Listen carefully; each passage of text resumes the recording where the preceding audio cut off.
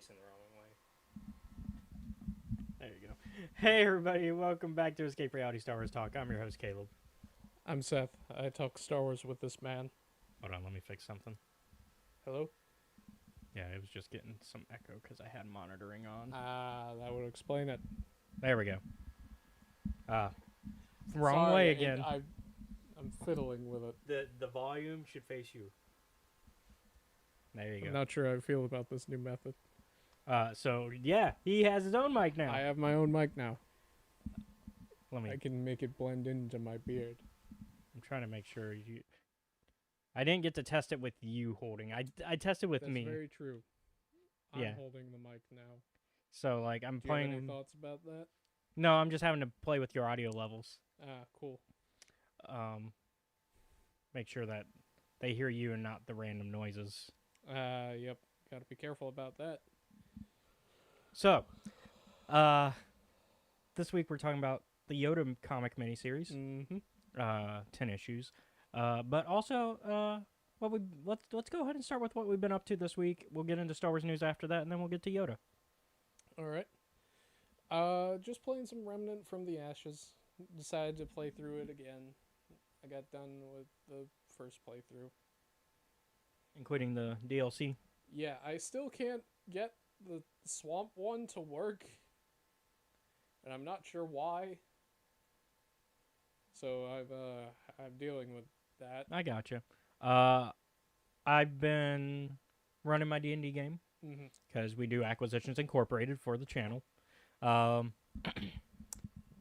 We did our game for this month, and that was fun. They started the thirst for a character that they haven't met yet because I accidentally made it to where we use Tabletop Simulator to represent the board and all that. Yeah. That way, y'all have something pretty to look at while we're playing the game. And so you can put miniatures in there. And one of the I've started to get fancy with our battle maps because you can just you can lock things into place in Tabletop Simulator. Mm-hmm. And I realized that if you place a board map over a board map, it's still elevated somewhat, and it's going to elevate over the level of whatever's the highest thing beneath it. Okay. So you know how in real complicated battle maps, back from 4th edition and backwards, you could buy stacked battle maps, there's people that built it where you just have battle map, right? Mm-hmm. That's what I've essentially done. Okay. What I didn't learn was I learned during that last session how to hide miniatures. So you'll still see them on the map, you just won't know what they are. So in Tabletop Simulator, what you can do is there's an option to hidden when flipped. Ooh. So you know how in our Tales of the Jedi game, Mm-hmm. we did the "oh he's dead" flip thing Yep. as a goober thing, and that was one of our TikToks that did really well. Mm-hmm.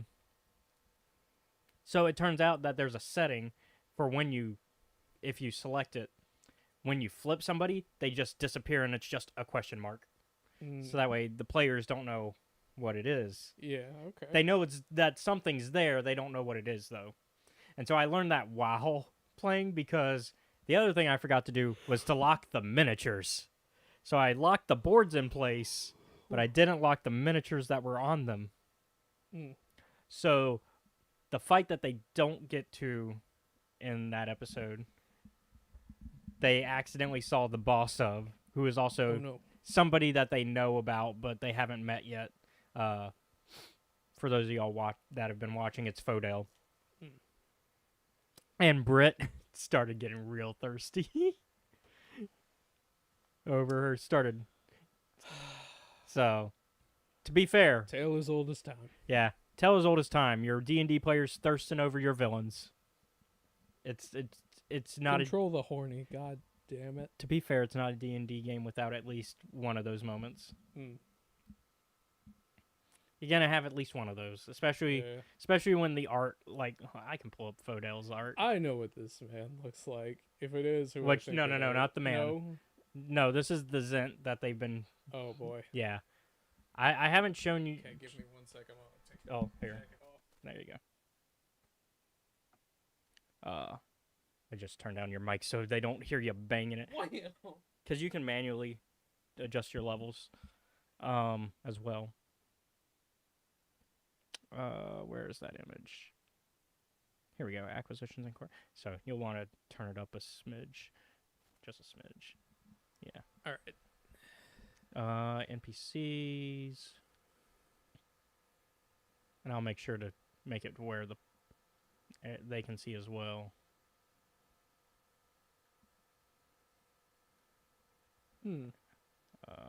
Window. Photos. Uh-oh, why is she not showing?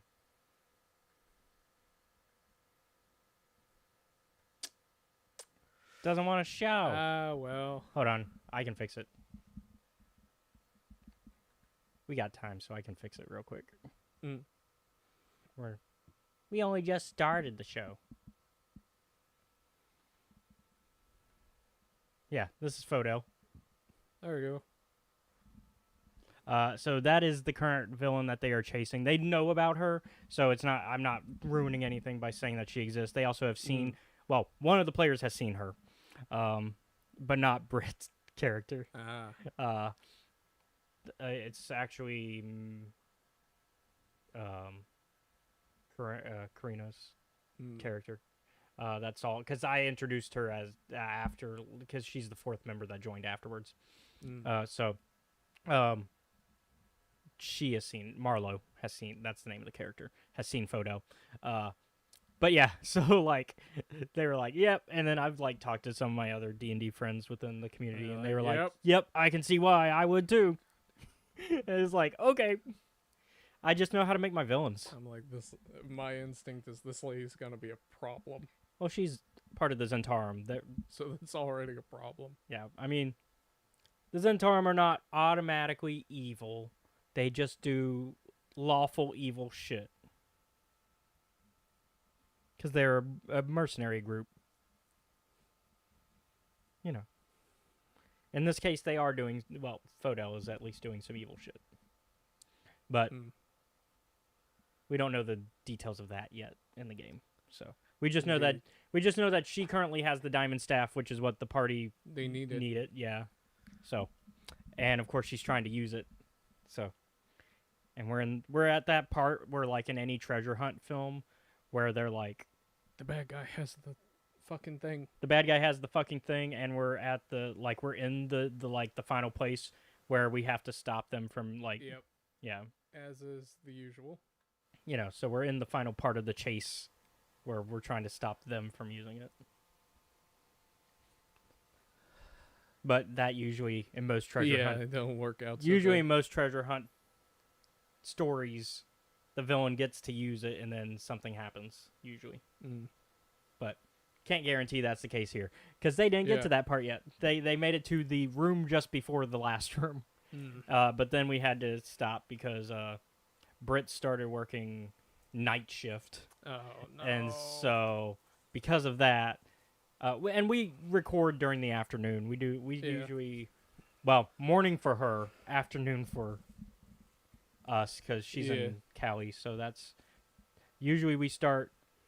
Well, actually, no, we start noon her time, and then 2:00 our time, because it's I think 2 time zones over for us, if I remember correctly. So yeah, so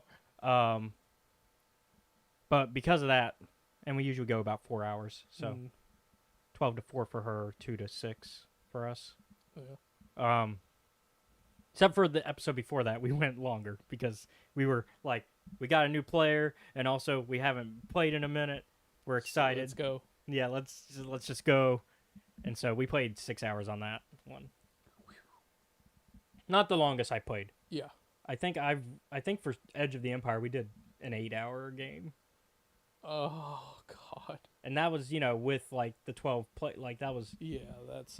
I think I remember the reason we did that was because we were like, oh, since we have so many players, we can have people coming in and out as we need to. Yeah. And so.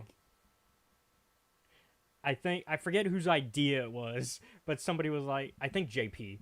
Of course. course it was. JP was like, "Yeah, we should start in the morning," and just because I think it was like during a holiday break, and so they were like, "Let's just start in the morning." And this is my JP voice. Like, if y'all know JP, like out of my friends, if y'all know JP, y'all know I can. Oh God. Let's start in the morning and let's go from and yeah. And so we started at like I think 10 in the morning, and then we just went until we didn't want to play anymore. But like after 8 hours, I'd fucking imagine no one would want to do anything. so yeah. So we basically did an all day session. Yeah. Which I think with the right friends and the right day, purpose, I think with the right friends and the right you day, gotta be that can careful work. about Yeah, 'em. I don't make them the majority of your of your tabletop sessions. Those should be an D&D event. Those should be an event. Yeah, thing. your D&D game should not feel like a work shift.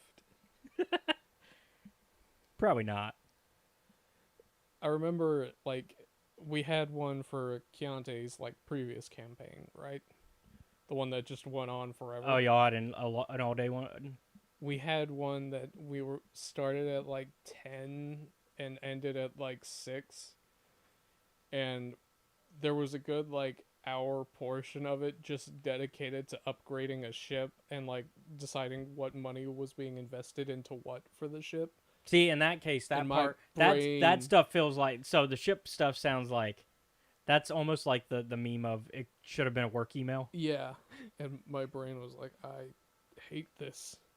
So that one does feel like it should have been an email, or in the Yeah. case of D&D games nowadays, a Discord message. However, that because Jameson and Chiari had so extensively planned and like put money into everything in the ship, deciding what was needed, Y'all had to do a test run on it. we basically had like one of, if not the most secure vaults in the world. Oh, okay. So whenever we had like a problem where we were like, well, we can't get rid of it, we can't banish it, and we also can't kill it, you know where it's going? In the ship vault. Yeah. Where we don't have to worry about it. And we also had like a panic room in there for That's 'cause almost we had adopted orphans. that's and basically the stuff. Starforge 2 in our Knights of the Old Yeah, Republic game. we basically, for the most part, like we lived on that ship because we used So the it to Starforge tour- 2. Yeah. But yeah, so I've been writing notes as well for acquisitions. I have a whole timeline written out, and recently I just told you about this today. I finished making a in-universe calendar for them. I made a pets and animals one. Yeah. It's not entirely a cute one, like usually it's the cute baby animals one. I did baby animals here. There's some cute ones because, like, obviously we've got our miniature giant space hamsters in there. A little hint of one of the creatures in there. But there's also the more deadly animals, and so I tried to find cute pictures of even the deadly animals though, and I basically just stuck with the creatures that are a CR 1/4 and below. Which for non D&D people, CR is challenge rating. Yeah, sorry, I also almost said class rating because in the Saga edition for Star Wars it's CL, which is class level, and it's just like. But basically, a CR challenge rating is basically how difficult is this enemy for like a party of 4. Generally, is the math that they use for that. Yep. And basically they go, this is what level a party of 4 should be to face this thing. Yeah. So a 1/4 and below means you would need 4 of them to go up against a 4-party level 1. Mm-hmm. So, yeah, and that's usually the challenge rating for like pets, like almost because also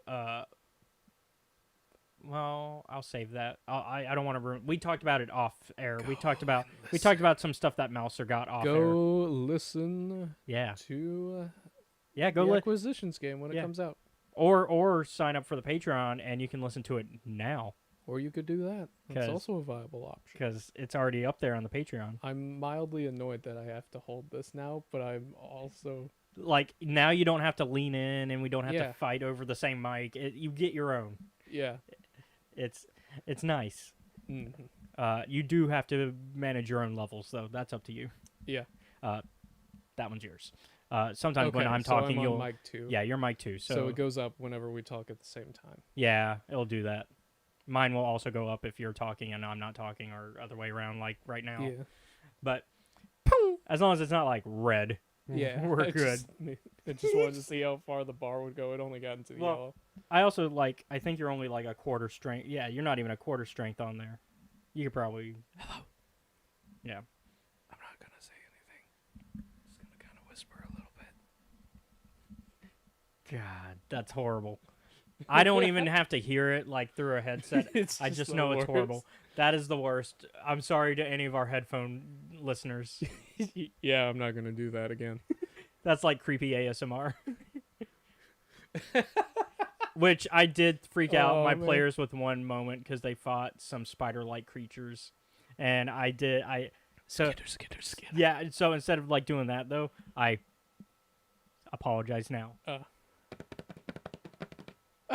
Yeah. Oh, there was a game that John recommended to me, Evil West, and I forget. Oh if yeah, I- I've heard about Evil West before. Okay. I Do forget you know the about specifics, the but arachnophobia thing. oh, So, for those of you who don't know, this is our D&D portion of the podcast, Yeah, by the way. that we've now kind of switched over back to video games. This is the ramble section. Yeah. So, Evil West pulls a real dick move on you. So what it'll do, it has an arachnophobia mode, in case you're scared of spiders. So you can go and turn that on, and that'll get rid of all the spiders. So you don't have to look at them in your creepy vampire game where you're already fighting horrific monstrosities. But for some reason, regular spiders will bother you. To be fair to Mm. those people, and I don't have arachnophobia, but I get it. Like vampires are a fictional thing, Yeah. whereas spiders are real. Spiders are real and a thing that people like. Yeah. And I think it's the idea of the 8 legs just like crawling all over, like it's that type of stuff. Yeah, I could see that. Sometimes I forget that people are people and get scared of things that are like, what do you mean you're freaking out? Just slap them. I used to, yes, just slap your spiders. Pow!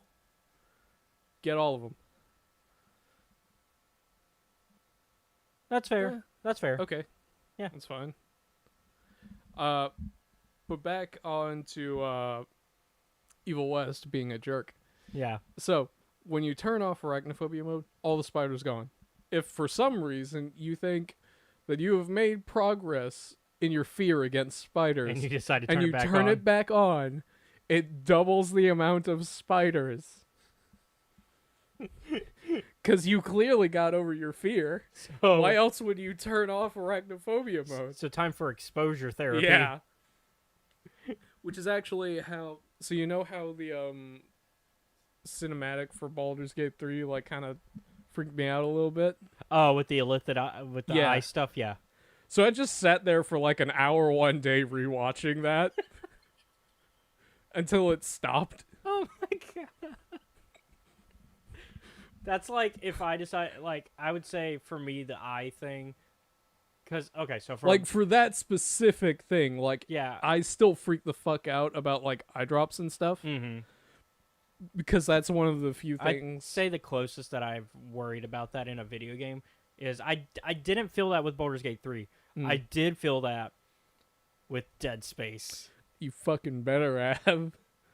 Oh, sorry. No, you're good. But yeah, Dead Space I think has more of the more horrific Oh, eye yeah. one than because in that case Better not fuck it up. because in that case you have more control of the situation, Yeah. which makes it more terrifying because you're the reason if anything goes wrong.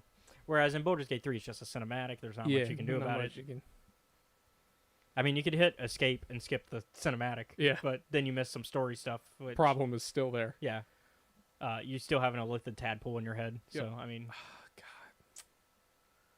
a brain worm, a bug. Oh, what I was getting to though. Yeah. So I've been writing ahead on the Mhm. campaign as well. I'm already writing like their next adventure, which makes sense now. Yeah. Like it didn't make sense when I started writing it, but it makes sense now because we're like They're kind of wrapping we're up. one session left really till they finish the current adventure, and but I'm already like writing so much of the next adventure. Yeah. I've written the downtime. I've written the next some of the next adventure. But one of the things I do is a timeline, Mm-hmm. and so what I like to do, and I did it with the Star Wars game as well, Yeah. is I take The timeline. I take the canon. I can't help it. Okay, it's just what I do. So I took the canon media in Star Yeah. Wars game, and I kind of placed it alongside our like the Edge of the Empire Mhm. campaign. So in that case, it was like, oh, this adventure takes place before these issues of the Star Wars comic and stuff like that. Yeah. So that way, if for some reason the players decided to go off and do whatever, I know where in the story, on the grander scale, they are, and therefore I can like as the DM, storyteller, GM, whatever you want to call it, could decide. Well, that's good. Oh yeah. But Or you could just sit and look at the thing that traumatizes you for a couple hours, God, which is not a help. no. That I mean, if done correctly, that's the healthiest. Which is not something that I probably. There were better ways I could have done that. Yeah. Exposure therapy also usually generally requires like a therapy session Yeah. and therapist, and not just I'm gonna do this. Fuck it. But what I was getting to. So for D&D, I did the same thing. Mm-hmm. So for the Acquisitions Incorporated campaign, we take place in the Forgotten Realms, which is a official setting in D&D. Thank you, Ed Greenwood, one of the main the main creator of the Forgotten Realms. Sorry, I hope you all didn't hear that. I'm not used to Having your own mic? Yeah. It's been a minute. Yeah, it's been a minute. But I took some of the novels and I was like, oh, what books all take place in the year that we're currently playing in, which we're about to wrap that up anyways. We're about to head a year and some change into the future. Time jump. Not a time travel thing, but more of a time has just elapsed. Time has traveled. Time has traveled. They have not. Yeah. And so I started reading some of the books that I haven't read before. Because I was like, this is also an experience for me to read some of these books. So that way I can have better knowledge of what's going on in the Forgotten Realms. I have some knowledge. I'm more of a Baldur's Gate era knowledge. And this is 100 years later for presumably 1, 2, and 3. Yeah, presumably 1, 2, and 3. I also have like some Icewind Dale and Neverwinter knowledge as well. Because I have those as well, and I know some of that stuff. But Baldur's Gate is more where I'm more heavily knowledged, and I have some Dritz knowledge, but not a lot. And so I wrote down a list of these books, and then two of them were Elminster books. Yep. And here's where my completionist brain creates a problem. You didn't have to do this. You know that, right? I know. But it's my process. Mm. And I think it works. It pays off in the end. Yeah. And it's not like this is work. I like reading these books, so it's not like, and so... Unlike me, I'm like, don't know, don't care, doesn't matter. Whatever happens will happen. And so, like, I found those 2 Elminster books in that year, and then I was like, well, these are later in the Elminster series. I'm going to read all the Elminster books up till those books as well. Which, anytime that a series pops up, I'm doing the same thing, so it's not just Elminster. But Elminster also happens to be the first that I have to read, because it is now the furthest back in the timeline, because Elminster is a very fucking old man. Oh, yeah. Oh, yeah, Grandpa Elminster. Yeah, Grandpa Elminster. We were joking on the way here, because Elminster... Spoilers for Baldur's Gate 3. Which we have to bring that back up again, because guess what? It's on Xbox now. Yep. So, spoiler warning for Baldur's Gate 3. Elminster shows up. Gale. To get mad at Gale. The fuck, man? Yeah, so we were making jokes on the way, because you knew about that moment already, so we were just making jokes about that on the way here. What did you think would happen? We also made some Baldur's Gate 1 references too, because Elminster also shows up for that. Spoiler warning for a over 20-year-old game. I've been alive for 100 years, said Elminster. Elminster's been alive for 1,000. Been alive for a lot longer than 100 years. A lot of fuckeries happened. Oh no, you're fine, Zero. Don't worry about it, man. But we appreciate the interaction. Yeah, it's great. Because Uh, we don't always get it, and this is nice. Yeah. That's the point of us doing the podcast Yeah. live, is because then we can. But yeah, so that's what I've been doing. I've been listening. You heard me listening to some of the first book in the Mhm. car, because I Things do. are not going great for him right now. Yeah, because Elminster did that whole. I want to get interested in magic. I'm also a lord, because he comes from royalty. Ah, He was a little princeling, and then, had a dick of a brother. mm. As a lot of royalty Yeah. people do in D&D Go kill my brother. or in fantasy in general. Yeah, that's just a fantasy thing. That's a fantasy trope of like family members of the royal family being Kill him. being the worst. Don't worry. Belwyn would know how that feels. Yeah, because Belwyn was that. Belwyn fucking got them all. Belwyn was that worst family member. Yeah. He didn't know that context. Character I played for an evil campaign that he ran. Mm-hmm. I had a Dampier who basically reenacted Hamlet, Hamlet. Pretty close. Hamlet, but if Hamlet actually did things about his problems and not wrote a play. Yeah. Because Hamlet was like, I'm just going to try to make my uncle feel guilty. All because it's the like- slight difference is One, Belwyn Belwyn's never- uncle never actually did anything. no, he didn't. And two, Belwyn was like, I'm going to raise an army. He did the thing that, what's the character in Hamlet? The one that goes off to raise the army. What Rosencrantz? No. Rosencrantz and Guildenstern? Guildenstern stay with Hamlet. They're just in the background. But there's that one character that goes off and leaves to go get an army in Scotland or whatever. It's not Laertes. Laertes comes Yeah. Anyways, back. there's a character that leaves to go get an army. Yeah. Because he's like, I'm going to go get an army because Hamlet, what you're doing is dumb. This is stupid, said that character. Comes back from Scotland. Why is everyone dead? Because Hamlet's whole plan was, I will make my uncle feel guilty and make him confess. Yeah. Which is, no, he doesn't feel guilty about it, so that's not going to work. Yep. Belwyn's plan is to do the Scotland thing. Yeah. So in the evil campaign, Belwyn's like trying to raise an army by making alliances with other fort countries, but also through like underhanded methods. Yeah. Because evil campaign. So two things. First of which, the entire thing. Oh yeah, we changed the ghost thing too. Yeah, we changed it up to the ghost thing. Do you remember what it was? It's a zombie It's a zombie who pretended to be Belwyn's father pretended to be Belwyn's dad. Do you remember why? to get back at the family because fuck the royals. Yes, and also because Belwyn's cousin thought it would be funny Oh yeah, to like fuck with him after his dad died. That's right. So and of course that created some interesting dynamics as well Yeah, because now the 'cause- cousin sister, which is very Alabama Yeah, because I forgot in what hindsight. Yeah, I forgot what like the word for like step. It's a mess. Yeah, It was just a mess, and Andrew and you fucking cleaned house on that.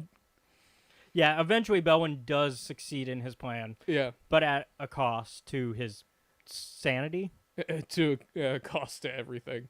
Yeah, because he kills his entire family Now, with the help of Mercy. yeah, Mercy disintegrated. It doesn't help that you gave Belwyn, my character, the exact weapon he needed to kill his family. Like the It's like- session before that, because you were like, "Here, have a Mace of Disruption." For D&D people, non-D&D people, a Mace of Disruption is a mace that is a magical weapon as well, which has like +1 generally, which means it can do extra damage. But it also has the ability to make, after a certain amount of damage has been done to your enemies, if they are undead, they will just They just die. they just poof into dust. Generally, it's still a percentage roll though. That you still have to roll to see if it happens. I'd say 90% of the time it does though. Yeah.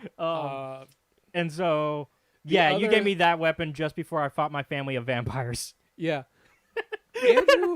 Andrew also had a bunch of magic weapons, but he just never used them. Which also, thankfully, I had my turn on dead ability also since I was he was a cleric. Yeah. Which was great for getting into his homeland because you created, instead of a natural wall or a man-built wall, it was a wall No. of zombies. Nope, just a wall of undead. Yeah, wall of undead. So in order to get past that, I just said, yeah, we're not fighting all that.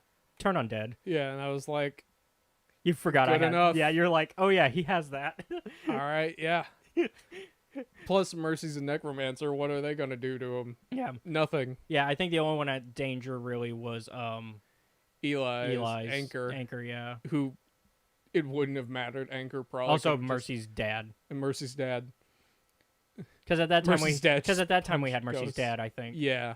So, yeah. So I just did turn undead, which also, much like the Mace of Disruption, after a certain level for your character, Yeah. can just poof undead, and so Yep. that's what I did. Oh god. Uh, So one of the things that I kind of like was hoping would happen, but was also not looking forward to. I was surprised that you guys did not decide, let's go kick Flamin' Kong's ass. oh yeah, we decided to keep that treaty because Yeah. we decided that's not a great idea to mess with, which I guess creates future world building things because we've talked about a sequel to like the events of this, but still before the events of your first campaign, which I was not a part of until the Yep. end. I played a So- one-shot character essentially. Since Flamin' Kong had like given Mercy like a wand of magic missiles and the hammer that Anchor the dwarven thrower, Mm-hmm. which is basically just a big fuck off hammer that returns to you when you throw it. It's basically Mjolnir, Yeah. And but bigger. your Mace of Disruption, there's no need for me to not spoil this anymore. If you guys had chosen to fight him, you would have been like, all right, Oh, he was going to use those against us. guess what? Yeah. Gone. Yeah.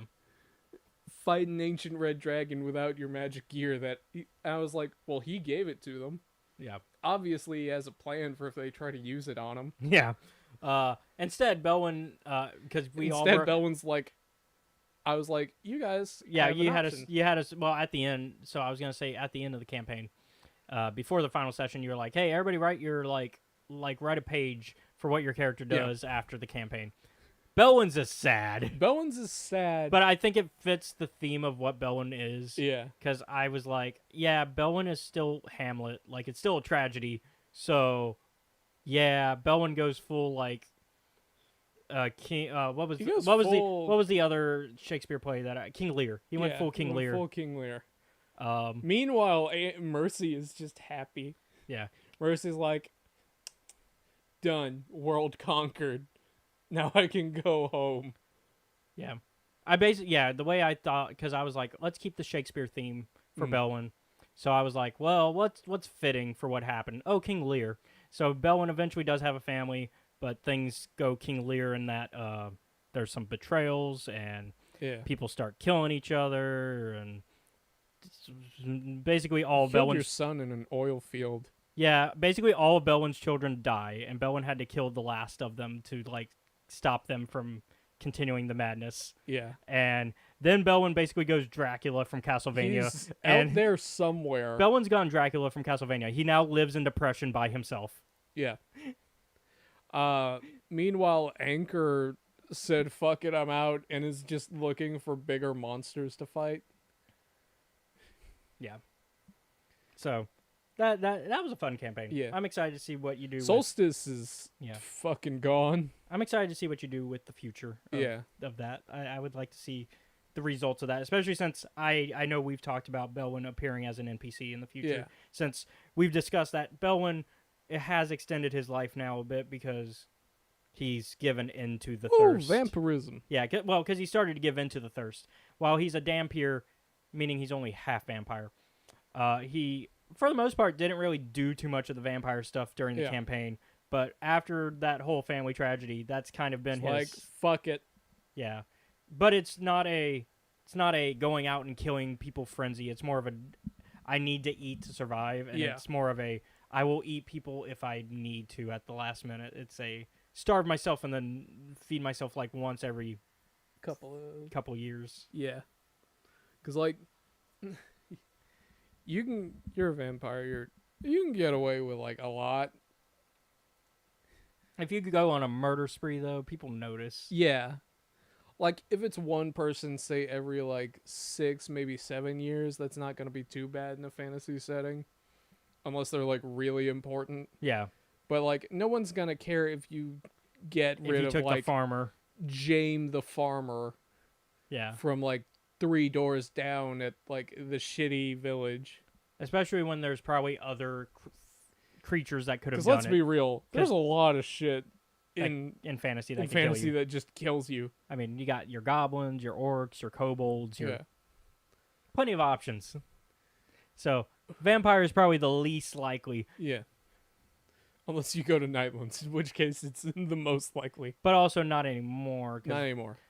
it's still likely because Belwyn's there, but it's least likely because it's not as likely. Belwyn is less Belwyn likely is to kill you. Belwyn is the vampire of Nightlands. Yeah. He's the vampire of Nightlands because there is no other people in his family tree. Yeah. But yeah, so that's our D&D talk. Yep. I guess we should get into Star Wars news because Mhm. now we're 40 minutes in. Yeah, that would probably be a good time. So first off, we got some more concept art I'll for the kill High it. Republic. We got the Nameless, which now has a robotic arm. Baron Boolin scienced it. Yeah, Baron Bulan. We also have There he is. Keek. Or Reek. I can't read that. I think it's Reek. It's Reek. Reek. Yeah, R-E-E-K. There it is. Star Wars Newsnet put it in there for me. Yeah. I just couldn't read that tiny, tiny text. And then, of course, we got Niv, who we've talked about before. We've seen Niv. But Reek and the Nameless one are new art. Yeah. Let's go ahead and do our thing of that we usually do, which is share it. They've rebuilt the Nameless. We made it faster, stronger. Smarter. Okay, well, not smarter, but more hungry. Nom nom nom. I need more Jedi. Yeah. I need Here's the Nameless now. Yeah. I need pictures of Spider Nameless. It's Britt was mad at me. That reminded me. Britt Oh, yeah? was so mad when we fought the spider creatures, and she was like, "Is that the thing you were jokingly telling me you were going to add to the campaign?" It was not, nope. because there are multiple spider creatures in D&D. Mm-hmm. You got your Driders and your face. Which the Driders are the spiders. ones. Driders the one I joked about adding to the campaign, but because they show up in Baldur's Gate 3. Mm. But on our left we have Reek. So that's our new one. I'm not. Never mind. I'll get into that later. Anyways, on top So of what else that, we got? we've got some new Lego announcements. So we got some new Clone Wars stuff coming out. We got a new battle thing that looks like a new battle pack, which looks like the Battle of Christophsis because it's got like some of that stuff that I like. It's got the spider droids that you saw Yeah. at the beginning of the Clone Wars movie. But we're also getting some they mentioned some Young Jedi Adventure sets, Okay. which we Mr. Kai Brightstar. which we did get pictures of as well. Boom. Sorry, I'm not showing the pictures of the Legos, but I'll describe what we. So currently, the set that they announced is the ship, along with the pilot and Nib. We gotta have Nib. He's back. We love Nib. It's like a teddy bear. We but love him. blue. We love him here. Which, eventually, we're gonna watch the rest Koala. eventually we're gonna watch the rest of the episodes that came out, but because more episodes have come out Right. since we did our last review of it, Hey. So, and people who were joking about Order 66 being bad. something worse is What you know about the fall of Starlight Beacon? yeah. Nothing. You sweet summer's child. Yeah, You thought because it's officially been confirmed that this is Phase 1, Phase 2 era or Phase 1, Phase 3 for them, for Young Jedi Adventures. And it's even more confirmed that it's before the fall of Starlight Beacon because there's now episode with Loden Greatstorm and Who is dead? who is dead by the end of Phase 1. Yeah. In the middle of Phase 1 because the second book. He gets dusted. Get dusted. He gets husked.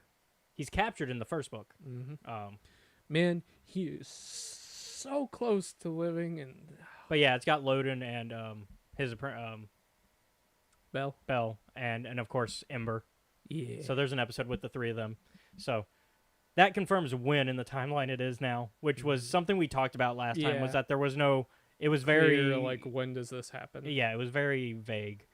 Keeping with TV Dum, shows. dum, dum. So Disney Plus has confirmed which 2 Star Wars shows will be for 2024, like what's currently on the stuff that we should expect absolutely 100% coming out.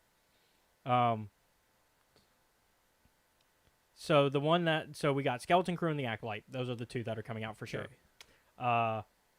Other stuff that were supposed to be on the schedule, but of course have now been put back on the back burner, and most of that is because of the strike. Yeah, and and how things are working. And so rewrites and how film and television work. It's just things are now on a slower pace, which I think is better. Yeah. Because people were complaining about the speed at which things were coming out, and So could we have some time to absorb the last more so one? with Marvel than Star Wars. Star Wars Yeah. generally hadn't hit that problem of The, speed like, yet, bam, bam, bam, bam. but Marvel had for sure. Yeah. And this is coming from someone who has liked everything that has come out, even if I have my complaints about. Me and you, I've got my opinions about Marvel, which is mostly I don't care. Yeah, and I mostly like it. I have Like, minor I know stuff here other and there. people like Ethan and Chris and Steve, they love Marvel. Yeah, But for me, I'm like, I don't know, man. I kind of checked out after Winter Soldier. and that's a fair opinion because all opinions are valid as long as you tell them in a as long as they're constructive. There or, are good movies there are- after Winter Soldier. Yeah. Don't get me Yeah. wrong. I just not for you. kind of got burned out Yeah, and there's nothing way wrong. back then. There's nothing wrong with that.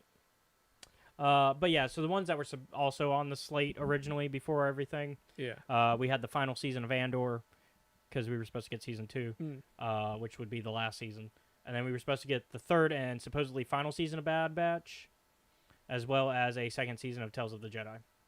So those 3 are now on the back burner. As far as Marvel, I'm okay with waiting a bit longer. yeah, for that I can wait for all 3 of those. Although I do feel bad for the Andor fans because Yeah. that one does seem like one that could be ready to come out already, but I don't know. Just wait a little bit. Yeah, I feel like the timing would be great because an election year with Andor Oh man. and how political that show is. Yeah. It would have been great timing for that show, actually. Like you switch over from like the election kind of stuff, and it's like, so anyhow, we're gonna rig the Senate, and it's like, what? Yeah. No, I came here to get out of it. Now I'm in it again. But as far as Marvel's concerned, actually, funny enough, because Star Wars Newsnet also reported on this, X-Men 97 is still happening this year. Okay. Or next year.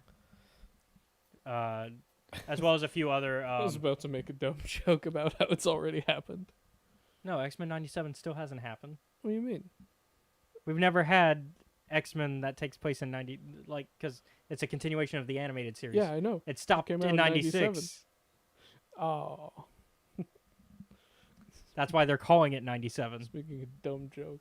That's why they're calling it 97. No. Um, But I really do want to see, like, I like the premise for the Acolyte. yeah, the Acolyte. if I remember- well, so the Acolyte is my like. There were a lot of people that are like Andor is the one that I'm like really excited Yeah. for, and like we also know people that were really like pumped about Obi-Wan. Yeah. And Acolyte is mine. Acolyte is the one that I'm like. I want to see what happens in Acolyte. Well, it's also for me. It's because it's the first High Republic show. Yeah. Now, it's not going to be connected to this era of High Republic that we're getting. It's much closer to the Phantom Menace than it is to that.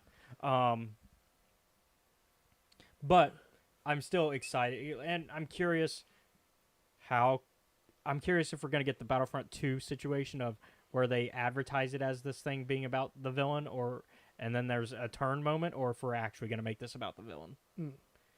Because it's been a while since Star Wars has done a let's actually focus on the villain and make them the main character. Which I get. That's hard. It's hard. Yeah. But Darth Bane trilogy proves it's possible. Because if I'm remembering correctly, fundamental premise for the Acolyte is why you go dark side. Well, also, because we're gonna see like the Sith and how they're operating during this era when they're still hiding, Yeah. and then also like there's a murder investigation. I think I remember was part of the premise was that there's a Jedi who died, and so there's like a murder investigation premise. And then, of course, I guess it is connected to the other High Republic stuff in as far as we're getting, one of our characters from that, which I'm excited. I'm not going to spoil that. I'm excited to see her. I'm excited. I am excited to see how she feels after having gifted burnout for so long. Just take a nap, man. Just take a nap. You've earned it. You're over 100 years old. You've earned it. Just go to bed. You dealt with phase 1 and phase 3. You've earned it. Yeah. Which also, I guess, spoils that she has to live in phase 3. We will see. Well, she has to because We will see. no, No, we will see. timeline says she has to. No, we will see. And then Skeleton Crew is interesting. That one's been kind of advertised. We don't know too much about it. We know that it's about some young Force users that are semi-connected to Luke's academy during the Mando era, not the Ben era. No, I was about to like start whispering into the mic again, and I had to stop myself. And so, I thought you were laughing at the idea of No, Order 66 2.0 with Ben. we didn't get you the first time, so we're gonna get you now. Which, to be fair, Ben didn't do it. We've talked Yeah. about that, but Like I remember discussing the comic with you. I'm like, whoa! You guys need to like rein it in. But yeah, so they but it's basically that, and it's been described as Goonies, but Star Wars. Okay. So that could be fun. Yeah. And it's got Jude Law in it, who's fun. He's one of my favorite. He's one of my favorite interpretations of Watson, because he's in the Robert Downey Jr. Sherlock films. Oh, okay. Yeah. There we go. So I like his Watson, and I like Jude Law ever since. He's really fun. So, and I liked him in the first Captain Marvel as the bad guy. Okay. He was the bad guy. Yeah, I mean Robert Downey Jr. and Sherlock, but Yeah, Captain I Marvel. had you with the first half, lost you in the second. Yeah. But yeah, so those are the two shows we can expect right now. I know, Yeah. and for the Andor fans, I do pour one out metaphorically, I'm not. but keeping with some of the more weird and bizarre sides of Star Wars, though, the documentary about the Star Wars Holiday Special came out finally. Okay. So this has been a long process in the making, and basically, some documentarian, some like indie group decided to do a documentary about the Star Wars Holiday Special. We and, pulled up the files. and yeah, basically to find out everything that went on with how this film was made and why it's turned out the way it did, and how things got where it did. Like, because the Star Wars Holiday Special, while technically not 100% lost media, might as well be, because it only aired once on TV and then has never aired again. And the only reason that we have it it carries still, quite a sense of infamy with it as well. yeah, and the only reason that it still exists is because people recorded it on their like at home with their VCRs and all that. And that's As you do. as you did back then, because back then you recorded your favorite, like you knew some movie was coming on TV and you're like, oh, I don't have that movie, I'm gonna record it on my VCR. Yep. What are you gonna do? Complain about it? Sue me. Technically they could, but they don't. Yeah. They don't care. I mean, it's the Right. same. In fact, nowadays TVs are built with DVR, Mm. so these now they give you they literally go, hey, you want to record something? Go ahead. You can watch it anytime and within so long, and then when you lose it, if you record too many things, we'll start deleting things because you can only have so much space on the DVR clouds. Yep. But yeah, so that's the only reason we have it to this day. And of course, part of the jokes is that, also on top of that is the the very specific like advertisements that were shown during that special based on the person that recorded it, because we got like the local news pop up going, we're gonna have the news right after this and all that stuff, and it's very iconic for people who have watched that specific like watched it since.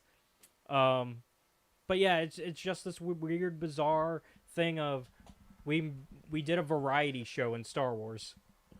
Yep. Because that's what the original holiday special is. It's a variety show, but Star Wars. And then because what was big television at the time? Variety shows. Because we're talking about when like the Carol Burnett show was still big.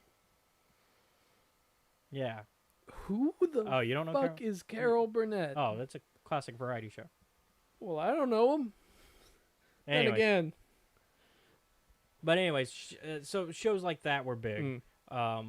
And so variety show being like you have your music act, your comedy act, and all that stuff. You just did different things. It's a variety show because there's a variety of things. Think of it like SNL, but not just sketches. Okay. So boring. Well, no, you have music as well, and you have guests, and almost like a night show, almost like a late show. Okay, so slightly less boring. And so, but yeah, and so that's what they did with the holiday special. That's why you had people like, you had B. Arthur, well-known comedians at the time. And so, and then of course the most iconic thing that came out of it, and the one thing that everybody kind of agrees is the best part of it, is the animated segment with Boba Fett, which was the introduction of Boba Fett. It's the first time Boba Fett ever appeared ever. I guess I would kidnap this child on Life Day. And then you get long face Han Solo from it. But yeah, so, and then it's being received really well, the documentary about it. I haven't watched it yet. It's on my things to do. Things to watch. Yeah, things to watch. We'll watch it together probably, because I think it'll be a fun experience. And maybe we'll talk about it as like a side thing. Yeah. On the podcast. And so right now it's got 100% on Rotten Tomatoes, and both critically and audience. So everybody's receiving it really well. So, and this was really a fan project, this documentary. This was from people that love Star Wars. And you had such names as Seth Green, Kevin Smith, Weird Al, Adam Goldberg, and Paul Scheer, and many others that are attached to this documentary that are like part of the interview like people that appear in this as interviews and segments. So people that were behind making this happen. So yeah, definitely go check it out. It is A Disturbance in the Force. So I haven't watched it yet, but more than likely I'll end up recommending it, because I think even without watching it, it's just such an interesting premise to look into, because it's something that not even George Lucas has really talked about, but he also didn't like have an actual hand in making it. He kind of just let them make it, and so the people that were involved with making it haven't talked about it. Yeah, just a casual. Sure, it's a thing that guess. like, it was so bad that George was the reason that there's no other cop. Like it's so bad that George George, the man who has worked with like film, like history, like historians to preserve film, was like, nah, this needs to be destroyed, every copy, burn it. And so leave no trace. Like if George could have his way, it would be wiped off the internet. But you can't. The internet is just so vast, you can't wipe anything from it. Once it's on the internet, it is there. Yep. So there was ways to stop it back in the VHS days, but now that it's on the internet, it's forever there. Going back into video games though. Sorry. So I'm a bit tired because I had to get up at 8 a.m. because not me. Me and my friends are lunatics, and this was the only way we could think to schedule games. I was about to say, for once it wasn't me waking you up early. No. I did this to myself. So my arrogance. So for PlayStation users, you may know that there is the PlayStation Plus Classics catalog, where if you pay extra on your PS Plus subscription, you get access to this catalog of classic PlayStation games, PlayStation 1 and PlayStation 2. So there is currently some rumors and speculations from some valid sources that the Phantom Menace from PlayStation 1 will be ported over as one of the classics. All right. So, the video game adaptation of the Phantom Menace. I think that will be interesting. I kind of like that the classic PS1 and 2 Star Wars games have made their way to modern consoles. Like, I like the Racer Revenge. That one actually got a full port. That one wasn't put into the classics catalog. Same thing with the Bounty Hunter game, although I'm not as big a fan of that. I played that for the channel. Y'all can see my frustration with that if y'all want to watch. Take it was bad. So the story is great. Story good, gameplay bad. Yes, There's a good story here, but it's underneath a bunch of slog. It's the shooting version of a hack and slasher. Okay. Where they decide difficulty is decided by just throwing mobs at you. I see.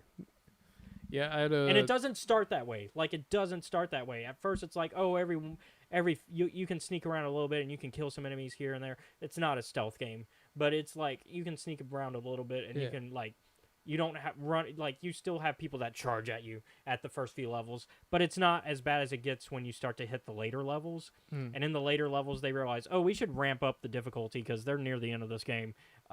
Let's just send a horde of zombies running towards Django, and let's just make that our difficulty spike. And it's just like,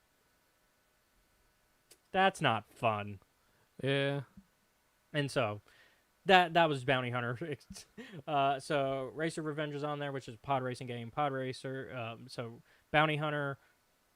Super Star Wars is on there, which was a SNES game, which is known as one of the hardest Star Wars games. The Super Star Wars trilogy, because there's also Super Empire Strikes Back and Super Return of the Jedi. For you SNES lovers, it's also on PlayStation now. There was one other game I think got a proper full port, but I can't remember what it was. But those are the three I remember getting full ports. But yeah, there's also ones that have been like put over through the classics catalog. Oh. Was it the Clone Wars they put a full... No, Jedi Starfighter. Which is exactly as it sounds like. It's a flying shooter. Not for you, but it'd be more for our friend Chase. Because he likes his... we talked about what Chase likes. He likes his They're like, his flight would you like a flight simulator? I'm like, Chase, yeah. Also known as Forward into the Black. But yeah, Chase likes those. Don't get me wrong. I mean, that is a man though who has also spent money on what's the one that hasn't come out yet? The one that's like in Eternal Alpha. It's not in Squadrons, is it? No. He likes Squadrons. Squadrons you don't pay. Or Squadrons is this the one that's available in? It's other not countries, Star Wars. It's a non-Star Wars game. God. I know. It's the one where people have spent. About. It's the one where people have spent millions on their spaceships in this game. I know what you're talking about. I don't remember the name of the game. He would get so mad at me for not remembering it.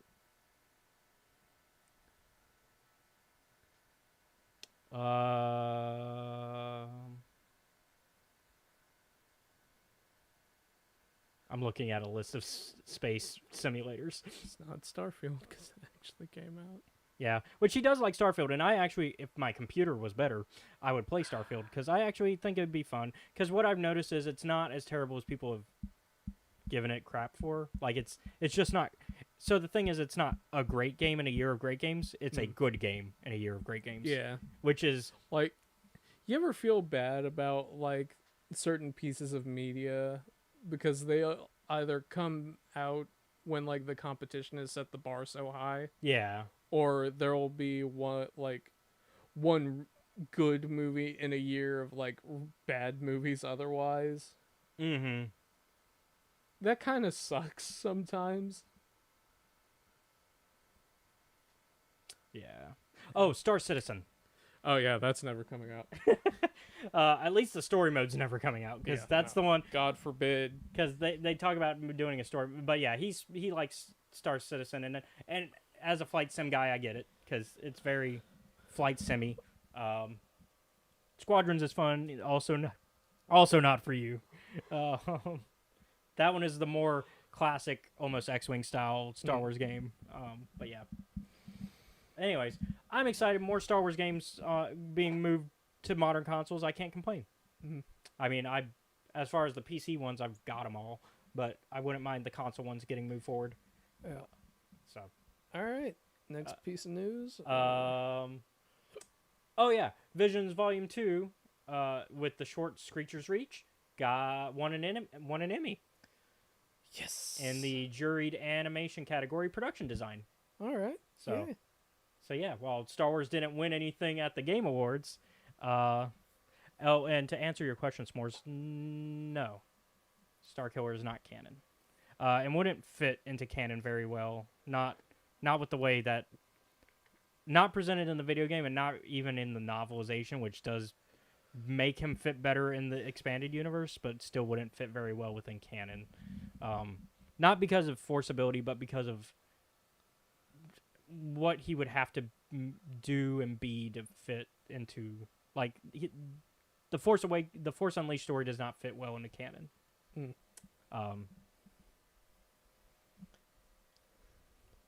But yeah, so Screecher's Reach won an Emmy. So while Star Wars didn't win any awards at the Video Game Awards show, that's fine. They got an Emmy, which I think this is the second Emmy we've talked about this year that Star Wars has managed to. So that's 2 Emmys this year.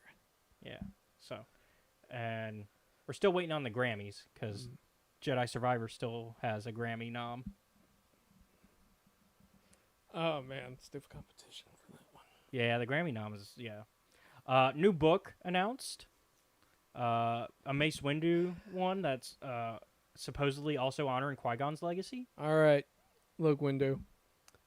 I've talked a lot of stuff about you. Maybe you can convince me otherwise. But this one's called The Glass Abyss. That is a pretty good title. I'll Yeah, give it that's that. a great So title. maybe, just maybe, you might be able to convince me. So this will be written by Stephen Barnes, who previously wrote the Cestus Deception for the expanded universe. So that's a Legends novel. Okay. So it's just been a while since. So this is kind of his return to the Star Wars fold, which I feel like 2024 is kind of leaning into, because while John Jackson Miller did premiere the new canon with A New Dawn, he also hasn't really written anything for canon since then. And so he's getting that council book that we talked about, and then Stephen Barnes is returning for this book. So I think 2024 is a year for bringing back like expanded universe authors, and at least that's out of the 2 novels that we know are coming out next year that aren't High Republic. Let's see if you kept up your game. I think so. I'm not worried because more than likely I haven't. Let me see what else they have written. Once again, sorry, I'm just a little bit tired. I was gonna say, like, usually these type of authors don't stop writing books in the meantime. They just don't write Star Wars books in the meantime.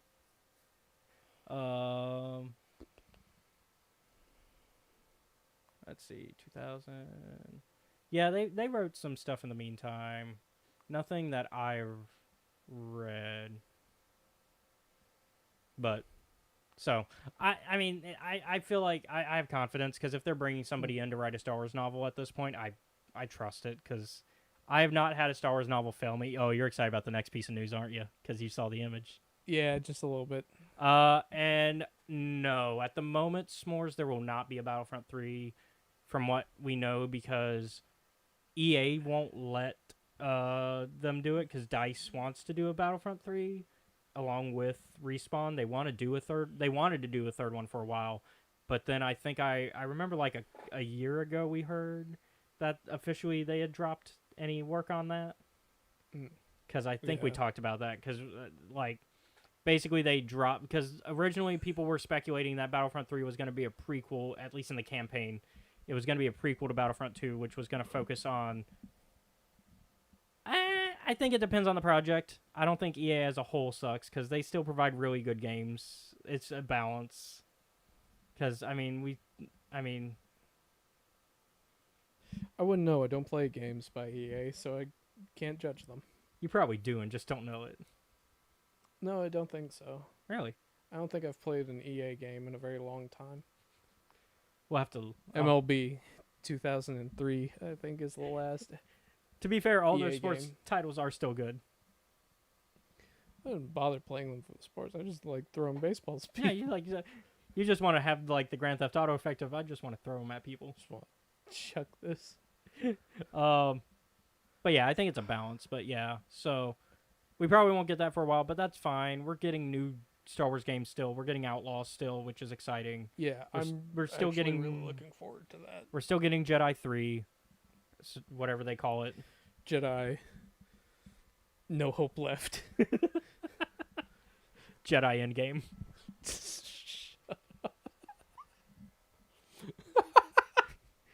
the one where he finally dies. Hey man, look, you're in for a trilogy, Cal. You gotta die now. Yeah, gotta die now or turn evil, man. Which, I mean, he could still, because that ending for Jedi Survivor Yeah. implies he's gonna... Bro is going through it. Yes. But in the last piece of news before we get to our main discussion topic, we go back to the High Republic for a new announcement for the High Republic Adventures spin-off miniseries, because they do those. And it is a new Ty York comic Yeah, baby, she's back. called Saber for Hire, Yeah. which I think that's a great name, by the way. We kind of keep hitting those really cool names. Yeah. They're like, okay, give Ty York all the cool names. Ty York and Mace Windu get really cool comic names, Yeah. like really cool titles for their books and comics. So yeah, Jedi Hunter turned hero. Sorry, Jedi turned monster hunter Turned hero? So It's yeah, a question mark. Like Ty's like, what are you guys going on about? so Kevin Scott, the man behind these comics, he talked about it on StarWars.com, and he said, "I'm really excited to be teaming up with Rachel Stott once again for more Ty York adventures, because Rachel has been also really heavily involved with the Ty York stuff." Yeah. And Saber for Hire takes place in the High Republic's dramatic third phase, when the anarchists Nihil have annexed a vast area of Republic space. Yeah, as we talked last time, that annexation got bigger. Yep. Former Jedi turned monster hunter Ty and her apprentice Druin, because that kind of became official in the last Ty York comic, are trapped behind enemy lines and having the time of their lives hunting beasts and making a small fortune. Well, Ty is having the time of her life. Druin is feeling sidelined and wants more from their partnership. As Ty faces a nightmare from her past, Druin steps out on his own. What could go wrong, right? A lot.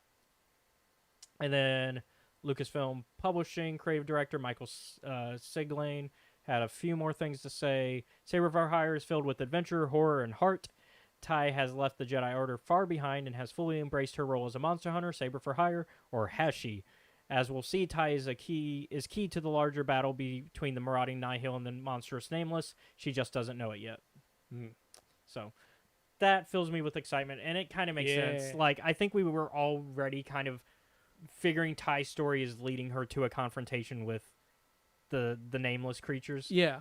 Because, like, especially... Who else is gonna be doing that kind of thing? Yeah, because especially in the second story that we got, which wasn't about her, but it was setting up the Nameless. It was the Nameless Terror comic.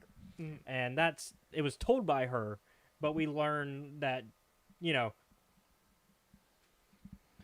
everybody around her wants her to be less apathetic to what's going on. Start caring, they said to Ty, and Ty went, no. And I think I don't care. I think we're finally going to see Ty care. I think that's what this arc is. This arc is her finally going, okay, I got to do something. I can't just watch. Yeah. And I think that's where Druin. I'm not a Jedi. Don't touch my lightsaber. I think where Druin's confrontation is that he wants her to get involved as well, because he keeps pushing and pushing and being like, "You're a Jedi. I'm your apprentice. Let's go." And she's like, "No, I'm not a Jedi. No to all We don't that. need to get involved. I'm not a Jedi. You're not my apprentice. Stop it." This is not our problem. And I think that's where that confrontation is going to go from. And it sounds like with Druin separating from Ty, he's probably going to get involved with trying to actually actively Brooke's stop. gonna get in over his head. He's probably going to try to stop the Nihil himself because once again they are in the Yeah. occlusion zone. So Welcome to Nihil space, baby. Not good to be here. all right, well let's get into our main topic. Yep. So spoiler warning for the Star Wars Yoda comic from this year and the 10 issues that are within it Mhm. because we are going to talk about it. Yeah. So it does the thing that Yoda comics have done so far, which is kind of have a bookend sort of thing Mhm. where they all take place just before hanging out with Luke in Empire. Yeah. Like before Luke shows up, it's like Yoda contemplating his life, which is like Yeah. he keeps doing that. He keeps going, this is episode 5. I need to think on things. Was I a good person? Yeah. And he does that because he does that in another comic we've talked about, and then he does it in like some short stories we've talked Yeah. about, Oh, and it's always Empire set. I guess. Yeah, man. But this one does that too, and so this one though goes the furthest back Mhm. out of those Yoda contemplating his life, and this one goes back to the High Republic era for the first 2 Yep. issues. And so the way they organize them is every 2 issues is a story is a story arc. Yep. So the first 2 is a High Republic story where Yoda goes to this planet that's going through a kind of civil war type tribal Ish type feuding, thing. and Yoda basically is like, "Hey, y'all shouldn't be fighting. Y'all should be trying to find peace." Yeah. Could you guys not? And they don't. Yeah, so like they don't for a minute. They stop fighting. Yeah. And Yoda's like, "Okay, I've taught you everything you need. Out." And then he comes back, only to find out that things are. Because basically,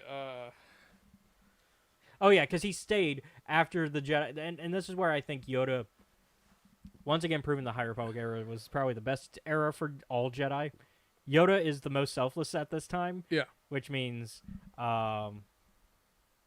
he stuck around to. make sure things were okay. For the first, in the first issue, he sticks Yeah. around for a bit, which the Jedi Council was like, "Hey, you should come back. shouldn't- What are you doing? What are you He's doing like, going out I there?" will stay here as long as it takes. Which it takes a minute. He's there for Yeah. like at least 15 years or so, Yeah. give or take, because it shows like time passes, and we Mhm. see like the main kid that he meets when he gets there is Bree. an adult. Yeah, Yeah. Bree's an adult by the time he leaves. Yeah, and he's like, Oh, and I'm gonna go back and answer S'more's question there. I do not believe that Disney has ruined Star Wars. I don't think they've. I think it's. I don't know if I would column say. A, a little bit of column yeah, B. I wouldn't say ruined, and I wouldn't say made better. I'd say they have given us. I'd say we got our best era of Star Wars in a minute. I will say that because we are consistently, as Star Wars fans, being fed really good material. I mean, the High Republic alone is some great material, and I would highly suggest it. I mean, I wouldn't say ruined. I'd say there's some bad stuff that not everybody's a fan of, and it's fine if you have valid criticisms of stuff. But to say that it's ruined is a bit of overplay, Mm. in my opinion.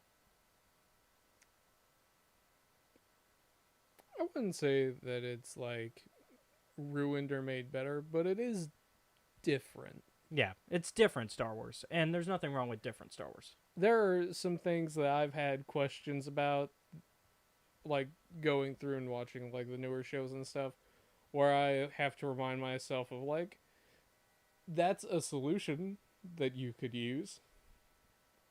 I didn't think about it. I thought they'd take it this way, but they didn't, That's which the is fine. I think that's the other thing is nowadays, and it's something that I talked about recently when I was on the I was on the Podwans doing a live react for the game awards, and it's video games community also has that same thing of like, if it doesn't meet our expectations, it's bad, Mm. and I think we need to stop viewing that as how. Generally speaking, I try to take things as they are. And you do, and yeah, I think that is a problem though in the Star Wars community especially, But it's definitely also a video game community problem because that's how like we talked about earlier with Starfield. Everybody said Starfield sucks, and it's like that's because it just didn't meet your expectations. It met what they promised us. It just wasn't what you expected, because like they told us what it was, and then you said, "Oh, it's gonna be even this and this," and it's like it's fine to expect things, but to then judge something off of what you're expecting is not fair to the product. Especially art. Like, you can't judge art off of what you want it to be. You have to judge it off what it is. And I think if you're judging something off what it is, and you're being fair about it, I would say Disney has not ruined Star Wars. I would say there are some things that aren't nothing's perfect. Art is never perfect. It's rarely perfect. It could come close. And I'd say Disney era Star Wars has come close in multiple moments. But I'd say even the classic films aren't perfect. Yeah. Everything has its flaws, and I think sometimes things are made better for them, and sometimes they're not. But regardless, they're what we have. And on top of that, you can make the same arguments for like Legends era, like the expanded universe. There's some really bad things. Some things are bad. Some things are goofy. Some things are good. Yeah. So I think no matter what era you look at for a fandom, you can always find the bad if you try to look for it. If you're looking for it, you're going to find it. And that's just how things are. Yeah. So anyways, I felt like I saw that, so I figured I'd go back because that was the one thing we didn't answer yet. Yeah. So back to Yoda, though. Meanwhile, Yoda's like, all right, Bree, look, don't do the murder. Yeah, because they find out that the tribes... They eventually find out that the other tribe had been kidnapping people of their... No. They found out they weren't. That was the thing, because they thought they were, but they weren't. They were not kidnapping people. Yeah. Their children were just sick. Yeah, that's right. From malnutrition. Yeah. And so... And that's why they were raiding other people. Yeah. The raiding stopped after Bree took Yoda's lightsaber and killed their leader, who was like, let's go raid. Which is why Yoda finally left, because he was like, I can't teach you if you're... Can't teach you if you're just going to ice him. Smash cut to about 10 years later when Bree's nephew is being a little shit. And he's like, Uncle Bree is the guy who killed the Krukulon Raider leader. Meanwhile, Bree's we should go murder them again so they know not to mess with us. Meanwhile, Bree's like, I am not proud of that moment. No. It's like, nope. He's like, that's the one bad time I did something. Yeah. It's like, leave it. We don't need to go and do that. Meanwhile, and his nephew's like, don't worry.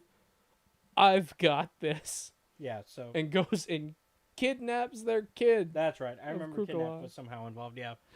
And he brings them back. But yeah, Yoda eventually gets involved, but it turns out they mostly have learned their lessons since then, so they... Bree helped solve the problem mostly without Yoda, and Yoda's like, I'm proud of you. Yoda's just there in case something goes wrong. Yeah, he's mostly like, I'm proud of you. Good job. I'm out. Yeah. And so that's the first main storyline. Yeah. I'm gonna try to condense these because we went a little longer on our rambles. Despite showing up early. Yeah.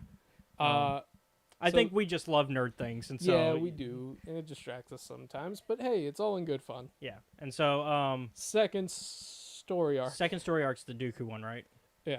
Okay, so it's... And I think, like, what this entire series is just Yoda kind of thinking, like, What could he have done differently for the most part? Or it is, why did I not see all the bullshit sooner? Yeah. I was blindsided by my hope that people would do the right thing. And I get it, Yoda, man. It sucks. Yeah, when you're like, I want them to do their best and like not be a dickhead, but because of how people are, sometimes these things happen. And so this one is about like not really seeing the darkness within Dooku before, and so we follow these younglings that Yoda's training. Yeah. Because Yoda teaches the younglings, and we basically follow along as there's a Wookiee Yeah, I'm pulling up the. who is having a vision that one of the other Kresh members, Trandoshan, will one day attack them. Yeah, which this is all. So this is all connected to also the Master and Apprentice stuff and the Dooku Jedi Lost stuff, Yeah. which Kevin Scott wrote Dooku Jedi Lost, so that's why that connection's there. And so all of this is all connected, in that, and like the whole visions are dark, are connected to the dark side, especially if you try to force like your way to viewing them and understanding them. But if you kind of just let the Force guide you, then you will be fine. And unfortunately, Dooku gives the advice of, yes, trust in the Force visions explicitly, and that's because the first story arc is 3 issues. But yeah, like this arc. Oh no, it is every 3 issues because it's 3 arcs and then the finale. That's right. So issue 4 starts. This Dooku one. is basically like, Well, Dooku has a reason for why, like beyond just evil planning shit. This is also like at the time of Sifo Dyas, when Sifo Dyas is kind of a little crazy. and that's because everybody believes he's crazy. Yeah. And that's because Sifo Dyas believes in his Force visions, and Dooku believes him. It's just he can't explicitly say that.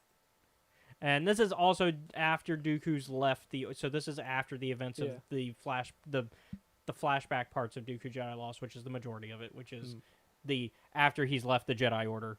So this is now when he's officially Count Dooku. But he's still invited every now and then. He's still invited now and then to like help train and teach them. He's a guest presentator essentially. Yeah, and so basically. So the reason he's there is to show off his lightsaber skills. Yeah. But yeah. And the Wookiee comes up to him and he's like, Master Dooku, I'm having some weird nightmares. And what should I do about it? And to be fair, this is after he's talked to Yoda about it as well. Yeah. No, not yet. Not yet. Sorry. He will talk with Yoda about it later. Sorry. So he's talked to Dooku about it, and Dooku's like, keep this secret, keep it safe. Keep it to yourself, and get ready for when the time comes. Yeah. And so the reason for this is once again because Sifo Dyas, and nobody believes Sifo Dyas, and I don't think he's dead yet, but... No, but he will be soon. Yeah, Dooku's gonna kill him soon. Gonna murder this fool right in the library. Gonna kill my own best friend. Yeah. Sucks when it happens, man. And so... Dooku... You're not gonna shoot me, are you? No. Ah, thank God. But yeah, so... Yeah, and so... But, like... present day Yoda is like, how did I not see this coming? Yeah. And so eventually we kind of... Should we give the context behind like the Trandoshan and the Wookiee thing, or do people just know? So context between Trandoshan and Wookiee thing is that the Trandoshan race is traditionally known for being hunters and killers and traditionally go after Wookiees and will kidnap Wookiees and in fact do this like hunting event with Wookiees. Yeah. As a way of like a rite of passage for adult Trandoshans.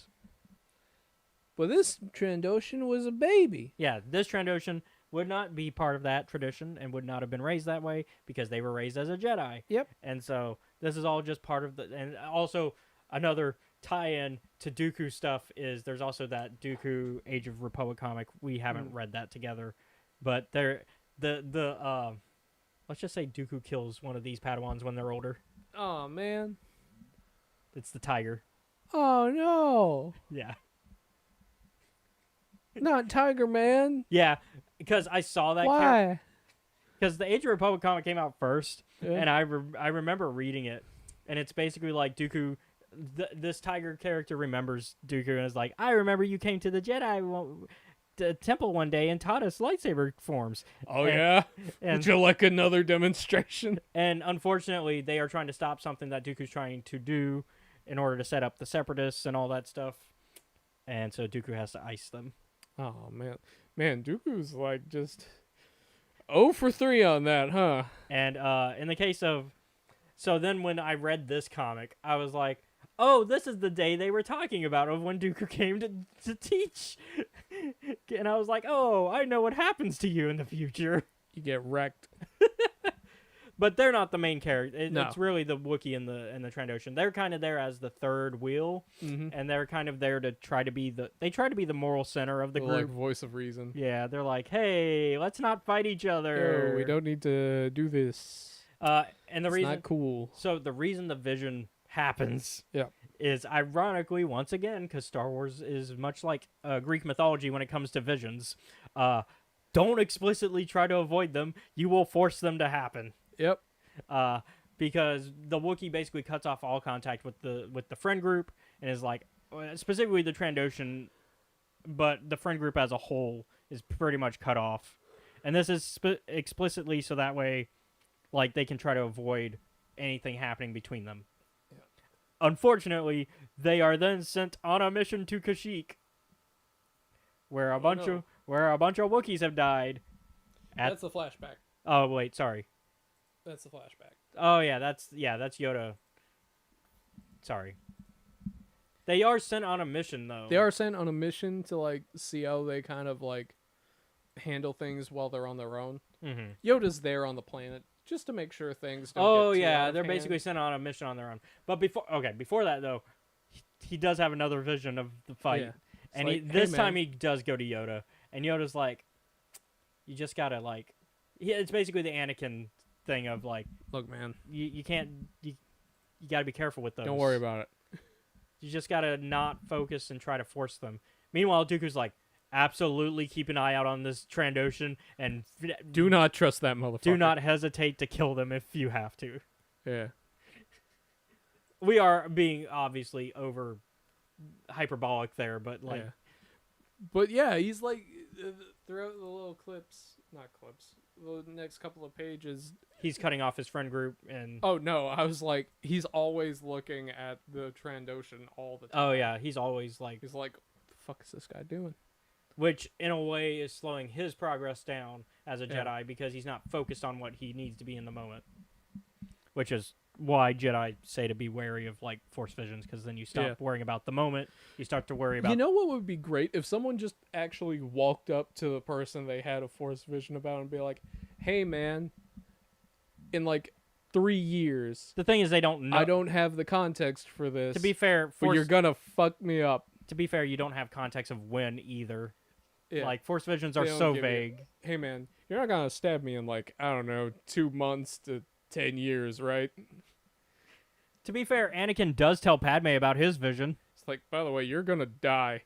in childbirth, Well, he was right. and Padme's like, "Well, not much we can do Shit. about that." She goes, fuck, I guess. I don't know. So to be fair, Anakin does tell her. One But of the more. but it doesn't it doesn't help her, Yeah. and it doesn't help him. But still, like, when it comes to things that are like, clearly this one is pretty clear for some reason.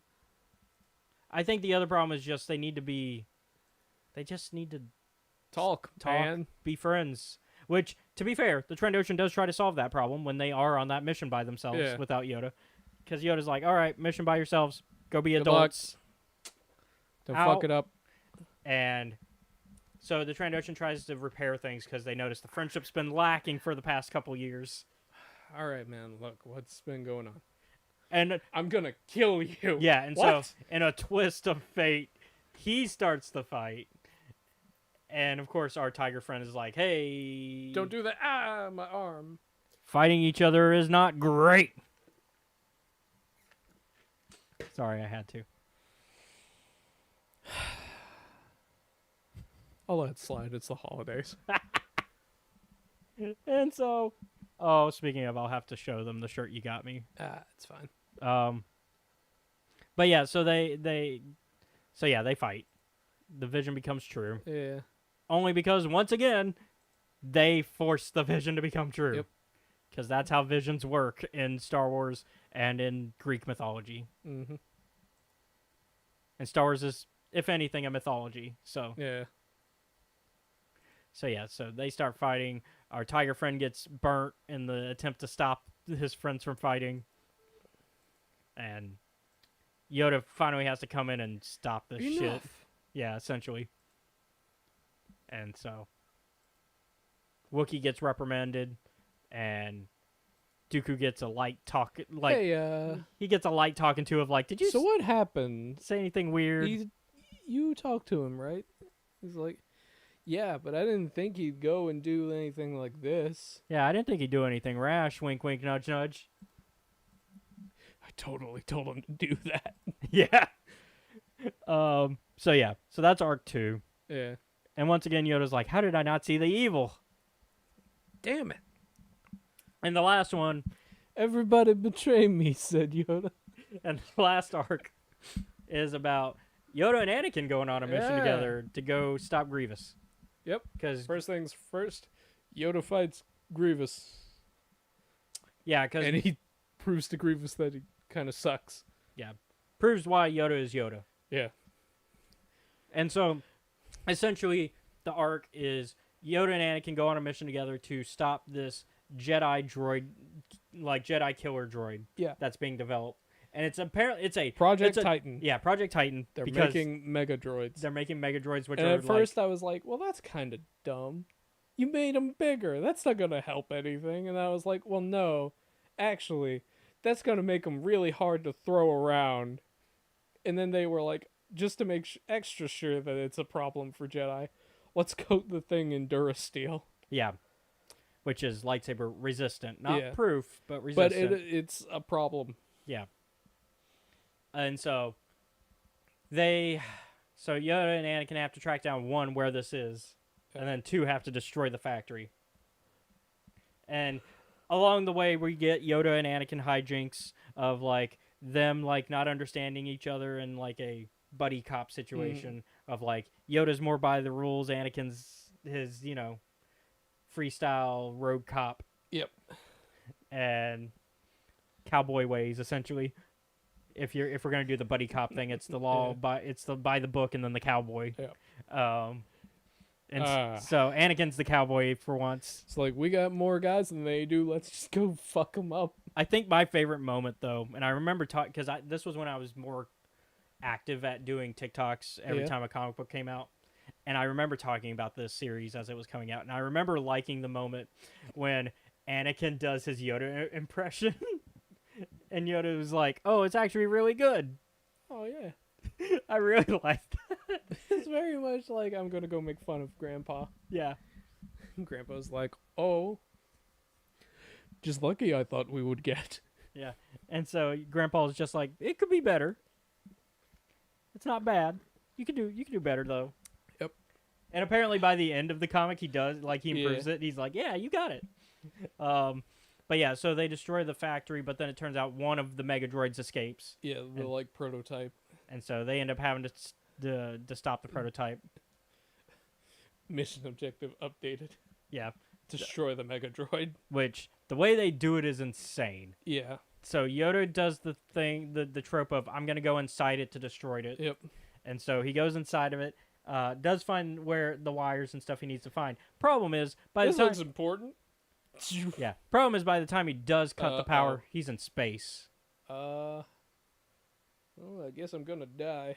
So thankfully, Anakin comes by with his ship to pick him up. He's like, "Here, I can knock you into my ship using the Force." The plan. Get Grandpa to do it. Really sick trick. Yeah. And it works. It's great. Yeah.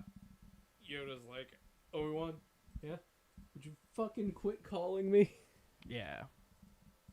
And so then we get to the last issue, which is really just more reflection, and it's Yoda looking on, thinking on all of these things, and having visions of what's to come, and basically it's revealed that he was talking to Obi-Wan this whole time, who is, and like they're basically preparing for Luke to show up. It's like, I don't need to go in that cave, said Yoda. Oh yeah, and he also goes into the dark cave on Dagobah, and he's like, I don't like this. Like, don't worry about it. And so Meanwhile, when all of the dead people come and he's like, oh, fuck. so this is That guilt trip be hitting hard. yeah, huh? and this is kind of when all of that stuff that we've now learned about Yoda comes into play, and he has to face his fears of failure Really, is really what it comes down to, and his fear. Not facing his fear of it, but coming to terms with it. Well, I think he fears continuing to fail, and he also, on top of that, because it shows you your greatest fear, and also on top of that, he is also having to come to terms with he's not going to recognize every problem before it happens, which that's made clear when he fights the spirit of Dooku essentially and Palpatine within this cave. But thankfully, Bree is there to kind of be the voice of good and hope. Yeah. Look, man, I'm not a murderer no more. Well, I was, but I still am, but it's not gonna happen. But also, like the messages from Bree's side of it is that you're for still every a person, yeah, for every person that you failed to teach, you helped so many, yeah. And so it ends on a hopeful note that Luke is going to be the next Bree, essentially, of a voice, somebody that Yoda does manage to reach. And I'd argue he does. Yeah. And so, even if Luke does leave him in Empire to go save his friends, and then homeschools for a year, or two. Well, a year. Yeah. So that's everything in Yoda. Mm-hmm. Thoughts? I enjoyed it. I'll give it a 7.5 out of 8. I'd probably put it there. I'm glad we figured out the intro a long time ago. Yeah, we kind of just nailed I think episode 1 of season 2 we figured it out. Yep. Which is really your first episode, but my 11th episode of the show. Oh man. Because I think we only did 10 episodes of season 1. I want to say. I can't say for certain without looking. Yeah. Because season 1 and season 2 had a big gap between happening. Yeah. And also a very big change of format. Season 1 was definitely just very similar to the concepts of AMC movie talk, the which then became Collider. Yeah. With John. You are correct. This is for mature audiences only. Yeah. If you have children, I'm sorry. Despite this being a Star Wars podcast, I swear a bit. He's watching me update some stuff. Yeah. How was your weekend? Don't do that to them. I don't need to do that. They don't need double talk. They probably already get a little bit of it, but yeah, they don't need any more than they already have. So we normally talk about what we've been up to this week, but we kind of just want to, and also Star Wars news, but there's not really much we've done this week that we want to talk about. Yeah. And as far as Star Wars news goes, there really isn't any. I tried to find some Star Wars news. Yeah, you showed it to me, and we were like, this tells us...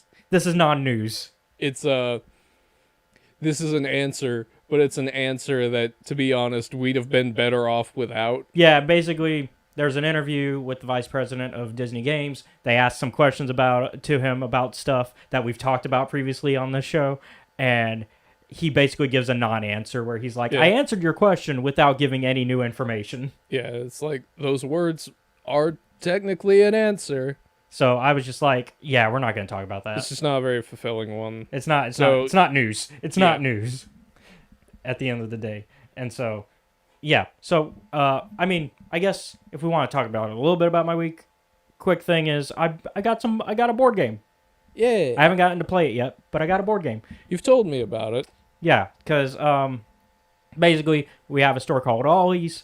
It's a discount store. It's a bargain outlet, essentially, where you just find things really cheap. And they had some D&D stuff there.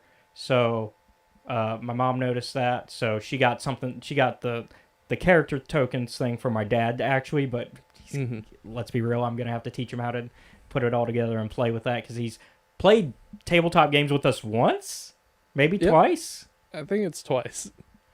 Because he played the Super Universe playtest, but I think I've also gotten him to play some D&D for a little bit with one of Josh's games. When Josh was doing the It was one of his one of his horror games. It was like that makes sense. yeah, and so yeah, and then the other thing was a board game which is called Warriors of Krynn, which is a tie-in to the Dragonlance setting, which is a tie-in to the Dragonlance book that they released. It's an adventure book, and so the board game is a tie-in to that where you can use both components to play like each other, but you don't need to. It's one of those things where you can still play them very much separately from the other. But if you have both and you decide to use both, it can create a very interesting thing. Warriors of Krynn is essentially a battlefield tactics game. So you're basically playing the battles and leading them that the Dragonlance adventure kind of tells you about, but doesn't. Yeah. So that's really about it. Nothing too exciting. I mean, that's why I didn't really feel like talking about this week. Yeah. And then you mentioned that you watched some YouTube videos, and that was really... Yeah. I mean, we can, like, do a quick over, I guess. It's a quick thing. I despise criminals. Which is... Really? Surprisingly. I was like, here's a fun little thing to look at. Like how a bunch of serial killers were caught. One of them, and this one is incredibly goofy, is that the serial killer had like a buddy, right? So this friend of his, who is also not a good person and sucks as well, Yeah. goes and has a problem, namely that he's got like really bad kleptomania, so he'll just steal shit sometimes. And so they go, so he goes and he steals something from like an office one day, right? Yeah. So he goes and he grabs like a vice from a hardware store and he steals it. And he takes it back with him to like their little hideout, right? And so his friend's like, fuck, okay, fine. I'm gonna go down to the hardware store and pay for this so that nobody comes up here to look for us, right? So he goes down to the hardware store as like the guy at the register is talking to the police. Mm-hmm. And the police he's like, hey, my buddy stole this. I'm just gonna pay for it, okay? And they're like, oh, can we see your ID just so we know how to talk to you later? And he hands them the ID of one of the murder victims because they've been collecting them. Because, you know, serial killers are weird like that. Yeah, they have an MO. They usually collect something. Yeah. And then And I'm they gonna guess the immediately police, go, yeah, hey, we're going to take you down to the office for questioning. because we know the names of the people you've killed. We know this is a missing person. How did you get this? And so, additional, like, I might be mixing them like here. some stories up. Yeah. Yeah. These guys were real weird. That's a different Anyways. case. But, so they go and they take him in. And they go, and before they get the chance to, like, question him or anything, his buddy, who has no idea this is happening, they basically figure out where they've been hiding. Meanwhile, back at the police station, the, like, no, they both killed people. They're both killers. They suck. Yeah. But like the smart one, The smart one, quote unquote. in big air quotes, is like, fuck, what do I do? And he hangs himself. Well, And, this is a trigger warning for anybody. yeah, trigger warning. I know we're like 5 minutes in. Yeah, trigger warning for anybody that Heads up. like suicide and stuff like that. And I can only imagine, like, how confused the police are. Like, because this guy comes in, right? And he's like, oh, I'm just here to pay for something. And it's gone from like 0 to 100. Yeah. It's like, what? Yeah. Oh well. Well, one more bad yeah. guy gone. Yeah. So, moving on. But anyways, I guess On that's a more lighthearted note. Yeah. Now that I've punched you with, like, dark and gritty. Yeah. But I guess that's what we've been up to this week. Yeah. You've been watching YouTube videos, and I've been doing nerd shit. Yeah. So with no real Star Wars news this week, let's kind of jump right into today's topic of the High Republic Phase 2 Volume 2. Mm. And spoiler warning, of course. Yes. as these will be the last 4 issues of this comic. Mm. Yeah, 4, because it was only an 8-issue run. Yeah. So last time we left off, they were all basically heading to Jeddah. Yep. This is So our main character, your favorite Jedi, Yep. Sav Maligan. Sav Maligan, was Oh god. undercover as a pirate with the bad pirates that use the Force. Yes. Which works out in Sav's favor. Also making friends with one of them. Yep. Air quotes. Big air quotes. And mainly because she's trying to find Maz, who has been Yep. captured. But Maz has basically done like a double move where she's like, I'm in your ship, but I'm not.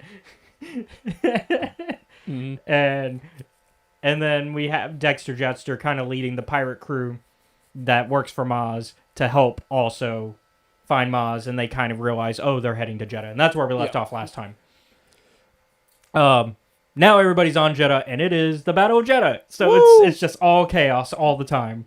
The riots have already started. There's already a space battle going on. It's chaos. It's utter chaos. It's bad. And so Sav and their new friend are basically causing more chaos. Yep. Except Sav's trying to make that chaos less. Yeah. Because Sav's like, I'm a Jedi. I should be not making this worse. Yeah. And so to signal to the pirate hunter who she is and that he can trust her, she gives his hound her lightsaber. Well, one of her lightsabers, because she has 2. Yeah. One of her lightsabers, so that way he can go, oh, I know who this is. We're good. Yeah. Unfortunately, the bad pirates also figure out the truth. They're like, yeah, we kind of figured. But yeah, You killed a Jedi. I'm kind of very quickly brushing over Yeah. the plot, but like if there's any minor details you want to throw in, like it's really very like to the point once we hit this volume. This volume is very much action packed and it's kind of just boom boom boom boom boom. Go. In a good way. I think we It slow is. down. I think we slow down a little bit to learn more about Alec, Yeah. and we learn more about because my brain thought Knights of the Old Republic, because Malik is also called Alec before he becomes Malik, and so like, and the design is very similar, except if Malik had robo legs, because it's the bald with the tattoos, like the Last Airbender tattoos, which is also Malik. So I just mixed them up for a second there. And there's Quiet Chan. She's and the that's what I'm pirate hunter saying. is very confused about like why Quiet Chan. And yeah, this is one of the parts where we slow down a bit and we learn Quiet Chan's background with Alec, a little bit more details, anyways. That Alec like murked some people, in order to protect Quiet Chan, and has done so ever since. And it's almost a big brother little sister relationship. Yeah. And so, and the pirate hunter and Alec, or the pirate hunter and Alec are dating, but we already knew that Yeah. information. it gets a little bit. He gets- yeah. So confused when Maligan sends him her lightsaber. He's like, "What does this mean? Why did she do this? I'm confused." Yeah, at first he is not the brightest. No. There's a reason why he has yet to capture his pirates, and we're learning why. He's not the smartest. Also, he kind of lets them go on purpose Yeah. because of his feelings for Alec. Do not forget Therm Scissor Punch being hyped up. Yeah, Therm kicks some ass in Yeah. this one. Because Therm, they're like, why are you called that when you never really like do anything? And then like we see him like, buddy goes for it. He He's like, earned his name. I'm sorry, I didn't know I had to be cool because I had a fucking cool name, like Therm Scissor Punch. But now he is actually cool because he like he earned his name. He basically was like, I'm gonna actually scissor punch some motherfuckers. The lobster punches. Rock lobster. Yeah. It's just crazy. But yeah, so we find out that this is all a decoy, like a big decoy, and that the pirates. It turns out that Don't care about Jeddah. don't care about Jeddah, and they're actually back on their way back to Godana. Tagodana, yeah, Yep. to And so, because they want to take over it. But this is after a bunch of chaos and after Sav and Enya, I think is her name. I think so. Enya King. Yeah, Enya King. The pirate friend of hers. Yeah. Which they kind of have some sexual tension going on, by the way. Yeah. Like there They is do. something there. But it ain't gonna happen because Enya No. King finds out the truth and Leaves. up and leaves Sav stranded on Jeddah. Goodbye. Thankfully Dexter and them are there to pick her up. There is an admittedly very hilarious scene right before that to me, where basically what happens is that the guards they go and they're on like either an Arami, one of the fucking Arano Gorn and clan. Aranai. Yeah, I'm trying to remember. Like I think it's the Arano. people. The people. Oh. Yeah. They're on one of their ships and they're like, "You can't be in here." Bang. I think it's Arano. Yeah. And it happens twice. You can't be in here. So anyway, yeah, I'm not sure I should be staying here. How dare you? Yeah, like Sav is willing to be like, okay, yeah, we'll leave, but they don't want that. They're like, yeah, we're gonna kill you. And your king does not care. And then Enya doesn't care. Yeah, Enya's like, sweet murder. Yep. Let's go. Which does not end well for the Arano. No, they have 2 dead guys. And so like, And everybody just kind of leave. so yeah, the chaos of. I mean, it's pretty funny that the pirates use the chaos of Jeddah as a decoy, when literally the Battle of Jeddah is just a big decoy. Mm. Like from like even Everyone is using it as a decoy, like except the people who don't know, yeah which I guess is the point. yeah, because we also like we've talked about this. We learned that the Path also used it as a decoy. It's just a big. Look at this big bad thing that's going on, so you don't look at Donna. Donna's over here. Please, just give me a break. We got volcanoes, we got ice gators, we got famines, we got Yeah. storms, Just leave us alone, man. and then the Path lives here, and then Fuck. the scientists are here making things worse, and then we just destroy ourselves. Yep. Whoops. Oh, God. And then phase 3 is like, yeah, nobody's gonna live there for the next few hundred years. Yeah, it's gonna take a while. So we're not even gonna bother talking about Donna at all. Yep. Oh, I don't know how you repair that. yeah. Not within phase 3, anyways. No. But yeah, so eventually everybody's like, okay, we need to go to Yeah. Tagodana.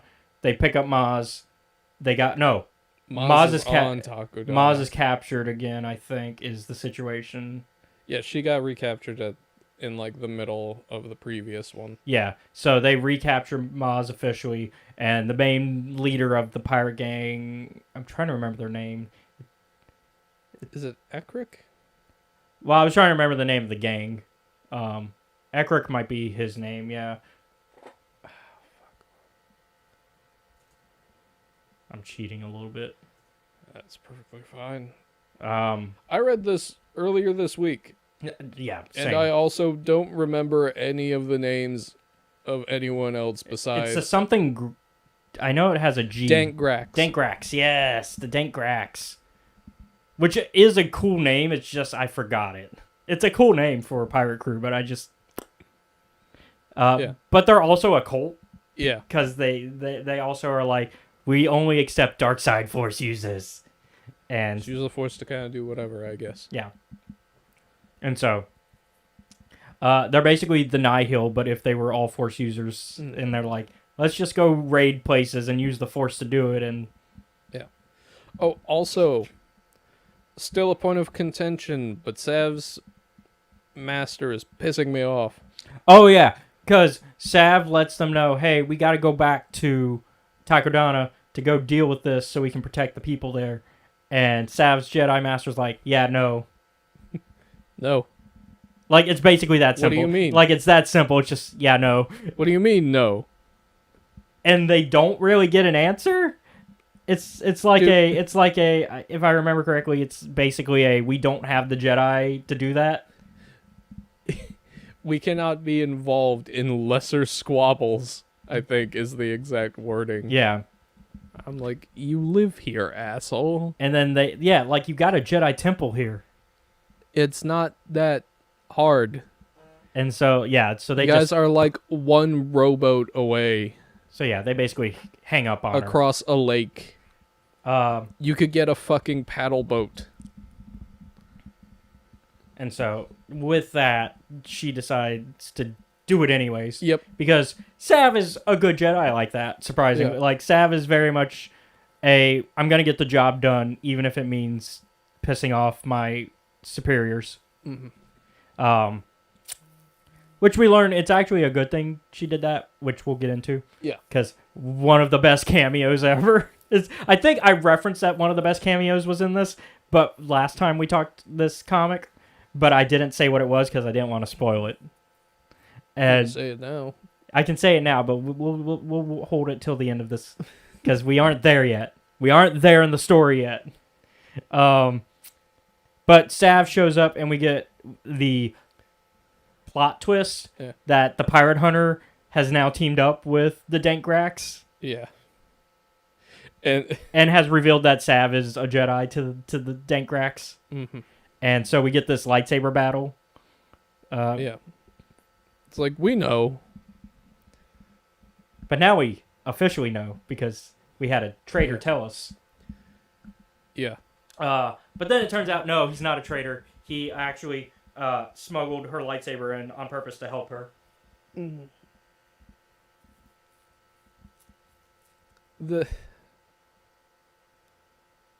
Oh, man. So with that, we get a really cool fight. Yes. I think it's... And we see, like, the leader of the Denkrax, he's aggressive. Broken move. He is aggressive as fuck. Yeah. He's also like, ah, man, the rest of my crew is gone. That's okay, I don't need Oh, well, fuck it. But also there's, like, an invasion going on, because he also has these destroyed... He has a lot of enforcer droids built Yeah. by everyone's favorite droid-making family, the Graphs. Yeah. Because the Graphs like to play all sides. Yep. Do you have money? We will make robots to make people stay in line. Which is very unfortunate, because, like, the Graphs end up being a very heroic family later on. Later on. Because, like, they're the family that, like, the Star Wars Adventures comics are about, and we highlight them. And then, on top of that, like, the Tales from Vader's Castle is about them as well. And, like... They just get involved in things sometimes. So, like... And this is when, like in the Tales from Vader's Castle is post Return of the Jedi, which it's about, like... It's the only Graph member is the girl who is, like, a member of the rebellion at that point. So, like... It's very interesting that they just go, yeah, the Graphs are evil during this time. Yeah, it happens.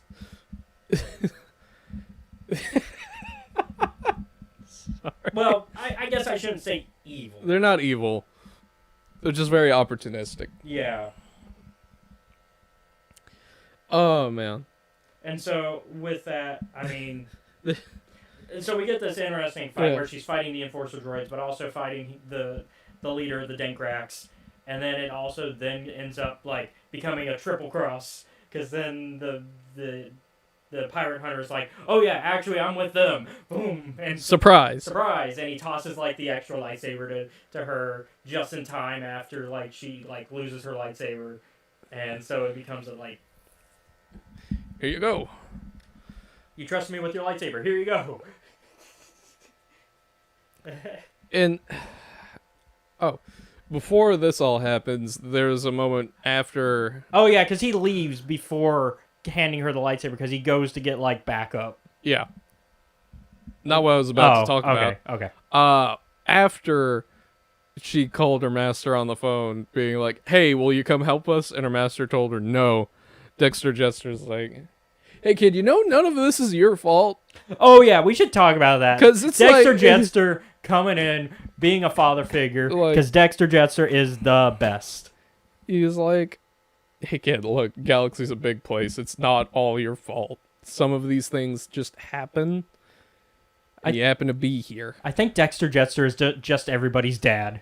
Yeah. It's like, Dexter, I fucking cannot stand the amount of accidental things I've come into, Jetster. But I always like adopt Jedi children. Yeah. Sav Maligan, Obi-Wan Kenobi. Yep. Oh man. And then go from father figure to like best friend. Yep. Because like that's the Obi-Wan Dexter thing, and I feel that's also where the Sav Dexter goes. Dexter Jester better appear in Phase 3. He probably will. I haven't read the new High Republic Adventures comics though. I know the first issue came out, but I doubt it's gonna focus on Sav. I think we're gonna go back to focusing on the our other characters from High Republic Adventures. Yeah. From Phase 1 with oh, don't tell me. Why am I really forgetting names today? I think it's because we stayed up last night. Um, I want to say Torben Buck, but that's the name of one of their teachers. mm-hmm. Who Court Farzala. I was about to say another name, but I I was going to say blanked. Kiev Trennis, but she's not. That's main High Republic comic. Yeah. Which she does appear in the first issue of that. As well as your not favorite twins. Marala. Yes. Zine and... I called her my last name. Yeah, it's Zine Marala and... It begins with an The other one. L? Lula. Lula, yep. I told you I can figure it out. We just processed of elimination. So Zine... I'm like, I know there are these three. I think Phase 3 High Republic Adventures is going to go back to focusing on them because it makes sense to go back to focus on them and figure out what the fuck happened to them because we left off with some big-ass cliffhangers for them. Yeah. And hopefully Crix is dead because fuck Crix. Okay, I don't want him to die, but... Yeah, you do. Fuck that kid. Yeah, you do. He deserves it. Fuck you, kid. But also, I don't want you to die because you're a child. Is he a... An idiot. Is he still a child at the end of Phase 1? They're all still a bunch of kids. Are they? I thought they're 18. No, they're what, 16 still, I guess, then? Yeah. So, yeah, then I guess, yeah. I thought they were older for some reason. Bunch of stupid idiot kids trying to save the galaxy. Although our other favorite Jedi who will be in The Acolyte is 18 by the end of Phase 1. Good luck, kids. You're going to need it Yeah. because things are going to get real bad. So, Oh, man. but yeah. So, eventually, other Jedi who are not Sav's current master Well, show up. show up along with some like pirate reinforcements Yeah. and Pirate Hunter has also brought some Pirate Hunter like Yeah. that are willing to They've work with the called pirates. in Basically, the they call in everybody that's like they have like a full-on Available, Avengers yeah. moment where they're like, "Oh yeah, we're all working together." Yay. Because fuck you, Takodana is our neighborhood. Exactly. It's the New Yorker moment from every Spider-Man film. Yeah. Fuck you. This is our New York, motherfucker. Yeah. You mess with one of us, you mess with We're all gonna of beat us. your ass. Well, I was doing the Green Goblin where they're throwing Oh, the shit at yeah. Green Goblin. You mess with one of us, you mess with all of us. Yeah. Also, Tobey Maguire Spider-Man is a lot different in tone than Any other Spider-Man. Spider-Man, I'd say every Spider-Man where has a I'm different like- tone. where I'm like that the people of New York at that time are a lot different. Well, it's also probably a big thing that Yeah. like contributes to the very much New York pride is post it's 9/11. immediate, Like where it's like a lot of, yeah, as opposed to like Andrew Garfield and the other one, Tom Holland. Tom Holland, him. Yeah, because My, I I was struggling for a second. because once again, Tobey Maguire is like literally right after. Like, I don't think it was planned to be. It just happened. Like, yeah, because the first one was 2002, which means they were filming Yeah. before 9/11 happened. To the point that we know that there was an ad that had the Twin Towers in it that they had to stop airing for obvious reasons. Yeah. Because it's the one where Spider-Man makes the web using the towers as like and captures a helicopter with terrorists in it. Oh man. Yeah, yeah, not There's a reason that one stopped airing. So yeah, Sorry. yeah, the timing of that one was not great. No, that didn't age well at all. So they immediately were like, "Yeah, we can't air that one anymore." So I think the first film was a coincidence, yeah. but the other ones are very much like we're like because it's so close to just after 9. Like Yeah. because the second one is 2004. Mm. No, yeah, because it's 2002, 2004, 2007. Yeah, I think so. And so, Well, like- like, that's all within a decade. Like, it's not even a decade away Yeah. from 9/11. I haven't seen So they are very... most of the other Spider-Man movies, but I never get the sense that like You don't get that same New York pride. It's not like that. And the sense of like people in New York care about each other You from the rest kinda- of them. I guess you kind of get that. Like, Andrew Garfield gets it in the first film. Yeah, Because but after that, it kind of dies off. Because the first film is still... Because the first film was 2012 for Garfield. Because it's The Amazing Spider-Man 2012. And that is... still like it's just out of a decade away from the event, so it's still like fresh enough, but it's not the same like level of pride. Like it's literally Spider-Man helps this kid who of a construction worker so they don't fall off a bridge, and then later at the end of the film the construction worker and his buddies set up their like little like construction things so that way they line up perfectly for him to swing off of to get to the final fight. So it's not the same level. Yeah, It's not. It's like we're gonna throw stuff at this supervillain from a bridge. And then the second one is we're gonna literally stand in Doc Ock's way Yeah, to protect you. And then the third one, I don't know if the third one. I don't had- think the third one has it. But that one also makes sense because it's a little bit. it's a little bit darker. darker. I say with air quotes because it's still very goofy. Still, it's 2000 'cause- kind of like 'cause dark, where it's kind of goofy if you. This has look become at a Spider-Man podcast. Where's Harith? Where's Harith when we need him? Because he's a big yeah. Spider-Man fan. Also- but no. So the third one. So here's the problem with the third one. Peter is a savage in the third one. Here's the problem with the third Like- one. Sam Raimi, like, and I like all Spider-Man films. Mm-hmm. The problem with the third one is Sam Raimi is very much trying to do golden age Spider-Man, which is like the first 30 or so issue. Like it's the pre high school, it's the high school and early college years of Peter, right? Yeah. Which is like the maybe first 30 to 50. I know the first 30 I think is all the high school. Peter is not in high school that long, by the way, in Spider-Man comics, despite how often we throw him back to high school. Yeah. He's only in there for 30 issues. I would know I have those 30 issues. And I've read them all.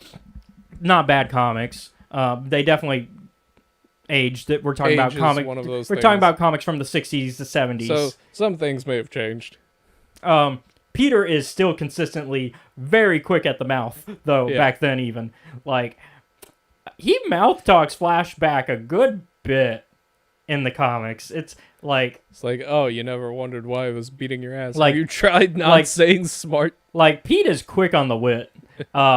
He also gets into a lot of fights with Flash that end up with him going, yeah, I gotta lose on purpose, because if I don't... Like, if I don't, they'll know. Because another thing is Spider-Man like is purposely holding back all the all time. the time. He has the Superman effect of I gotta not I go my can't- full force. because if I do, they'll just die. Yeah. But yeah, so the third one is weird because he's trying to do that golden age to silver age Spider-Man.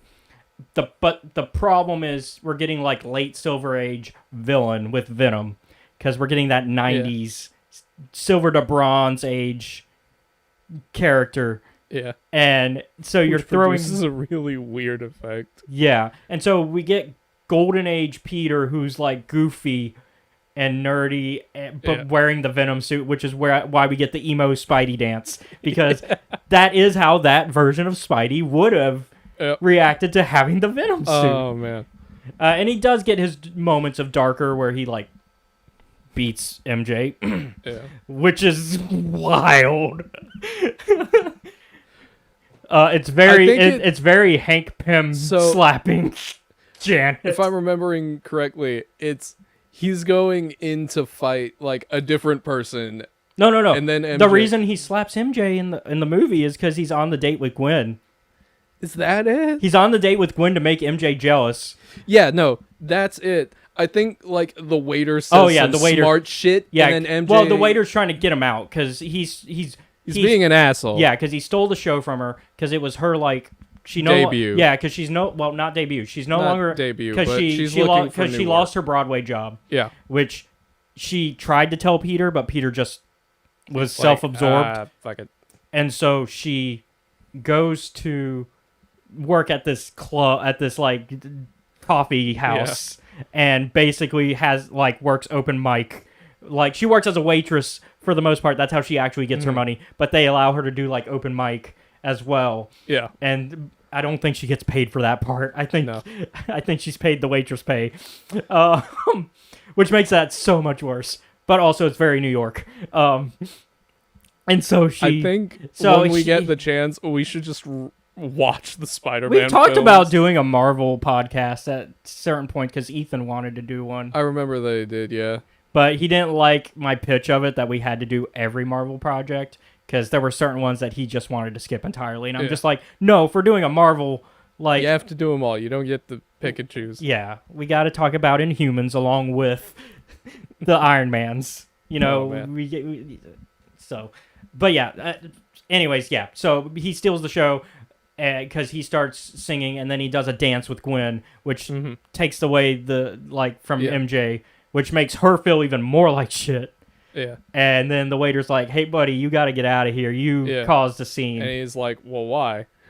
And then like MJ as he's pulling him away, Yeah. My thing is, I'm like, no, he's going to beat the shit out of the waiter, and MJ is like, "Hey, man, could you not?" And that's when it happens, and Yeah. I'm like, and it's fucked up either way. it's fucked up. I think that's when he's realizing, That's his. I've gone too Oh, far I've because then we fucked get up. the cathedral scene, which is honestly such great. Like, if there's anything we can talk about Spider-Man 3 that's positive, cinematography and music. yeah, Because the Venom trumpets, like that is amazing. Okay, I don't care who you are. And then on top of that, the cinematography, because I think that shot of him hanging from the cathedral is iconic. Because they used it as the poster, and then it's an iconic imagery. And so, anyways, back to our Star Wars show. yeah.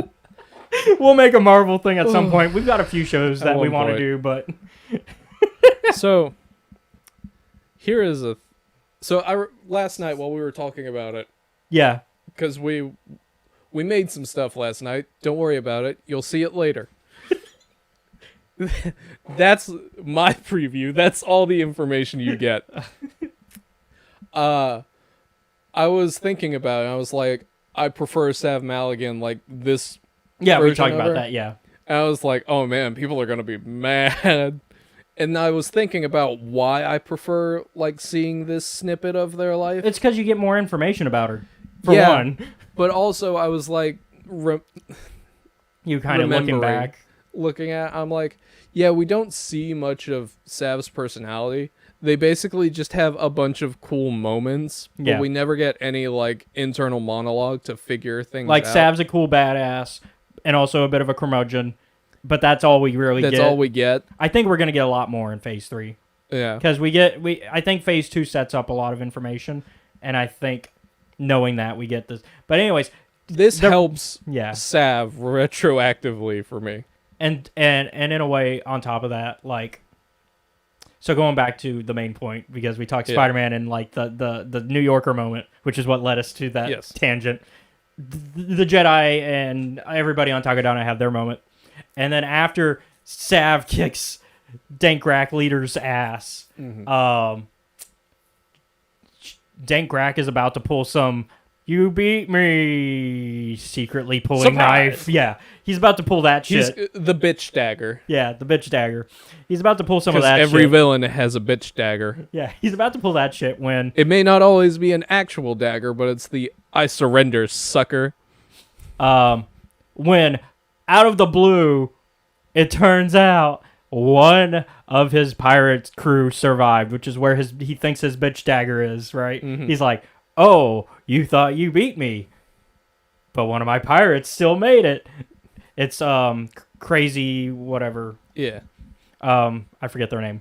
Their fake name. Because it Yeah. turns out they are not who they claim to be. It turns out that person has been arrested for like months. Yep. It turns out it is actually our good friend from the Clone Wars, Master Sanube. Terra Sanube. Terra Sanube, yeah, Master Sanube. I knew. And then the great moment of, "Oh, you've got my secret stabbing thing?" Yep. You're under arrest. And it, yeah, I got it right here. yeah, It's called. it's called Double Cross. Yep. And we learned that throughout the entire High Republic Adventures comic, Terra Sanube has been Yeah. undercover as well. Yeah. And so he actually, and that's when Sav's master calls in to be like, "Oh, I'm so sorry, we couldn't send anybody." And Terra Sanube's like, "Shame on you, you motherfucker." You suck. In an official, Yeah, because Terra, and more official wording. Sanube is still a Jedi master. Yeah. He still has some class. Yeah. While wearing face makeup that makes him look like a clown. The best. I love Terra Sanube, though. That man is slow, but he'll catch up with you. He'll get you. He's like a turtle. He's just an immortal turtle chasing after criminals. He's kind of the turtle master of the, like, if we want to go like Dragon Ball. Yeah. Except not as pervy. 'Cause Yeah. Roshi's kind of, Roshi is definitely like. yeah. He's the pervy master trope. Yep. But yeah. So yeah, we Also- get the awesome Terra Sanube cameo. Yeah. Also. Which reminds you that Terra Sanube is old as fuck. Mhm. Because he's old even in this. After the polite chew out of his master, of Sav's master. Yeah. The great realization of We need to rebuild the basically, Jedi Temple. We need to rebuild the Jedi Temple. Also, Which is the second time in High Republic Adventures the Yeah. Jedi Temple gets fucked. Sav has the moment of being like, "Oh man, it's crazy how my undercover lie was that I killed you and took your lightsaber." Oh yeah, yeah. Yeah, 'cause that's right. And that's the tie-in. And that's why they were like, "Oh yeah, Terra Sanube's probably dead because we got no evidence." Like, Yeah, we've got no evidence. Meanwhile, Sav knows that's a lie because And she's also been fed a different lie, which is that Terra Sanube is convalescing over at a different location. which gives her the ability to make that lie up. Yeah. And so like it all just feeds into itself and it's great. But yeah, that's basically the High Republic Adventures Yeah. Phase 2, Volume 2. I mean, we end with a happy enough ending. All the pirates are happy, or the good pirates, The good Maz's pirates crew. are happy. And then, I mean, they still have a lot of bad shit going on because Yeah. the Battle of Jeddah and That'll have just happened. Dalna is And also Dalna like and- starting, kind And of. the Night of Sorrows is starting on Dalna. Yeah. So Yeah, but they don't have to deal with that in High Republic Adventures. They're like, yeah, we're done. Yep. Nope. And basically, Maz, because one of the main themes is Sav is trying to figure out Do I what want to be a pirate? Do I want to be a Jedi? do I want to Am be I good neither? at either of them? And basically, her Or- and Maz have a heart to heart. She's like, don't worry about it, kid. You've got this. Yeah, live your life. Just do both. Just do both. Be both. It's like, you can. And that's basically what. That's basically how it ends. And I think that's exact. I mean, that explains the friendship with Sav and Maz over the years, and why in phase 1 of the High Republic Adventures we see that they're so close. And I think that Sav basically went the half rogue, half Jedi. Did some multi-classing. Yeah, she did.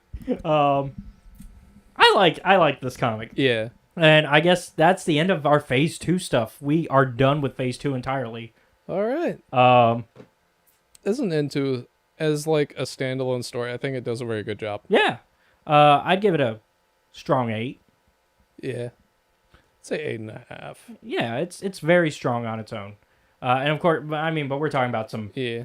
Once again, we always talk about with the High Republic. We're talking about some really good writers, and that's also really good artists. Yes. Because without them, We don't shout them out enough, but they do really good work too. Yeah, because without them, the comics would not look as good as they are, and we wouldn't get as many awesome like screen grabs that we sometimes do. Yeah. We didn't do any this week, but it's a shorter episode this week. Once again, there wasn't a lot of news and not a lot for us to talk about. Even with our tangent, we're under an hour. Yeah. And we also started late because I was trying to get some other videos done. So, 2 things is going on here. Yeah. One, this is a pre-recorded episode. Hi to the future. Hello to the future. Because you have to work. I have to work. And then, so we're recording early in the morning. At least for us, early. I'm usually up by now anyways. It's just, we aren't filming usually. Yeah. And then 2, I am not feeling my best.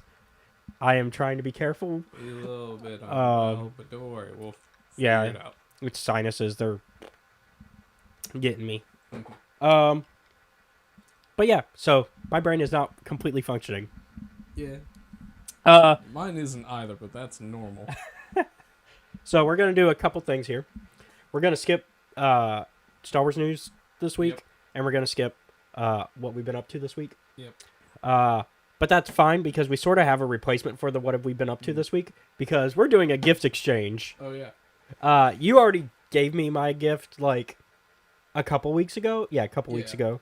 And so we talked about it briefly when he did it, but we didn't reveal. This is what he got me. He got me a cool Star Wars shirt. Yeah, I'm a shirt. And so wore it today. I did not gift wrap yours like you did mine. Oh man. It's the one thing I'm terrible at when it comes to presents is Yeah, I suck at it too, man. well, it's more of a not in a I'm bad at wrapping. It's a I'm bad at doing it at all. Oh. I just give you a gift. If you're really I'm if like- you're really lucky, you'll get a bag. With me, I have the problem of like I'll have it picked out, Yeah. but I cannot wrap anything to save my life. But yeah, if you're really lucky with me, you'll at least get a bag, like one of those like gift bags Yeah. with like some wrapping, like some of that paper in there that's supposed to hide the gift. Yeah. Like that's the best you'll get from me on a good day. So let me just grab your gift. It's right next to me. Eyes closed. Head empty. I forgot to do something, so don't. So it's gonna be a minute. Okay.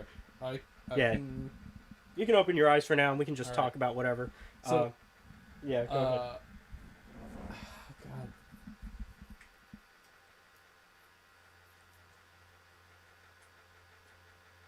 Is your brain not working now? No, Now that I'm you have trying to run the show? decide between 2 different conversation topics in my brain. So I'll go with the first one.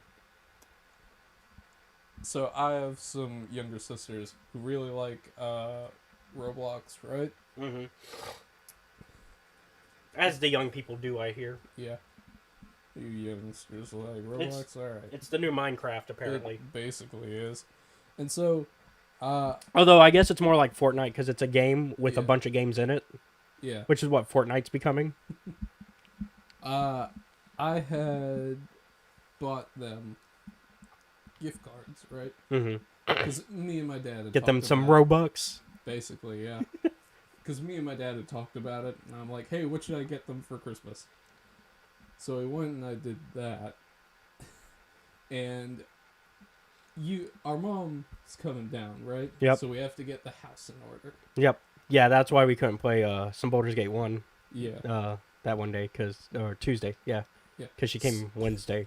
Yeah. So we get the house in order, but the night before is when I got the gift cards. Mm-hmm. And you know, the living room table's was kind of a mess. Kind of. Is I was gonna say kind of is a nice way of putting it. it's always a little bit of a mess. A little bit. Yeah, I'm giving my Other way, by the way, your mic. I'm giving my housemates some leeway. I mean, to be fair, it's everybody at that house, not Yeah. just them. It's also you, It's also me. especially when pizza's involved. Like, That's fair. That's fair. I am responsible for that a lot. anyways, Anyhow, regardless, main point. main point 'Cause I have the is gift that ready. I went and I got the cards, and the house is getting clean, so I'm 90% sure that because I didn't take them out of the bag and put them into like a gift container, they got tossed out. Oh no. But it's okay. I got some more cards. I put them in a gift box this time. I mean, the downside is the money spent. Yeah, it was like But it was probably like $20. 20 bucks. Yeah. So I'm not terribly upset. I was gonna say at most you probably got like a $25 gift Yeah. card at most. Yeah, I'm like, that's what, 2.5 hours of work? That's Yeah. okay. Anyways, now I'm ready. All right. Oh.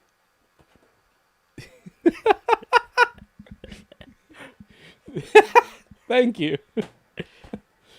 Should we explain this? So I will explain this. All right. So last year, y'all may remember, he got me an action figure.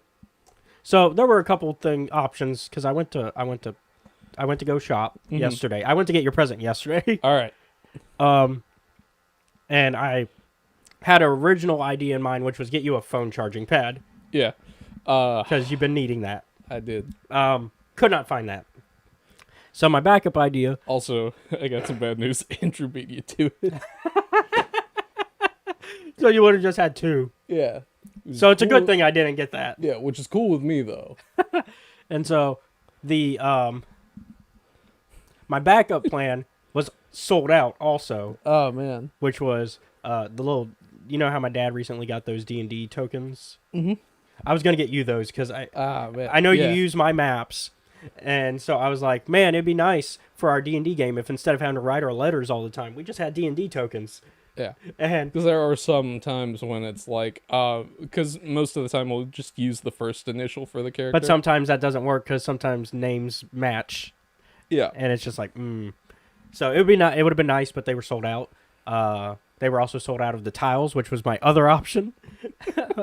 All they had left was Warriors of Kryn, but I'm not going to get you a full board game like that. Like, especially when I already have it and we're going to play it we're that gonna way. Play it anyway. So I was like, well, what's a gift that makes sense for Seth? I was like, well, he got me an action figure last year. I should get Yep. him an action figure this year. And so I decided to do that, and I was like, I'll get him something Dungeons & Dragons related still. And then I immediately, my options were Hank. So if you know this is from specifically the 80s cartoon. It's a classic in my opinion. It actually holds up pretty well. Because there is a really good story, like lore-wise. But anyways, not the main point. The options were Hank, Bobby, and Uni. So the little boy and the unicorn. The little boy, that's the barbarian. And then Diana, who is the acrobat, because this is second edition AD&D, which is when acrobat is a class. Because I think they get rid of that You gotta in do third. sick flips. Or maybe this is just AD&D. Like this is first Might edition. It might be first edition AD&D. Mm. Anyways, it's an earlier edition. It's before third at the very least, because I know third does not have acrobat as a class, because it's not in Baldur's Gate 1. Well, no, Baldur's Gate 1 is second edition. So actually, it might be first edition then. Mm. Anyways, so Hank is specifically a ranger. Yep. It's Hank the Ranger. Yep. And so I immediately Seth often I think we've play talked about this. Rangers a lot. He plays Rangers a lot, especially in D&D. And so I was like, my other option if I had found him was get Dungeon Master, Mm.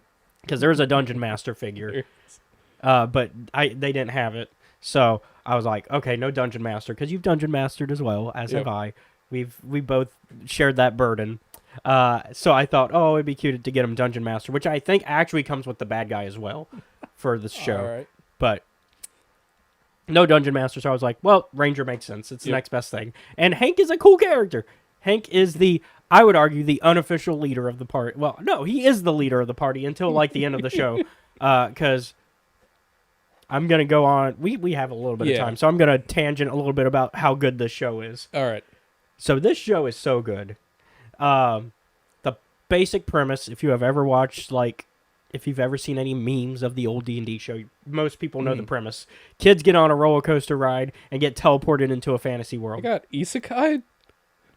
The Dungeons and Dragons animated series is one of the oldest isekai shows, and it's actually technically an anime All right. because it is actually animated by a Japanese animation studio. Oh man. It's also a Marvel project, because I think Marvel was somehow involved. Like, I think like old Marvel. Let me double check. It's a really weird thing where when you look up everybody that's involved with that show, you're like, How did this happen? how did this happen? And how was this not more successful? Because this was actually a good show. It's a little cheesy because it's an 80s show. Yeah, because it's in the 80s, the cartoon, so And so, like, it is to be expected. but, like, it's actually a genuinely good show with some good, 83. Yeah, Marvel Productions and TSR with Toei Animation. Holy shit. So, yeah, this would be first edition then, probably still, because if TSR is still involved. Because I think Wizards gets it by second edition, I think. Also on CBS. Yeah, and it was on CBS for 3 seasons with 27 episodes total. And so they did not get their final episode. They were going to have one more episode where they were going to send the whole premise is kids are trying to get home. And Dungeon Master is giving cryptic things of like, Dungeon Master shows up and is like, here's a cryptic lesson for you to learn for today's episode. And he says it in a very riddly way, which is very Dungeon Master-esque. Yep. It's very fitting. and he like is represented as like this short wizard-looking dude. The main bad guy is Verger, who wants all of their special weapons because they each have like a special weapon, and so Hank has the bow because he's the ranger. And then there's Eric, the he's not a paladin, he's a Cavalier. yes, because Cavalier was a class then. And then you had Presto, the magician. What a dumb name for a kid, even before he gets teleported. That's his name. That's his name. Bullied on the playground a lot for that one. That's not like a nickname. That's his actual name. yes. Oh my god. Diana the acrobat, and then you've got Sheila the thief. Because remember, it's not rogue yet; it's thief. And then her brother is Bobby. All right. And then Uni's the unicorn, which is voiced by Frank Welker, voice of many famous creatures over the years, including Scooby, I think, at some point, but also the voice of Fred Jones in the old cartoon, and he's the he's the voice of a lot of creatures, Jabberjaws, Speed Buggy. Roll Raggy. Basically, if you're an animal that doesn't talk correctly, Frank Welker probably voiced you in the 60s to 80s. Maybe the 90s too, because he was around for a while. He's still around, I think. Yes, he's only 77. But then Dungeon Master is like guiding him and is like, here's your little way of how you could possibly get home. But it's really a lesson about like friendship and teamwork, and because D&D themes. It's very on brand. It's called a cooperative storytelling experience for a reason. And then Venger is like, I want their stuff Give me so your- I can be in charge of everything. Give me your damn clothes and weapons, small child. Yeah, because Hank has so the I bow. can become God. Yeah, Hank has the bow. Eric is his shield because it's a griffin shield. Mm. Diana's her quarterstaff, her javelin quarterstaff, and then Presto is his hat, his magician's hat. He's technically a wizard, which isn't true because they didn't have wizard as a class back then. It would have been mage. Because wizard wasn't a class yet; it was mage. Because they put all the magic users under mage. One category. It is weird how, like, in my setting, I use mage as a catch-all term for anyone who can use magic. Yeah, Or but then Sheila had the cloak of invisibility. Take that, Harry Potter. Sheila beat you to it. suck it. Uh, Sheila the thief, better than Harry. Bobby had his club, and then Uni was just a unicorn, so was not one of the focuses. Uni was just there to be the cute animal that's also comedic, there for comedic value. Because every show in the 80s had that. All right. But anyways, they didn't get their final episode, so what they do is they create a comic, which is the final episode. All right. And, oh boy, Eric goes through a journey. Because Hank is effectively the leader for most of the show. Because he's a little bit more cool, temperate, and, able to kind of be... He's the Cyclops, All right. Yeah. if that makes sense. He's Cyclops of X-Men. Like, he's pre-modern Cyclops. pre-modern, Modern where- Cyclops is... Modern Cyclops has gone... Fuck everything Xavier ever taught us. He was a liar and an asshole. I get it, man. Like, To be fair, yeah. if there's like, anyone who had a reason it's to be like, Cyclops. fuck this. It's Cyclops. I've had my girlfriend die like 3 times, and all this other shit that you've taught us is clearly not working. And I was expected to be the leader when Cyclops is basically 16, 17 when we meet Yeah. him in the comics. He's like, give me a break, man. And so, yeah. Anyways, Hank is effectively the Cyclops. Whereas I would argue Eric is not the Wolverine because he's not cool enough. But he's like, I'm the leader. And because Eric All right. thinks he's the cool kid. Because he probably in the real world, Yeah. he is the cool kid who's also a bully. Yeah. Let's be honest. Because he thinks all this magic stuff is dumb. And he's just like, why can't Dungeon Master ever just tell us things directly? There are times when I'm like, would you assholes quit playing games? But also, that's not how it works in these type of shows. It's an Yeah. isekai that's also D&D. Yeah. You don't Like, of course, you're I'm not like, ever going to be told this- something A straight. short, balding old man is not giving me a simple answer to, like, a question. There are times where, like, trickster mentors are done in fiction where I'm like, no, that was just a straight up lie. Yeah. You straight up lied. Yeah, it's different with that. Dungeon Master does not ever he doesn't lie. Yeah. He just does the He's riddle like, thing. I can't exactly say because if I say things, Then you don't learn the lesson, and also you don't learn it for yourself, which is the whole point. Like, you have to do this yourself. It's the Into the Woods Proof of thing. concept. Yeah, it's the Into the Woods thing where the witch cannot actually touch the things. Yeah. Because then it fucks everything up. Yep. And spoilers for a show that is About 50. almost 50 years old, plus I guess a more recent finale that they gave. Because it's more recent. I'd say it's Yeah. like the early 2000s, 2010s they finally released. Like, Do they the ever comic. get back home? Yes, they get back home. But the big plot reveal is that Verger is Dungeon Master's son. Ah, well, that would explain why. Yes, just That would explain, and that's why he cannot directly it's like do how- these things. Because he's like, I can't ice my own kid. well, and also the whole point is that he's trying to get them to understand the whole lesson throughout the entire show is be compassionate, so that way when you do have to face my son, you don't have to kill him. You kill find a him. way to like redeem him, which they do.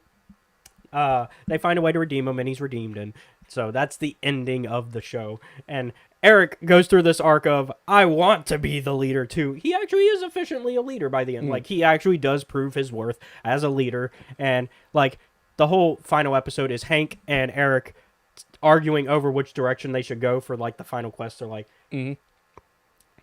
Dungeon Master basically gives them two options. And Eric's like, we should go this way. And Hank's like, we should go this way. And, like, they get into a big fight over it. And they split the party and go different ways. And Eric, by the end of it, the whole thing is like, he actually sacrifices himself almost at the end. And, which is a big deal for Eric. Like, that's not an Eric move. It's not something he would have done at the start of this. No. And then Hank tries to save him and he doesn't. And then it turns out, oh, nope, Eric is fine. He managed to get into like a little edge that you can't see when you're looking over the cliff. So, but You got that hero cliff save. But I mean, at the same time, it fits the tropes of the type of show that it would have been at the time, and so it's never been released as a full-on animation thing. It's only a comic and then an audio drama, where they did an audio drama version, and some people have done like the YouTube motion comic thing where they mix the audio drama with the frames from the comic. But that's the most that we've gotten of it. I think it's a great show, and if you like D&D, it's a fun little thing. It's cheesy. It is cheesy, and it feels like a lot of episodes are filler. But at the end of the day, it's meant to be an episodic show. It's not meant to be, Yeah.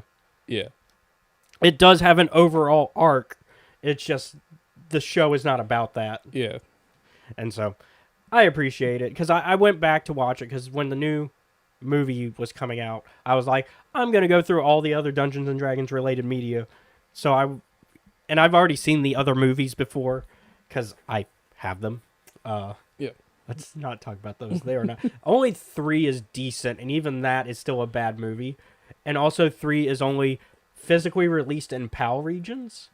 So the copy I have is a PAL DVD, actually, not an NTSC. Which, if you don't know, NTSC is what North America and most other countries, like most Western end of like North American and Canada and South America, we use NTSC generally, and then PAL is more European region.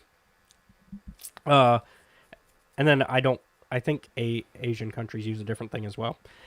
Although nowadays that doesn't matter. Nowadays we try to make things not region locked. Surprisingly, my new computer, I put it in there just to see, and it actually runs that as well as NTSC stuff. So I'm like, because I actually have a computer with a disk drive, which is not a thing nowadays. But anyways, that was my Dungeons and Dragons rant.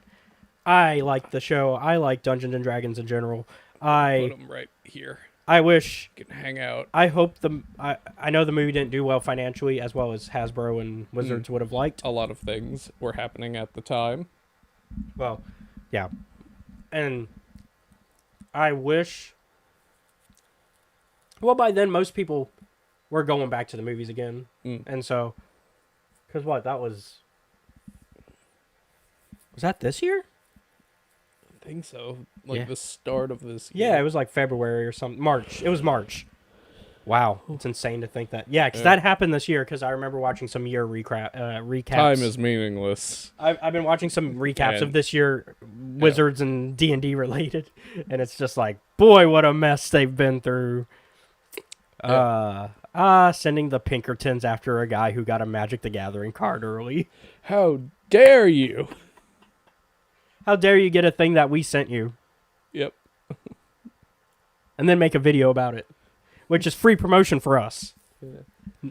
We're going to send a group of mercenaries that are so bad even the government doesn't use them. And in fact have rules against using them. Yep. The bad guys from Red Dead Redemption 2. After you. Yep. Oh, not great PR move. No. And then on top of that, the one D&D beyond the one D&D stuff and the new what was it? The new OGL. Yeah. The OG. Oh boy. What was it? The 2.0 OGL or whatever they called it. Yeah. Like that didn't help this year, and then the AI art in Glory of the Giants. A lot of things happened that were And then- odd choices, and that's a generous way of describing it. And then the racism in Spelljammer. That's a new one. We'll talk about that. The Hazadi, I'm not. the monkey race, Oh, who were formerly slaves.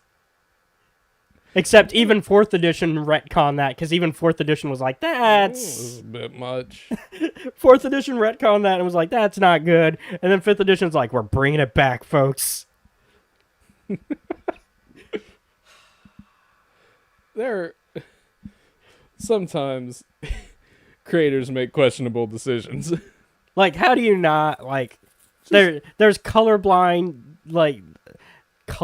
decision making, and then there's I just don't know what I'm doing decision making. I think this was both. They did not think about this at all, and we're like, yeah, this is Let's just fine. do it. This is fine. Yep. There's not at all a joke about how Frieza is a terrible villain because he is also a racist and says a very specific thing about about The Saiyans. Like, it's not at all in popular culture whatsoever and Yeah. in nerd culture. There's no way that the people at Wizards of the Coast would have known about this tiny little thing. Mm. You know, Like, oh, don't forget. I'm being for those of y'all, I'm being definitely 100% sarcastic. Don't forget, Frieza's really evil, not because he's a horrendous racist and a mass murderer. It's because he's a real estate agent. Yeah, That really, is I mean, real estate agent when you think slash about it, galactic conqueror guess- is his job. I guess when you think about it, yeah, his plan is essentially just to do the plan from Superman 1 from the 70s. Like, he's the Lex Luthor. He just wants more real estate for Yeah. himself. And That's it. although Lex Luthor's plan in Superman 1 is flood the western seaboard to make beach property. Yeah. Because that makes sense. Don't worry about it. Don't worry, Superman time travels by spinning the Earth backwards and stops that. The laws of physics do not apply to Superman, nor to the laws of space and time. But anyways, Yeah. We we have a comic to talk about. yeah. We are 30 minutes in, so let's get into it. This is the final actual subject for this season. Mhm. Because the next episode is the last episode of the season. Duh. But it's not Oh. But it's not about anything Yeah, in particular. You're better at Yeah. presenting So we're things. talking about the Darth Maul comic from Mm. 2017, which is an interesting run, and I think it's a good way to get into the headspace of Maul as a character, like prior to like Phantom Menace, because. So by the time this out, we had the Clone Wars episodes, which means Mhm. we had a lot of Maul content, and so Yeah. and we had Son of Dathomir at that point, which was another Maul comic, which we'll get to. That's next. That would be a next season thing, because Mm. next season we're doing the prequel era. Oh boy. So we're gonna get through Clone Wars. I can slander the Jedi even more. Although Darth Maul definitely doesn't Yeah. take a great point of view either. No. And so basically, this is how Maul gets to kill his first Jedi. Basically. And because throughout it, Maul is like hunting things still, and he's training, and he's growing restless. Yeah, he's like, man, I fucking want to kill Jedi. I was trained because I hate Jedi and what they did to us, which even then we still get very vague what they did to you. Like What did they do to you? the Sith is still very, like, Palpatine is still very, like, okay, we see a terrible thing that happened, but, like, it's still like, did the Jedi actually do that, or is this some Sith manipulation of events? Mm. Because whatever happened to the Jedi as well. Because we go to Malachor? No. trying to find it.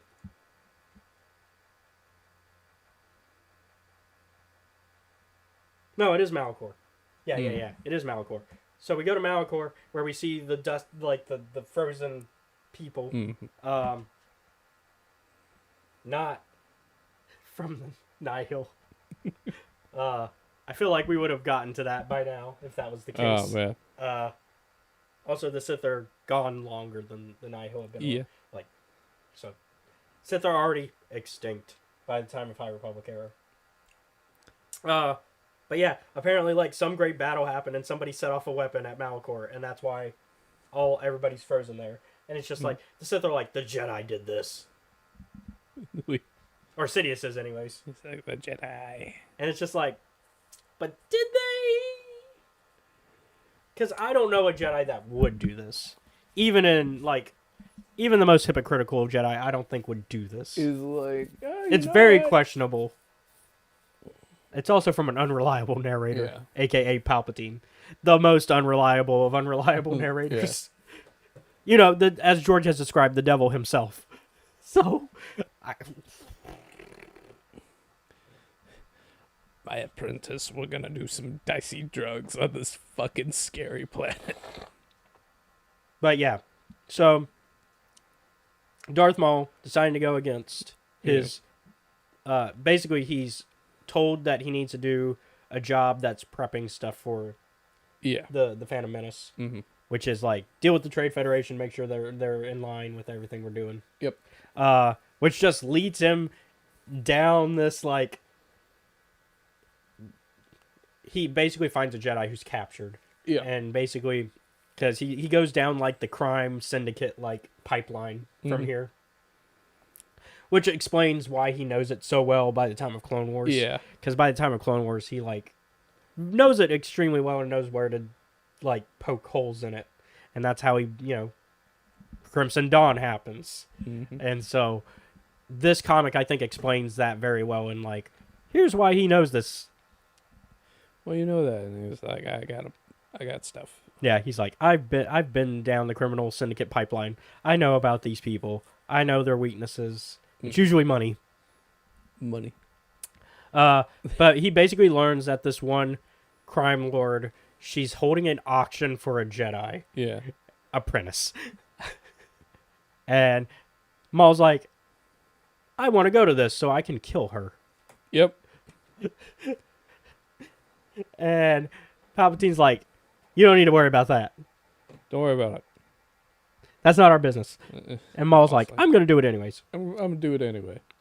So he goes on this journey where he hires Aurra Sing, Cad Bane, and I forget the name of the other guy. The little... There's Tech, but he Tech, yeah. fucking dies. Tech gets got hard. Yeah, and one more guy. Oh, yeah, one more. Yeah, who's the other person? Man, Tech's getting wrecked. I'm looking at the exact panel. If where it only gets... I could... I'd help you. If only I had eyes to see what the problem was. Oh, yeah, there's the droid that they kidnapped that has the information they need. Was there anybody else? There should be, but I don't think there... Oh. It's that bug-looking dude. I don't remember his name. Anyways, so Darth Maul basically hires a bunch of bounty hunters and is like, hey, we're going Jedi hunting. Okay. And this is after he's freed the apprentice because he breaks her out of the auction. And he's like, hey, you got like a little bit of time before I'm going to kill you because I want to chase you because it's more fun that way. Yeah. Because he's like, I got to challenge myself. Otherwise, what's the point of me killing a Jedi? Yeah. And because to Maul, this is his proving ground. I mean, that's why he's doing this. Like, it is to him, this is him proving himself as a Sith and going, I am worthy of the title. Yeah. And by the end of it, we learn that, yes, that it works out for him. Yeah. But we'll talk about that when we get to it. But he hires the bounty hunters and is like, hey, help me track down this Jedi. Yeah. All right, cool. we've got this droid. And as We're always, gonna yeah. torture him. And as always happens with bounty hunter stories, everybody betrays each other. Yep. So everybody immediately betrays each other once they get on the planet where the Jedi is, Yeah. and that's why Tech Tech goes out hard. Yeah. Was it Cad that did the killing blow? Nah, I think that's just another group entirely. Oh, okay. Although yeah, because they're separated. Oh at yeah, that because point. that's right. There's the Trandoshan group and the Pikes, and Yeah. because that's right, because the Pikes won the auction. Well, the Pikes did not win the auction. A Or- separate group did. Oh, And they yeah. were like, okay, well, we're not going to win because we don't have the money for that. But we're gonna steal her anyways. We're going to steal her anyways. And And the host for the auction predicted that. So they were like, I'm going to put a bomb in their shit just in case. so much betrayal. It's what you expect in a Yeah. crime lord story. And so eventually, after everybody else is dead, it's just and then Cad Bane and Aura are like, yeah, this ain't worth it. We're out. I'm going to leave now. Also, I love how much of a fucking love Cad Bane being like, all right, cool. I guess we'll have this like gunslinging duel real quick. And the Trandoshan's like, all right, boys, if he wins, let him walk. Yeah. And I'm like, the rest of his group is immediately like shot, killed, and assassinated from the shadows. And I'm like, you fucking. Bane's like, what? You thought I was gonna fucking play fair? Yeah. I'm like, yeah, that tracks. And so, yeah. So eventually, Maul and the apprentice, They duke it out after handling several other Which- interlopers. which they've had some interactions in between up till now, because they've been like, kind of having this back and forth of like the fact that she's not that different from him. Sort of, it's the you're the same, we're the same sort of. Yeah. Because there is a bit of a darkness in her that Maul senses, and He's like, man, because I think wonder if I could get this apprentice to go dark side. because he like comes this close to being like, what if I make her my apprentice, and then we betray Palpatine, but he doesn't. He doesn't. Yeah. He goes, nah. Instead, I'm just gonna fight her, Yep. and they duel, and obviously Maul wins. Yeah. Comes back to Sidious, and Sidious is like, "Oh yeah, I knew what you were doing this whole time. You think I don't know? What, you fucking... You think I don't have And informants he's out there? like, yeah, this whole thing was just... In fact, I set this up. Yeah. I'm the one who did set this up for you. This was a test, And he goes, as Sidious always does. have I failed? And Sidious is like, do you think you failed? He's like, our entire fucking organizational structure is on you doing the exact opposite of what I tell you to do. Also, it's like the whole reason we exist is to kill Jedi. So, what do you think? So I passed. Essentially, yeah. Like you passed because you killed the Jedi and you avoided drawing attention to the Sith. Yeah. Which are the two those are the two Primary primary objectives. Yeah, like those are the two primary objectives at this time. Kill Jedi, don't get caught. Yeah. And the only witnesses are Bane and Aura, who never find out he's a Sith. Yeah. And also, like, Bane's gonna be teaming up with Sidious all the fucking time in like a couple years. So, I mean, but yeah, I like this comic. I remember reading this as it was coming out. Oh, It's so it's great. so The good. artists Yeah, do it's very good. Yeah, it's The writers did an wanna make- amazing I job. want to make sure I give everybody the credit. They have the last names on the front, but let me make sure I get. So, Cullen Bunn is the writer, and then Luke Ross is the artist, with Nolan Woodard as the color artist, VC's Joe Carmagna as the letterer, and cover art by Rod Reese for #1, and then Raphael Albuquerque for 2 through 5. Mm. And then there's also a one-shot comic in the back. We can talk about it if we want. It was okay. It's It's just a tie-in to episode 1. Yeah. It's a what did the probe droid do during episode 1 to find Anakin? Just hanging out. Yeah, and so it's a cute little thing. That's from Chris Eliopoulos. Sorry if I butchered that. And color artist is Jordi Belair. But yeah, and then of course, a bunch of other people were behind this. Axel Alonso, obviously editor in chief at Marvel. Even I think he's still the editor in chief at Marvel. And so Joe Quesada, once again another classic Marvel leader. I think he's still the chief creative officer. But yeah, so good comic. It's a good classic canon Star Wars comic because this is still early canon because this is 2017, so this is still only 3 years into the new canon reset because 2014 is the reset, so 2015, 16, 17. So 4th year, but 3rd year of like, if you're, so it tells the story it wants to. Gets in, gets out. Yep. There is another one shot from the Age of Republic stuff that kind of is similar of like Maul once again, like it's a pre-Phantom Menace Maul, and there's a similar story. We'll talk about it because it's next season material. Bless you. But oh, my brain just Yeah. Oh, we were talking about how good this was. But anyways, I would give this a strong 8. Maybe 8.5. Yeah. I was debating whether or not to give it an 8 or a 9, so 8.5 is that nice yeah, happy we'll medium. split the difference. So yeah, if you like comics and you like Darth Maul, It's great. I like the running internal dialogue Maul Yeah, has. you get a lot. Yeah, because Maul is definitely Maul's one of those characters where unless he's speaking directly to someone he hates, he doesn't talk. a lot of Star Wars villains are very Shakespearean, even in the prequel era, and Darth Maul is like super Shakespearean. Like, especially because of that it's very Shakespeare inner monologue type deals where he's just like always like thinking ahead and trying to plan out his stuff.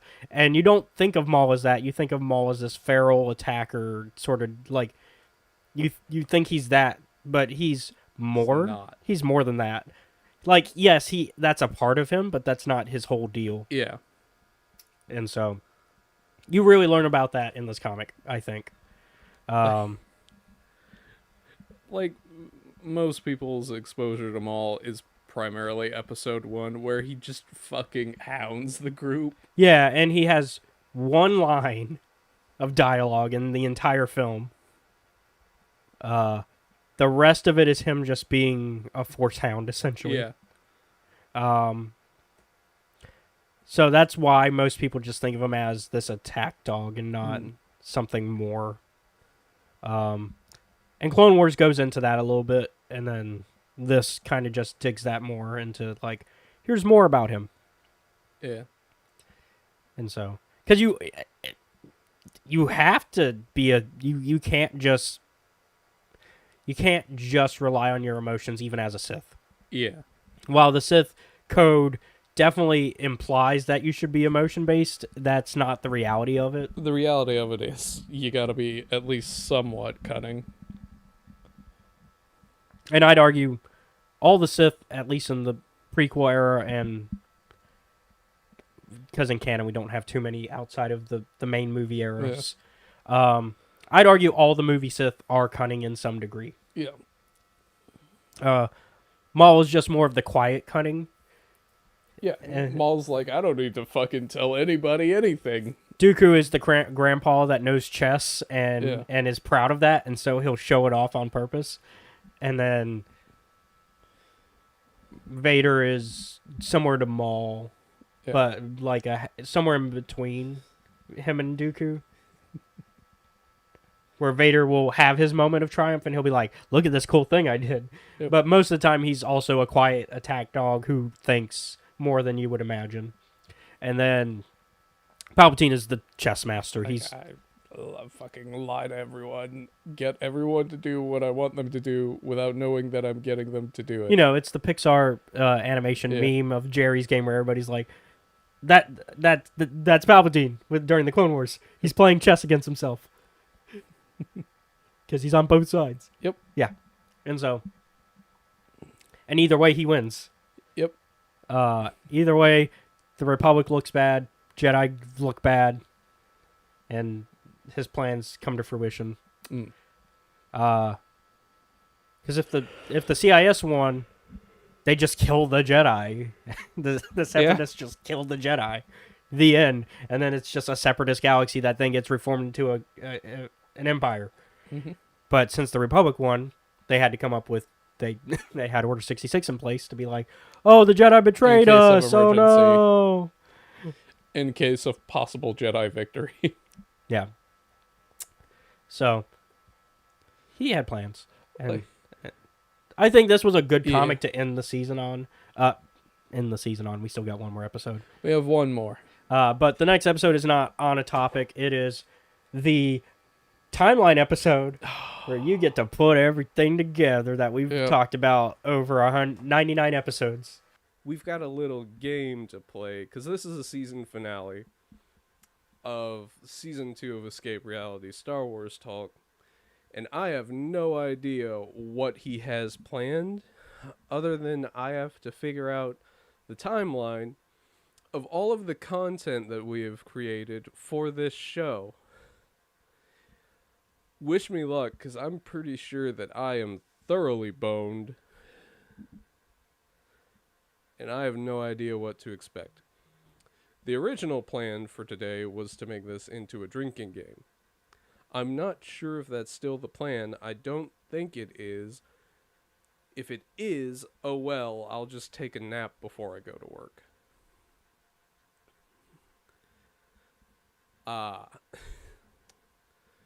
So I'd ask you how your week is going.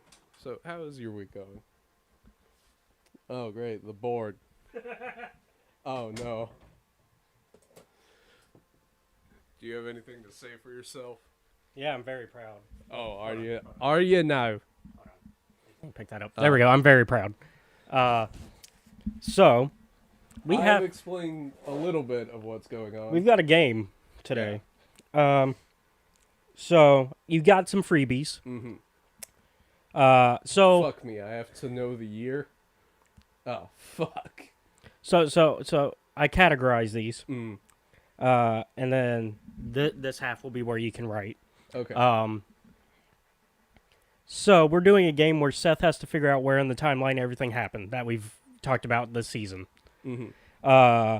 Legend stuff I gave you as a freebie. You don't have to know any of the legend stuff. All right. So Visions, that's the Visions one shot. Ronin, a Visions novel. Visions Volume 1 and 2.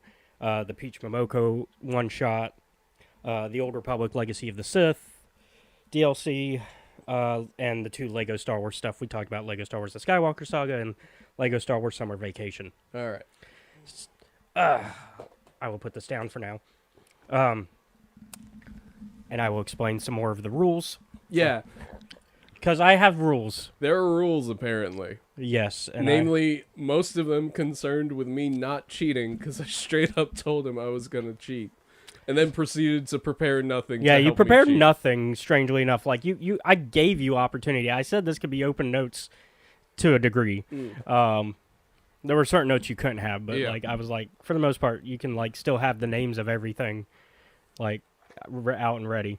I'm going to have my phone ready because we're going to need a timer.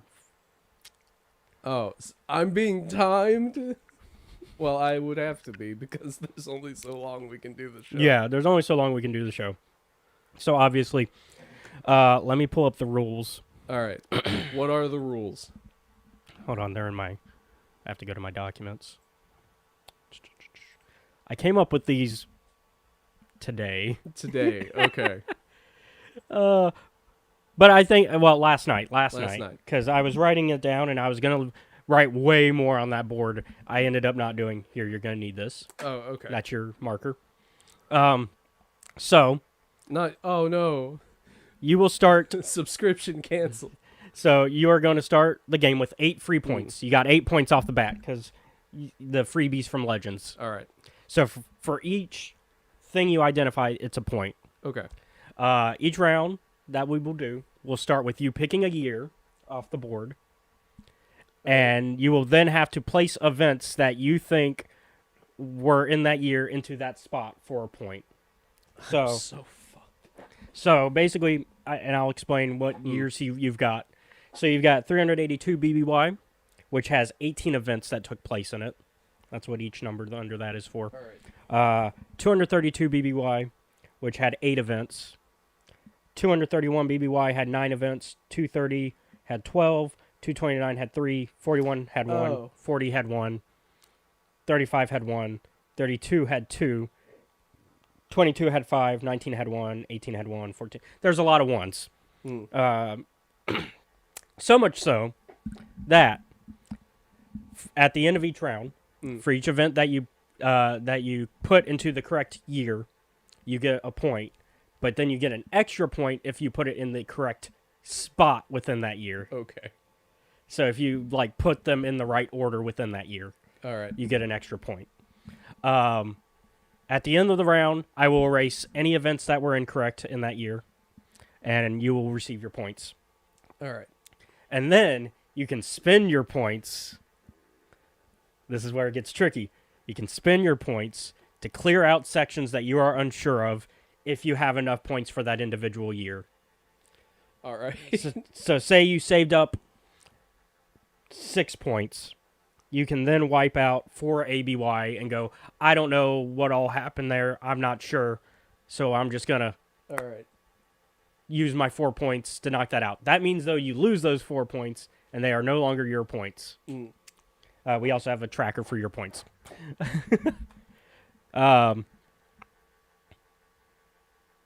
You can also do that. You can also clear out multiple years if you have the same number of events, if they have the same number of events in them. So, like the ones, like I said, there's a lot that have 1 event in them. In fact, there are 12. So if you have 12 points, you can just go, I just don't want to solve any of the 1 event years. Yeah. So I've saved 12 points. Boom. All the one year, 1 event years are cleared, and I fill them in. And then it's 6 points for the 2-year events, because there's 3 of them, so 2, 4, 6. And then 9 points for the 3-year events, 3, 6, 9, because there's 3. You then win. Here's how you win. You have to have at least half the points still left over once the entire timeline has been filled.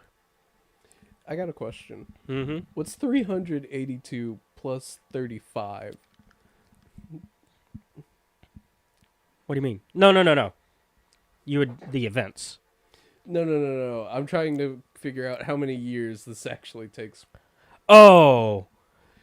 Just a heads up, I'm covering what is around 430 years of history in Star Wars in their timeline. To be fair, you're only going over 110 items, 8 of which I've already given you. All right. So, yeah, that's the total number of points. Well, it's actually double that in reality. You could get 220, but I made 110 the possible points. And then, All right. so you need 55 to win. Okay. And then we total it up once the board's been cleared. So, we'll go ahead and just jump in. All right. So, go ahead and pick a year. I'll start with... Well, I don't fucking know where any of this takes place. I guess I'll start with 0 ABY. Okay, 0 ABY. There's only 1 event that takes place that year. Let me, on my end, pull up what that 1 Okay. event is. Let me write down what I think it is. Yeah, I'm going to go. So for each time, you have technically 3 minutes on the clock. I assume you're not going to need 3 minutes to write that down, but I'm going to go ahead and start the time. Tell me when you're ready, and I'll start the time. You can go on and start. All right, we're starting the time now. He now has 3 minutes. You can Oh. read cursive, right? Yes. Okay. And yeah, I'm looking at it on my computer. I hope I'm right about this.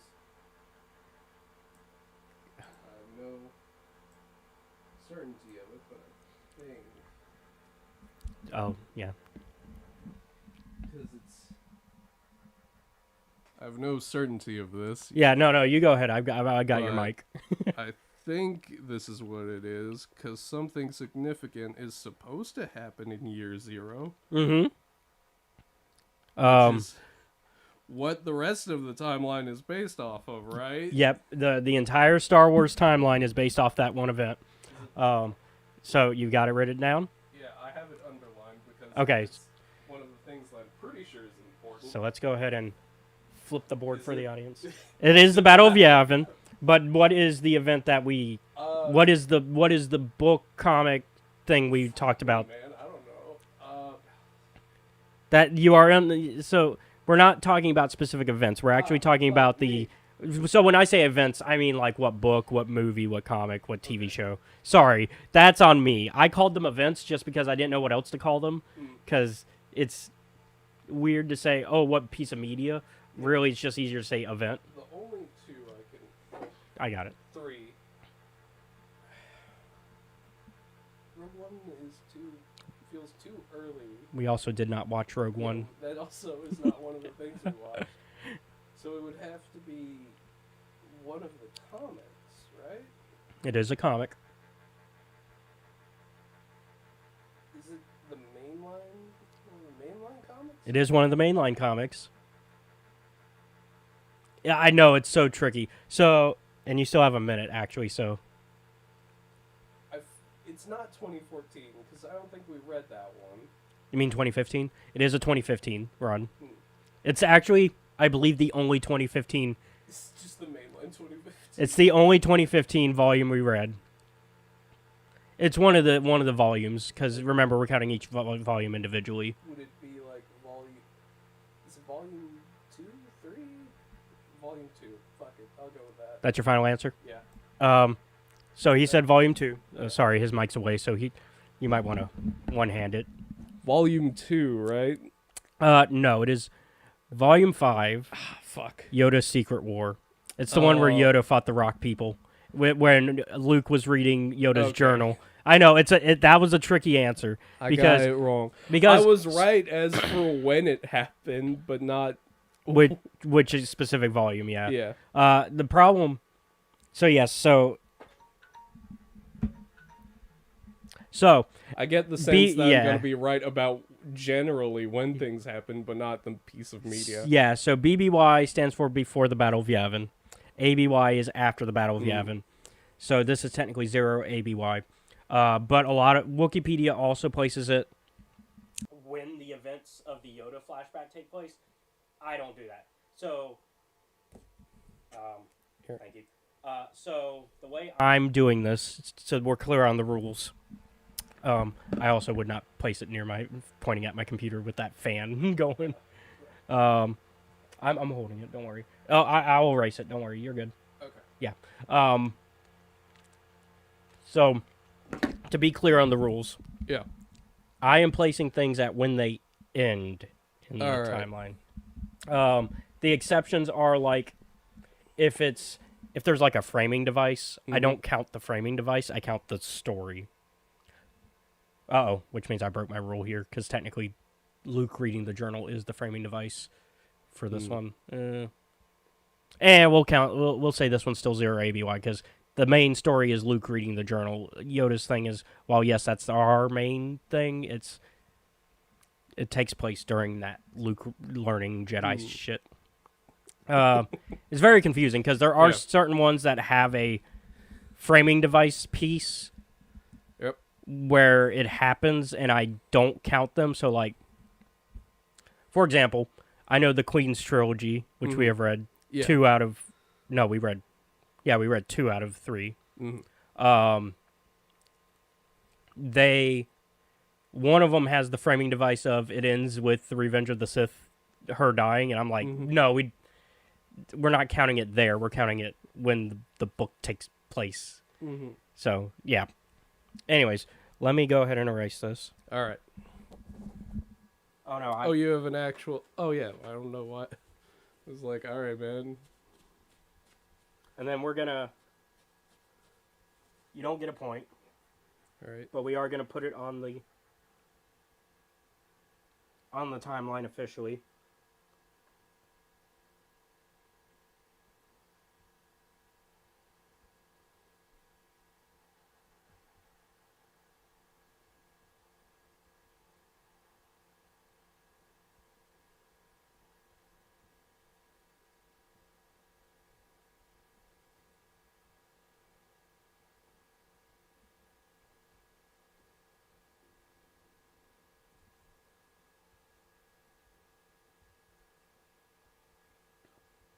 All right.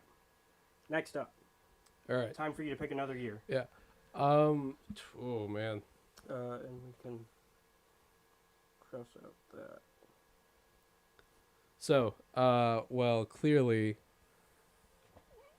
by starting with that one, we should jump all the way to the year. Are you going? So what is the strategy behind this? Are you now There gonna? is no strategy. Okay. The strategy is I pick a number and guess. Because I wasn't sure if you were gonna go for like some high points first or some low points, and so I didn't know like what the plan was The here. strategy is to be crazy and hope it works.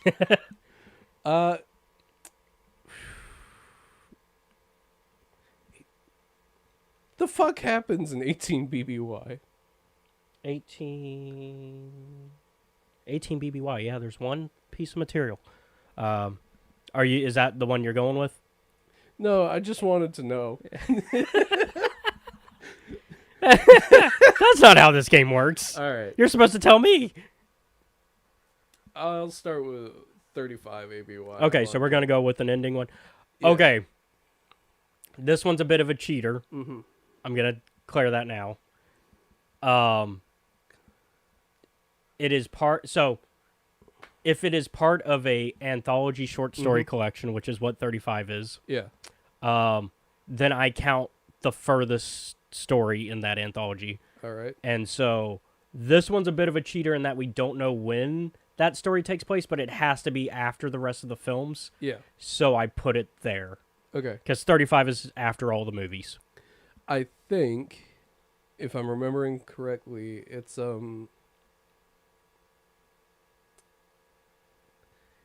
Fuck. What is the name of? It's Tales from the like. I want to say Halcyon Legacy, but that's not the name of the. Let me double check that I put that on there because you might have gotten me on something that I forgot to count. All right. So hold the board real quick. Yeah. And actually put it in front of you so that way I can So look that at I my can- yeah, so I can look at my stuff without you cheating. cheat, but I'll let you know I'm going to cheat beforehand. Yeah. Okay, I did put it in there. It is not in that year. Oh, it's not? No. It takes place while the movies are still occurring. Oh. Which makes sense because we're still dealing with the First Order. I figured they were like a remnant cell of the first one. Yeah, unfortunately that is the First Order proper. You're good. Man. Did you want to make that your year, I guess? Should we have started the timer? Yeah. Oh well. Okay. We'll start the... Hold on. For some reason, I accidentally added an hour. There we go. You don't get a full hour on one category. Especially when it's only got one piece of... That'd be a bit ridiculous. All right. Like I said, this is... So it's not a comic. It is a book. And it's a short story collection. It's not. Like I said, this one's going to be cheating. You're going to be mad at me that I put it here. And so will a lot of people at home. But it makes sense because of the last story. And I put... It is the third in an anthology series. I'm giving so many hints on this one, but because it feels unfair. Tales of the Light and Dark? No, no. Tales of Light and Life, or wait, which one? Because we also did Light and Dark. Yeah, that's Jedi, because there was the Jedi one, Tales of Light and Dark, which is what the Jedi one, It's the Jedi And then there's the Tales of Light and Life, which is the High Republic one. Yeah. But those aren't part of a series. This one is part of a series. Oh. No, that doesn't make any sense. Why would the Princess and the Scoundrel be here? Well, that's They're also not dead. an anthology. They're both dead at that time, so that doesn't work. It's also not an anthology. Yeah. How many fucking anthologies did we read? There's at least, I believe, at least one more that we read. Oh, God damn. Okay. Well, I don't know. Okay, so we're just gonna Yeah. not give you the point on that one. Yeah, I'll accept that loss. It is, from a certain point of view, Return of the Jedi. My reasoning is the Wills section at the end, because there's that Wills, the Return of the Wills, and the Wills are the keepers of the story of Star Wars, and therefore we know they cannot be around during the events of Star Wars. Okay. And so the only place I can put them is at the end of the timeline. All right. And I'm a little heated on that. Like I said, you will not be happy with that one. Okay, but I understand why. And I'm not happy about it, mind you, but I hey, get it. cheat code for the future episodes. Whenever we get to the other, from a certain point of views, they all end with stories from the Wills. Mm. So there's a little cheat for when we get back to this. All right. Although we're not doing from a certain point of view for a while again, unless they do a Phantom Menace one for the 20th anniversary soon. So that's.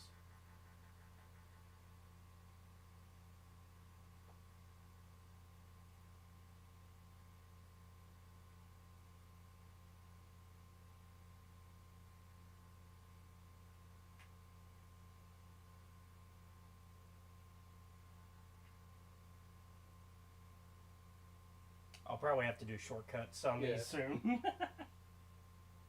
Because there's just too many things.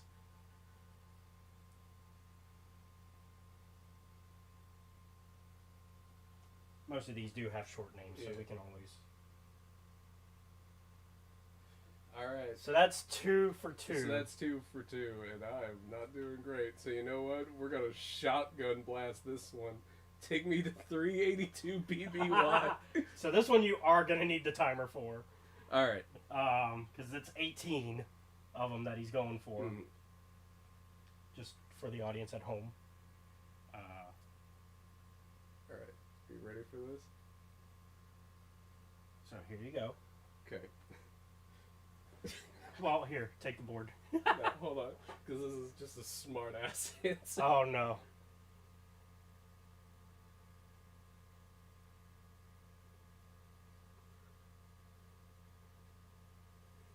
Yeah, I mean, yes. Yes. It's almost exclusively High Republic stuff. It's just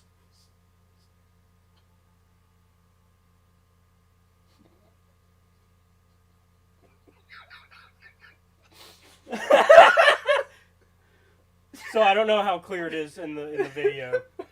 He's just putting High Republic Phase 2. That is the technically correct answer, but not the answer we're looking for. That's like, what happened in this year? I don't know, the year 19 whatever to whatever. That's what happened. That is the technically correct answer, but that will not get you points. Yeah. Do you want to take it seriously? In all seriousness, though, I'm imagining... Okay, well, I'm going to go ahead and... Yeah. Clearly, the first thing that happens is High Republic, the Blade. So, well, go ahead and write down the order you think they happened in. Blade. Yeah. Da Blade. Electric Boogaloo. Mm-hmm. Followed up by the Blade leads into Path of Deceit, I think. And you can shortcut them. You don't have to write the full names for all of them. Path of D. Yeah. There we go. I'll know what you're talking about. And that leads into Not the Battle of Jeddah. The Battle of Jeddah happens a little bit later. What the fuck is the name of the book that has... I will give you book names if you can tell me what it's about. Okay, it's the one where they're like, we're gonna try and get Arum and Orono to agree to the idea of a peace treaty. Convergence? Convergence. Cataclysm into convergence. Which is what I think happens. Because things have to get worse before they start to get better. Cataclysm. Chris Evans have 3 humps. Yep. Then convergence happens. Yeah, but I'm gonna need your help. But convergence isn't really convergence. It's more like people converge next week.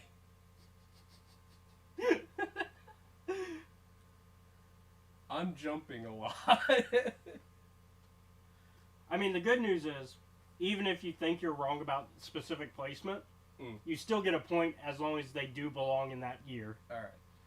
And then, after convergence, there's not Tempest Runner. Tempest Runner happens way later in the timeline. Fuck. After Cataclysm Convergence. Battle of Jeddah does happen pretty soon, but slightly before that is Sav Maligan's Padawan Detour. And I did count volumes 1 and 2 as 2 different Okay. things, so Let's do it with the fuck. yeah. Sav's S Wacky So. Adventure. That's what that's gonna stand for.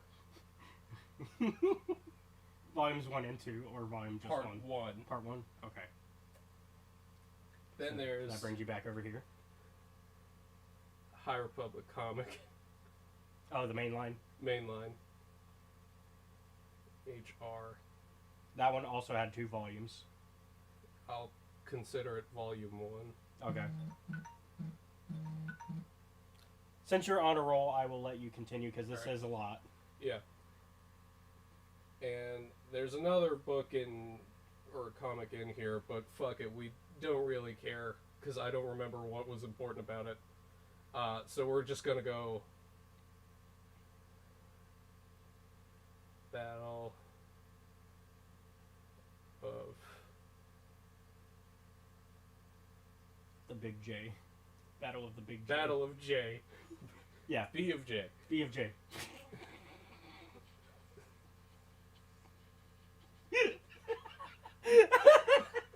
Keep going, keep going. Alright, so after that we have what was it? I'm gonna assume that Do you want to tell me what it's about? what, the Battle of Jeddah? No, the thing that you're trying to remember. Or is this a...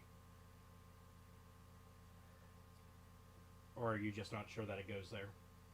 No, it has to happen after that.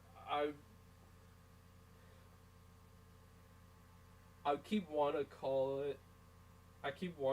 it the Night of Tears, because that's like the in-world thing for it.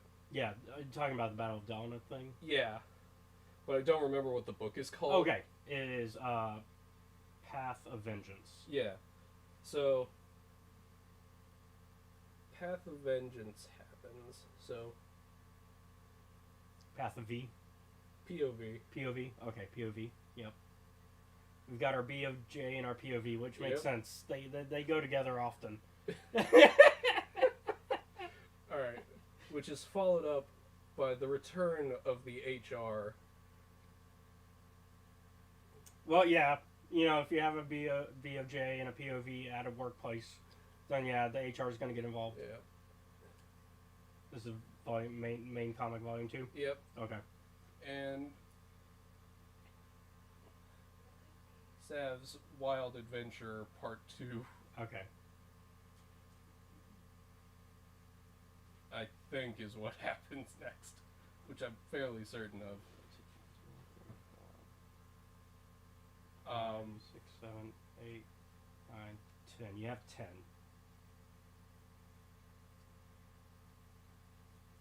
What the hell happened in this year? This series of You are missing some short stories. Oh. You're also missing a comic. Edge of Balance happens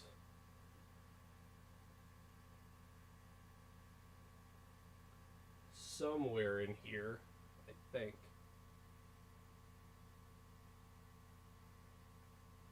Not Edge of... Is it the Edge of Balance? Or is that the one they use for the manga ones, or is that a different thing? So the manga are called Edge of Balance. Okay.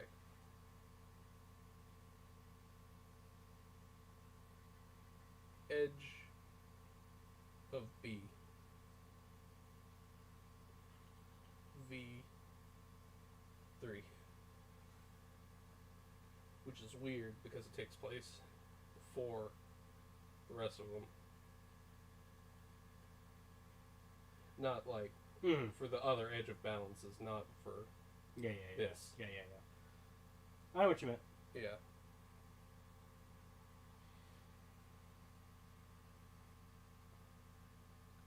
And then there's Nameless Terror.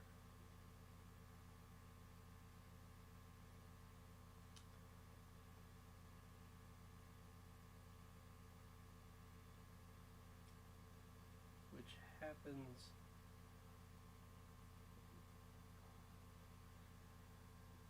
some point in between over here, I love how it's just becoming a, like... I think. Okay. So you still I- have 6 Uh, more, because that's 12. Fuck it, I'm done. Okay.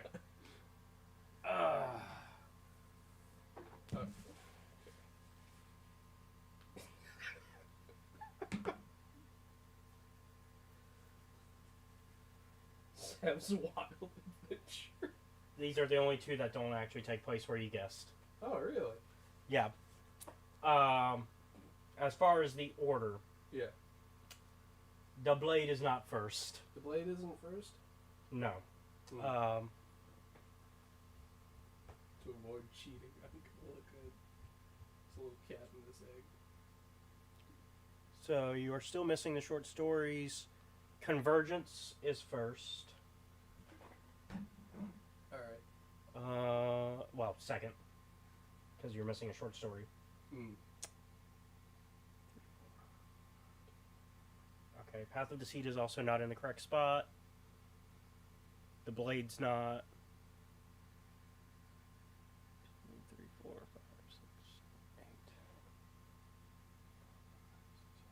8. Okay. Neither of the High Republic Adventures, which is Sam Maligan's Wild Adventures, Hmm. neither of them are in the same place, or in the correct spot. I think the Battle Jet is also not, but let me double check. Mainly because you shorted the year you're missing, so I think it's in the incorrect spot because of that. Same thing with the High Republic mainline, and then Convergence and Cataclysm are also in the incorrect order. I will put these in the correct order out of the ones you've given now, but I will only give you points, the 1 points for getting them in the right year. Alright. So that's 1, 2, 3, 4, 5, 6, 7, 8, 9, 10. So you now have 18 total points because you had the free 8. He's got points on the board. Yeah.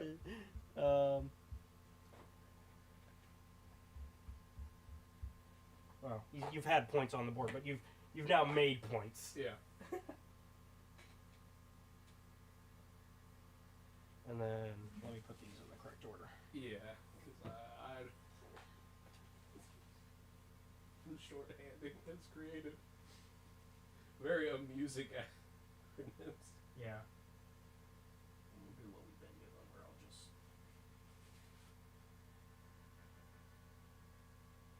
I know it's so great for the audience to see our backs. Yeah. Can you talk to them while I'm? I mean, I can talk to them a little bit. Yeah. Do I have to? Yeah, just tell them how you're feeling right now. So- How confident is your levels? You know, almost like on a game show I'm when just- you've got the sidebar going on. I'm just trying to figure out what the fuck I'm doing. Because to be honest, I have a few key, like, these are important things that happen, Mm-hmm. but some of them are like, this isn't important, why would I remember this? Or like, this is important for this reason, Yeah, but other than that, I don't know what the fuck happened. that is fair. Like, I don't remember what the significance of Sav's wild adventure was, apart from, like, a character study of, like... Which, it can be just, I mean, not every story has to be beyond that. Yeah.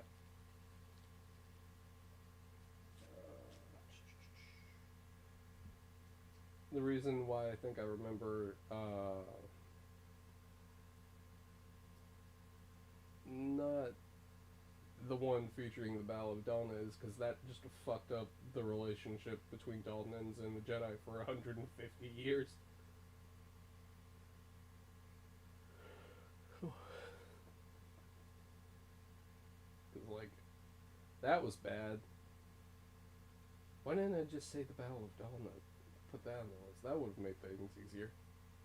Well, because that's not a book. That's not a book. Should have been. Just call it things what they are. Oh well. I'm not a publicist. What would I know?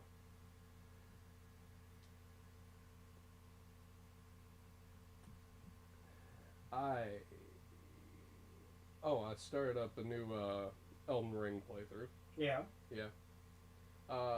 Because I was like, I haven't gone through and started as a vagabond. I'll start as a vagabond. But I don't like the starting weapons that they have, right? Mm-hmm. So I was like, I want to use a great sword, right? But I also wanted to kind of like have a passive bleed effect. And the two ways I can go and get that done are like sneaking around and stealing it from Caled, and then going and getting a like a blood art. Not a blood art, an Ash of War on it, right? Mm-hmm. And I'm like, or I could go further into Caled, sneak past a bunch of guys, and just take one of the swords that already has, like, a bleed effect on it. So that's what I did. And for any of you who have not seen what Caled looks like, you're free to look it up on your own time. 1, 2, 3, 4, 5, 6, 7, 8, 9. One more that I'm. Oh.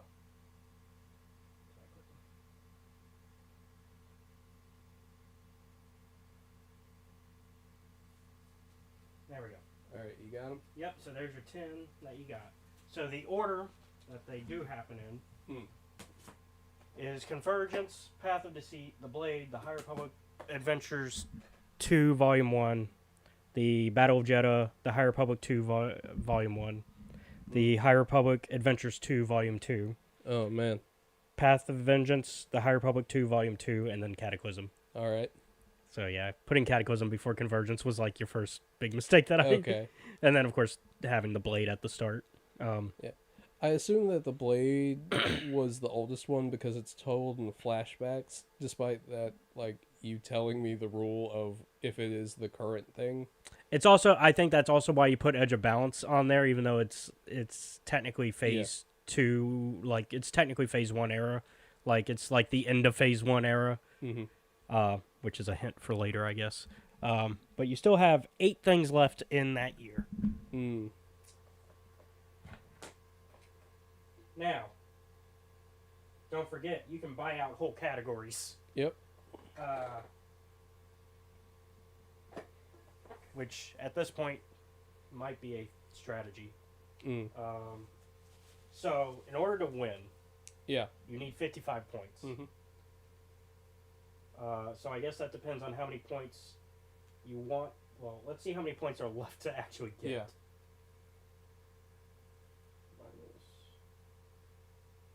So there are 90 points left that you can still get. Hmm. Because you've lost your chances at 35 and 0 ABYs points. And you've gained 18 already. Yep. So.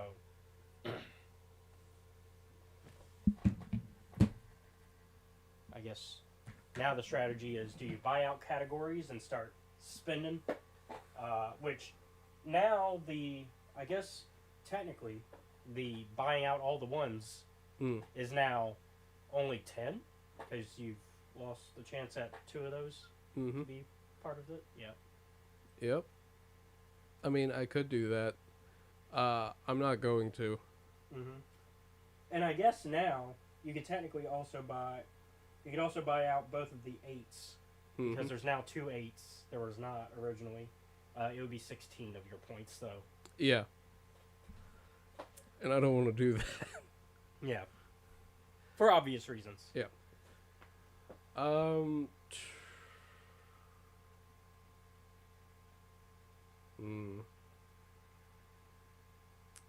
Ultimately, I don't know what a lot of these are. So I will say, I will go ahead and put these in categories that will help. 382 to like 32 is what we've actually considered the High Republic era. That is not the official High Republic era. Yeah. That is what we considered it because when we started the season, that was before they gave an official ending year. Technically, it ends like around when our 229 one is currently. It technically ends in like 100 BBY, but we didn't go over anything in that year. Yeah. And then like 41 to 19 is the prequel era. All right. And then you've got that in between era before the movies. The in between, like, so 18 to 0 is like before A New Hope. Okay. And then like 0 to 4 is the original trilogy. And then you got the 9 to 34 ish, 32, or yeah, 34, 9 to before 30, like 33, is before the sequel era, and then sequel era, and then post movies. Okay. Well, I guess.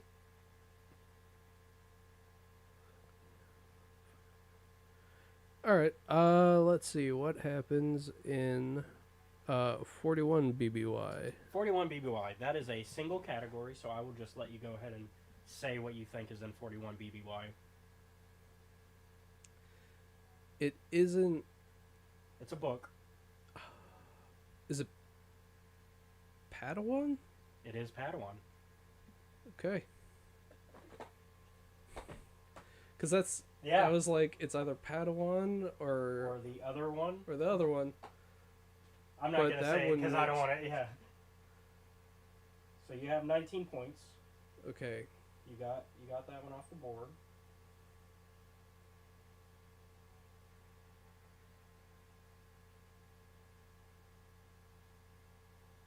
I feel like there's another freebie now that you know where Padawan is. Yes. Would. Do you want to just go for it? I'm going to assume you're going to go for the 40 BBY now. Yeah. Is it Master and Apprentice? It is Master and Apprentice. Look at you. Because it would be weird if Padawan happened after that. And I know it can't take place 200 years. Because Obi-Wan's a human. They don't live that long. So you now have 20 points on the board. You are now starting to get the game. Okay. Yeah, go for the ones you are All right. mostly confident with. So if I just say... Are you just going to go down the line now? No, I was going to say, like, technically this is a correct answer, just being a smartass as well. 22 BBY, The Clone Wars. It's the start of the Clone Wars. Start with Clone Wars. So Attack of the Clones, followed up by The Clone Wars. For 3 years. For 3 years. Also... Because it's a 3-year war. Yeah. Also, Tales of the Jedi happens in 22 BBY. Except it doesn't because of our flashback rule. Well, Tales of the Jedi also doesn't happen because of future episodes. Because remember, Yeah. we're looking at Ahsoka and Dooku's life, Mm-hmm. and there's an episode of it that's Ahsoka's that is after the Clone Wars. Mm-hmm. So that doesn't really work. So it has to happen in 18 BBY. Correct. I will give you that.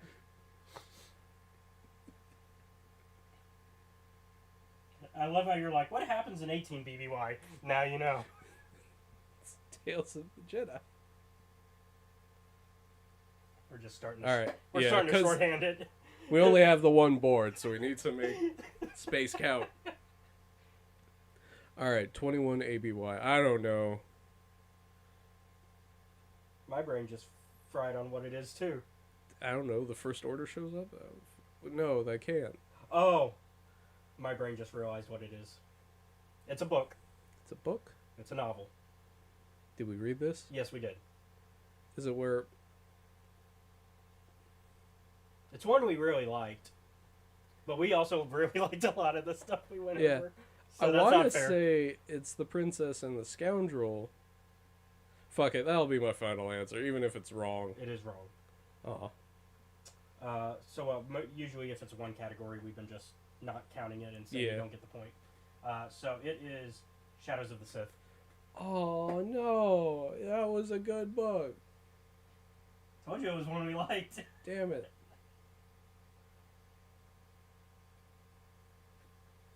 Sots. Sots. Sots. Sad. Damn. It has a ghost jumping. How could I forget when that happened? Yeah, it's got a bunch of ghosts jumping Luke, and then Anakin coming in to help. Yep. Anakin says, "You ain't jumping my son." From the grave. All right.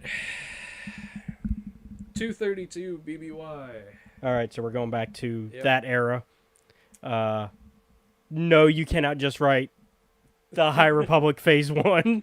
because I know that's what you want to do. First things first, the Amaxine Station incident, aka Into the Dark. Well, here, right? I'm going to let you... We're going to go back to you writing, and I'm going to start the timer here. Take the board entirely. Okay. So that way I can look at the answers while you're doing that. Tell me when... Hold on, let me pull up the timer. All right. And then tell me when you're ready. Are you ready? Yep. Go. I will abbreviate it. Yeah, go ahead and do your abbreviations, and then afterward we can look at what is correct.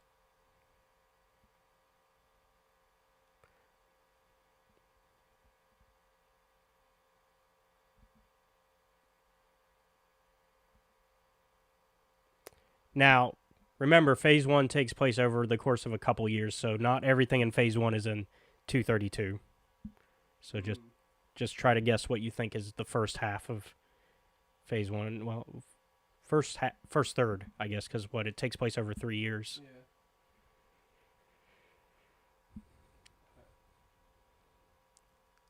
This is wrong, but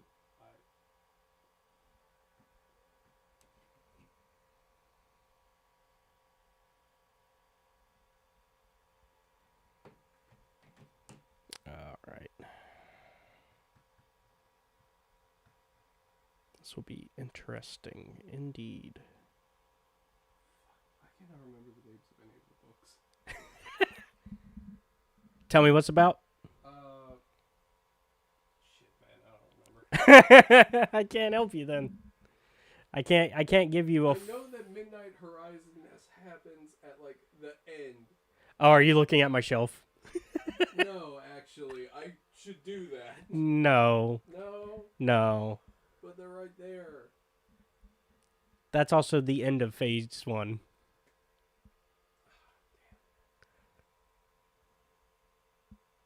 That's not helping me much either. No. actually. You've got a minute and some change. Okay, well, I'm gonna say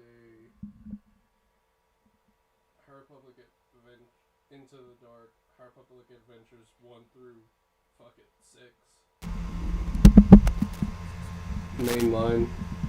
I'll put ML for that. Into. Some of these happen congruently, so. Mhm. Uh,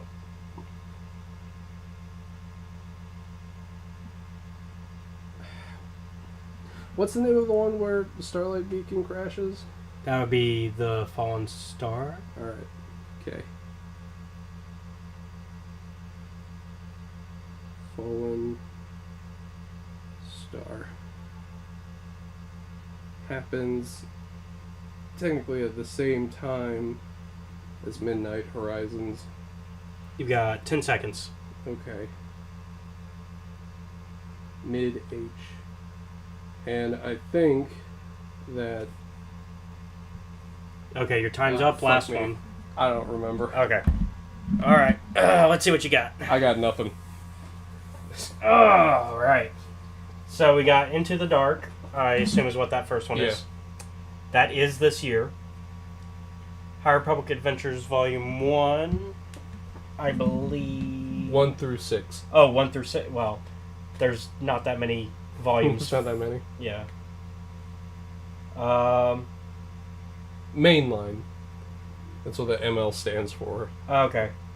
So you did Volume 1 for just Adventures, and then Mainline you did 6. There's not 6 for Mainline either. High Republic Adventures Volume 1 does go here. Volume 1 of the Mainline goes here. Fallen Star and Midnight Horizon do not go here. Yeah, they have to go down here somewhere. They don't even go here. Shut up. They do now. However, from like this is technically correct, it's not the right answer. Yeah. You got 3 points. Alright. Because I don't even think those are in the correct order either. They are not. Alright. My assumption is that buyout causes me to lose any points that I have earned. Correct. That's what I figured. So you have 23 points now. Let's see, that was 232 BBY, right? Mm-hmm. And then I believe the correct order. I think those are technically in the correct order out of the 3 that you wrote, but not in the full order. Therefore, Yeah. they don't. You don't get the bonus point.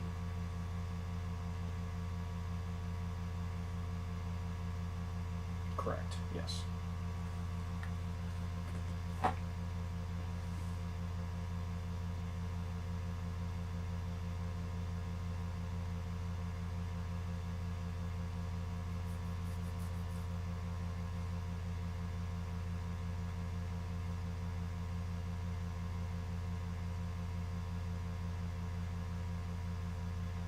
Okay.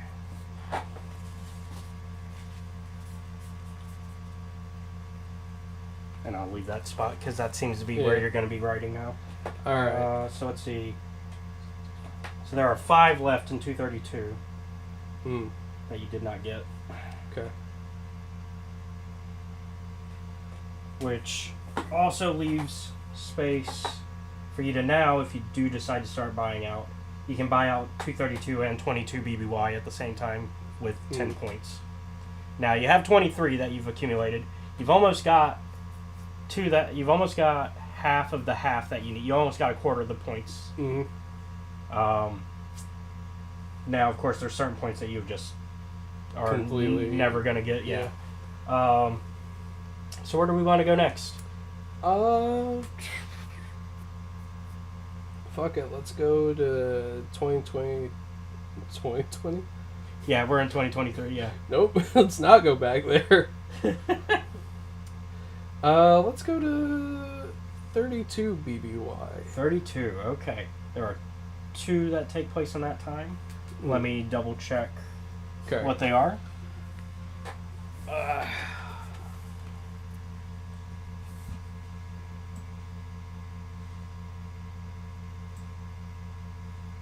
Okay. Yep. That's what I thought. Okay.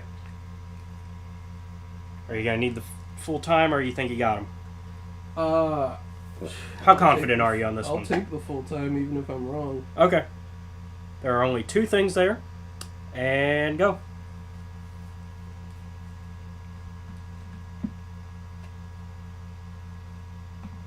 I'm curious on this one. That's not the name of it. That's the name of it. I think he might actually. I think he has at least one of them. I would hope he has both, though. But I think he's at least got one of them. We'll see.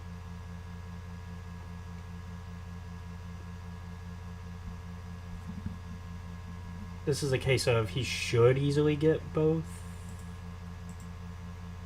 But you never know.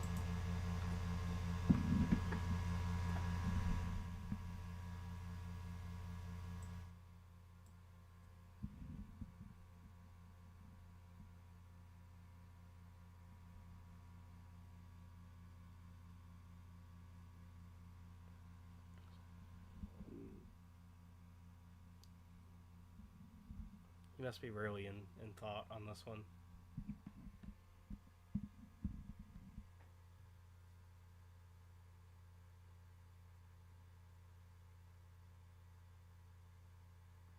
Okay, I think that's right. I'm not sure, but I'll go with it. Okay, we're going with final answers? Locking Yeah. them in? Yeah. All right. You did it with half the time left. Okay. All right. So, we've got...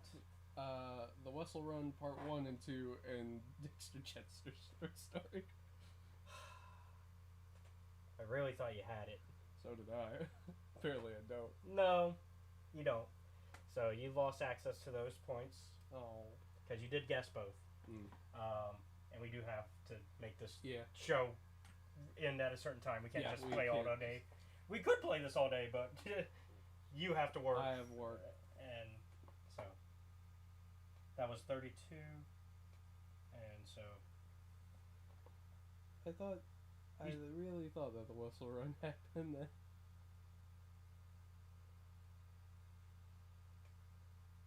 Queen's Peril. Oh. Actually, technically, that's the second one. The first one is actually the Darth Maul comic that we just read. But I was like, there's no way that'll happen there. It clearly has to happen in 35 BBY. So it's the Darth Maul comic, and then Queen's Peril, because Queen's Peril is a retelling of the Phantom Menace, I see. which 32 BBY is the Phantom Menace year. The good news is next season, you'll have access to this. You won't the parts of the timeline that we've already gone over, you will have access to next time we play this game, which means you'll know, at the very least, when the Phantom Menace takes place. Yep. I did think about asking you when the movies took place to help me, but I'm like, no, it's more fun if I just guess. But I mean, you're on the right track. You had the right idea. Unfortunately, not enough to get those points. So does the Wessel Run happen in 19 BBY? No, it would have to take place in 22 BBY. Are you trying to lock answers in? A little bit. Well, you but gotta- I you have gotta- to wait. You have to final answer it. Also, I'll if you're final just gonna. answer that shit. I don't. So what are you final answering? I'm putting the Wessel Run in 22 BBY, even if it's wrong. I don't care. That is incorrect. Oh man! Then when the fuck does it happen? You have to guess. You're not getting a point taken away because that was only one guess in 22.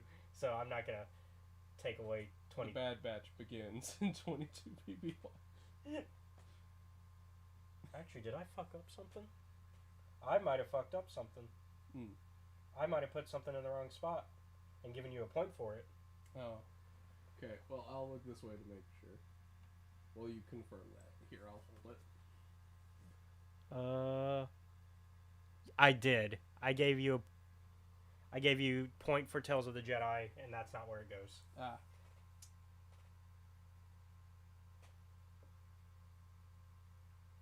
I will put what actually goes there. since that was your final answer guess on a single one. It was Bad Batch, season 2.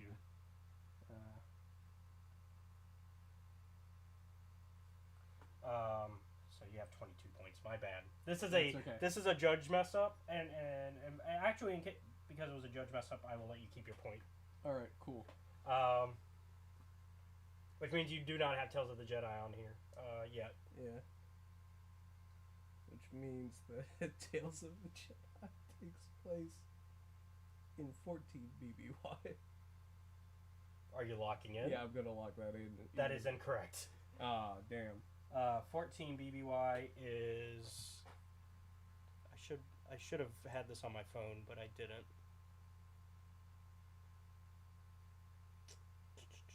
Inquisitor, Oh. Rise of the Red Blade.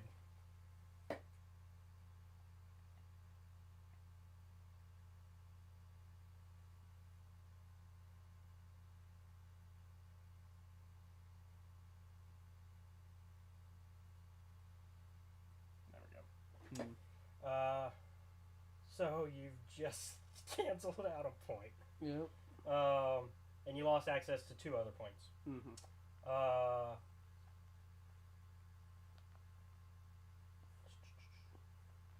In fact, because I messed up, Yeah. I will be so kind as to just go ahead and put Tales of the Jedi on the board for you and give you an extra point. All right. Oh, and actually, you should have been getting an extra point for the ones for the one-shotters, because you've been putting them in the right placement as well as the right year. So you've earned some points anyways, by my own rule. So you should have had 24, 25,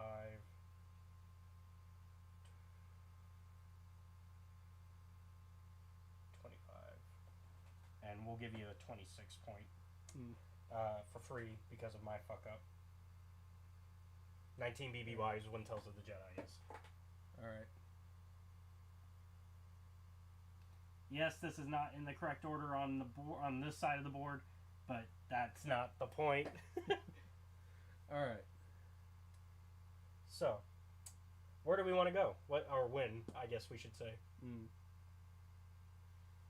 You are past that. You are past the halfway point to getting the points you need to win. Mm-hmm. So, do you feel comfortable enough to start spending them yet? Is the real question. If the goal is to get at least 55 points, right? Mm-hmm. And I have 26 of them. Mm-hmm.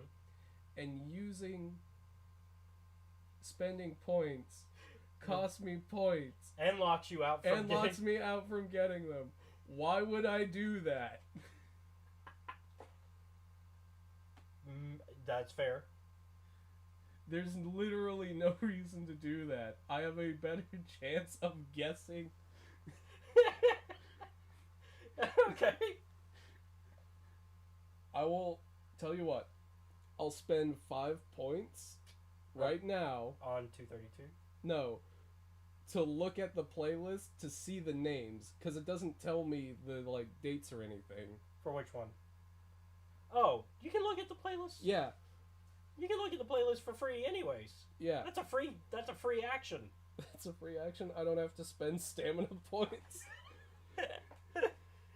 D&D jokes, and I guess RPG in general jokes. All right, cool. Then I'm gonna use that free action. Yeah, that's right. Cheating. It's not cheating because we went over this last week. We said you should have looked over the playlist beforehand. When she said he didn't do any studying, so this is on him really for not having done it ahead of time. Is really what I'm seeing. But you know. All right, so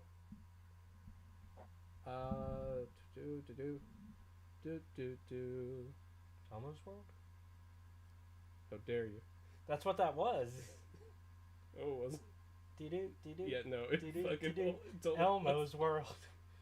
All right, so Don't call me out on my Sesame Street knowledge. all right, I know this is wrong, Okay. but Are you going for one of the ones, I guess? I'm going to go with 9 ABY. Okay, that one has 4. Yeah. They are all stories that are connected directly. Hmm. Let me double check in my head about that.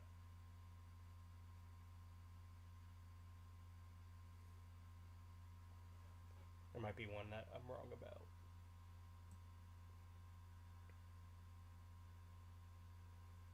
You said 9? Mm-hmm.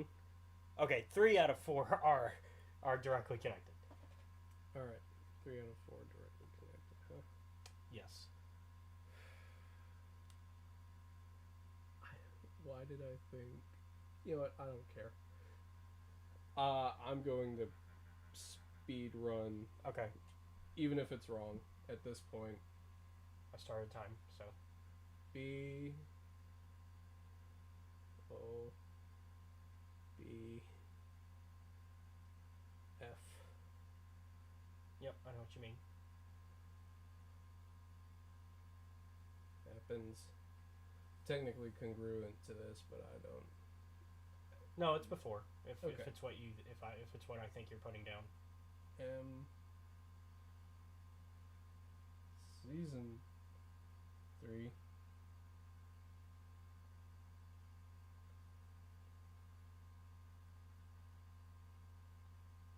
And then it's the last one that's really because I will tell you that you've gotten 3 out of 4. So okay. Oh, not Ahsoka. I know I know what you meant, Ahsoka. Ahsoka's wonky, your cousin Ahsoko. Ahsoka. And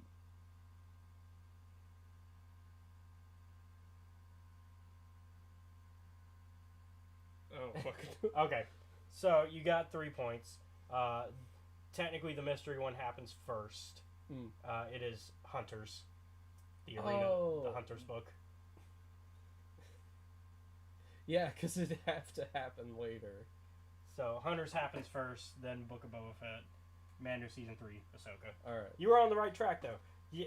So you got 3 points. Look at you. So you got 29 points total. All right. How are we doing for time on your end? We're 2, 3. Yeah. We've still got a bit of time. I was about to say we should be fine. Yeah.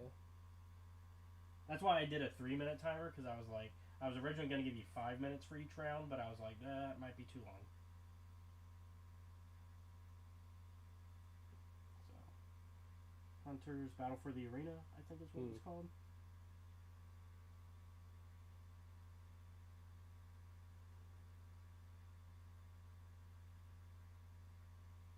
Bob.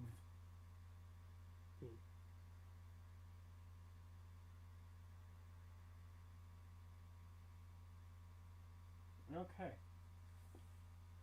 Oh wait, no, that one doesn't count. What? It's the Oh, you're looking. Visions one. That yeah. I was looking at. I'm like, Yeah, Visions doesn't count. Visions is even if I gave you the Legends free, even if I didn't give you the Mhm. Legends freebies, it's not on the timeline. So therefore, doesn't where matter. would we put it? Yeah. I've been elbowing Legends here Damn. so much. Use your legends. Actually, I've been, I guess, Thumbing. well, more of wristing, All right. but yeah. Okay. So. I'm going to say. For 13 and 11.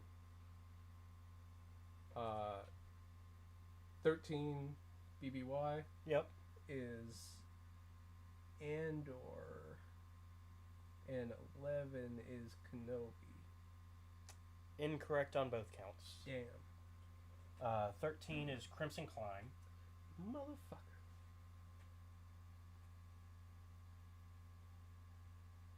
Crimson Climb.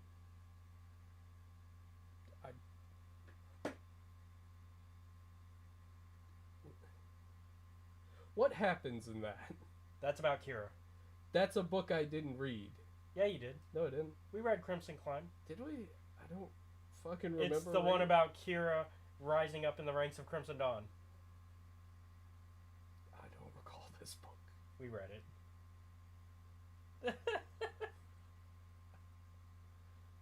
I'm pretty. I am 99.9% sure we read it. I will only ask for this once. Make sure of this.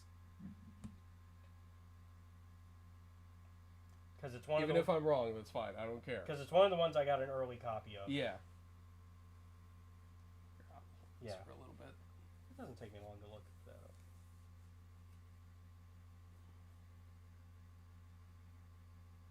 Uh-oh. Does Seth have me on something? Hold on, wait.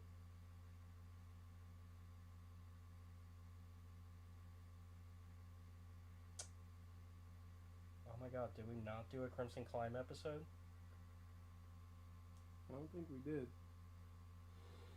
Because I also remember the other book you were telling me about at the time. Well, that was Tales of Light and Life. No, I mean the other pre-copy that you got. It was Tales of Light and Life. Because I got Tales of Light and Life and Crimson Climb at the same time. This was a superhero one that you were also reading. Oh, non-Star Wars. Yeah. The George R. R. Martin one? No. That's the only superhero one I could think of.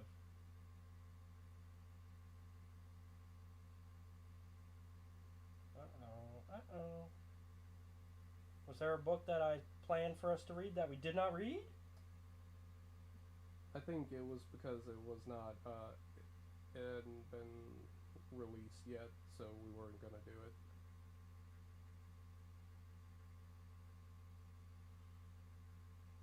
Oh, no. In that case,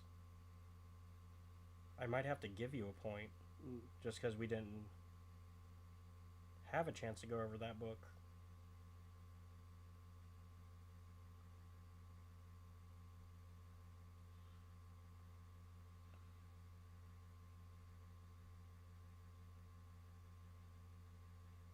Okay, well, I do not see it, so we must not have.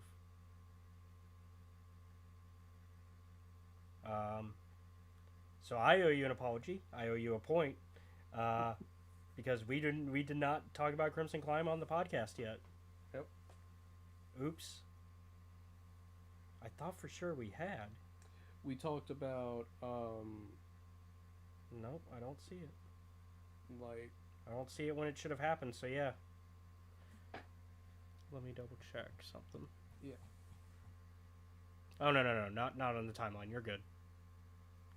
So I guess that might be one of the things we have to immediately talk about next season. Okay. So, you get a point back. oh, no, No, you're good. okay. That's not answers. So you get a point back. We did not go over 13 BBY. So 13 BBY does not exist on this board. But you get a point back. Because you corrected me. 11 is still incorrect, though. Oh. Because that, what you said, it was Kenobi. Yeah. It was not. It Oh. was Jedi Battle Scars. Ooh. Okay. And that one we did read. Yep, we did read that one.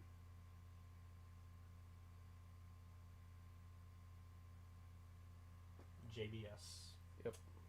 So you have 31 points. Or 30 points, sorry. Alright. Because you got a point for correcting me. Yep. And actually, I'll give you 31. There you go. A grace point. Okay, well, that helps. Yeah, lot. that actually does help. Okay. 22 BBY.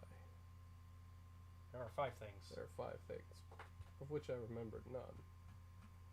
This is the time of the Clone Wars, the start of the Clone Wars.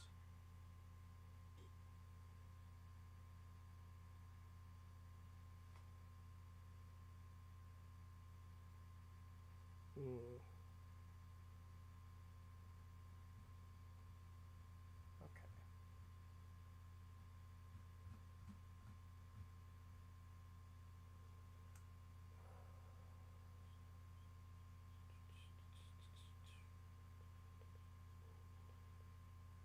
Alright.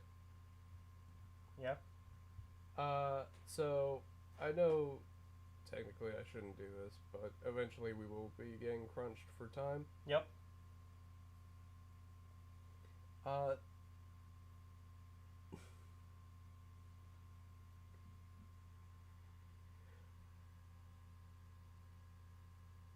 Are you about to buy some? I'm gonna buy some stuff just to speed along. Okay. I will buy 3 ABY. Okay, so that's 13. All Yeah. right.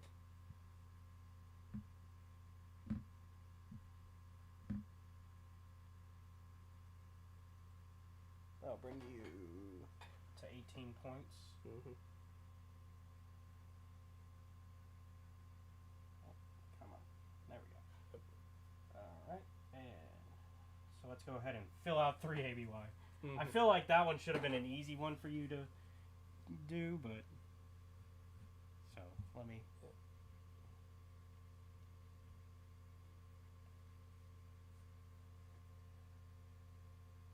Three ABY. That includes Yoda, War of the Bounty Hunter,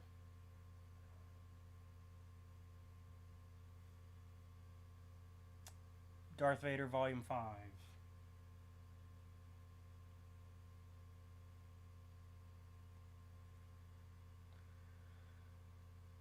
Bounty Hunters Volume 5,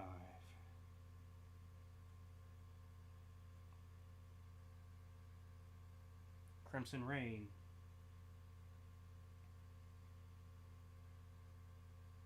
Dr. Aphra Volume 5,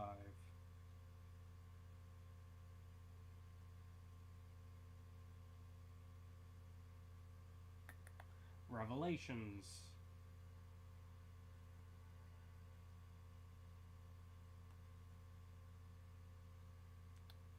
Sanastaros,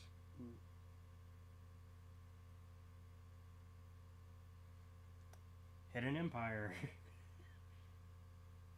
Yeah, it's all the in between 3 and in between episodes 5 and 6 stuff. Star Wars 2020 Volume 5. I feel like this was one you could have shotgunned, honestly. Darth Vader 2020 Volume 6, Star Wars 2020 Volume 6, and Darth Vader 2020 Volume 7. Mm-hmm. So, yeah, this was... Honestly, you should have tried shotgunning this one if I was... But I get it. We're trying to fight the clock. Yeah.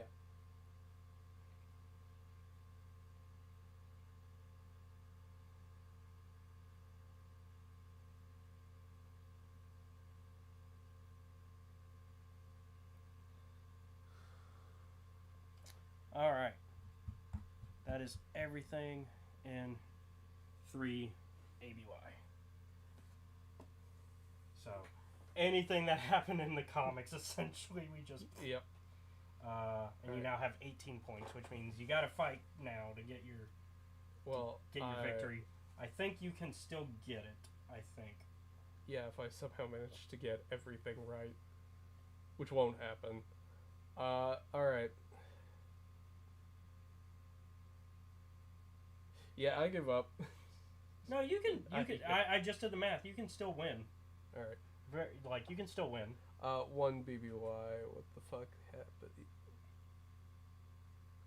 There are 3 events in 1 BBY.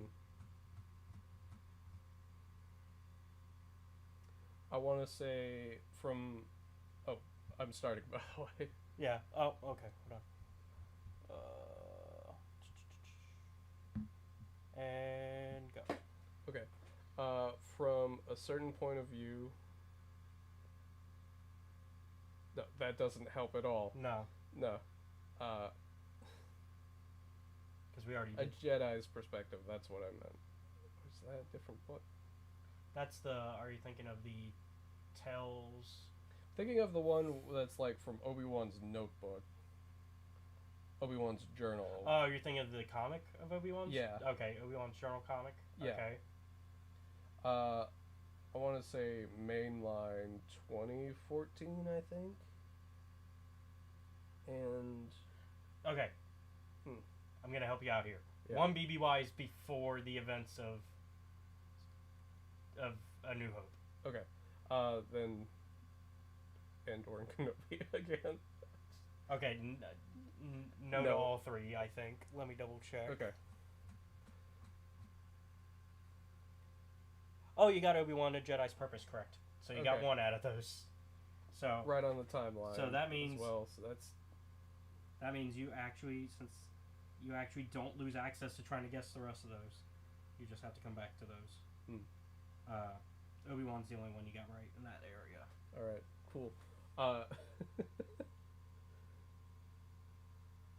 And not the TV show, the comic. Yeah.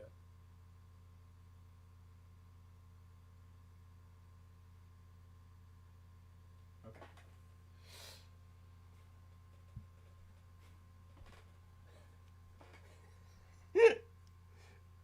So anyhow, You still can win. I've done the math. 2 BBY. To be UI. And let me hold on. Hmm. You said Obi-Wan last, right? Or no, you said the comic first, didn't you? Yeah. Yeah. So never mind. I was about to give you an extra point, but Yeah. that's not the correct order. Anyways, 2 BBY. 2 BBY. 2 in that. All right. Here's a hint. Mm. There are Volume 1 and Volume 2 of the same comic run. Okay, clock's going. Okay. Is So you can just say the comic run if you know what comic it is, because it's both parts of that single comic run, and it's a comic that ended after Volume 2. There is no other. Oh, is it Han Solo and Chewbacca? Yes. All right. Volume 1 and 2. Yep. Yep. So that is 20, 21, 22, 23. Mm. Because correct order. Yep. See, you can catch up. Oh, It's man. possible. It's gonna be tough, but it's possible. Yeah.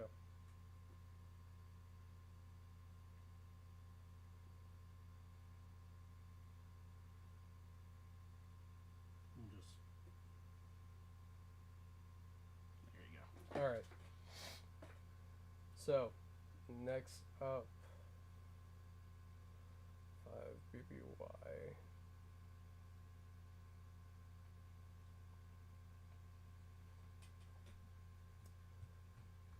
They don't take place in the same year.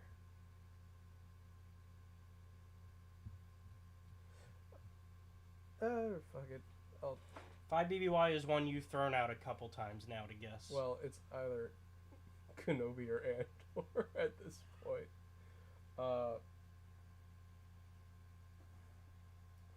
I'm gonna say Andor though, you are correct. because I think Kenobi happens earlier because Leia's still pretty young at that point in time. Mm-hmm. So that is another 2 points on the board. You are back almost where you were. Yeah, See, you could. man, buying these is what fucked me. Yeah, buying 13. I'll 13. say 13 was a high buy, but Yeah. I mean, especially for this one, because I thought 3 ABY was. I thought honestly that was the one you were gonna shotgun guess, Mm-hmm.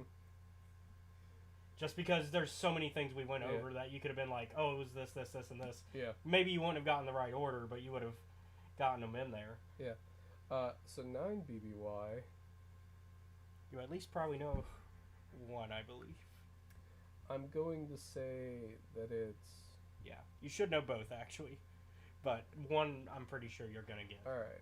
I'm pretty sure one of them is Kenobi, and the other is Jedi Survivor. You are correct. They are both, and I think that's also the correct order.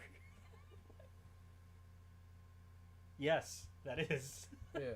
So that is 4 points. All right. Look at him go. You are. This is a comeback.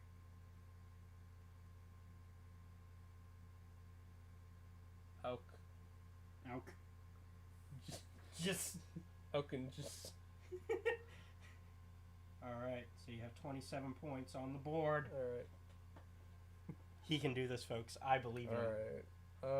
right. Even if he doesn't believe in himself.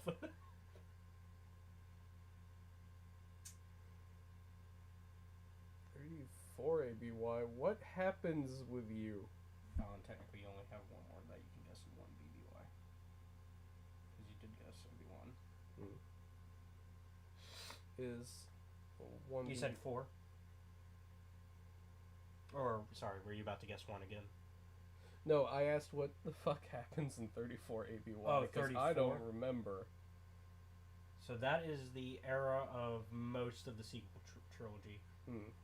That would be the same year that both Force Awakens and The Last Jedi take place.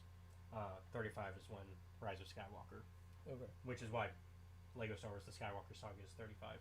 Okay. So. Yeah, I don't know what happens there. Are we just gonna come back to it? I'll come back to it. One BBY. I don't know. Vader comic? 1 BBY. It is a anthology comic of a sort.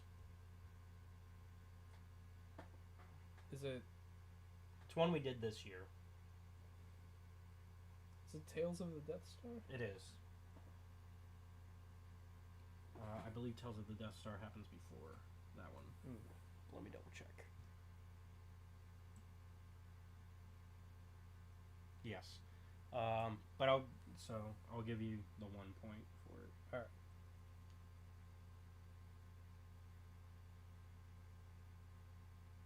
I'm doing really well for writing upside down.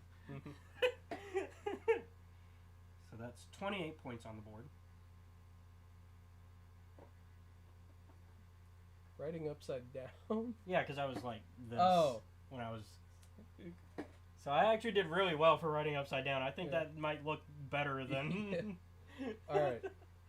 4 ABY. What the hell is going on with you? That is the. I feel like if I tell you what happens in that one, that gives away a lot. And... It's the Return of the Jedi Oh, year. okay. I see why you wouldn't want to tell me.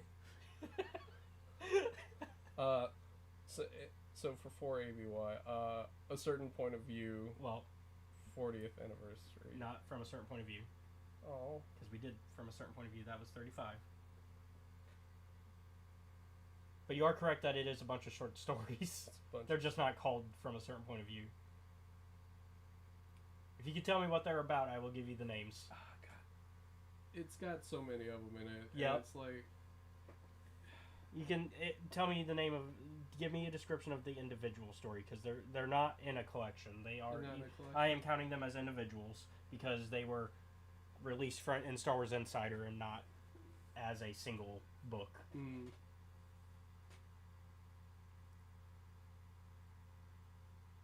Because it would also share. It would then share the same name as the Attack of the Clones 20th anniversary stories, because it uses the same pre-title and then the single story name. They're all called Galactic Tales. Yeah, I got none. I don't, man. Are we gonna just start clearing up the board and buying out? Yeah. Are we really claiming loss on this? I feel like you can get this. I'm gonna take the loss. Okay. He was so close, folks. I actually believed you could have done this.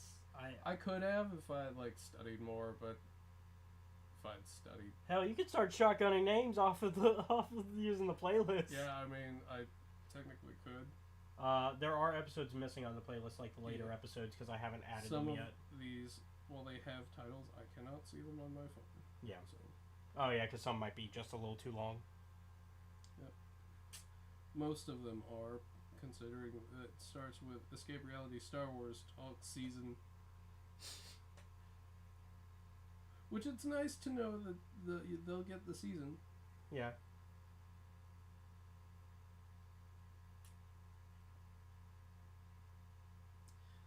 Alright, so real quick, Yep. 232. Oh, you're gonna start shotgunning some 232s. Yeah. Okay, so that's the first third. No. Yeah, that is the first third of the High Republic Phase 1. Hmm. You have already gotten Into the Dark, High Republic Adventures Volume 1, High Republic Volume 1, and that's it. There are 5 more in that year.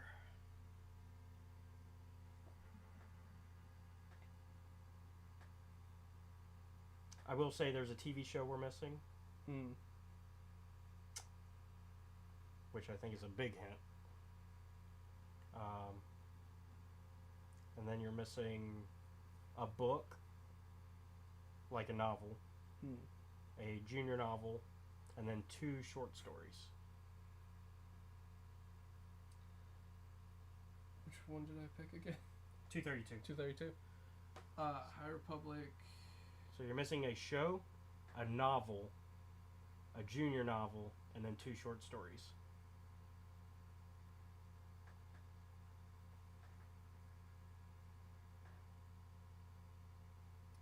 Just gonna say High Republic.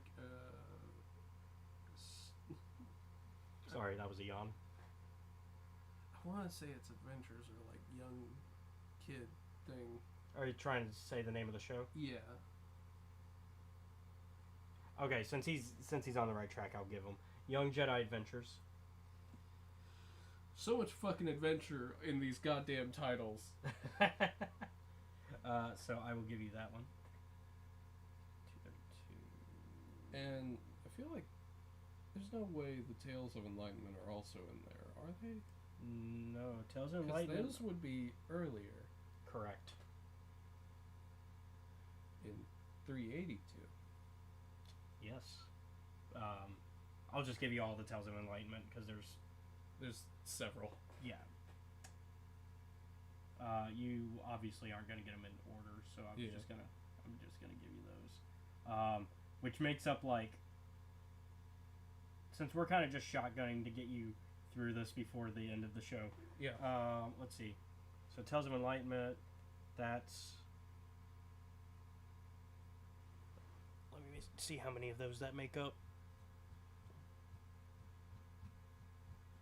God damn. 1, 2, 3, 4, 5. That makes up 5 of the 8 that you were missing.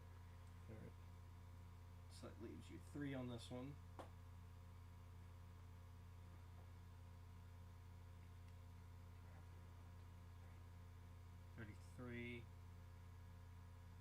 And actually 34 because you guessed Young Jedi Adventures. Which leaves you 4 and 232. Okay. You have 4 left in 232. So you have a novel, a junior novel, and the 2 short stories. If you can just tell me the name of the series of the short stories, I'll count them. Okay. Even though they're spread throughout 3 years.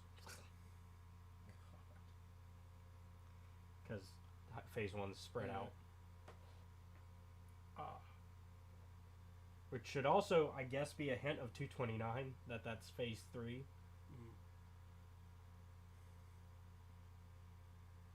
Oh, Yeah. shit. The one we reviewed last week.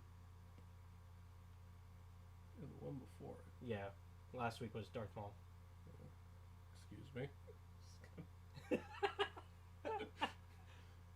not cheating, I promise. It's not cheating. I said you could do that.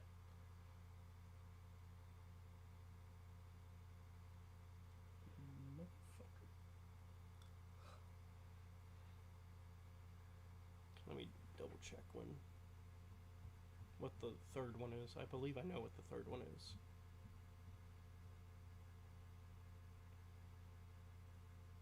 Yeah, okay. So that one is not for 229, I'm guessing you're jumping to. That is a novel, a short story, and a short story collection. Wouldn't that happen to be called The Eye of the Storm, would it? For the novel, you are correct. Alright, cool. Now, what's the short story in the short story collection? Destroying the short story collection that is Gira's Bad Day, because fuck did she make a bunch of poor choices. For which one? The short story. But that's just Gira Staros on any day. No. So the short story has to do with our favorite non-Force users in the High Republic era. Well, one of our many favorite non-Force users. Our favorite couple. The Adrons. Josh. And Pika. Yeah, Joss and Pika. They're not doing okay. No, Tales from the Occlusion Zone is the name of that one. And then Short Story Collection is left. We've said the name of it so many times just today. I've said a lot of names today, man. For short story collections, though, I keep thinking it's from a certain point of view, but that's not. We've already done that. So it can't be that one. Tales of Light and Life? yes. Oh, man. So it's Tales of Light and Life, Tales from the Occlusion Zone, and then Eye of Darkness. That was 229.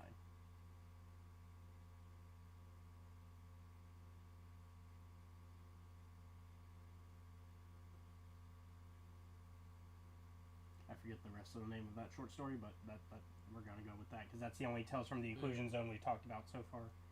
And then Eye of Darkness.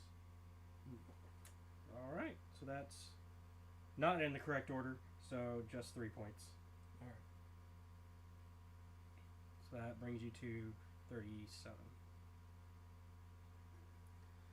It's still his game. It's his game to lose. Yeah. Alright.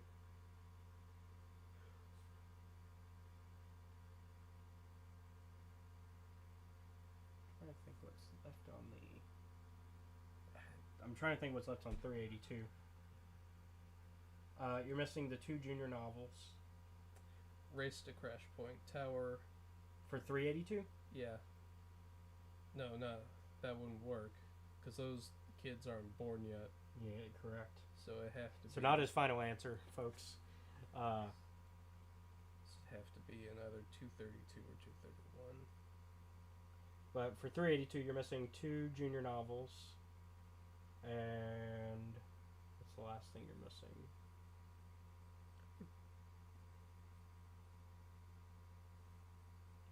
I'm trying to figure it out too without having to look it up. Is it It's not any of the. Solandra Show? Yeah, so it Master. Yep. The protagonist. for both of the. Well, technically she doesn't show. Well, she does show up in the second one as which well. means that the two of them are for 382. Mm-hmm. Final answer. Quest for the Hidden City and Search for Planet X. Quest for Planet X, because they're both quests. But so many side quests. yeah, they're both called quests because that was the theme. Hmm. Oh, I know the last thing you're missing. It's a comic, which also has the word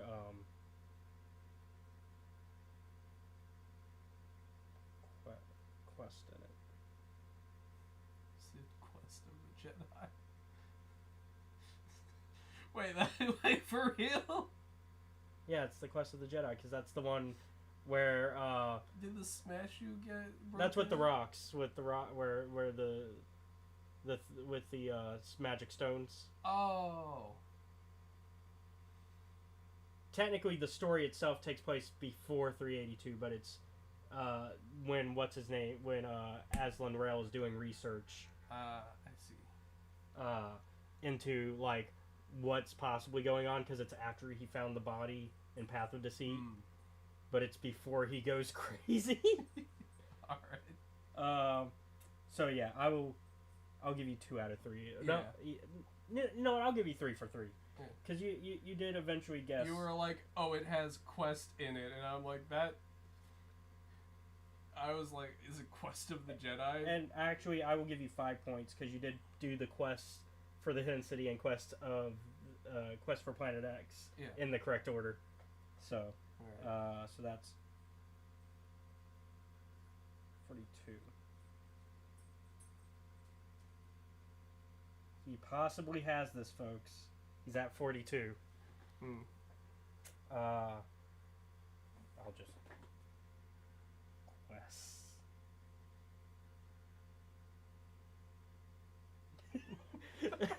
I think we'll know what that means. Multiple quests. Alright. So that leaves us with 232, 231, 230, 35, 22, 4, and 34. Let me do some math Yeah. because I'm gonna see what you can possibly afford to buy out Yeah. while still having the chance of winning. The answer is none. Is it really? Yeah. If I'm doing quick maths. Like, I could buy it out and be done. I'd have nothing, but... Well, you wouldn't buy out every single category. I just meant how many categories could you buy out and possibly win still. So, if you were to guess every category Mm. and you were to get all of them right, Mm-hmm. you would have 82 points minimum. That's just like putting them in the right year. That's not getting the right order. And then, so that would leave you with the possibility of being able to buy out. I'd have to double what you're buying out, so you could technically buy out 230 and Mhm. still win because you could have 58 points. Alright. So you could technically buy out one category and still win. I'm not gonna do that. So, for 232, I'm just gonna shotgun this a little bit Okay. because of time. Yep. Let me. So that is the rest of the early part of phase 1, Mm-hmm. which includes the two short. That includes the two short stories and junior novel. And Okay. then what else? Oh, and a novel. So, for that, I'm gonna say that Surprised we haven't guessed the novel. no, it can't be Race to Crash Point Tower because that comes later. So what the fuck is the one before that? Tell me what the plot of that one is, and I'll give A you Test the name. of Courage. Hey, yeah. So Uh, Test of Courage is in 232. Yeah. As for the two short stories, they're like something. They take place on Starlight Beacon. I'll give you that they're called Starlight. Starlight. I remember what happens in them. Mm-hmm. I remember Gal is a traitor, That's near not the by end. choice. That's near the end. Yeah. Not by choice. So the first one does not have Gal or No. It has Administrator, just getting used to all the crazy shit that happens on Starlight. actually I that is remember- the second one. So that's First Duty. So First Duty is in that year. So I will give you Starlight First Duty. Yep. I will also give you a Test of Courage. The first one does not have Jenkin in it at all.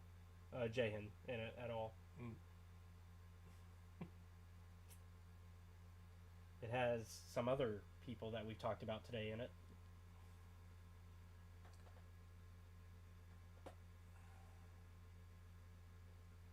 I'm probably giving them way too many hints, but we're starting to run past time. The fuck is... Tell us from the Occlusion Zone.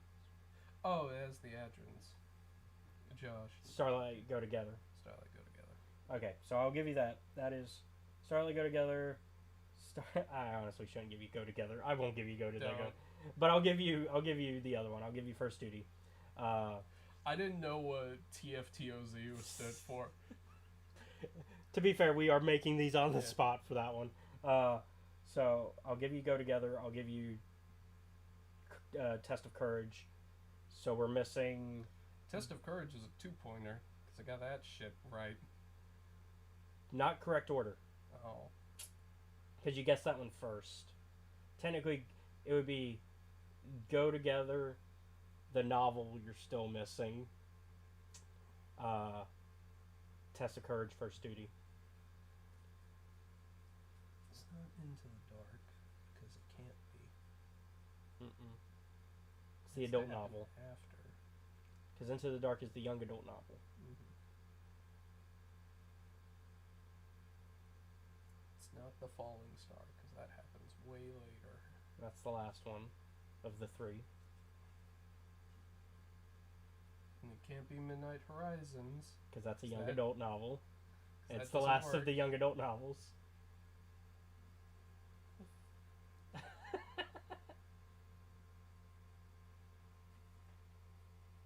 It's one we reviewed really early on in the show, because this was when we were semi going in order. Still. I think.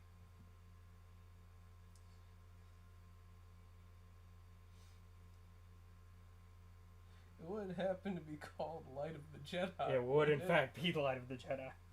Was that still early? Was I correct that was early on? Yeah, that one was early on. Because like- that was when we were semi going in order. Yeah.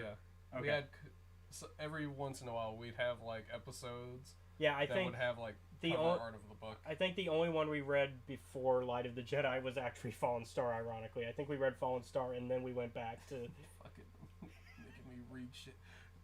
You made me read shit out of order. I knew it was gonna come back to haunt me one day. So let's see. So that's 43, 44, 45. You need Yeah. 10 points to win. But we still have to fill out the board even after Yeah. you get those 10 points. All right. 231 BBY. So that would be still phase 1, but it's wave 2-ish era. So now you can talk about the second books. So you already said the name of one of them a bunch, and then you said the junior novel one a bunch. Is it Race to Crash Point Tap? It is. There's also Mission I'm gonna give one completely away. to Disaster. You're gonna Monster of Temple Peak is another Monster one. Temple Peak. You're missing a manga. Oh, Edge of Balance, Volume Volume 1 one. and 2. Let me double check that Volume 2 is same year. I think Volume 2 is actually the next year because I think Volume 2 is technically part of Phase 3. Volume 2 is the next year. I'm Hidden- basically giving him some points on this one because he's Hidden Danger and Rising Storm are also in there. Mm-hmm. Yeah, because Rising Storm is your adult novel. Yeah. And Tempest Runner is probably in there somewhere. Yep, Tempest Runner, yep. So we got Edge of Balance Volume 1, you got Hidden Danger, you got Monster of Temple Peak, you got Rising Storm, you got Race to Crash Point Tower, you got Tempest Runner. You're missing the young adult novel, one more short story, and a comic. High Republic Adventures Volume 1? Nope, Volume 1 was Oh. 232. Volume 2. Volume 2 is not. Alright. Not for High Republic Adventures. Volume 9. A comic that probably Does not exist.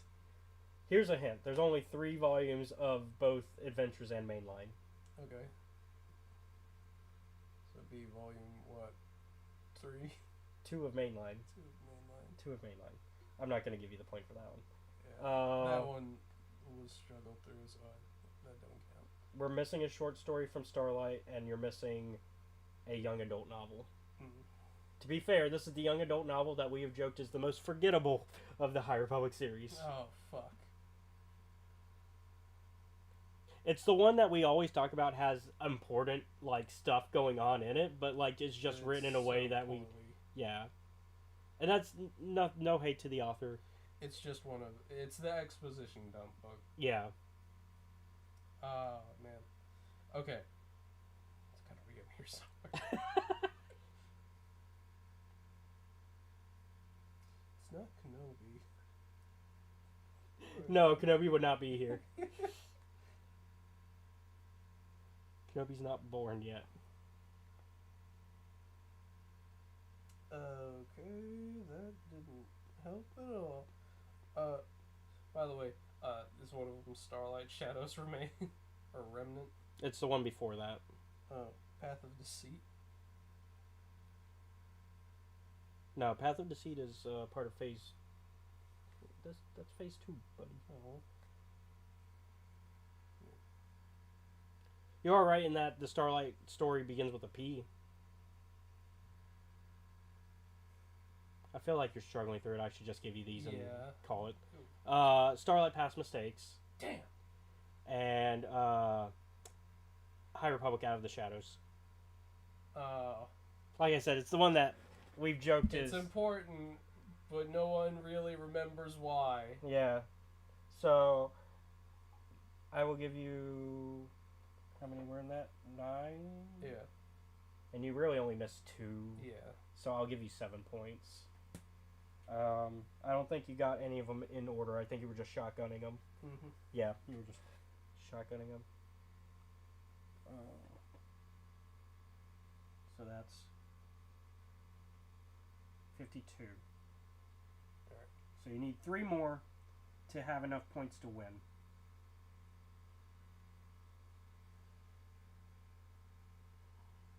Good enough. Alright. Alright. That leaves you with 230, which you've named a bunch of stuff from 230. You just haven't put them in the. Yeah.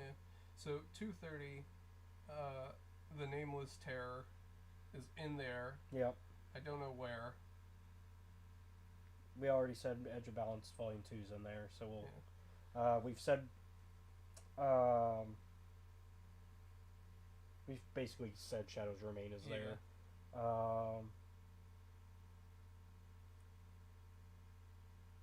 At this point, we've said Midnight Horizon and Fallen Star enough Midnight that. Horizon and Fallen Star go in there. If I'm remembering correctly, the order is like Are you gonna try to order some Yeah. stuff? Nameless Terror happens first, then the Fallen Star, then Midnight Horizons. Actually, no, those two happen concurrently. I do put them in like an order though, because so I guess technically do have- Midnight Horizons happens a little bit before the Fallen Star. Yep. Because they have to be at fucking Star Wars Detroit Corellia. love it. Star Wars Detroit. Yeah. There's another Ty York story in there somewhere, but I don't remember. No, it's just the Nameless Terror. And then you're missing a bunch of comics. A Yeah. bunch of comics. The rest of the comics. I don't know where they go.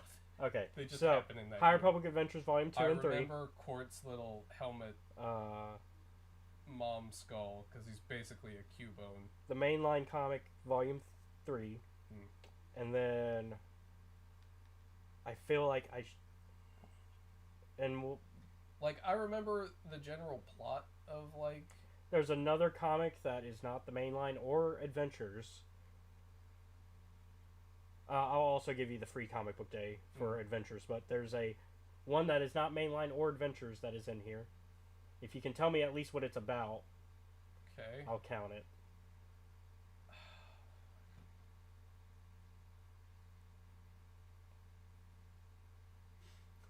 I was going to say droids, but that's not right.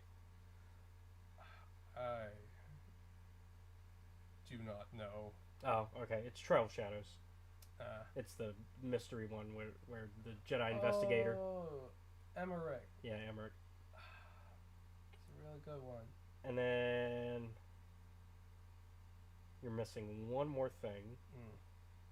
It's not a comic or a novel or a short story. What happened to be?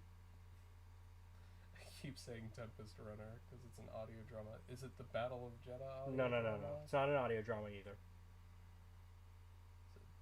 There's only one more piece of media that the High Republic has done that we've. It's not an audio drama, not a novel, not a young adult novel, not a junior novel, not a comic, technically. Hmm. I say technically because I might get yelled at.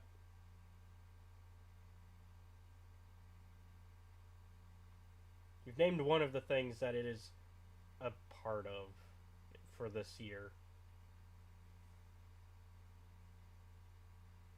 That's You also claimed it happened earlier, but because of technicalities, it didn't.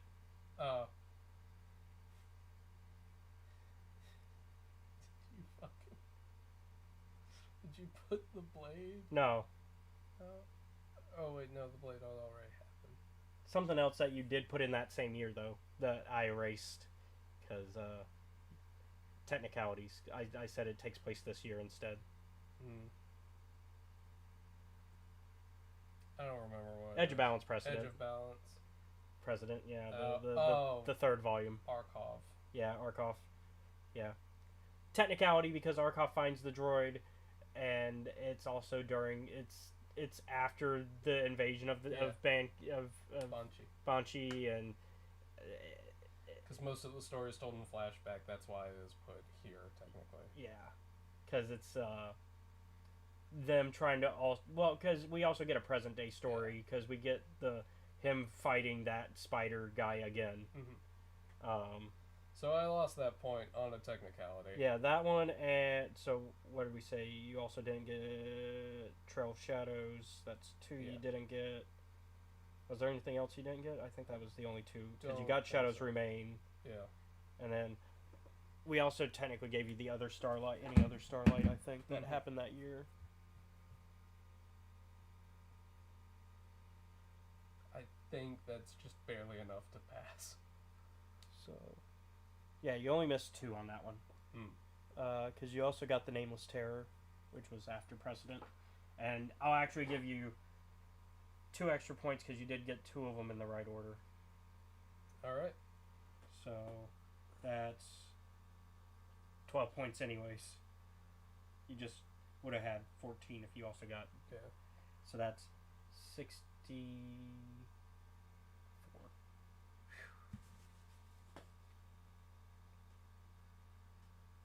So you can safely start using points again and still pass. Yeah. The question is, you gotta be careful. Well, let me do the math. I've got 10 points, right? You have 9 extra points you can spend Mm-hmm. with keeping your 55 that you need to win.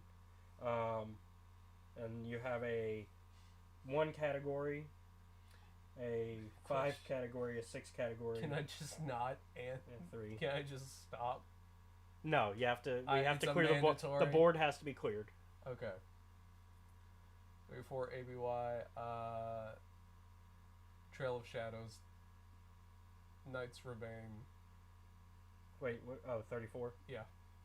Trail of Shadows, Knights Remain, and I don't know, fuck it, Anakin's Resurrection. None of those were correct. No, I don't even know what you said. I just started making shit up. Yeah, that's what I was thinking.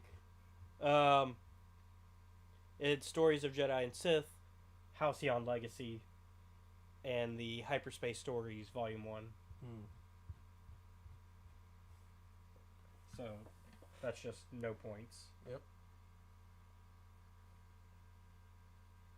I see what you're doing. Mm-hmm. It's bullshit. This technically doesn't break the rules of the game that we've set, though. I'm gonna have to make a new rule next year. Well, I mean, we joke that I'm gonna add rules anyways, but... Alright. Alright, 4 ABY. Dexter's Wild Ride. Obi-Wan's Regret. Keep going. Luke Luke gets yelled at by Yoda again. You can't even tell me what one of those short stories was actually about. Nope. I don't remember. Because I read 100-something stories, and some of those had other stories in them. 110. Yeah, some of them were like 5-volume stories. So that's 3 you've named so far. Whoops, I forgot that last one. 4.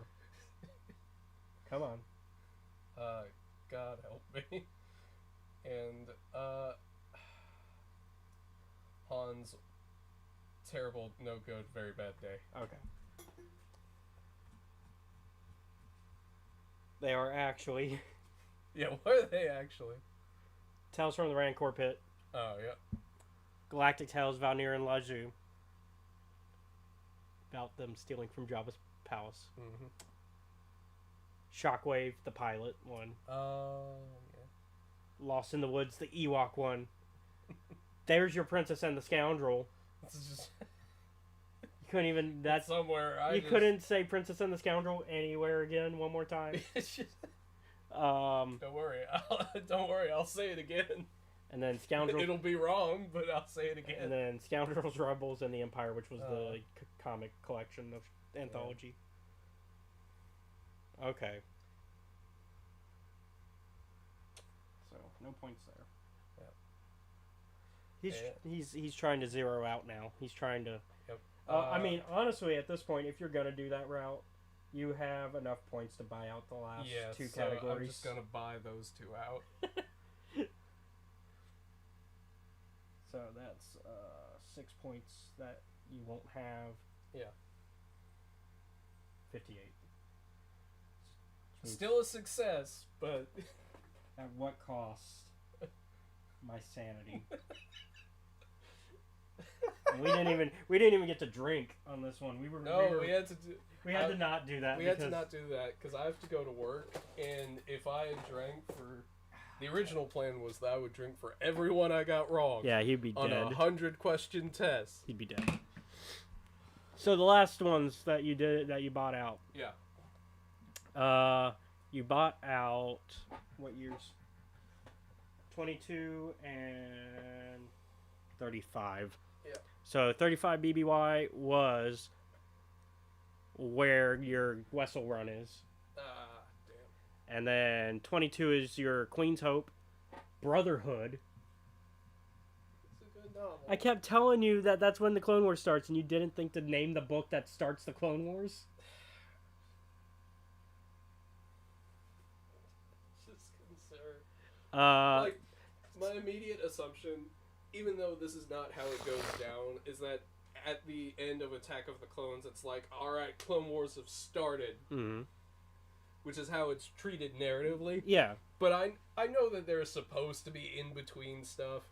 Well, and I would say no. I mean, it's right after, like, it's technically right after Attack of the Clones, but it's like Yeah. the immediate after Attack of the Clones is Brotherhood, and then Saber Truth, which is your Dexter Jetster story, and then From the Shadows Come the Cran, which is your Mace Windu story, and from that. Oh, I'll tell you why I didn't remember that one. I don't care. Actually, I missed a story. Really?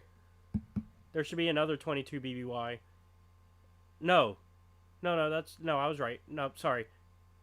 There's 3. Sorry. Inheritance is your Dexter Jetster one. That comes before Queen's Hope.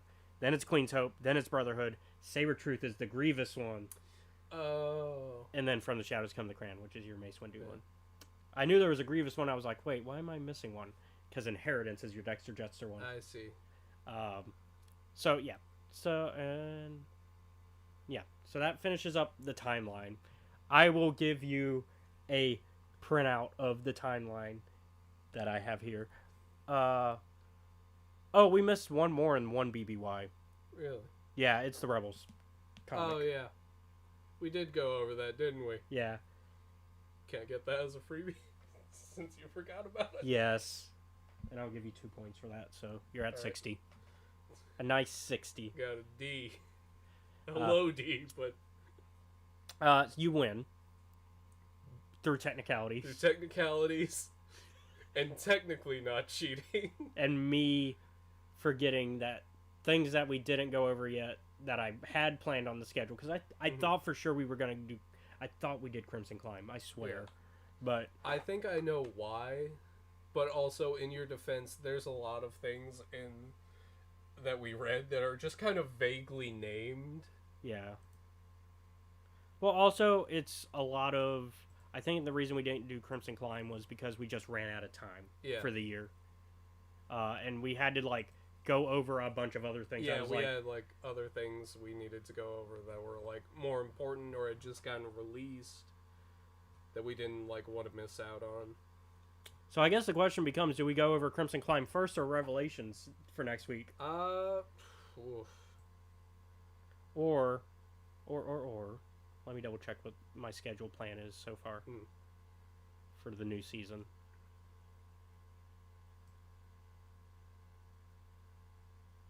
So right now the season is at 39 episodes, but that's not gonna that's not gonna be how that goes Yeah. out. Because this season should have been long over by that same Metric. yeah.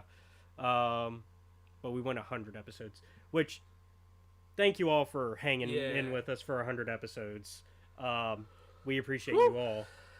This is in a way not only just a way for us to cool down over the Yeah. season and kind of call official wrap to season 1, but also to just celebrate that we've done this, Yeah. or season 2, I guess technically, but to celebrate that we've done season 2.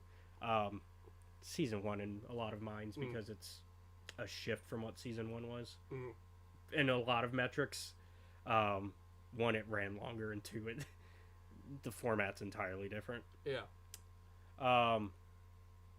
But season 3 is going to be the Fall of the Jedi era, so that's our prequel era. So we're going to delve into the prequel era a lot. We're also going to continue doing what we've been doing, which is when something new comes out, we're going to talk about it.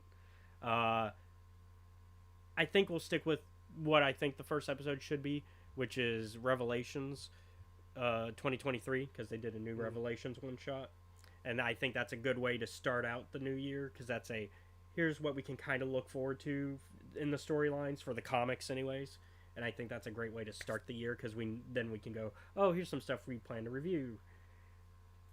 And then we'll probably do Crimson Climb the next episode. And I'm going to try to get it to where we try to stay more on track with the main parts of the timeline.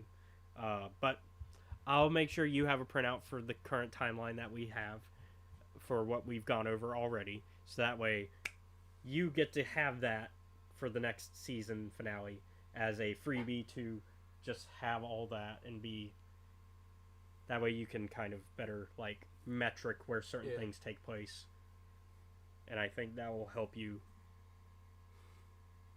next time we play this, which will have a couple extra rules.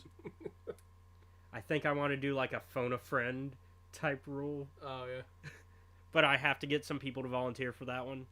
I can ask some of our podcast friends if they want to be a part of that for next year or next season. I shouldn't say year because our seasons are longer than a year. Because this was a 3-year season. Yeah, we've been doing this.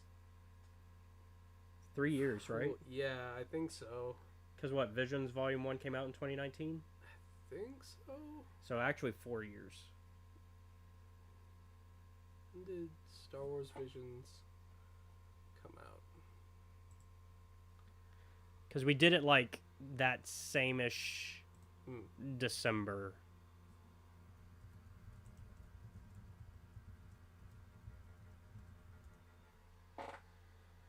$2021. Okay. 2021. So- All right, so two years. Yeah, 2 years, yeah. So, we'll be starting our 3rd year of this show. With a new season and a new setting as our Yep. main setting. Of course, we'll still go over the new High Republic material for Phase 3. We'll still go over the comics and in that Empire Strikes Back Return of the Jedi era that we've been exploring.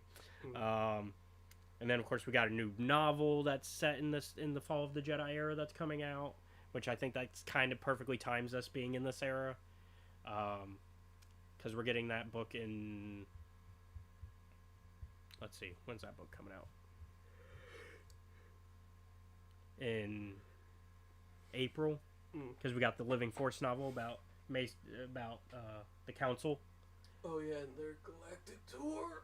and then there's a Mace Windu comic coming out, or a book, Mace Windu novel coming out. That's going to be about his relationship to Qui-Gon after Qui-Gon's pat. Like, it's going to be like a reflective character study. Yeah. So, a lot of cool stuff down the pipeline that I think will fit with us being in this era. So we'll, with the new season, we'll kind of keep to the same format this for now. But I do want, so there's no Star Wars news. So we'll just go ahead and talk about what we've been up to this week, as well as jumping right into our topic for today, which is the Revelations 2023 one-shot. Because we talked about the 2022 one-shot, now they did one for 2023, and it kind of shows what's going to happen, what comics are coming out this year. So let's start with what we've been up to this week, and I'll let you start. I had most of this week off, so I was able to spend a lot of time with people I care about, like you, my brother, and the rest of my family. Yeah, because it was the not quite the we did we had Christmas already before the season ended, but we had our New Year's holidays come up in between the end of last episode and this episode. So we had our New Year's times. Yeah. spend with each other. Fuck the Nashville Mines. I hate them. Yeah, I was going to talk about that. I was going to talk about our Baldur's Gate run. All right, yeah. So let's see. Not 3, mind you. No, we've been doing 1. 1. You, me, and Drew, your brother. Yeah. And I think we've talked a little bit about it. Mhm. We talked about the bear incident. Yep. Uh, I have... So you die. So we're still in chapter 2, which is where we left off last time we talked about it. But we are now at the 3rd level of the Nashville Mines, at least. We're 3 floors in, which I believe this is either the last floor or there's one more. I think there's one more. I think there's one more floor. So, an important thing to note Is that- about our going through... is that we're not playing on the easiest difficulty. We're not playing on the easiest difficulty. In fact, we're playing core rules. Playing core rules. And some of us have chosen archetypes That don't allow armor that don't allow armor, or ranged or, weapons. if you're me, no ranged weapons. Yeah. So I don't have armor. Well, so I have a helmet because I can put a helmet on still. I think you could also put a helmet It on. probably could. The helmets are sometimes they're 50-50 when it comes to the whether or not you can actually wear it and it counts. And then you can't have ranged weapons because I keep trying to give you them, and then I keep forgetting you can't have them. Yeah, And you it's keep just- handing them to me, and I'm like, what do you want me to do with this? I guess so. I can't use this. So, Like, I can carry them. yeah, but which was good because Emmeline got a little bit. Yeah. She was carrying a little bit too much for a minute there on the 2nd floor, which is also where you died. Yeah. I rounded a wrong corner, and 7 kobolds, lit me up. To be fair, I also died during that session, but when I die, it's extra bad. When you die, it's bad. Because we have 'cause- to reload the save. Yeah. If I die, or Andrew It's dies, bad because it's bad I have to spend because gold we have to resurrect you. backtrack. But it's fine. It's actually really cheap for D&D 2nd edition because It's 100 gold. it's only 100 gold, and that doesn't feel in the spirit of the Gygax D&D way. Mm. And that is fuck the players. That's the Gygax way. We talked about that after. Because as I was leaving, we were talking about We're that. like, it is a way to play that game. Yeah, the Gygax way is fuck the players, make it as hard as possible, and treat them like they're not your friends. Mm. Which then probably makes them not your friends. Yeah. You know, Like, it probably... last night was a fun game for us. Oh, yeah. when so you we guys played get the D&D. We chance- also played D&D last night. Yes. Which I need to edit that episode, and then we'll have it on the Patreon, hopefully today or tomorrow. Yeah. So, I was going to talk about that as well. Yeah, that y'all had a challenging fight. We had a guest come We had a in, guest. and they made A chaos. and it was fun. maelstrom of chaos came with them. But it was fun. It made for, I think, a good session. Maelstrom, sorry. Yeah. Not I- maelstrom. I think it made a good session at the end of the day. I think You nearly threw my brother into the fire. I nearly threw him and Yeah. Steve into the fire, to be fair. Yeah. This is out of context. We will not add context No here, context. But y'all can I find the will context say- on Patreon. If you think Boone is tired of everyone's shit now, Which, honestly, they have no context for Boone yet. yeah. Because the episode, unless you've been watching on Patreon, because the episodes are not on YouTube yet. Mm. Or they're not live on YouTube yet. They're on there. I I keep- upload ahead of time, but they're not live. You should just send like the other group some no context like shorts from our group and be like, these are the guys that are gonna help you later. Well, they don't know. About They don't know. that yet. You. I know because you and I talk about things. Yeah, but And they- there is some things that even I don't know. Yeah, I'm still trying to figure out some stuff for that, but yeah, and then the guest that came in is also gonna be part of a campaign that we're gonna continue because we started that campaign on the channel, Mm. but it was one of those interim set campaigns Yep. where it was in between one of his because he runs games that I play, so he finished his campaign. And I said, I'll take over for a little bit while that way you get a break. And so we did Pirates of the Siren Sea, our Theros campaign. And that's going to come back hopefully soon. Well, soonish. I give it a few months because Yeah. we're finishing up the campaign that DM is running now. And then once that campaign ends, we'll bring Theros back for a little Yeah. bit. That's the like Greek inspired Yeah, one, right? that's the Greek Magic the Gathering setting. So it's your Greek pirates. Poor Oh Swabby. man. Poor Swabby. Oh I don't know if you remember watching those. no, 'cause I don't. I think I started to, and I I think didn't get you've the met- chance to I think finish. you've met Swabby though. That's their I don't think so. that's the little boy that's like Oh. their deck hand. Oh man. Because you gotta have every pirate crew. You gotta have the kid that's like you fucked kid. that's like cleaning the decks and all that. You gotta have your, Oh, you poor kid. yeah. A pirate's life is not for you. Especially in this setting, because it's you're dealing with the undead and Yeah. gods, and They're what I would describe as uppity so. But it's fun. because they dig up from their graves. Yeah. It's also the setting where where Alex's player is now a king of a land that he has never seen. Mm. Grand old time. Yeah.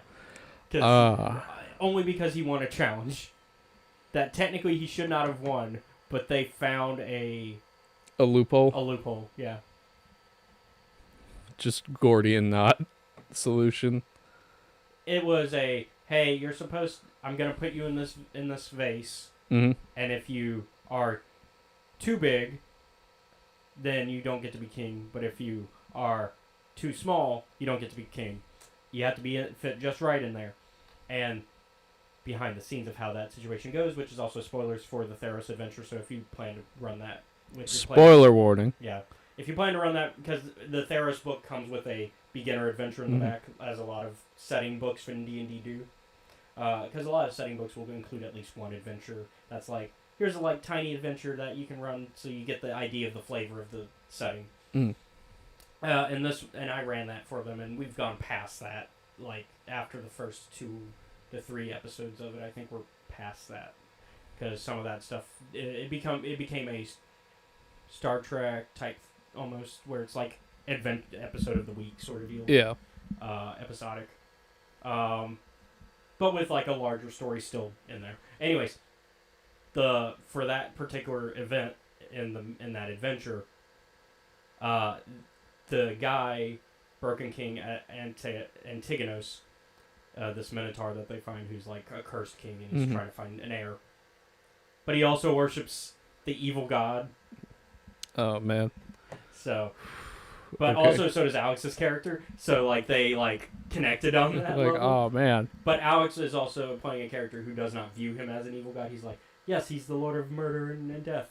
This is fine. All good. Yeah. And so, it's essentially their equivalent of, like, Baal Hmm. in Theros. And so, Antigonos basically is like, if you're too big, then I have to make you fit, right?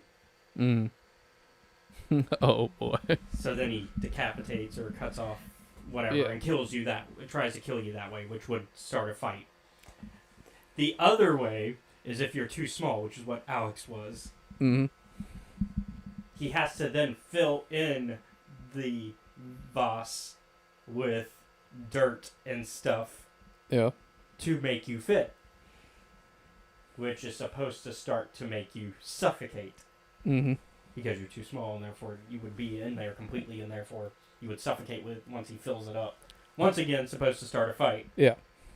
He passed a constitution check or something. I can't remember specifically. He passed a check that basically made it to where he survived once the pot was filled up, and then he got out, and he was like, and Antigonus was like, well, you won. You fit the criteria. You are now my heir.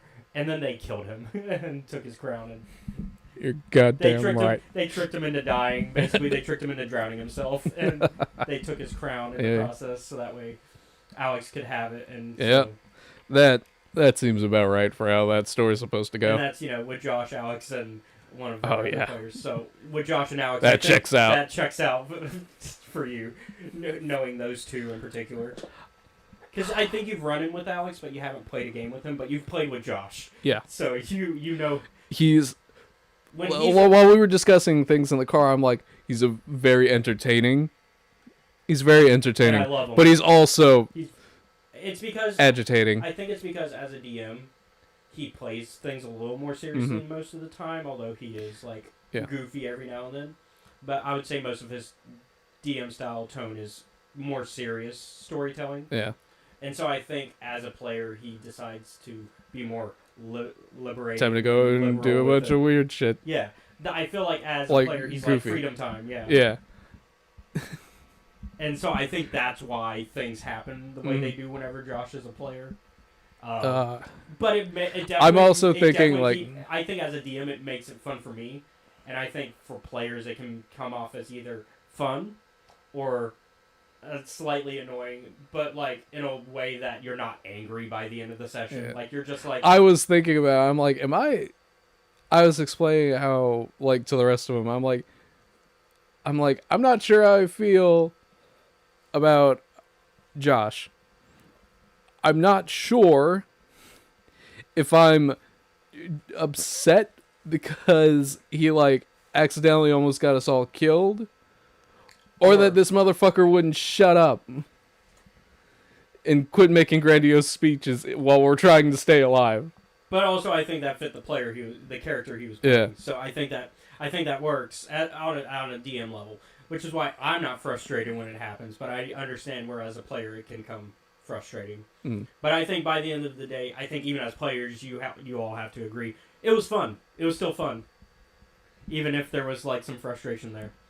Yeah, I'm debating whether or not I'm leaning more towards. It's probably just It was just the revelry of it. It was just a good time, yeah. Yeah, And y'all almost TPK'd. I will reveal that. yeah, But I think also one we talked about this in the car. I think that's a challenge y'all needed because y'all haven't really been challenged that way in a minute. mm. It's been a minute since y'all came that close to death actually in the game. Yeah. I know, but I don't know what the fuck my team was doing.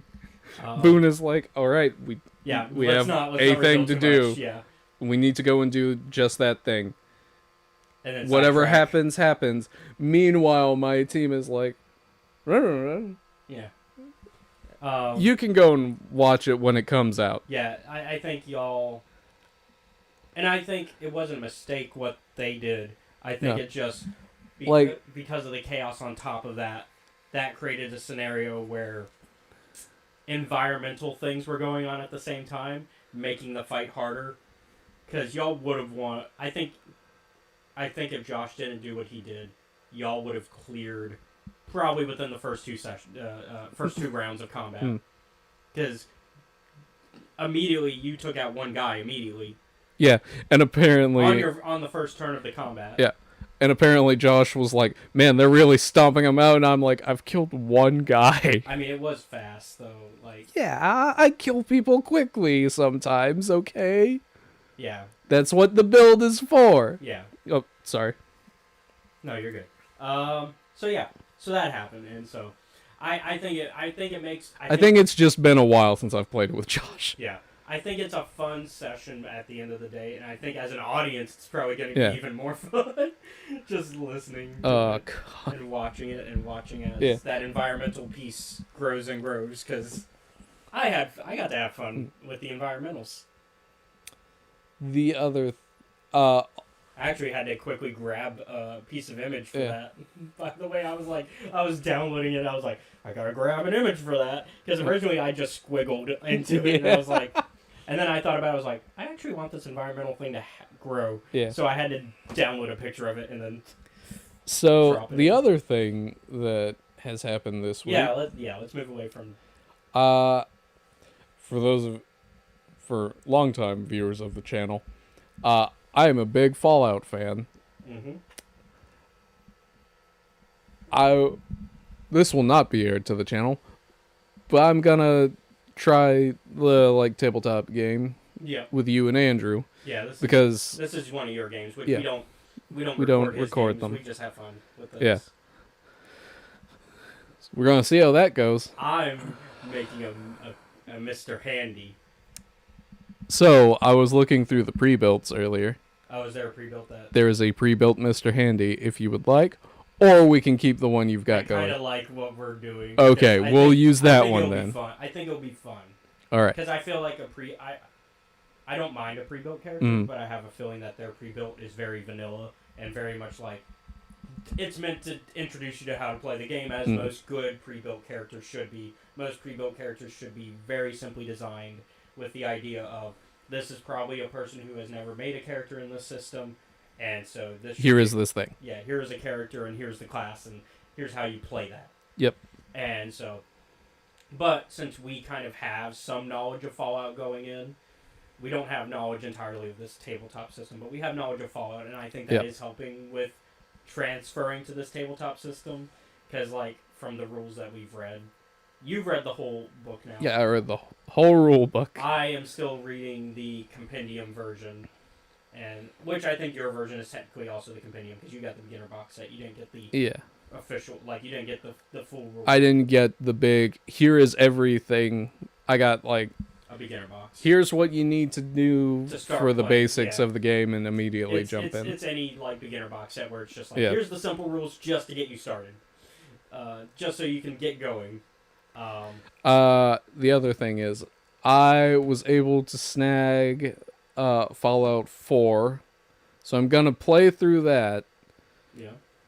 Because it's a game that I've seen playthroughs of and how people go about it, and like different snippets of, but I've never sat down and played it all the way through myself. And I am curious on your thoughts of it because I know you're definitely you prefer the more old school style of Fallout, which is more. People tend to like New Vegas more than 3 if you're an old head version of Fallout, which is you. Yeah. Although you're not as big into 1 and 2 as a lot of those types of old heads. No. Like a lot of those type of people that are like hardcore New Vegas fans are also 1 and 2 fans, and prefer the 1 and 2 style of storytelling to say 3. But you're a little bit more lenient to 3 than a lot of those type of fans.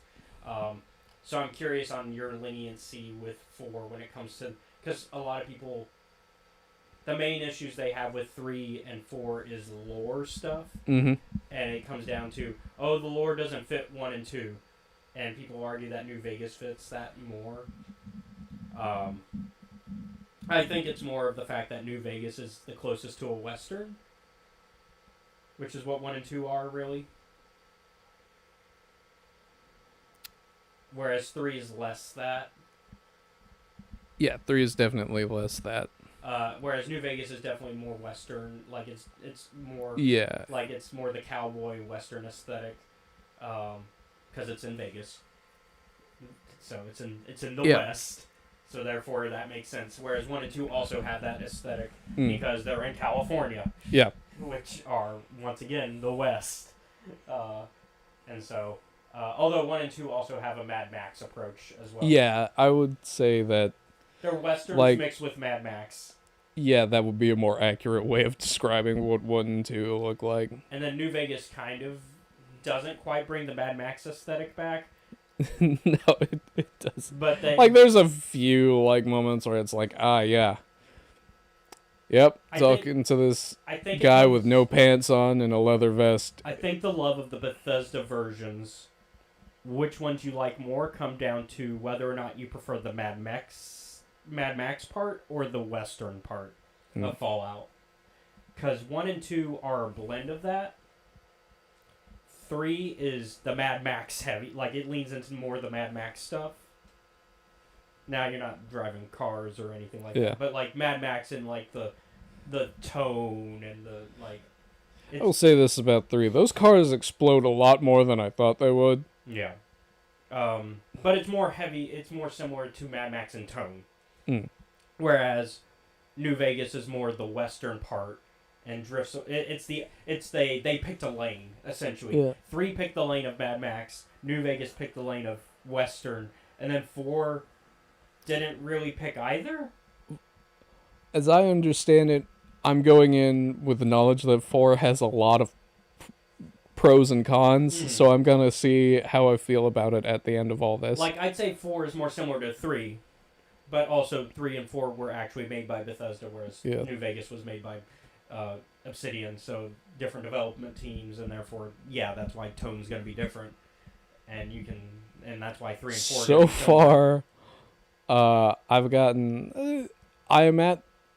So I've gone and I've hung out with the Minutemen. I've seen Paladin dance. I've helped him with one problem. Okay, so And he's like, "Would you like to join the Brotherhood?" And I'm like, "Let me think on it. I got other things so to you go started do." you started to have your footing in the Commonwealth. Then, Yeah. At this point. I've met Piper. Mhm. Currently traveling with her. Yeah. Uh, Good starting companion. Yeah, I've helped out a little bit around Diamond City. Have you met Nick yet? I feel like I am Nick. on the way to find Nick Valentine. I was gonna say I feel like Nick is your type of like character. I have killed so many people just getting there. I was gonna say I feel like Nick fits the tone of the type of companions I feel like you would like, because you also like. I feel like the one part that it's off-putting that you would not like is that he's a ghoul, because you are not a Nick ghoul. Valentine is not a ghoul. Or sorry, you're right.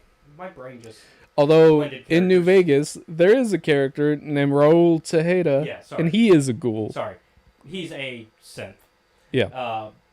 My brain for some reason. So far, the only synths that the protagonist that I'm playing has encountered have been the ones with Paladin dance. I feel like synths would not be your flavor, like, because I feel like I don't know. I feel like you would be like, oh, this person isn't. It's the droids talk. It's the droids again. Yeah, it's the Star Wars droids talk. I was gonna say something, and I'm like, nope, not saying that one on air. Escape Reality Star Wars talk canceled. Yeah, that's. But yeah, I feel like because I don't know which way you're gonna lean when it comes to the railroad versus. Because you also do not like corporations either. Yeah. You don't like big corp, which is definitely the other end of the spectrum. So my options are techno zealots, toaster lovers, or the mad scientists, or the Minutemen. Yeah, I think I'll keep up with the Minutemen. Fuck the rest of you. You can sort yourselves out. because the one problem with 4 compared to other ones is you have to pick a side. Yeah. The other ones you can kind of like go the middle of the road pretty much 90% of the way. Yeah, up until like games like time to make a decision. But 4 definitely is like you need to pick. Yeah. New Vegas gives you the option, And you can. and once you New get, Vegas gives you the option to say fuck all sides actually. yeah, Whereas 4 definitely goes no, you gotta pick a side. here are your options: A, B, C, or D. Yeah. No E. You don't Pick get, one. You don't get to do all. You don't get to do none. You got to pick one. And I was also thinking, a lot of people have like an issue kind of like with the opening premise of the game. And I don't know, maybe I was just feeling especially emotional that day, but I actually really like it. I think it's a good starting premise. I like the premise of this is a man at a time, or woman at a time. This is a protagonist at a time. Yeah. Who is just trying to find their family. Yeah. Well, you don't need to find your wife. She's across. But you know what I mean. Like you're trying to find your. It's the reverse of Fallout 3. Yeah. And I think You're not looking for your dad. You're looking for your son. child. And I also think it's a nice start that gets you right into the story. Yeah. Because the start is you get to see the bombs drop, and you have to, you got to get to the bomb shelter, and it gets you right to the action of the story. And the way I also think the premise very similar to 3. I think all the Fallout game, 3, New Vegas, and 4 have all had really good character creators as well, where they introduce you to the world while having you build your character. New Vegas less so. New Vegas is more here's a slot machine essentially, just about. Yeah. But 3 and 4 are very much.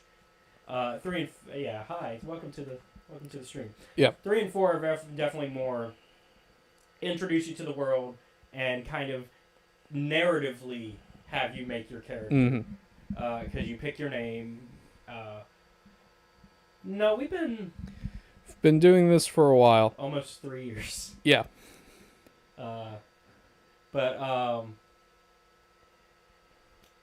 Three. Bye. Bye. Thanks. Have a good one. Yeah, thanks for joining for a little bit. 3 and 4 though kind of have that shift of like you pick your name. In 3, it's because you're born. Yep. 4 is you're giving your paperwork to the government. But it introduces you to the world. Yeah. And whereas a lot of other RPGs are just like, fill out your stuff real quick. Yep. I think Skyrim also does it well, because it does the similar thing of, what's your name? And Yeah. I don't spend a lot of time in character creators. This is a thing that you know. Because of how I'm just like, bam, bam, bam. The one time we tried to play Baldur's Gate 3, you were somehow faster at building your character than I was when I was playing Gale Origin. Which means I don't have choices other than my spells. And what type of wizard I want to be. Because you don't have to be evocation, but evocation is like the preset for Gale. But you don't have to be evocation. Evocation's useful though. I think it's the most useful because it's the most wide spread of like different types of magic. But anyways, yeah.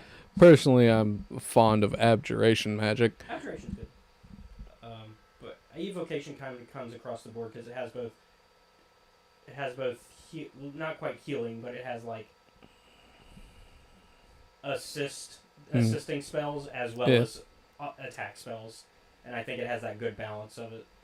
Mostly because I favor spells like shield and absorb elements. Yeah, I mean you don't have to be an abjuration wizard to have those spells. It's just but it becomes cheaper to learn them if you decide to use a spell scroll to learn your spells. But then again, I don't ever play wizards, so. Also, most people in D&D tabletop don't do the scrolls to learn spells. Even though you can.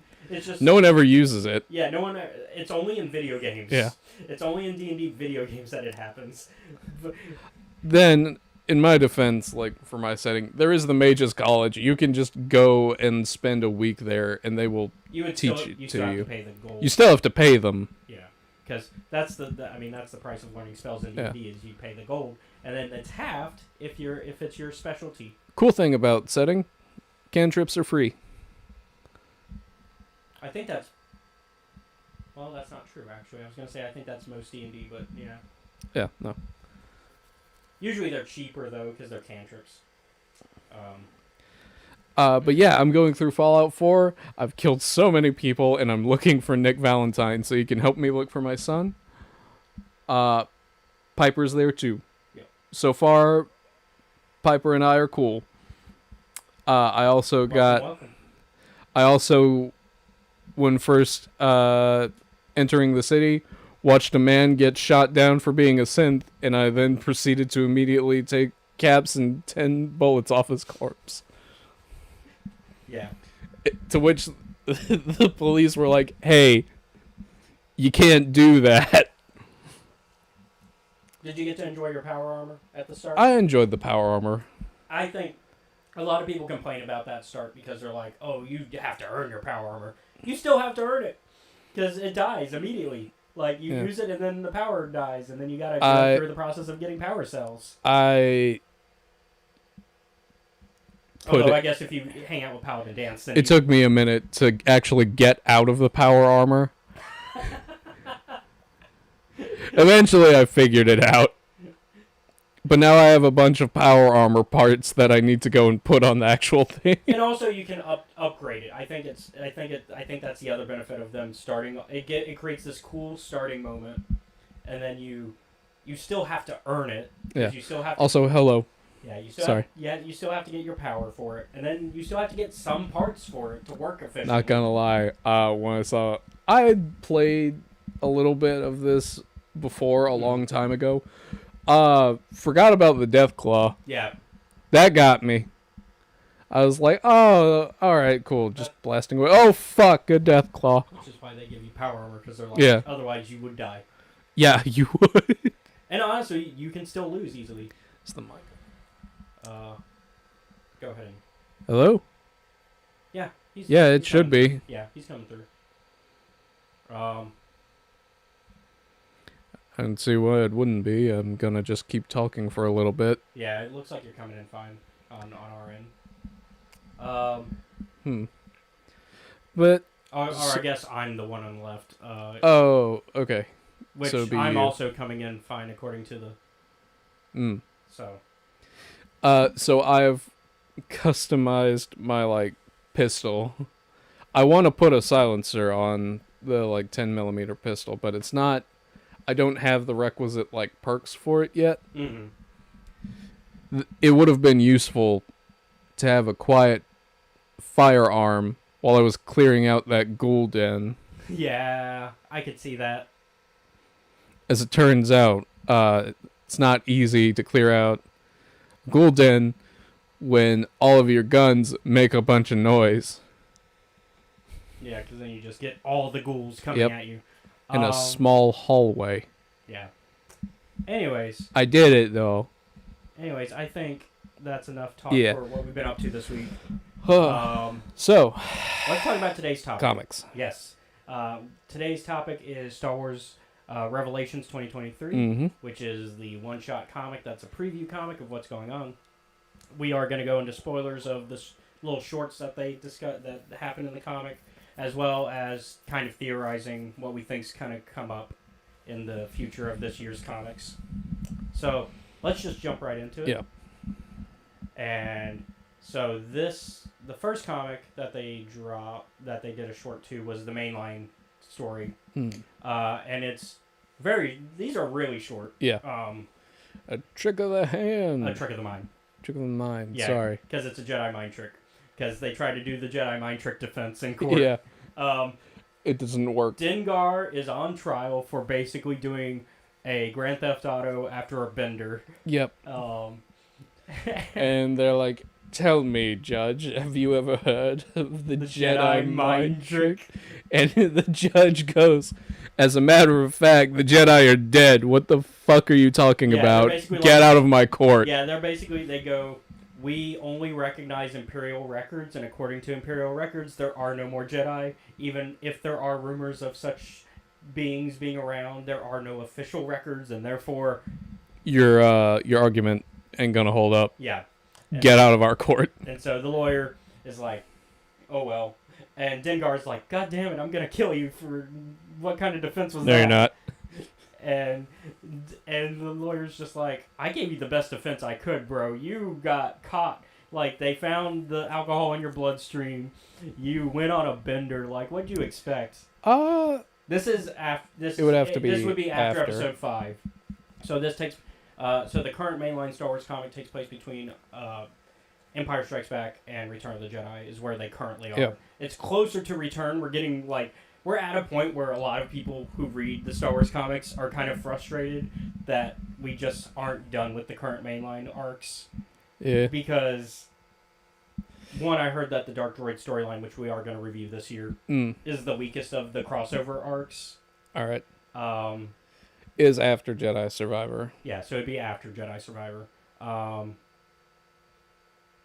then, like, so people are kind of frustrated that it's still going and that we are 3 years into a comic run. No, we're now hitting 4 because it started in 2020. So we're hitting the 4th year of that specific Star Wars run for a event that takes place over 1 year. Yeah. Whereas the 2015 run, which is the between episodes 4 and 5, is only ran for... Well, it ran for 5 years, which that's not bad, but... Because it ran from 2015 to 2020. But... Yeah. I mean, it feels short, though, because a lot of those ended sooner. Like, the Vader one ended pretty quick. In fact, there were 2 Vader runs during that time, because there was the 2015 run and then 2017, which the 2017 went back. It went to just after Revenge of the Sith. So, the other thing with this one is, your defense isn't going to hold up for your client, Dengar. And I'm like, man, Dengar, what the fuck are you doing? Yeah. I mean, last time we left him off, he is not in a good beat place. The shit out of him. Yeah, he's not in a good place. He's trying to get some money for so he can protect his fiance's girlfriend. But he keeps working with the wrong people. Yep. Also the Lando. Yeah, so Lando calls this Lando lawyer. needs a lawyer. Yeah, Lando needs a lawyer. He doesn't say why. Yeah, I have a feeling that things are gonna come to a head with the Jabba plot line for him, because we still have not seen consequences for that plot line. Because basically, he gave a droid to Jabba, and there have been no consequences to him doing, or no, he did. He did give that droid, which was like a translator droid that could translate like an ancient language. It came from the High Republic era. And so, there's some stuff there that we haven't had resolved yet. But also, like, probably some stuff involving the rebellion. I am gonna laugh if Jabba takes them to court. Yeah. So the next one is a fun little one that's connected to the Bounty Hunters comic. No, Dr. Aphra. Sorry, because Bounty Hunters has ended. Yep. Oh, Aphra. Oh, thank you. Yeah, so we get a connection to the Aphra comic, which is basically it's called Tall Tales. Yeah. And it does exactly. It's basically a bunch of bounty hunters sitting around telling like their best like bounty and like doing exactly what you think. Yeah. Like it's a pissing contest. Basically. And this one bounty hunter begins to tell this really large and fantastic story about how she captured these brothers who basically were like untouchable because they come from rich family and... What, you thought your money would save your life, kid? Yeah. And so... Nah, not in this business. The story just gets more and more fantastical, and she's like... She is actively changing things as the story is being told. Like, she'll be like, oh yeah, it was a big Nexu. No, bigger than that. And, like, you see in the panels, I like that for the story that, like, they show in the art panels. Like, they show the Nexu, and she's like, no, bigger than that. And it grows, like, actively on the next panel. And so I like that. I like that type of stuff. Yeah, oh, thanks for thank popping you. in. Have a good one. But yeah, I like that they actively did that type of fun stuff.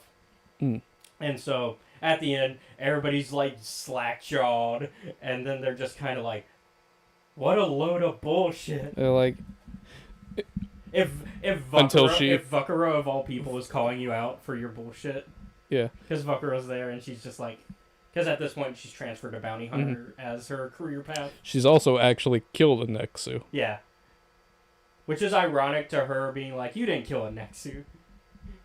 kind of ironic that she's the one that gets that line. Yeah. And he's like, Vukura is like, you didn't kill an Exu with your bare hands. I should know. You don't kill Nexus with your bare hands. Yeah. It's funny because once again with the changing of the story, she's like, I punched the next. Yeah. See, we'd have believed you if you said you stabbed it. Yeah. Because that's how you kill Nexus, I guess. You ain't killing one like with a punch. Yeah. You're either shooting it or stabbing it. And you didn't. Unless we checked, you're not a Wookiee, so I don't think you have that. You might surprise me though, but yeah, so I doubt it. I do like this character. She seems really fun Yeah, though. she seems intense. She reminds me of. I mean, we also see the administrator that was hunting Han. Mm. In that story, the one from the. Yeah. And then Dengar's also there. Yep. As one of the people, along with his girlfriend, and they're like the first to be like, "That story's bullshit." Yeah, every other bounty hunter at the table is like, "You're a liar." And then Lucky and Ariole are there, and Bosch. What's funny is Lucky and Bush's and Areole's story is actually true, which is they tell the story about them dealing with and everyone's like, "You're a liar," and it's like with the Tag family with Domina, and they're like, "You didn't do that." and it's like, "Yeah, we did." Yeah. Once again, Dengar's the first to open his big mouth because he's like, "You didn't do that." It's like, shut up, Dengar. Shut up, man. Just because you get your ass handed to you every other week. Doesn't mean we do. Sometimes we even manage to do things right. Like, I don't think we have ever seen Dengar have a win. No, that man has only taken losses. He's only taken the L's. Yeah. He's barely scraped by. But the bounty hunter... But now, Afra has Yeah, so... yet again been put in someone's sights. Yeah, so this bounty hunter, she... let me get her name again. Alright. Sorry, we're looking at the Yeah. comic on my screen. I was talking with Andrew about this. I'm like, Dr. Afra, kind of like the Indiana Jones of Star Wars. Yeah. Except less morals. Yeah, she never catches a break. It's like, ever. Yeah, it's Indiana Jones except if Indy was okay with selling things to, like, private collectors and wasn't all pro museum. Yeah. Which also, Indy, that museum collection is also bad, but that's a whole nother... It's a whole other thing. Yeah, the Royal British Museum definitely didn't steal all of the things that they have in it from the countries that they conquered at all.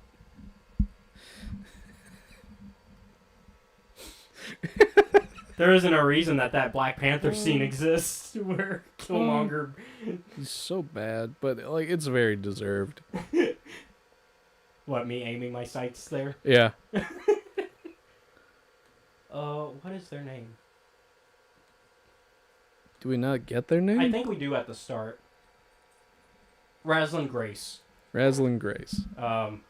So Raslin Grace, though, reveals to, like, a Rodian server that the story isn't entirely bullshit, which makes sense. I mean, I think the whole thing about the bounty hunters doing that is that everybody knows that there's some bullshit when you tell those stories. Like, everybody knows it.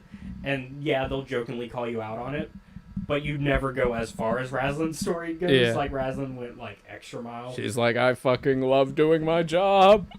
But in terms of, like, when I say extra mile, I mean, like, going so high with the lie. Like, it's the small things that you can lie about, like, in your story to make it, like, you basically become an entertainer and a storyteller. Yeah. Like, you just for a little bit. You sprinkle it with lies. And I think Raslin just told such a grand tale that everybody's just like... Yeah, that's a lie. Yeah. But we find out it's not 100% a lie, because she does have the earrings of the people that she killed, which is part of the story. And she tips the waiter with them. And then basically is like, I've set my sights on my next target, Afra, which, once again, is not for the money, because she reveals that none of this is for the money. I never hunt for money, all for thrill of sport. Yeah. I love being a bounty hunter so much that, yeah, the money's nice, but That's that's not why I do it. It's like, why? I mean, do what you love and get paid for it is Yeah. essentially Raslin's MO on this. Next up. Next up, I believe, is the main. It's the Jango Fett. Yeah. Jango Fett story, which we are getting the Jango. This is the tie-in to the Jango Fett miniseries we're getting. Mm. So we kind of get an idea of what Jango Fett comic's going to be about. So he basically goes to visit one of his contacts, and bringing a dead body with him in the process, Yep. because basically the creature that was guarding his contact started shit with Jango.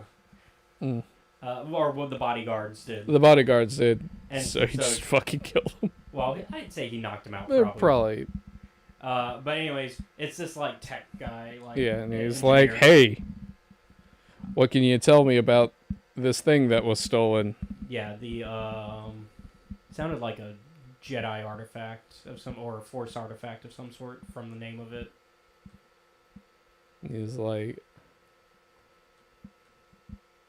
Where is it?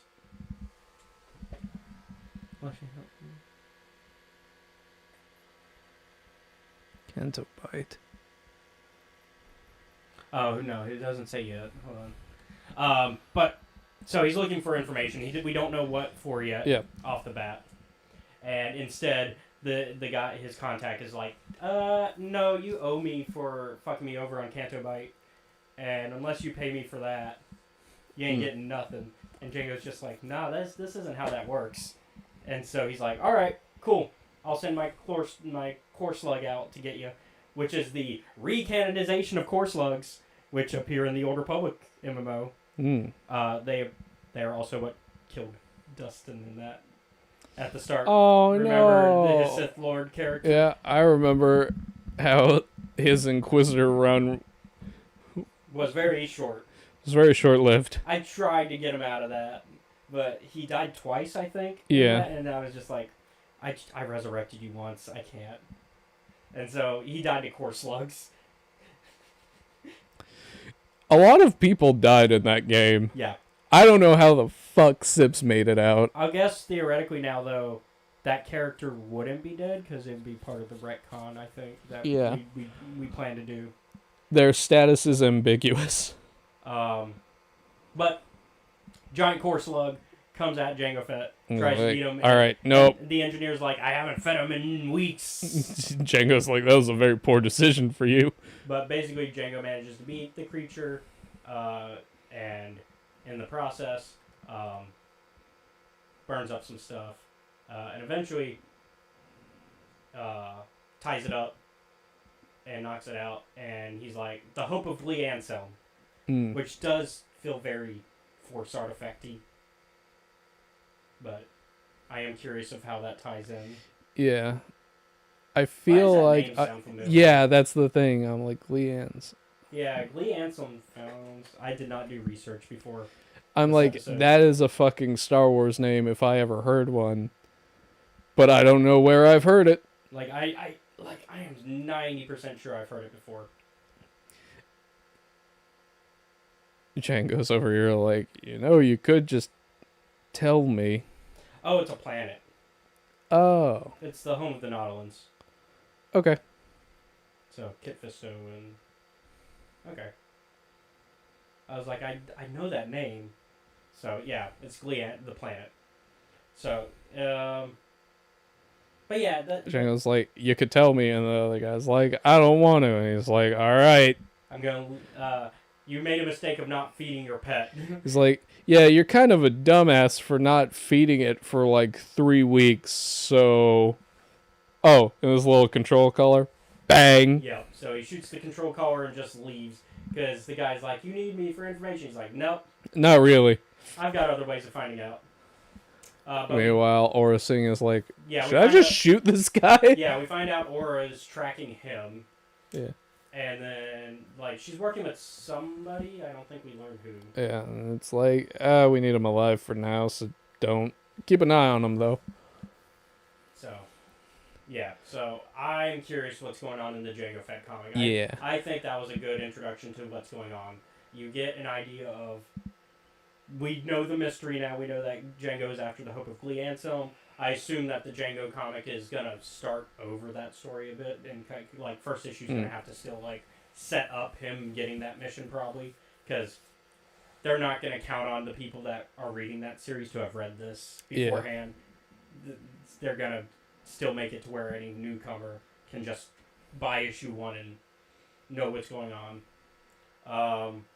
The next one we get is the Mace Windu tie-in, Showdown at Ocean's Deep, where Mace goes undercover essentially at an underwater prison facility. Yep. Where there's some corruption. Yep. Turns out the warden has been making money by helping prisoners escape. I don't know what Windu is on, but he's like fucking ready to go. And so the problem is the warden's doing this because he is also in a way a prisoner, because he's like, I'm in an underwater prison facility. You think I go home at the end of the day? No, I live here. I have to live here. I'm just as trapped as these prisoners. I don't. What, you think we have vacation time? We don't. I have to operate things here. And so So sometimes when people pay me, I let them go. and in fact, I'm planning to leave next. Yeah.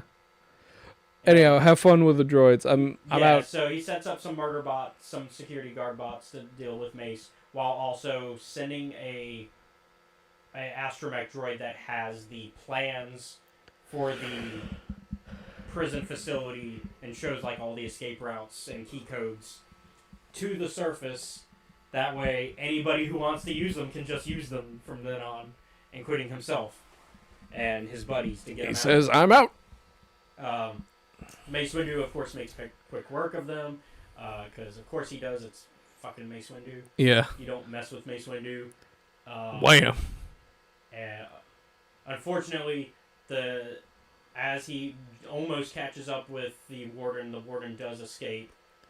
He does catch up with Warden, but he's chasing after the droid because it's more important. Yep.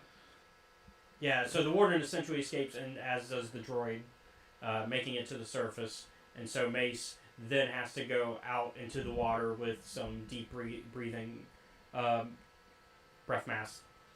Well, actually, no. He doesn't wear a mask. He just goes.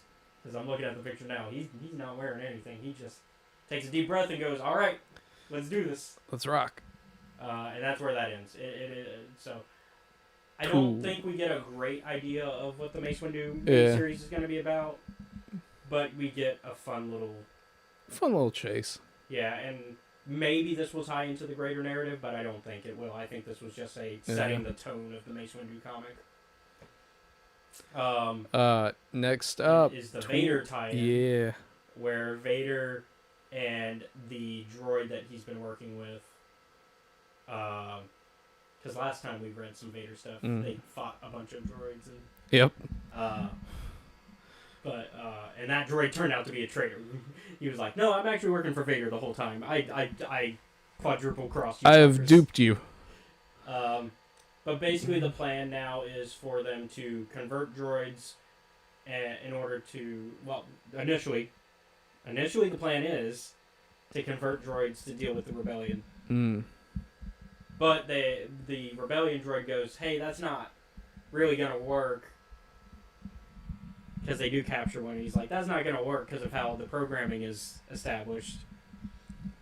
And so they realize, okay, we need a new plan, because my droids are not enough to stop the rebellion, and I have to deal with the rebellion myself every time the droids fail. So what they find out, though, is there's cyborg rebellion members, and that cybernetic systems are easier to hack than droid systems. And so they go... And of course, the evil behind it is that the living hell of not being in control of yourself that the cybernetic cyborgs would be in, because man, that poor rebellion droid did not know who he was talking to. He was like, man, imagine becoming like a slave to your most hated enemy and being able to do nothing about it. Meanwhile, Vader's flashbacks of Palpatine controlling them and going from Anakin to Vader. Yeah. And he's like, I'm gonna kill this droid. Yeah. This one reminded me. Yeah, because the reason why he's talking about that is like, yeah, you're going to control them, and they're going to be awake every moment of it, but they won't be able to do anything about it. Which is a little bit more extreme than Vader's situation, but Vader's just like, yeah, my situation is close enough. And so, yeah. And so I guess that's where we're going with the Vader comic forward is Vader is still trying to undermine Palpatine, as always. As is the way of the Sith. And so I think he's trying to acquire a better army to do so. And also to deal with the rebellion at the same time. Because he wants to be able to do both. And then we get our High Republic tie-in. Hi, Keeve. Yeah, with all the Republic, which is Keeve going to part of the Occlusion Zone planets that she's around, or near it, sorry. She's not in the Occlusion Zone. And helping out with a village that's being attacked by Nihil raiders. Keeve, are you doing okay? No, she's not. I don't think the answer is yeah. I think everybody in Phase 3 is not doing okay. I don't think the answer is yeah. To be fair, it's kind of the low of the It's lows not. right now. They're like, oh, fuck. But I do like that this story is really about still finding hope. And in a way, it's the Jedi lesson that I think a lot of Jedi stories try to tell when the Jedi are at their best, which is we are not here to control, and we are here to help, but we are also here to guide so that way you can help yourself and help others. And you don't need our help, really. We just provide the hope necessary to make people act most of the time.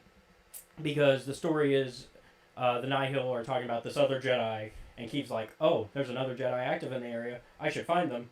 Turns out, not a Jedi, but they do have a lightsaber. And... Hello. Hi, welcome. Keeve, K-Eve. Yeah. I see what they did. Oh, how you doing, man? But Keeve is like, oh, yeah, we're not here to actually save you. We're here to... I am here to save you, but you seem to have already been on the job. And it kind of comes down to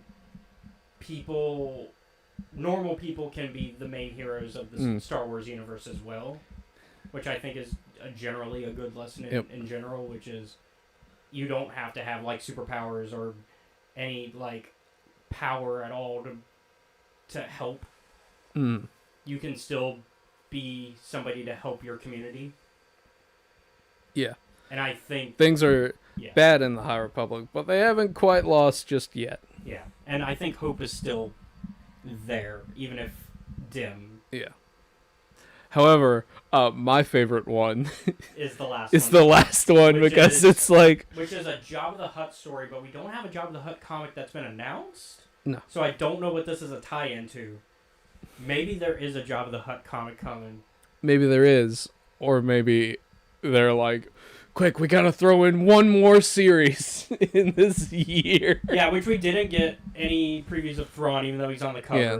We did get some previews of the art. I think, though, the reason they didn't do any previews of Thrawn is because it's an adaptation of one of the novels, so there's not really a lot you can do extra. I hate womb. Yeah, so we get the story of this kind of smuggler, reprobate type character who owes a lot of debt to Jabba, as they tend to. This is written by Mark Guggenheim, so I think this fits the tone for him, because he's also the one who did the Han Solo and Chewbacca comics. Yep. So this is kind of in the right vein for, I think, Mark. And so I think this fits. Yeah, he's just... And basically this reprobate, at the last second after Bane Maurer, this bounty hunter, finds him and tracks him down and is about to kill him, he's like, wait, I can pay off my debt. And Maurer's like, you don't got money. He's like, I can work my debt off. Yep. And he's like, fine, I'll bring you to Jabba and let him decide. And somehow he talks his way into it. Even though as we go through the comic, we learn that he basically has no, like, workable skills. Like, he has no life skills. This man, he just kind of sucks. Like, I don't think that he's a bad person, but he's not very good at this criminal stuff. Yeah, so, like, he talks about all the things he's done and, like, exploring the galaxy, and he's just like, yeah, I became one of the top lieutenants, and it's like, of course, this is from his perspective. So Tougher than Bib Fortuna, more subtle than Boba. meanwhile, running away and starting obvious gunfights, and then also he's like, but I also know how to like do like I can also be like somebody who does the negotiations for Jabba. Meanwhile, like not really knowing the like cultures of most of these places that he's going, Yep. and kind of committing some faux pas that kind of work out in his favor. Like he's just lucky. Yeah. Ironic, like he's not good, but he's lucky. Yeah. And 'cause, Motherfucker has cranked the luck stat as high as it'll go. like we see our bounty hunter friend from Yep. the Han Solo and Chewbacca comic, He's like, just shut the fuck up. and he's like, I've even killed mob bosses, and it's just like, nope, you watched a man choke and die in front of you and did nothing to save him. Are you And are that you just- choking? This is great. I mean, it's bad, obviously. Do you guys know any medical? And so, like, and then he's like, I also robbed an Imperial Bank cruiser. And it's like, no, you just ran into it and then you happened to take the money after you got into a wreck with a T-bone. I guess you could say I'm the best around. Though my luck falls a bit short at times. I would argue it's the other way around. I'd argue his luck is actually really good. It's just he's not good at anything. Yeah. But he brings the money enough for Jabba to be entertained by the guy. He's like, you're not good, but you pay the bills at the end of the day. You're not getting your debt wiped anytime soon, though. To which my brain was like, don't worry, all you have to do is survive a little bit more. Check. For some reason, it's showing I'm coming. Yeah, you're the second person. Here. Yeah. Hold on. Let me... Because it shows it should be coming through, but it's just...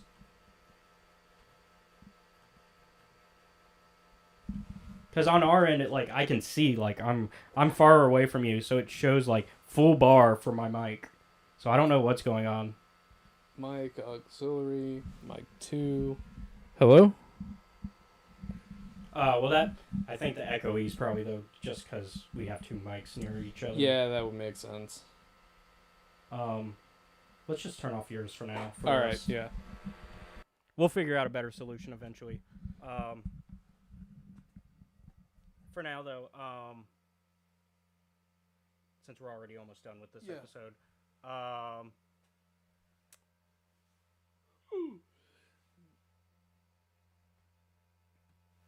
and so I want to see what... I'm curious about this character. So basically, we learn he has no real, like, he doesn't speak really Huttese, which is a failure on him. Like, you're working for the Hutts, you need to know a little bit more Huttese than he knows, like, basically Spanish 1 level Huttese. And, like, so he'll miss a few phrases, and he'll just, in his own brain, be like, this is what it meant. And they're like, no, that's not what we meant, but we're not going to correct you. And so basically, Jabba's like, you still owe money. We're going to send you on a job. Bib, go give him a job.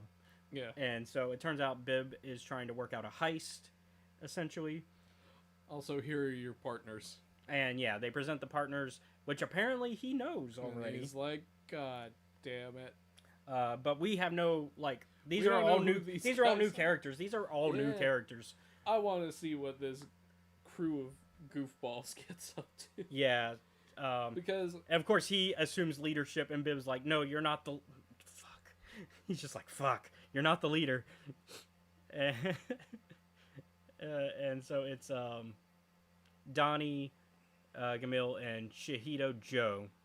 well, not these two. And so that's the end of that. And that Oh, was good. You already know each other. And that's the end of the Revelations comic. We get some previews of the Thrawn Alliance's adaptation with some art that's in black and white for the comic, as well as some cover art. Get some previews of Vader stuff as well. But yeah, a lot to look forward to. I am looking forward to Django and this crew. Yeah, Django and whatever the Jabba the Hutt thing Yeah. is. Like, I feel like those are definitely top for excitement. Because I think it's because they're fresh and new. Because, like, while obviously we're going to read the mainline comic and we're going to read the Vader comic, and of course we love the High Republic, something new is always good to see, and it's always a lot of these mini series I wish would become longer, but it's not always the case. Yeah. Remember, sometimes a long story does not necessarily make it a good one. No, but a lot of these miniseries, I would like to explore a lot of them. Like, I feel like the Han Solo and Chewbacca one got cut short, Yeah. personally. Although I know it didn't get a lot of numbers, which is why it ended. Same thing with why Bounty Hunters is now done, is they just weren't getting their numbers. And then, I mean, Vader and mainline Star Wars are always going to make their numbers because they're the mainline. They're the big two. Mm-hmm. It's the Mickey Mouse of Star Wars. Yeah. Like, you're gonna have your Vader and you're gonna have your mainline.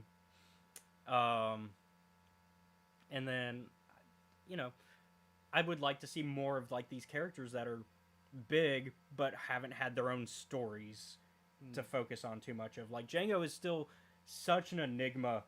Yeah. With we don't especially know a within lot. especially within canon.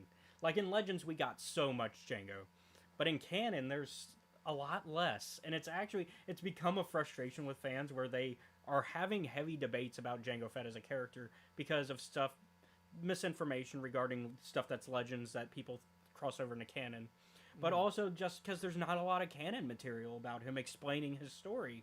What I want to know is Django a good dad? I think he was an okay dad. Yeah. I wouldn't put him in good dad, but I wouldn't put him in bad dad. Yeah.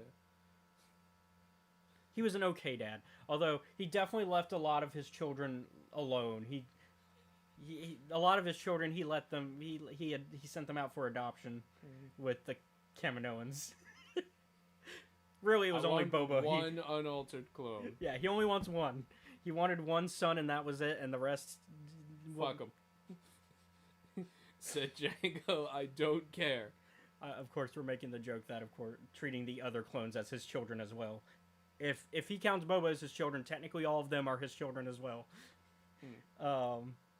But yeah, so Admittedly, like, Django's first act is like, oh no, a Jedi appeared?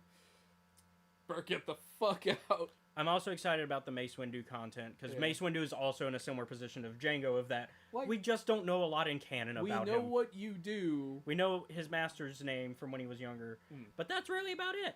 We know that who his master was. We know the lineage, like his apprentice and the lineage that he has with Depa Billaba, Kanan, and Ezra, but we don't know his personal story. And of course, once again, it's another thing of the fans just have very conflicting feelings about Mace because he has this attitude that is Yeah, they're- read very You either like him or like, wow, what an asshole. Yeah, and that's kind of and I think learning more about a character can change that perspective. I feel like people would be open to Mace Windu as a character if they knew him, but we don't know him. And the perspectives we get of him are not, they're an outsider perspective. Yeah. And I honestly feel at the end of the day, Mace Windu is not wrong about a lot of his positions. He has that attitude that if you don't know him, reads asshole. Mhm. And so, like, it's very standoffish, but not, I don't think he means to be mean or Yeah. harsh. I think he's just honest. If that makes sense. Mhm. He's just brutally honest. It's like, Yoda, man, we should probably tell them. Yeah.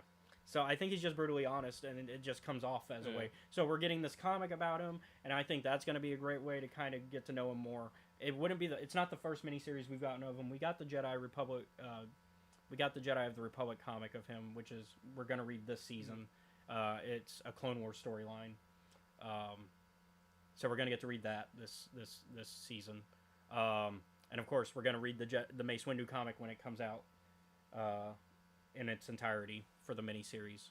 And then, of course, we're going to read the novel that's coming out because he's also got his own novel coming out that's going to reflect on, like, his personal opinions of Qui-Gon and his friendship with Qui-Gon and the Yeah. complications with that. And then we also got the Council book that's coming out as well, which is going to have Mace as well. So Qui-Gon- there's a lot of Mace content coming I- to us this year. I imagine with their Mace and Qui-Gon's relationship is like, man, Qui-Gon, you're my friend, but Could you quit doing shit off the books? Yeah, like it's. I feel like it's gonna be very similar to the Dooku relationship that he had, because in Tales of the Jedi, he doesn't read as "I disrespect Dooku." In fact, it reads as "I respect you as a friend, but I think you're making some bad choices."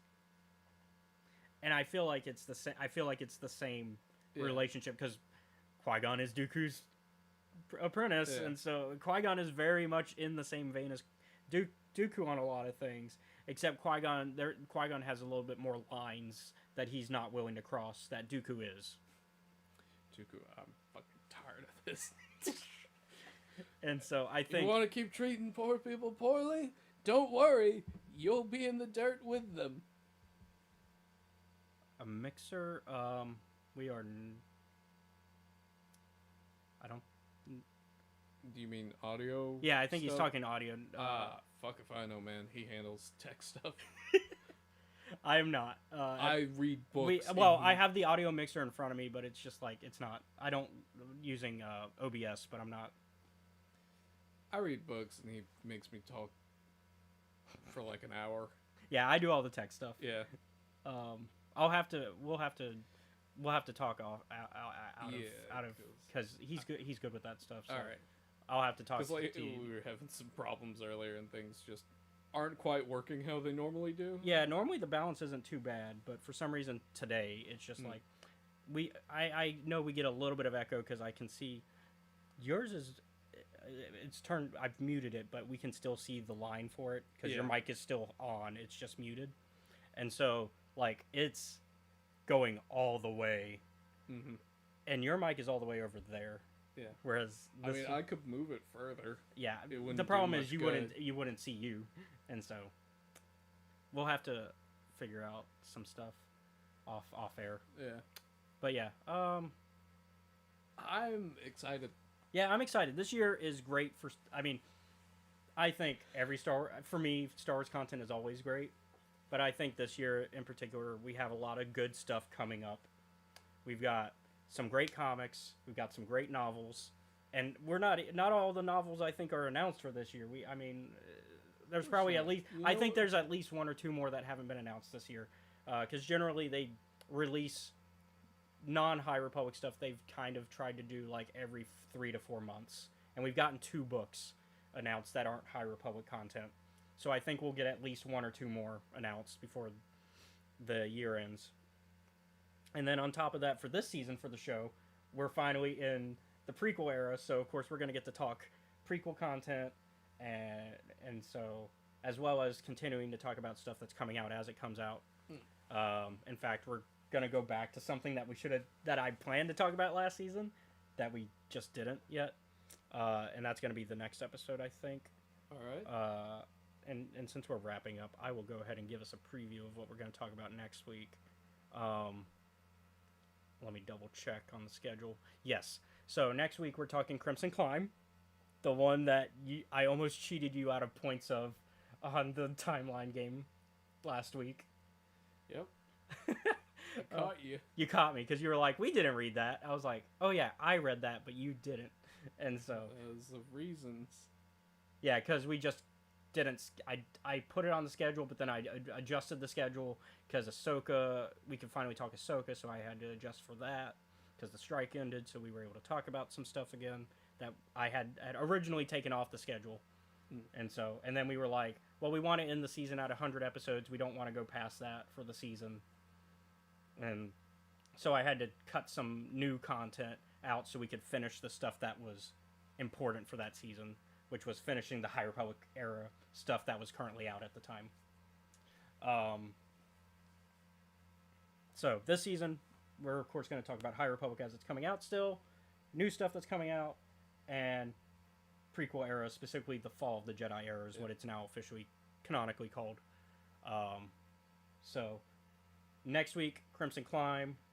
The week after that, we're going to do another comic double feature. We're going to talk the Darth Vader Black, White, and Red, as well as the Hyperspace Stories, Volume 2.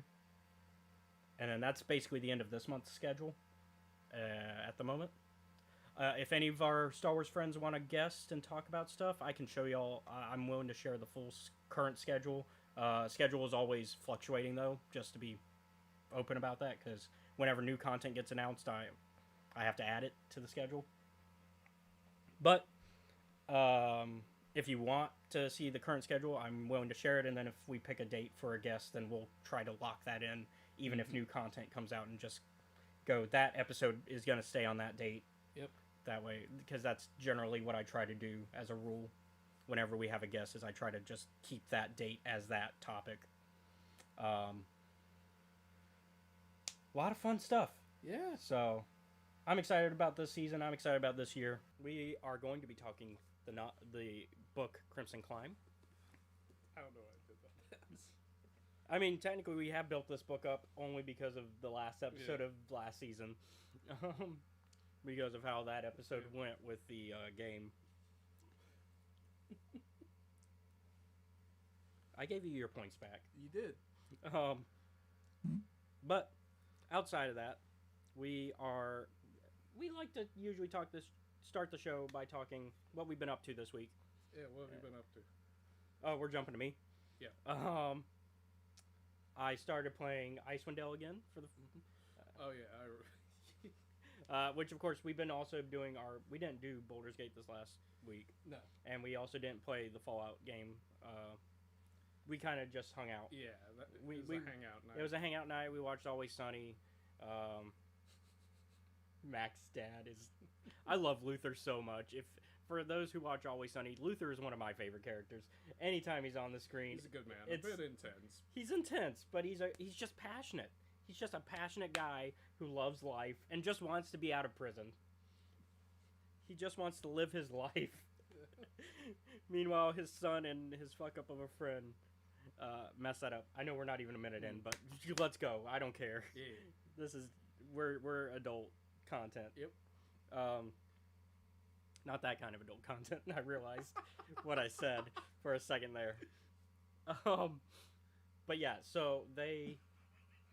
But yeah, we watched the episode where where Charlie and Mac fake their death. Yeah. And that's one of my favorite episodes, and it's a continuation of the Mac and Charlie just fuck up Dee's cars. Really, the beginning of this, because I think I think we've seen one other episode. we've seen one. So this is where it becomes like, this is where the joke really gets like. These cars are always destroyed, much like how Go ahead. it's like how Charlie can't read. Yeah. Can't read or write. Yeah, it starts off with a simple premise and it becomes an ongoing joke. Because I think the first time, because we did the They Left Philly episode, I think, or where they tried to leave Philly but they just couldn't, because either they stopped at the grocery, like at the local shop. I'm not sure. I don't know. It's the one where they rented the hit, like the back, the hitch, and then they tried to. They put a couch into, like, it was one of those, like, you know how, like, you can get the U-Haul extension, like, and then you have, like, the little hat, like, the trunks, the extra space for traveling. Yeah. They rent one of those, and so they're like, that way they can all go together, because they all can't fit in Dee's car, which they were going to take Dee's car without Dee coming with them on the trip, which is very much them. Yeah. Of like, oh no, we weren't planning to invite you, we were just going to take your car. Because it's a nice car. Stop stealing my car, said Dee. And steal your own car. And so they get one of those back U-Haul like things, and they basically buy a wicker couch to put in it to sit in. They get like a grill to like make food in the back, which of course immediately backfires when they realize, oh wait, the smoke is gonna knock us out, which it did. And then they were like, okay, well now we'll just put like some blocks to hold the back open up a little bit, and we'll tape it so that way they'll stay open. And it's one of those like mini like camping grills where it's like about as tall as this book standing, you know which I'm talking about, where they're like kind of lifted. And of course, what does it do? It rolls right under the opening and slides out. And they're like, God damn it, I wanted some hot dogs. And so, yeah, that's I thought that was the start of the joke, but maybe this is the episode that starts that joke. Oh, God. And so, anyways, we watched that. We found out about another role playing game rule set that we want to use now. Which, if you're a fan of the show, it will be no surprise. It's a Highlander rule set. Mm-hmm. The Highlander rule set, though, is very focused on specifically the first movie. Yeah. I don't know if that was a licensing thing or if that's just a continuation of the we ignore everything outside the first movie that some fans have.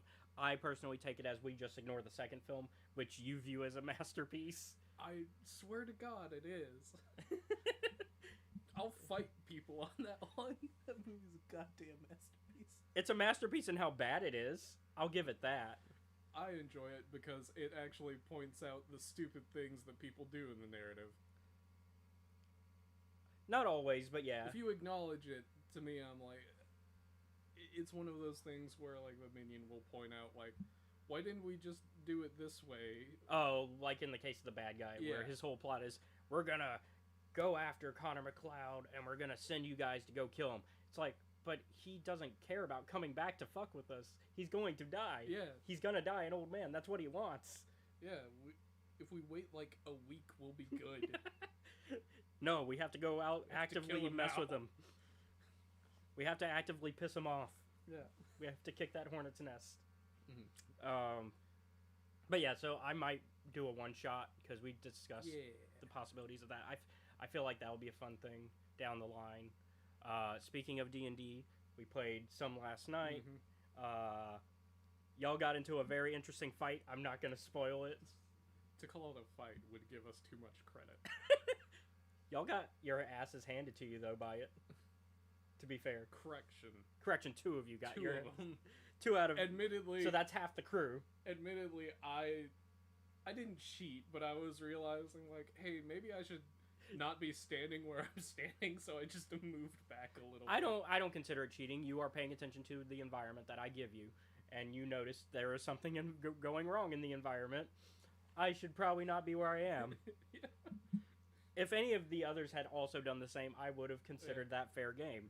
You were the only one who did, though. I'm like, what's up with Seth? Is this the only one who pays attention to where people are on the board? And then,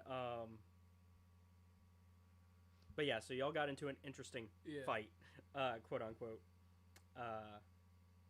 I think it's hilarious, and I think it's going to be a great video. I Yeah. already finished editing it this morning, so I just need to post it for the Patreon, and then it's all set. So I'll probably do that after we get off Yeah. here.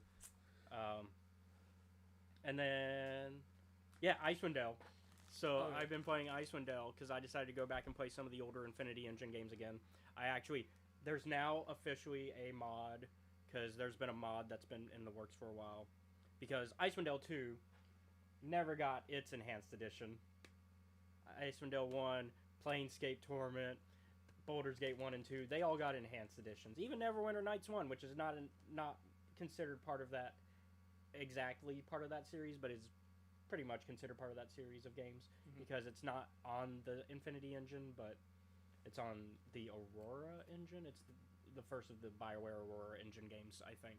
Or Odyssey, it's one of those. No, Aurora, because Odyssey is Knights of Republic's engine. Mm. Or the other way around, correct me if I'm wrong. That's up to you guys in the comments. We stopped and got snacks earlier, so that's what. Yeah, we got some snacks because I was having the shaky shakes. And so, Icewind Dale, though, I decided to play that because I'm going in chronological order of games, not release order. And so, plus we're already playing Baldur's Gate, so Yeah. if I was doing release order, I'd be stuck on Baldur's Gate with you and Drew until we were done with that. And we'll probably play Icewind Dale together as well once we get through Baldur's Gate, but I think we're going to do all 3 Baldur's Gate games together first. I think the best thing that happened, right, that you showed me, is the like how much it costs. Yeah, and that's what I was about to lead up to. So in Icewind Dale, it is more combat centric. Mhm. It is less story heavy, whereas Baldur's Gate is definitely story. Icewind Dale is more of a dungeon crawler with story elements. Mhm. Like they give you as much of a baseline story where they're like, here's the most basic story we can give you for explaining why you're dungeon crawling, and now go dungeon crawl. And unlike Baldur's Gate, where you just have the one main character and then a party of characters that you meet along the way, Icewind Dale is you build your party completely at the start. and there is no like side companions that you meet along the way. You build your party and you play. So you have your party of 6 because in Baldur's Gate 1 and 2 and in the Infinity Engine games it's 6.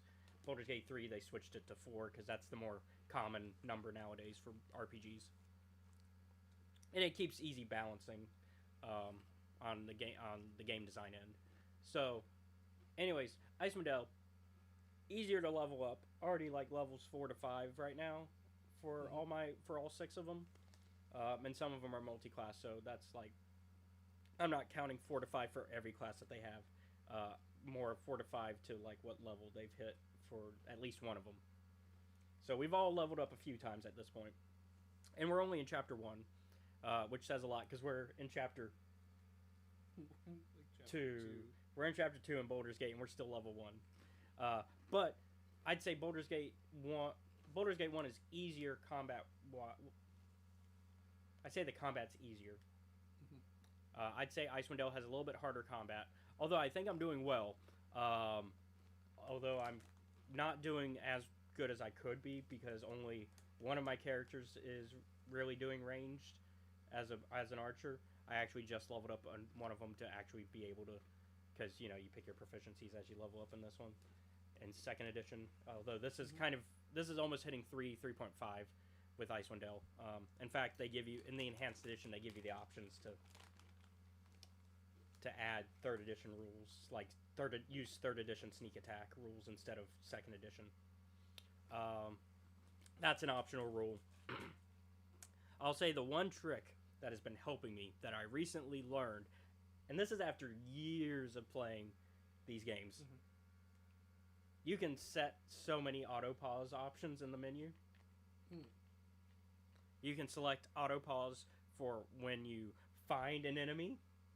You can set auto pause for at the end of every round of your character's actions. You can set auto pause for when you kill an enemy. You can set auto pause for when you use magic. You can set auto pause for when you, and these are like optional settings, so like you can select which ones you want.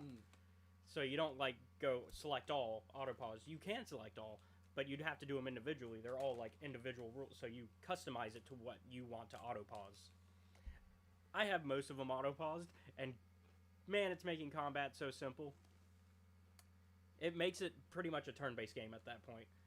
There's a lot of pausing because when you read it, it says auto pause at the end of every round, and you would think, oh, that means everybody takes their turn. No, it means every turn is what it really means. So after this character goes, pause. After this character goes, pause. And that does make it easier to start planning things. Like say, there's also an auto pause for when somebody gets hit. And for when they take a critical injury, 2 different ones. So getting hit versus a critical injury, both have their own auto pause separately. So useful, because then it's just like, oh, you're hurting, go back there, and you go heal them. Or I can go into the pause menu and have them drink a potion real quick if I have a potion in stock. So here's where things get tough. Because it's more combat centric, that means I'm going into a lot more fights. That's why we're leveling up faster. It's also why, and I also think this is a game that goes to 20, not to 10, or the halfway, or 15 rather, which is what I think Baldur's Gate 1 does, because I think it does the halfway point. So it's 15, and then 2 you can hit level 30, because in Baldur's Gate it's level 30. I think Icewind Dale is also potentially level 30, because it's still that where it's almost 2nd edition, almost 3rd edition.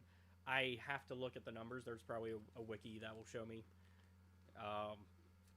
I just have to look it up, because I know Icewind Dale has its own wiki. I know Baldur's Gate has its own wiki. You know, it would be nice if Grim Hollow had its wiki so we could figure out when things happen. That would be less of a wiki. That'd be more of a, give me a book that says this. Because it's not even in the books. It's useless to have a wiki if it's not in the books. But yeah, so anyways, one of my character dies, and because I've been doing good. I've been doing quick saves, very much to how we were doing in our current Baldur's Gate 1 run, where pretty much every combat I do a quick save. I forget sometimes, and this was a case where I'd forgotten to do one recently.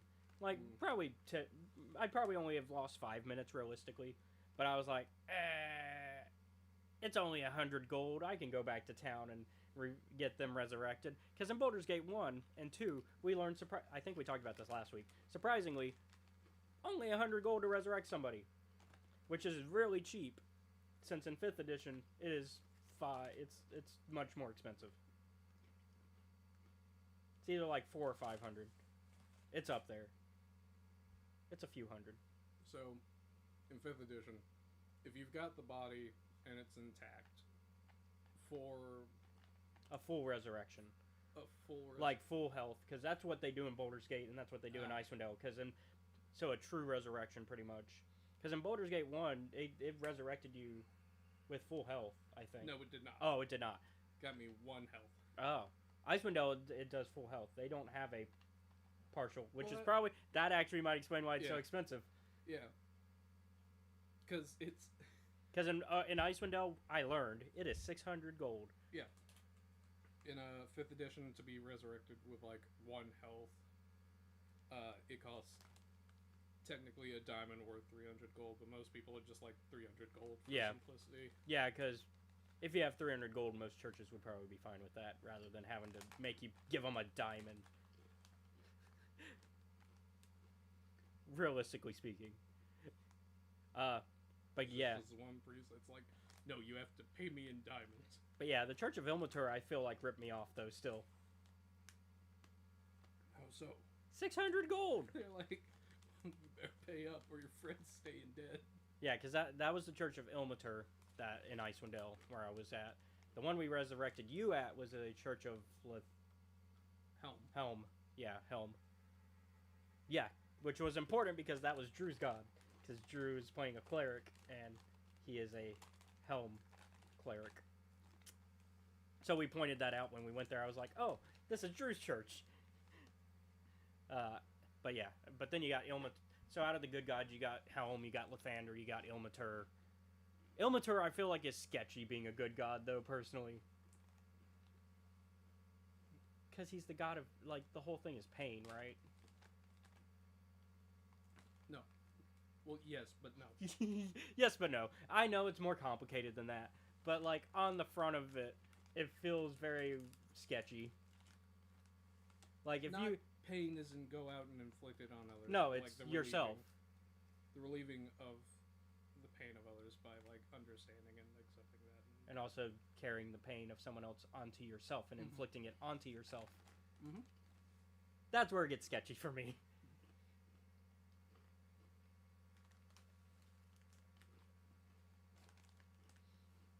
Not a lot of religions say, hey, go ahead and hurt yourself to make other people feel better. It's a simple, it's an not- oversimplification. It's a bit of an oversimplification, but yeah, sure, we'll go with that. But if you were in the world of Forgotten Realms and you were telling me about Ilmater, if this was like basic, like I've never heard of Ilmater before, I go into your church and I try to learn what's going on, that's how I'm gonna walk out thinking. If we're being honest. We'll do a deep dive on Ilmater next episode. Ilmater. I will look into this and get more. I mean, I know it's more in depth than that, but it is like it's the most sketchy of the good This gods. is one of those things where I think me and Andrew were discussing it the other day, where I'm like, either me and my mom, or me and Andrew. I was like, you know, if you take like things literally in some religions, you'd think they were crazy. Like the whole. It's that. It is Like- that. Like by the way, the Christians are nuts. They killed. But I mean, their God. I think the thing is though, the difference is we have examples in D&D of them that the people who believe in Ilmater do take it literally all the time. Which just proves my point. Sorry, I didn't want. And these are the faithful of Ilmater. Yeah. These aren't like stranger Yeah, like but they're not like typically going out and just. and they're not trying to hurt you because Yeah. like you said it's they self-inflict. I just feel bad for them because I'm They just don't feel bad. no, they feel Well, like they feel bad, but it's okay. they're happy to feel bad. Which very much feels like cult behavior to me. Yeah, don't worry about it. They're not hurting anyone as long as they. This is like me being like, I don't mind as long as you keep it over there. But I don't like the idea that your faith is hurting you, if that makes sense. Mm. I don't feel like your faith should hurt you in the process of you having faith. Mm. If that makes sense.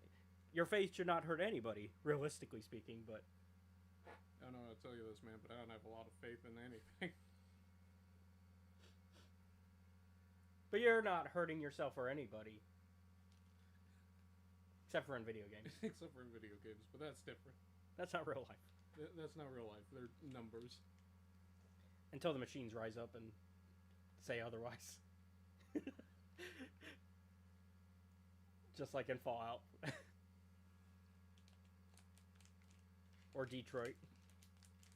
You know, should have killed me when you have the chance. Which that is one of the topics we talked about because you were playing Fallout 4 when I came over. And so we talked about the synths and... I've come to the conclusion that, like, the whole, you might be a synth thing, or like how they're used, like, by the narrative. Mhm. And I'm like, I don't care. That's the end conclusion I've come to. Yeah, like, for the most part, they're not... Synths themselves are not actively trying to replace people. Yeah. It's the institution that's trying to do it. So, as long as a synth is not actively trying to do something on its own volition, the synth isn't bad. Just like a human. If a human is not actively trying to hurt somebody, they're not probably a bad... The thing is, I think it's like, for the institutes, the sense, it's kind of like, I was thinking about this, I'm like, this is just the Blade Runner question, except done slightly worse.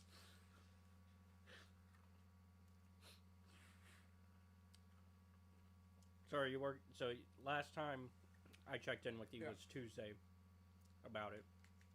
Currently, this is a Minuteman run, right? Currently. I've been on the Pridwin now, because they've showed up. Because basically you're going to choose between the 4 factions by the end of it. Mhm. I mean, you know enough, so I don't feel like I'm spoiling anything. You have to make a choice between the 4 factions, which I feel like is the one really extreme failing of Fallout 4, because the other ones have kind of been very much like you can play both sides pretty much until the end of their games. Whereas 4, it's like, no, there's a hard moment. You have to... Mhm. So, like, you have to choose between the Brotherhood of Steel, the Railroad, the Minutemen, and then the Institute. Mhm. And so... I've not met the Railroad yet. And then I've been watching, keeping in Fallout, I've been watching a lot of Fallout YouTubers, or Bethesda YouTubers, I guess. Like, I've been watching Juve, who is fun to watch. It's basically most of what I'm watching out of those Bethesda YouTubers are people who are breaking the game by doing something different than how the game is meant to be played. Like Juve, I watched one where he has somebody that makes mods for him whenever he comes up with an idea. And this one was so in 4 you have the creation tools where you can like build your city and all that. Yeah. Or your civilization or whatever you want to call it. And settlement, that's the word they use. Yep. Build your own civilization. I was trying to think of the word they use. Settlement is the word they use. It's basically a town. Yeah. And so one of those tools that he had this modder make was an actual square block, like just a where it's just the square, but like with the center space, but you can step on them and walk on them. Yeah. And so what it does is every time you kill something, you get a square. So that's how you get your resources to make the square. So his challenge was that he couldn't walk anywhere that he didn't place a square. Mm. And anytime he was off the squares for every 2 seconds, he would have to gift a sub to his Twitch stream, to his Twitch chat. And so... That reminds me, next week I'll bring the kill count for how my run is going. So he got creative with it. He was like, well, I can find the raiders that are there that are near, like, in between the first settlement that you find, and then, like, although once you're inside a building, that doesn't count. He can walk freely inside, because the squares raised elevation a bit, so he would be hitting the ceiling and wouldn't be able to walk anywhere if he did that. So it's only outside but once he's outside, he has to exit at a point where he's stepping on on a square. And so he would reset the days and pretty much Groundhog's Day Mm. his way through by killing the same things over and over. Eventually, he created a one of those settlement beacons where Yeah. it calls settlers to your settlement, and he would trade with them, get their stuff, and then kill them. Oh, So that way he could get some free stuff. I say that like that's an unethical thing to do. Meanwhile, I'm only taking care of the people I've sent to Sanctuary because I don't care about anywhere else, Yeah, which is kind of fucked up. but we're an hour in. Yeah. Let's go ahead and talk some Star Wars news because there's a couple Yeah. things to talk about.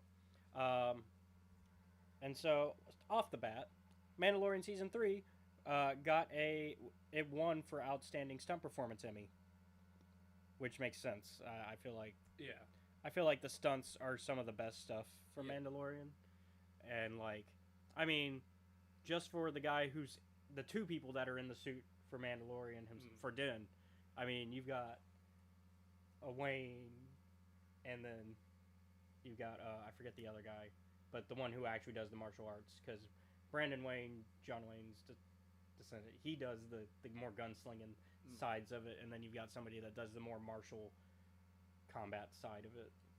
And So it takes 3 men to create Din Djarin.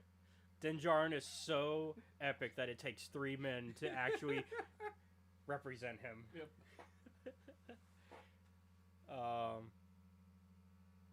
Other stuff, ones that they were nominated for but didn't get were Outstanding Cinematography for a half-hour series, which Atlanta won.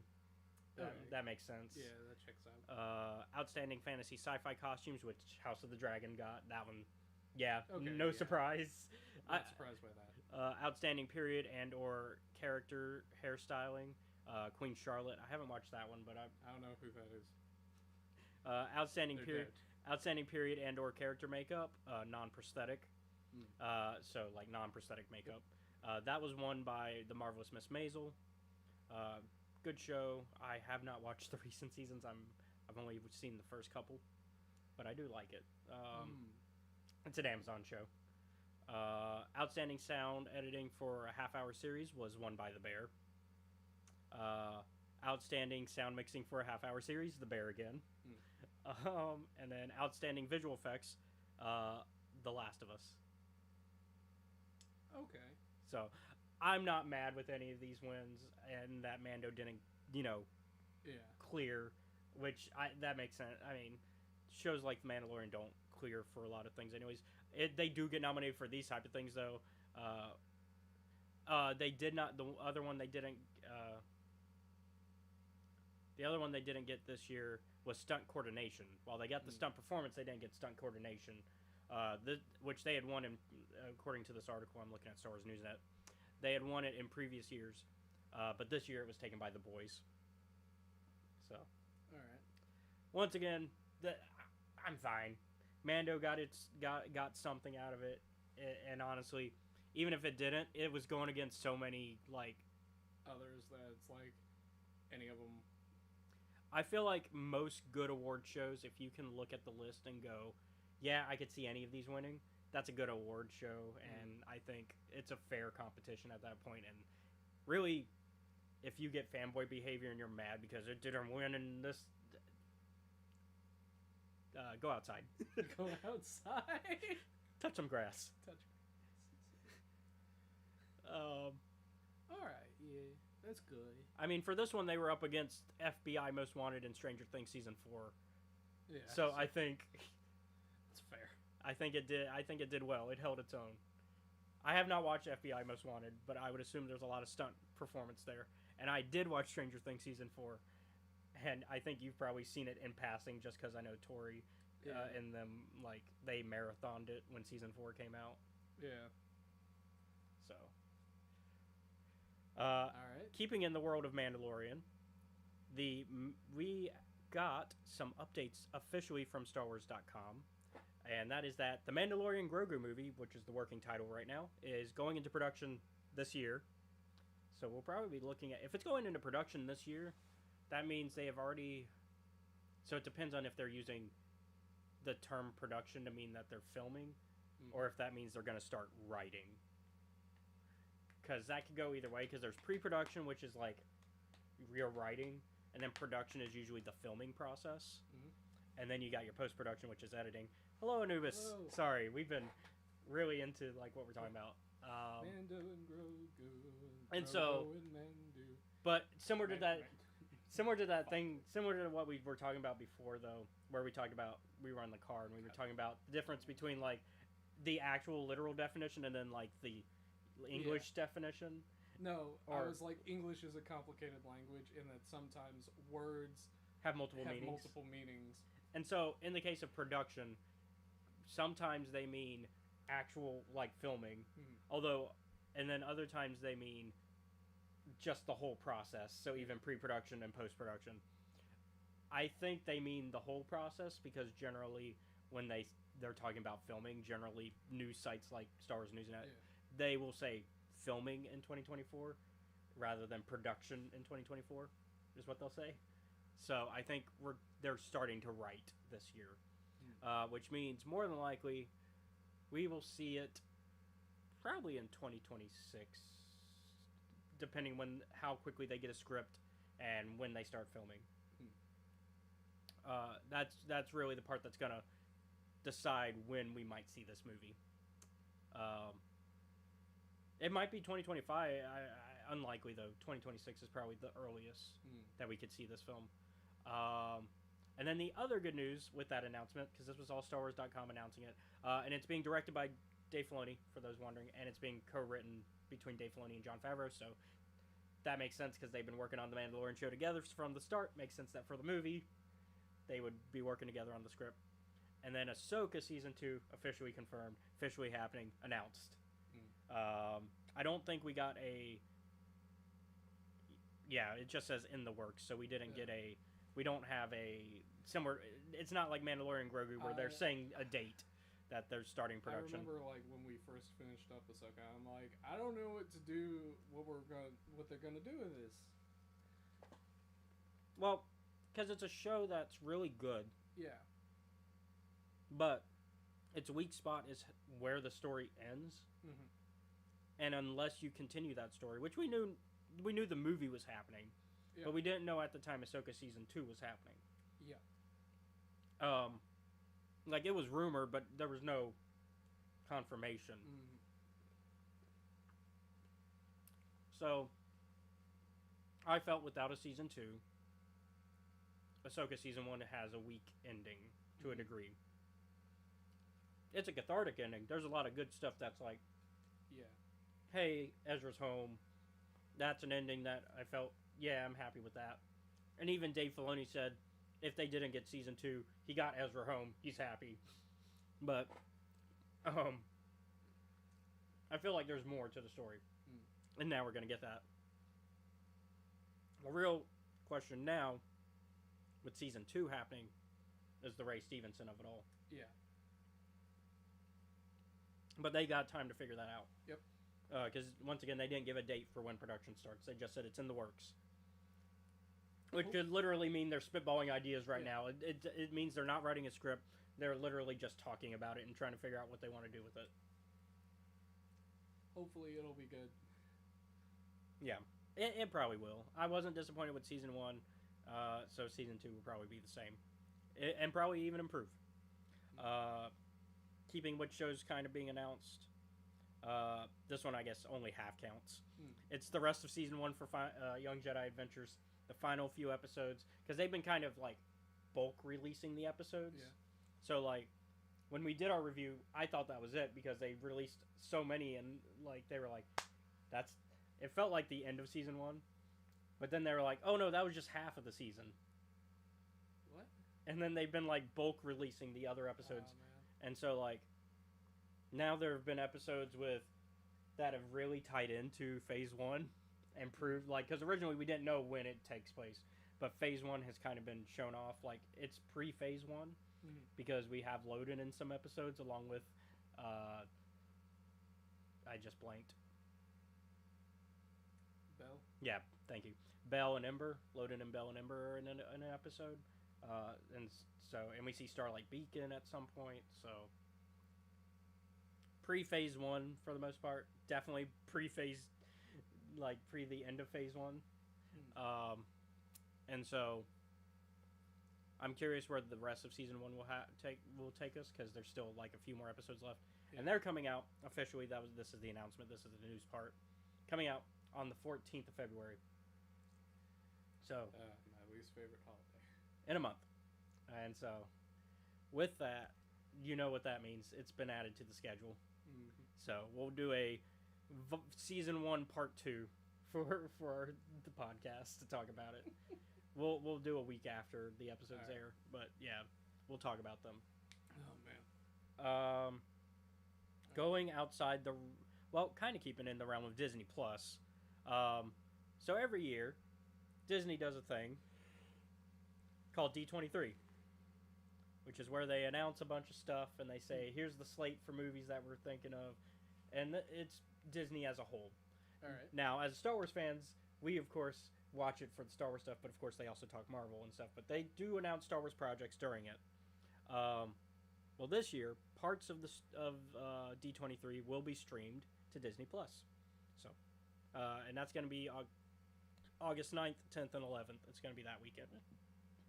So, it'll be. I'm curious. I mean, I feel like for the most part, we know the stuff that's coming out this year because and so I'm looking at Star Wars Newsnet right now and what they're predicting, and they're thinking that we'll probably get. Well, no, they're talking about stuff we've gotten before. So, with the stuff they mentioned because they're like, oh yeah, before we've gotten the sizzle reel for Rise of Skywalker, we've gotten a trailer for Mando back then. We got the first teaser for Mando Season 3. We've gotten the trailer for Andor previously, and we've gotten the Bad Batch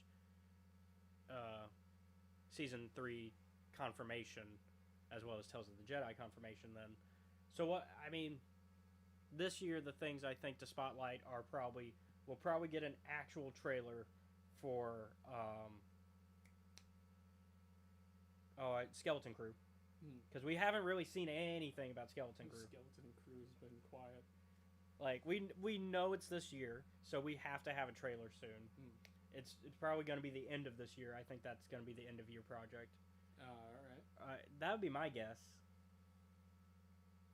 I mean, We'll see. Ultimately, at the end of it all, it might be you know what? Actually, Skeleton Crew's probably going to be out by then. Let me look. Let me get a frame of reference here. Because we know Skeleton Crew's this year, and we know the Acolytes this year. Yeah. So those are the two that we know for sure. I think Bad Batch, the final season, Season 3, is this year. And then Tales of the Jedi Season 2 is next. I think that one got held off. And Andor got held off as well, Andor Season 2.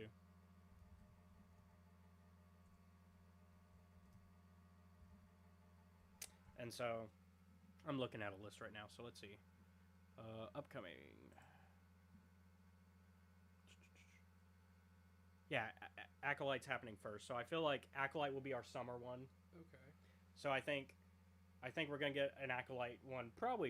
We'll probably get a trailer this month or next month, pretty soon. Maybe March at the latest, if they really wanted to hold off a trailer. But I think we're gonna get a trailer soon for Acolyte, which means by the time D23 is happening, Acolyte will already either started airing, have aired, or be currently airing. Yeah. Like it's gonna have already happened because that's August. And I think either if it hasn't happened yet, then it's gonna happen like within the next week after that. So by then we'll have already seen a trailer at least. So I don't think D23 is bringing in a trailer for Acolyte. Skeleton Crew then is probably a November or December release, similar to like Mando being a late November, early December type of show. And since we're not getting Mando this year, that would be my guess. And then, like, I'm trying to think what other shows. I think we're good. Are we not getting? But yeah, and then we're getting Bad Batch, which that might be actually that might be the summer release. That might be a May. Maybe. Or we'll see. yeah. And of course, we got Young Jedi Adventures this month, next month, being finished up. So, and they'll probably start season 2 like either late this year or early next year. I don't like the way they're releasing that show. By the way, just either if you're gonna do bulk episodes, just do the whole show. If you're not gonna do bulk episodes, do weekly releases. Don't do this. We're gonna bulk some of these episodes, and then we're gonna bulk some of these other episodes. Just release them.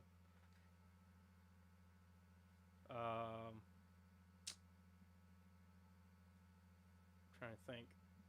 Andor season 2 was originally going to be August this year, but that's got moved.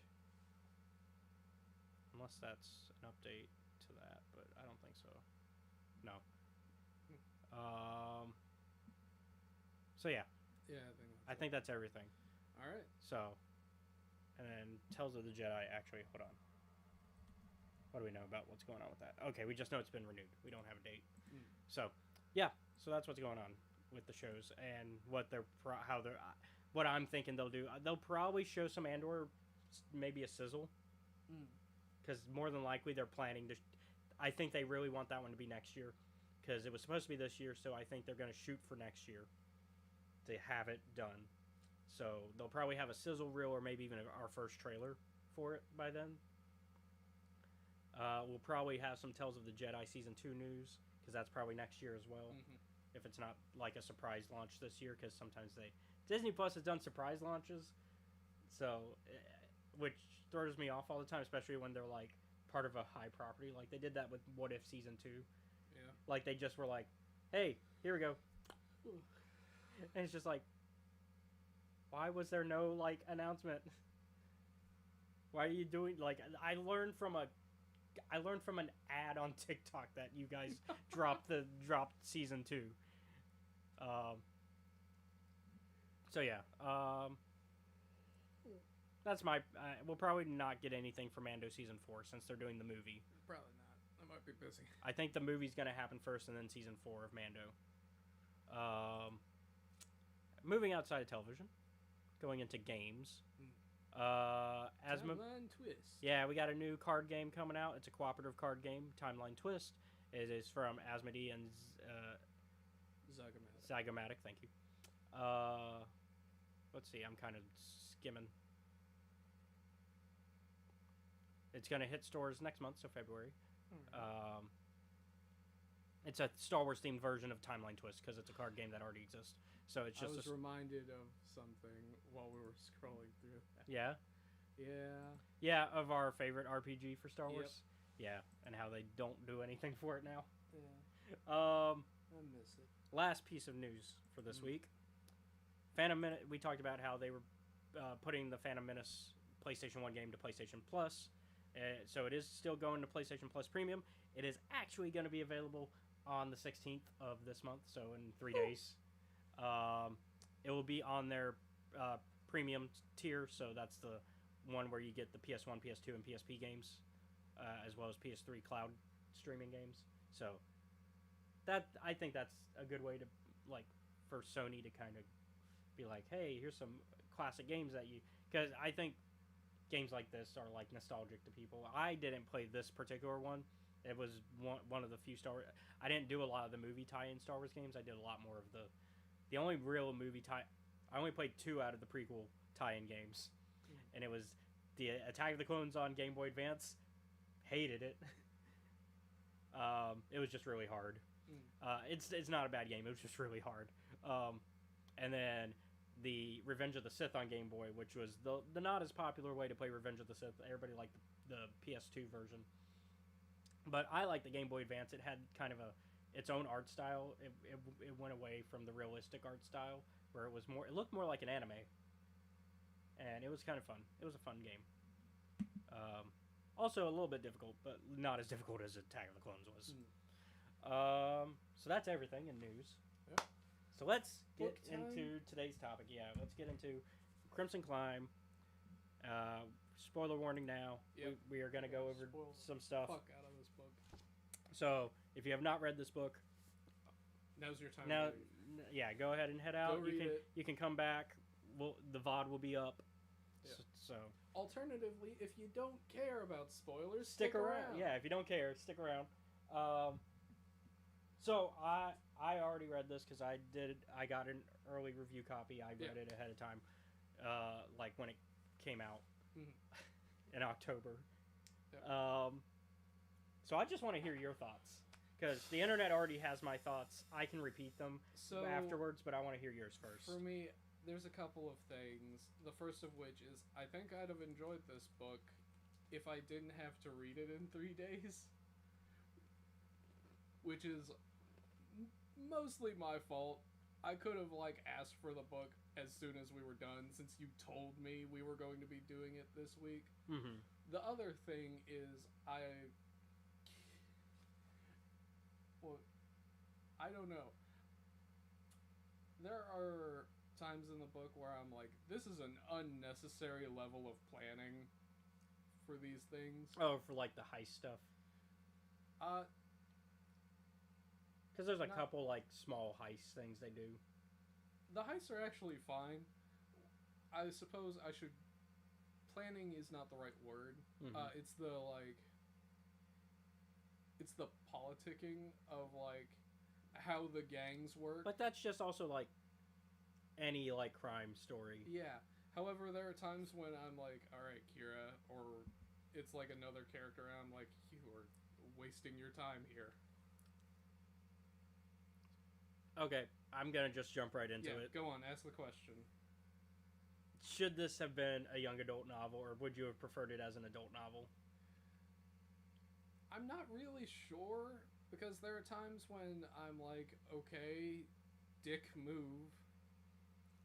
Personally, part of my reasons is There knowing is a very nasty implication. there's a very nasty implication that Solo, the movie, gives us Mhm. that is very much white, like it's whitewashed in this. Yeah. Like they very much gloss over it. Yeah. And they in fact make it to where the character that is implicated with that stuff does not get involved with that stuff at all in this book. Dryden Voss. Yeah. Dryden Voss is very much whitewashed, and they very much quickly clean up his behavior in this book, where he is abusive still. He is very Yeah, much he's a huge jerk. he's still very much an emotionally I'm like, abusive asshole. For me, it's in terms of thank you for reminding me that you're a son of a bitch. It's the constant pressing on the bruises for me. I'm like, you already proved your point, asshole. Which just makes you happy when Kira kills him in the movie.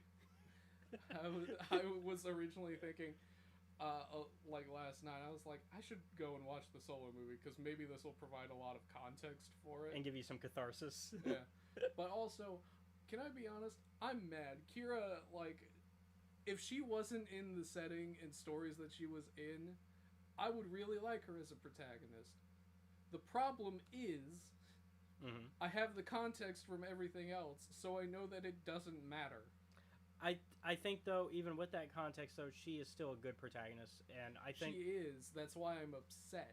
and I think even with that context, she's great, and I think while she politics very well, which is why she rises through the ranks in this book, it is because of her politicking and her ability to actually talk to people. Well, not at first. Yeah, she learns that over the She learns because that's like one of the things that the book starts off as a weakness for her is that she is not great at that. That was what Han was there for. She was the one so before her and Han split, because it does go into some of those Yeah. details, but the book takes place, it's pretty much in that gap between after they get separated at the spaceport and then when they meet again. That's what this book is basically about. Although it doesn't end directly with them meeting again, it still has like some gap time between them. Probably still like a couple years before they a year or so before they'd meet again. And so but it does a great job of explaining that they were together not only because they liked each other, although Han, very innocent at the time, that was his main reason, was he actually did care about her that way. For her though, it was also maneuvering. Yeah. Because she knew the rules. Han didn't really play by those rules, but he was great at talking his way out of shit. Yep. And so that's why she kept him around, because he could talk his way out of shit that she couldn't. Mm-hmm. In fact, we see. There's a great point where she's like, you know, I keep a bunch of secrets and everything, whereas Han just fucking, if he lied, he would tell you he was lying. She's like, I didn't. It's the like I think that's also something. calculated versus open kind of deal. And I think that's also something Han gets better at as well. Han gets better at bluffing. Yeah. Because he's not a bluffer. No. At least not at the start. And even like, and he's not really in this book, but we're talking like about it anyways because it's relevant. And I think the Solo movie shows that he's not great at bluffing, but then we see by the time of the original trilogy, he's improved. Yeah. Greatly Greatly improved. yeah. Because he didn't have a fucking choice. But he still has his moments of not being great at it, like with the Death Star scene where he's on Hi, the how are you? boring Boring call. conversation anyway. So like, we still see moments of that Han where he's not good at that. That's still to this day one of my favorite fucking moments. Because he shoots it for no reason. It's like you could have just turned it off, but the shooting it is what makes that scene even better. It solidifies it's completely unnecessary. Yeah, I think it solidifies it into like history. Memory, yeah, into memory and history of people talking about it. Also, like, man, Sarah Verde. I like all the character. I pretty much like all the side characters introduced in this book that aren't like that we don't already know about. Like we know about Maggie and or Margot rather, because we know Margot from the comics and from Solo, and like we already know that she's around. But like seeing the other characters that are part of this, the Crimson Dawn and all that, I feel like were great. These were great additions. And then the betrayals and the Sarah Verde got it pretty bad. but also I'm kind not of mad at I was it. gonna say kind of deservedly. Yeah, I'm not mad at it. So Sarah Verde, let's kind of explain, is a rival to Kira throughout the book, and is somebody that also kind of wants to be pretty close up on the ranks. Yeah. And so the way they meet is that she's undercover as a Imperial officer, who is like basically keeping an eye out for the shipment that they're about to steal from the Empire. Kira has also been sent to get this shipment, but also at the same Proxima actually wants her and her crew to die. Yeah. Is really what Proxima's planning. Oh no, there's too many mouths to feed. Oh no. Because so politically, after Han left, let's kind of talk about that first before we get back to what Sarah Verde got into. Kira gets shit list. Yeah, so Kira basically gets I can't punish Han, so I'm punishing you. Yeah. And so she gets her jacket taken, and basically she loses anything that's considered her property. Yeah. Because it's not. It's Proxima's property, at least according to the gang rules. And so Proxima's like, it goes to whoever wants it. Yeah.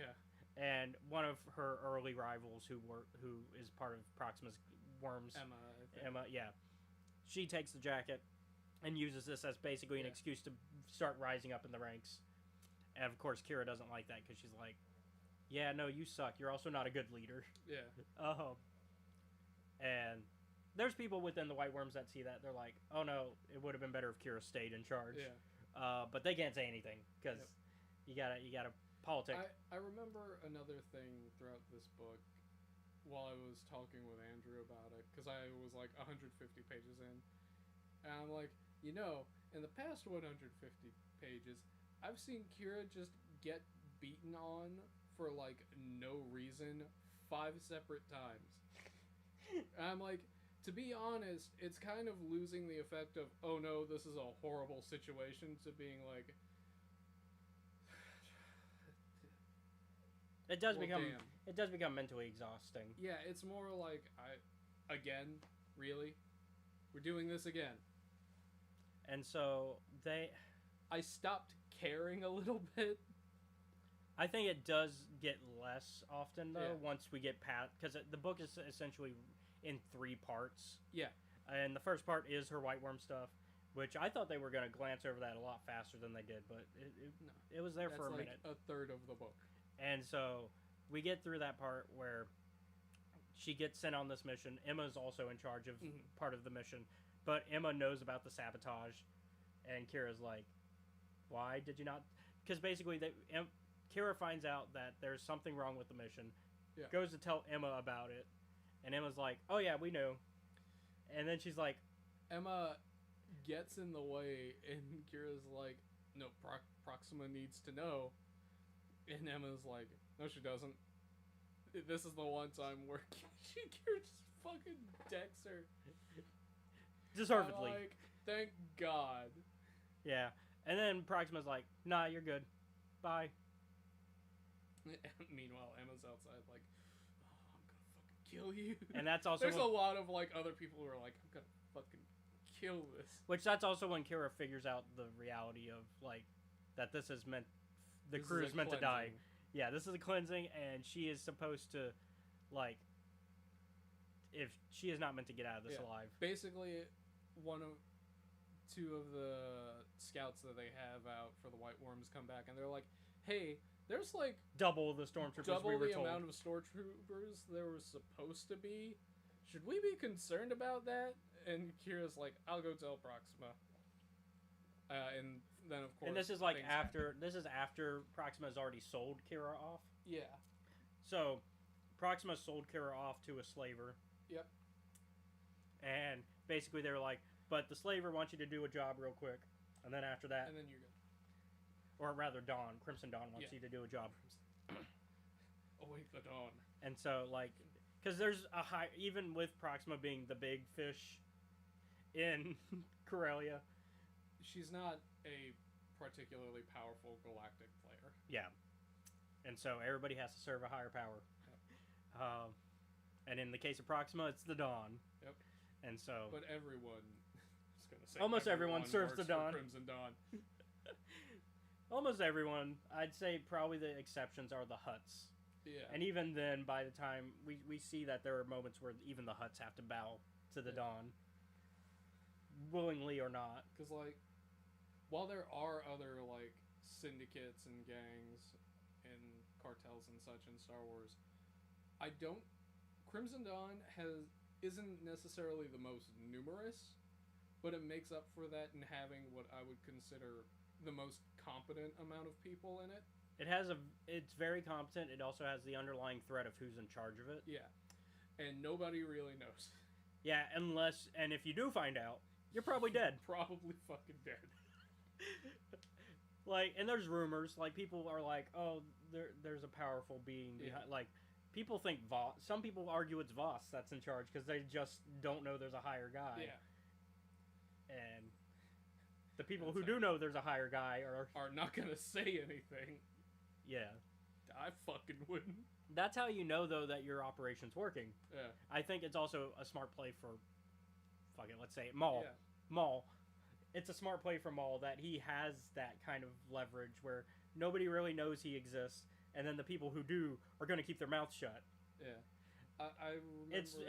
It's why Palpatine doesn't bother him during the Yeah. original trilogy, like during that era of time. It's not the original trilogy era, but that Yeah. gap time, because Palpatine only bothered the Empire only bothers Maul once Maul gets in the way of Palpatine's plans. Yep. With rebels, and up until then, they didn't care Yeah. Because why would they? because we see this in the comics. Palpatine views the criminal cartels as a necessity. Yeah. They are a way to keep chaos. We need them out there doing bad things so we look good. Well, not only that, it's a way to do chaotic things, but with a set of rules still. Like, there's still an order to it, because every criminal cartel has rules. They have a way of doing things. It is chaotic to outsiders, but when you're on the inside, there's an order and structure to it. It's not anarchy. And Palpatine understands this and knows that we can do the underhanded stuff through them that we can't publicly do. So, like, any of the drug stuff that we need to have done, we make the cartels do it. Yep. Or we don't, or we let them do it, and then we take our cut of it afterwards. That's why, like, Jabba works with the Empire all the time, Mhm. because Palpatine understands the necessity of it. Vader kind of understands the necessity of it, but really doesn't. Like he does. If Vader had his way, they'd all be gone. Yeah. But Palpatine understands the necessity of it for his plans to work. Is that a good thing?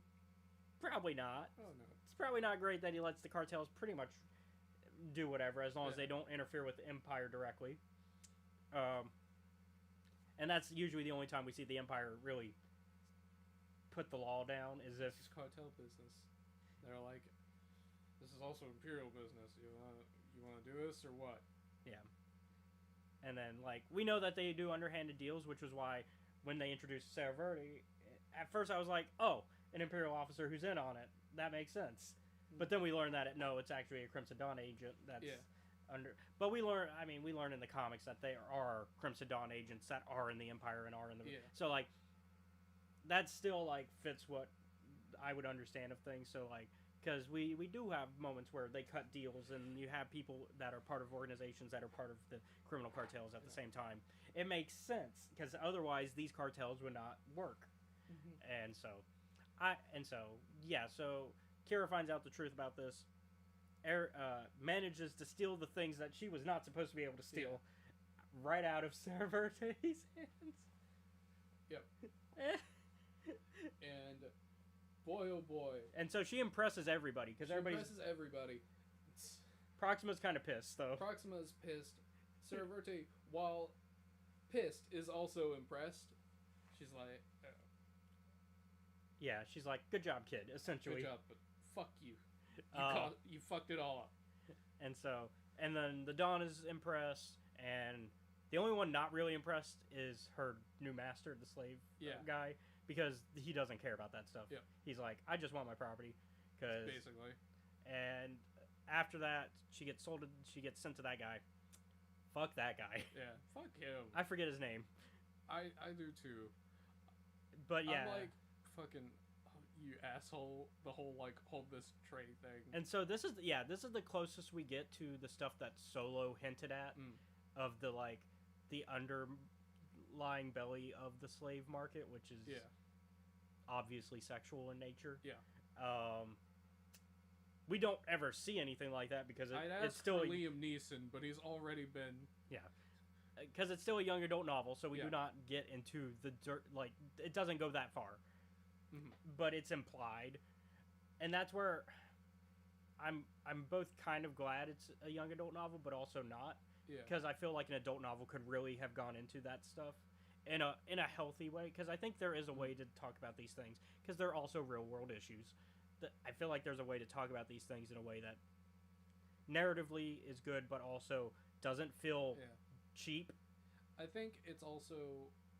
Because that's the other concern. The problem Because that the I other concern have- is that it could feel cheap. Yeah. What I was going to say is because it's a like Star Wars story. I think that's why they're trying to that's steer away. Which is also why, like I was talking about earlier, I like Kira as a protagonist. It's just that because she's in this setting, I think the story. So Star Wars. Yeah. Okay, I misunderstood what you meant by setting, but yeah. So Star Wars. Yeah. That, and I also don't like. I am someone who could not do the like crime politicking very well because it just pisses me off. Oh The no, amount I've of time. I've seen how you play my games. I know. Because we have crime politicking all the time in my games. And how has that been going? Your characters are usually, let me just bash my way through that. Yeah. I love the joke of like, don't piss off Boone or insert other character name. Why? Because they're not going to fucking talk with you. They're just going to kill you. Yeah. But yeah, so I mean, I get it now what you're saying. Yeah. And yeah, that's probably a part of it. Although, Star Wars can do dark. It can. Because, I mean, we've got the Bane trilogy, we've got Red Harvest, we got Death Troopers. While all those are Legends books, canon can also do it. Yeah. And, I mean, I think you can't... like I said, there has to be a healthy balance to how you have Yeah. these discussions. You can't George R. R. Martin it. Yeah. While I think Martin is a great author, he very much, I feel like for the sexual stuff, just doesn't do the nuance of it most of the time. and so I feel like sometimes the nuance is missing with those type of scenes. For him, However, in my defense, in his I am a defense, fan of Berserk, so I have seen a lot worse things happen to people. but also once again, even in like Berserk, there's nuance. There are moments, yeah. It's not. There's It's very. not always. It's not just shock value. There's Yeah. there's definitely shock value to it, but it's not being done for shock value. Yeah, there's a point. And so I think that's where we have to tread lightly. Yeah. And I think making it a young adult novel makes that problem not a problem. They don't. Yeah, they don't they even have to don't think have about to. that. You can imply things, but you don't have to say them. And so yeah, so we see that this guy basically tortures her by making her wear skimpy outfits, having to stand up for hours for no reason just because he feels like it, just to show her off to his guest. He basically does the king the- thing where he has guests come in to ask him favors, and so It's for me, it's just the fucking tray thing that pisses me off. makes her hold the tray. Yeah. For like hours. And so he basically just does all this stuff to piss her off, and he's trying to break her. Yeah. It's like, and that's not even implied. They say that's the point of him doing that, is house training her essentially, and That shit which is fucked. didn't work. It didn't work because Kira has a slightly stronger will than that. Dryden Voss was his version of breaking it is like, nah, you just get to stay in your room. He's also more of an emotionally abusive Yeah. in this book, anyways. Although once again, I feel like Solo implies that he's more than emotionally abusive, but. Up until the point where Kira just fucking kills a guy. So yeah, eventually Dryden Voss essentially comes in to this guy's place, or no, he sends a representative to come in, and basically the Dawn's like, "Hey, we want her. She's impressive. You're worth It nothing." is Sarah Verde that shows up. Yeah, Sarah Verde, who is like, "Yeah, we need her. Fuck you, give us." And once again, the pole of import, like the pyramid of where you are in importance to the crime cartels. Yep. He is low. He is very low. Yep. And so he's like, okay. At the moment, the current order is Maul, Dryden Voss. Sarah Verde is one of Dryden Voss's. Well, I'm talking about like underlings. organization. So like it would be Dawn, Oh, maybe like the Hutt's like next to them almost, Yeah. maybe just slightly under, but then like everybody else under that, yeah. like Pikes and all of them are way under. Pikes are probably like only directly under like the Hutt's and Dawn, because the Pikes are up there. Man, the Pikes get it fucking bad in every piece of media. Even though they're like one of the most powerful cartels, like they're in that triumvirate of like. My thing is, I'm like, the Pikes are only strong because there's so fucking many of them. Well, they also have like the drugs. Yeah. They're the ones that usually Those are are the their drugs. two things. They've Yeah. got drugs and people. Yeah, the drugs and man hours. Yeah. Other than that, though, that's about it. So I mean, but yeah, so Voss brings her in. And basically the rest of the story is, and that's the end of part 2 essentially, and then part 3 is essentially it's almost a 4-part, because I'd say the Crimson Dawn stuff also gets split up into 2 parts, because it's the Kira There's getting the adjusted. Thorum. Yeah, it's the Thorum arc, and then it's the post Thorum arc, and like Kira kind of rising to power within. Yeah. And so Thorum is basically her Kira's getting climb yeah is part 4, as you would think. yeah For me, it's basically Corellia. Corellia, I consider like the part where she's basically in transition to Thorum as part of that. mm-hmm. Then it's basically Corellia, Thorum, and then parties and Kira making her way up to the top. Yeah. And so with the Thorum arc, we kind of get an exploration of like Kira as a character having Kira. to adjust to working with a Yeah. team.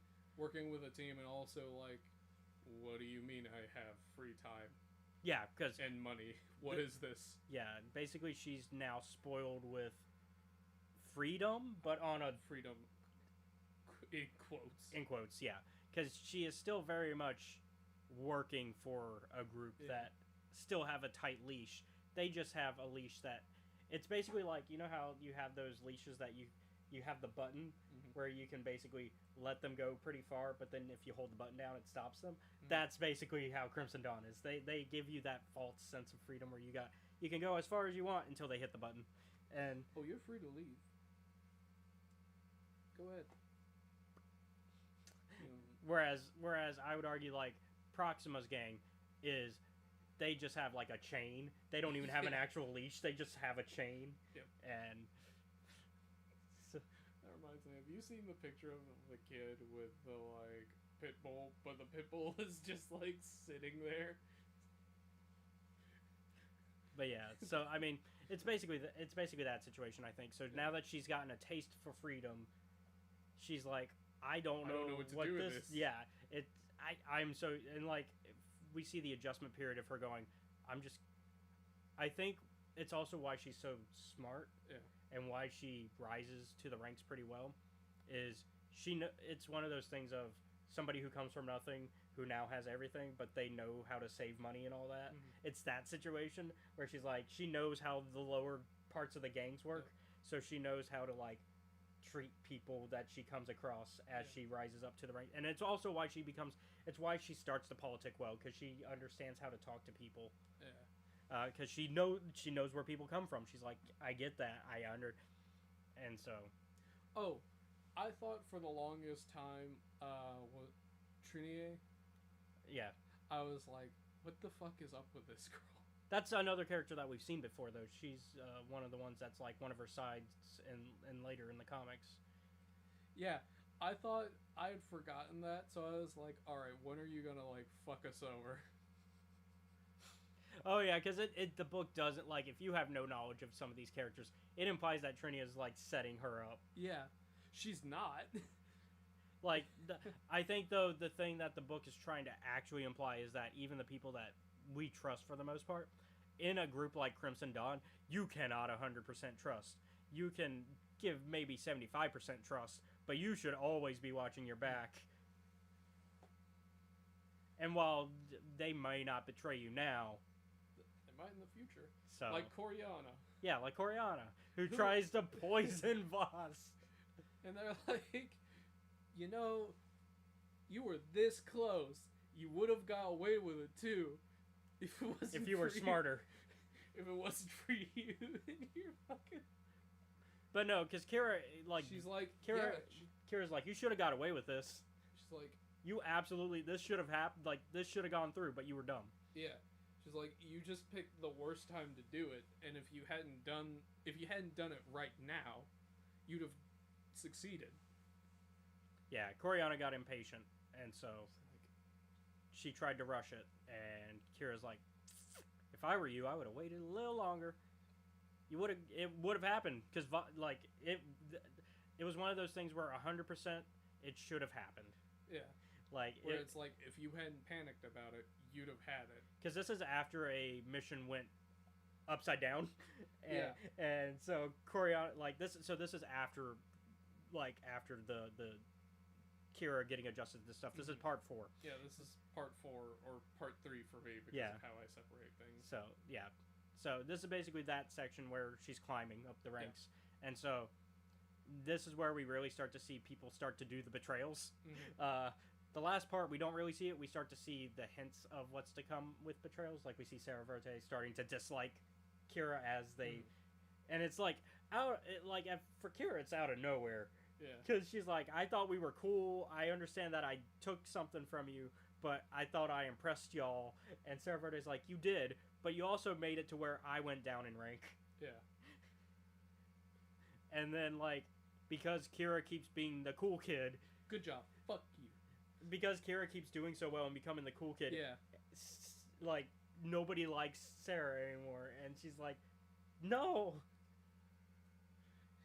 I'm supposed to be the cool kid. Yeah. And she even tries to straight up kill her, like, in, like, what, the changing rooms or whatever? Yeah, basically. She caught her in the hallway. Yeah, that's right. Yeah, in the hallway. And she's just like, Yeah. I'm going to kill you. And then somebody else comes around the corner. And she's like, It's not that. It's or something happened. it's Yeah. basically like she jumps Kira in the hallway after Kira's basically been training with Voss. And she's like, Kira says some shit to her. which is basically like, oh, even if you kill me, it's not gonna get you anything. Which this is during. So They're looking for. they're looking an for a mole. informant, Yeah, they're looking for an informant this is Kira trying to bait her, Yeah. and to basically not admitting it, but like getting close to admitting it.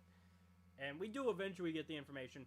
It's not entirely the way we thought. Like Yeah. Sarah is involved, but not in the way we thought. Yep. Like she is not the informant, but she is helping the informant. Which I believe was Koryana. Yeah. I'm And so yeah, Koryana I gets like- caught first, and then so now they're like, Voss is like, yeah, the rest of Crimson Dawn is happy with Koryana just being the one we put the blame on, but if you want to find out if Sarah is involved, feel free. yeah. But if you're wrong, Basically, you have a time limit. yeah, if you're to wrong, figure you'll this out. die, and then if you don't give us a happy answer by then, you'll die. And so like, the worst part about it is like, The worst part is Voss knows she's right. Voss knows she's right, but he's like, until you can prove it, don't do anything. Also, the fact that like Voss kills Koryana while he's in mid Skype call. He's like, anyhow, here's what we do to infiltrators in our group. Yeah, he does not waste time. So I understand you're all in shock, but this is how you do it. Yeah, because this is It's one of because those- basically he's having a call Yeah. to figure out who the informant is, and basically like this is when the mission gets given to Kira to like, you got to find this person. You got so many time. It's the cop thing of, you have a deadline to catch this criminal. Like if you ever seen like a buddy cop Yeah. film, it's that where where they have a deadline, even though realistically no, you not have what- as much time until you capture the guy, especially if you know who it is. Well, we'd prefer if you caught them sooner. Yeah. And then, but yeah, he's on the call, and at the time, like, nobody knows except for him Except and for him Kira. And basically, they bring Koryana in, and he's like, and this is also a show of force, because at Yeah. the time, the other gangs, because this is with the other gangs, Mhm. the non-Crimson Dawn groups that are, like, under Crimson Dawn. Yeah. And they're, like, questioning Crimson Dawn's authority. If they can't handle an informant in the house, how can they help them? And Dryden's like, oh, we've got this. See? And then nobody asks questions after Like, that. all They're like, right, we're good. we do learn though that one of the people on the call was also in on this stuff, because that's the reason. Like Dryden was like, "I got to do a show of force because I know one of them is involved." Yep. I forget the name of which group it was, but yeah, it was somebody that was like owing them money, and so. But yeah, eventually, Kira goes on a mission with Sarah, along with her old crew from Part 2 for you. Yeah. And so basically, they are like, they're also mad because not only did Koryana, it wasn't just Koryana that got killed. It was Yeah. also one of the people from that crew. Yeah. Because Kira's like, well, because she's given the timer already. She's already had the timer beforehand. Yeah. And she's like, shit, I don't have enough evidence to prove that it's Sarah. I got to prove it's somebody before this meeting. Mhm. Who am I going to shift blame to? Yeah. And she gets the help from Trinia, I believe, to frame this Rhodian who doesn't speak basic. He just speaks Huttese. And basically, she manages to fake the computer systems into showing that he hacked the systems and was the one that like sent out the calls. Mhm. Basically, they fake the internet history. Yep. And the call logs. They fake the call logs, and they make it to look like that it's from his computers and stuff. And so, with that, that's enough evidence for him to kill them, which, unfortunately for Kira, makes it to where there's a lot of hostile, like, feelings between, like, half of the crew from the old Yeah. crew. Because half of that crew is like, we liked him, why the fuck would you blame him? And then the other half is like, we don't know if he did it, so I guess we can trust Kira on this. Yeah. And so, Fucking Indiana Jones ass temple. yeah, so they go to a Jedi temple where they find some, like, where they're looking for an artifact. Yeah. Because, of course they are, because Maul wants Force artifacts, because while he runs a criminal operation, he still wants some Force stuff, which is what gets his ass in trouble in Rebels. And so Shouldn't have been looking for artifacts, Maul. just keep to your criminal stuff. You would have been fine. Been fine, but you chose this life, huh? And so, with that, they go through it. They leave the pilot in the ship, but then they also have a lookout outside the temple, and then some people die in the temple from booby Yeah. traps. By the end, this crew starts out at like 6-man strong, give or it's take. a little bit more than that, I think. Might be 7. I think it's 9. By the time they get done, they're like leaving out with 3. Yeah. And then when they leave, immediately all the betrayals happen. Yeah. By the end, it's Kira and one other person. Yeah. Because like it turns out the person they left on watch, well, they left 2 people on watch, but one of them is already dead because it turns out the other one, like the Rodian, and was like, "Fuck this shit," and I'm gonna kill them when they get out of there. Also, Sarah, of course, obviously betrays them, dies. I think she gets squashed. She gets crushed in one of the traps. The classic, the ceiling is gonna lower. So, and apparently, like the one that was on watch was working with Sarah Yeah. at that point. Was like, yeah, because Sarah basically was feeding them, hey, fuck Kira, this is her fault that everything's going bad for us, and he was going for it. He was he was all about that, and that did not go well for him because then Kira kills him. Yeah. But yeah, so Kira comes back with the artifact. Dryden's like, hey, want to meet the boss? Yeah, because that's impressive. And the boss wants to meet you. He's heard about you. Yeah. And so this kind of... And Kira's like, do I have to? And he's like, yeah. If you want to live. You want to stay alive? Nobody says no to meeting the boss. What, you thought this was optional?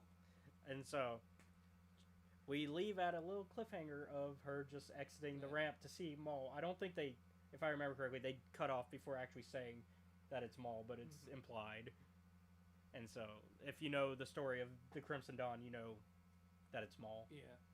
And so, I thought that was a great way to end it. It makes a fun little... And it also sets up the idea of... It sets off why she's able to call Maul after the events of Solo. Because she calls Maul at the end of the movie, and like, how would she know who to call unless she's met him before? Yeah. And so, I kind of like that. I think the one thing that everybody wanted for this book to be, that it wasn't. The book is fine as is. It serves its purpose. It's a fine book. It could have been better. Mm-hmm. The stuff that I think the part that people are interested in with Kira's life is something we still haven't gone over, which is her training with Maul. Yeah. Everybody wants to see Maul basically take her on as his student, because we know it happens, because Solo ends with that, and then also we know that it happens because the comics later on down the line are like, hey, she learned how to fight under Maul, and like we know that there's a reason that she's able to take over Crimson Dawn from him. Even before his death, because he's not really hanging around with Crimson Dawn in Rebels. He doesn't have the power of the Dawn behind him when he's acting like an old man with a walking stick stuck on Malachor. If that was true, he would have just called for a ship to get him off Malachor, because he was trapped on Malachor. I got my old man sticks and well, that's about it. I got no money. No problems. I got no money, no problems. Except for I'm stuck on this fucking planet. So, like... He's gone crazy again. I think that's the story we all want to see. For the third time. I think that's the story we all want to see. And I don't know if we're going to get it. At this rate. We might not. But that's everything. I'd give this a strong 7. Yeah. It serves its purpose. It's not terrible, but it doesn't exceed what it could be. So it doesn't surpass anything like in storytelling. It's a strong passing grade. Yeah, C+. Yeah. Sorry.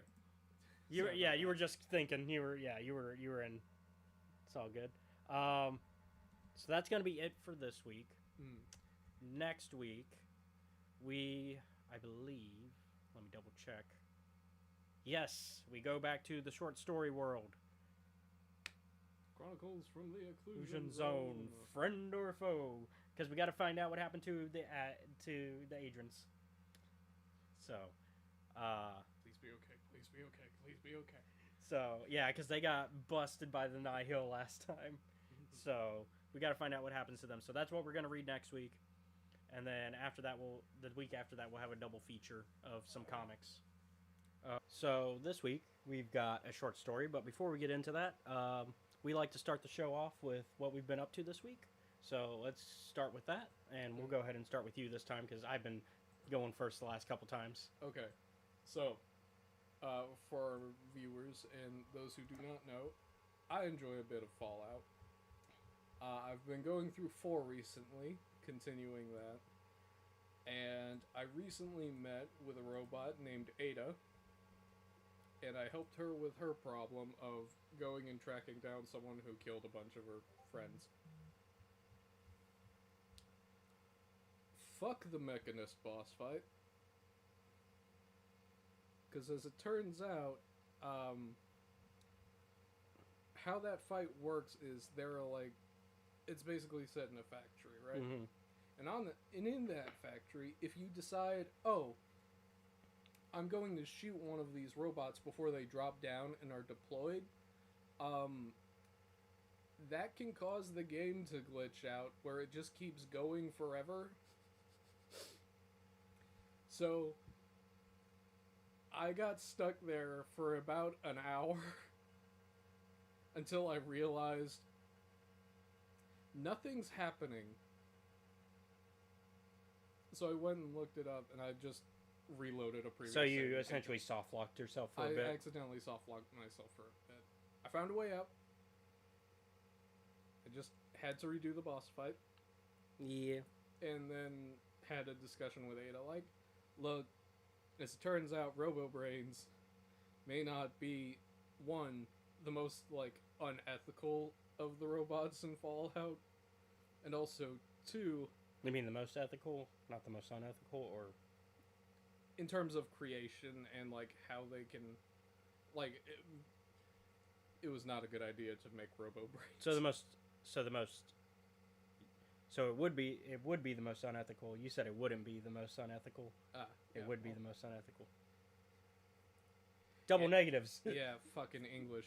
Beautiful language. Because as it turns out, when you use the human brain to support a bunch of wires, Brain. things get fucky. Yeah. And so I was like, sorry, Mrs. Mechanist, you kind of fucked it up. Hi, Keontae. Hey. How you doing, man? Cool. Sounds good. Thanks for popping in. Yeah. I killed a bunch of robots. Well, that's not surprising though Yeah. for our audience. It's... Look, they were out there hurting people. They had to go, okay? It's not the only thing that like you got into fights with recently that. Yeah, there was the time you were a bunch of robots. That's on the channel. Yeah.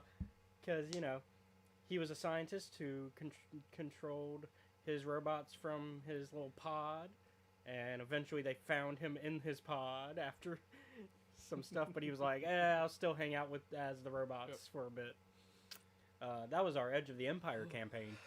Wow, that was forever ago too. God. Because that was when I was still putting the year next to the name of videos, and so 2015 for Edge of the Empire is when we started.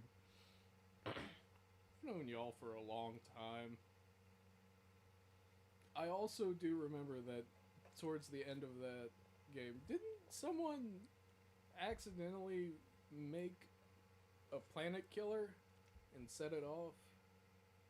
I don't remember about Planet Killer, but I know that there was some family drama because we found out that Toki was Amala's dad, and I think Amala killed. I think if I remember correctly, we ended the season with Amala killing Toki. I didn't have any involvement with that. No, you. That was when. That was before you started. Well, yeah, that was still before you started Yeah. playing our games because around that time was when we started Knights One. Like we started Knights One in the middle of Edge of the Empire going on, and then Knights of the Old Republic Season 1 continued after Edge of the Empire ended. And we wanted to go back to Edge of the Empire, but we just never scheduled like a time to go Yeah. back to it because it was going to become Age of Rebellion because we were going to do the Age of Rebellion stuff because I got those books as well. And we were going to continue doing Edge of the Empire adventures, but it would be part of the Age of Rebellion season because we were going to start doing the Age of Rebellion's content. Yeah. And that was also going to be an interesting season because now the party had officially started working as a mercenary group. Like they were officially a mercenary group at that point. And so they were going to start working for the Empire. But we also had rebel spies within that within that mercenary crew. So they were going to be reporting to the rebellion what was going on. Oh, it was going to get. It's been so long. I don't know if we could go back to it, but there's too many games I want to do for Star Wars. There's too many that I have plans for. I just can't get around to, and I'm already currently running 2 D&D games. So I don't think we can I don't think right now we can fit a Star Wars game. I know that that's the big question right now. Is when's the next? John wants to know. John wants to. I can wait. Well, but yeah. Yeah. Well, thank you. Unfortunately, like my schedule is awful right now. And I'm not only am I running 2 games, I'm in 2 games. So, Oh man. my schedule is Oh. yeah, it got messy near the end, and I think that's part of it is we just had so much like that we wanted to do for season 2 that we were just also burnt out on the idea of doing season 2, and I was running Knights at the time, and that was kind of doing well. And I knew that was going to be a long-term campaign. It's hard to run 2 games. Unless we're doing what I'm doing right now. Yeah. But that's specifically long-term stories, I arc see stuff. that our friend is like me, and he keeps up with the character sheets as much as he can. Yeah. Like I have photos of like sips and pants. But I've been working behind the scenes Mm-hmm. on getting some art done for the Acquisitions game. Yeah, you were showing it to me earlier. Because I've been wanting to get actual art done for a while for it, but mostly it's been me pulling stuff off the internet and doing that type of stuff. Yeah. But I've been paying somebody to do official art for us. I've gotten 4 new. Let me see. Hold on. 3 or 4 new characters designed, and then I want to say 4 because I think there was one I didn't show you.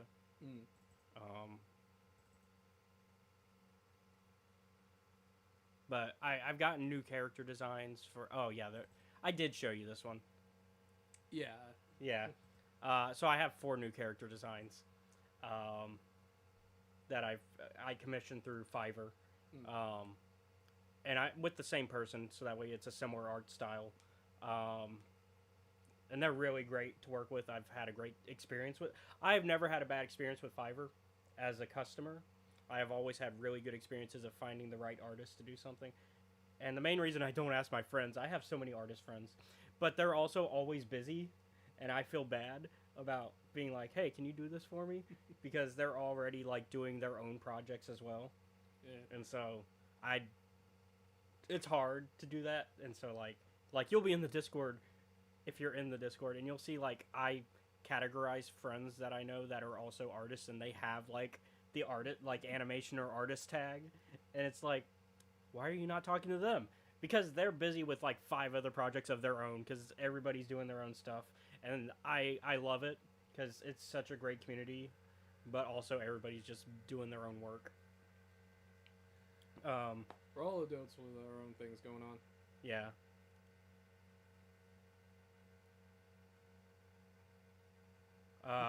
No, I don't know what that is.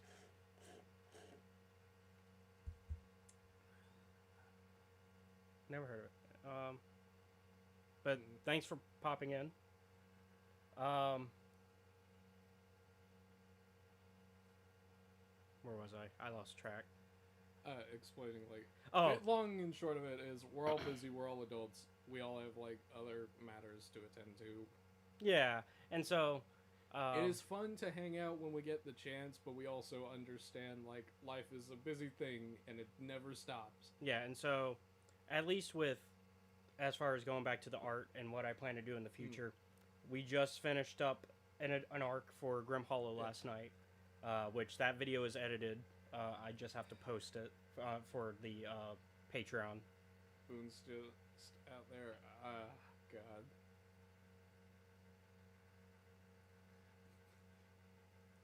I'm glad for the level up. I'll say that. Yeah, y'all leveled up. Yeah. I'm like, my internal thing was like, I hope we level up after this because this was a lot.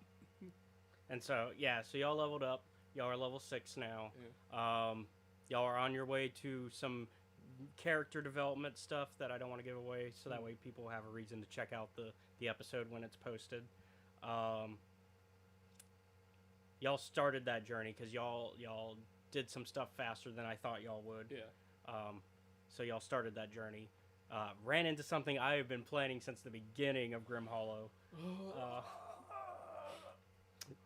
But hadn't gotten the chance to find a way to get it in there until now. I'm excited. I think this last episode was pretty good. Yeah. I thought it was funny. Very much similar to you guys fighting one thing 2 sessions ago. Y'all fought something this session, or not the previous session. Y'all fought something the previous session that was ridiculous, and this time y'all also fought something ridiculous, but also actually a threat, unlike the first thing. Yeah. The funny bit about Grim Hollow is like, while it is like, oh, this is like a dark. Yeah, setting, it's supposed to be our Grimdark campaign. the problem is the party's a bunch of goofballs. Yeah, and so like humor slips in still, and I think that's fine though, because like I think at the end of the day it is still a Grimdark campaign, and there is still a lot of stuff going on. Like I think we had some really good character development moment after a battle. I think there was a really good character development moment. So there's a lot going on in that game, and so a lot of reasons to check it out. So that's basically what we've been up to this week. So let's kind of jump in, I guess, because there's not. It's a shorter episode today because we're just talking. There's no news to talk about. So really, we're just going to jump into the short story and find out what happened to our friends, the Adrians. Yeah. This is a spoiler warning. Yep. In a way, this is both a spoiler warning for that short story, and even though we already did the episode at the end of last season, it is slightly an episode. It is slight spoilers for Eye of Darkness, because it takes place during the end part of Eye of Darkness, because that would explain why certain thing that we're going to get into happens. Because I read that scene and I was like, oh, that's when this is happening. So spoiler warning is now. So now it's now in effect. So now we can talk about it. The expansion of the Occlusion Zone. Yep. Stormwall got a lot bigger. Yeah, because they're like, huh, how are we inside the wall now? Yep. That wasn't supposed to happen. Because last we checked, we were outside and on the edge. How are there now scav droids attacking us? Oh, I know when this takes place now. I was confused about that as well. I forgot. I picked up pretty quick once I realized, oh, they're in the zone, and I was like, because they say they're like, oh, somehow it expanded, and I'm like, oh, this takes place during the end of Eye of Darkness when Markion gets pissed and expands the. I forgot. Yeah. I remember now. So yeah, things are not great because they end up inside the Occlusion Zone with scav droids attacking them. Because not a place you want to be.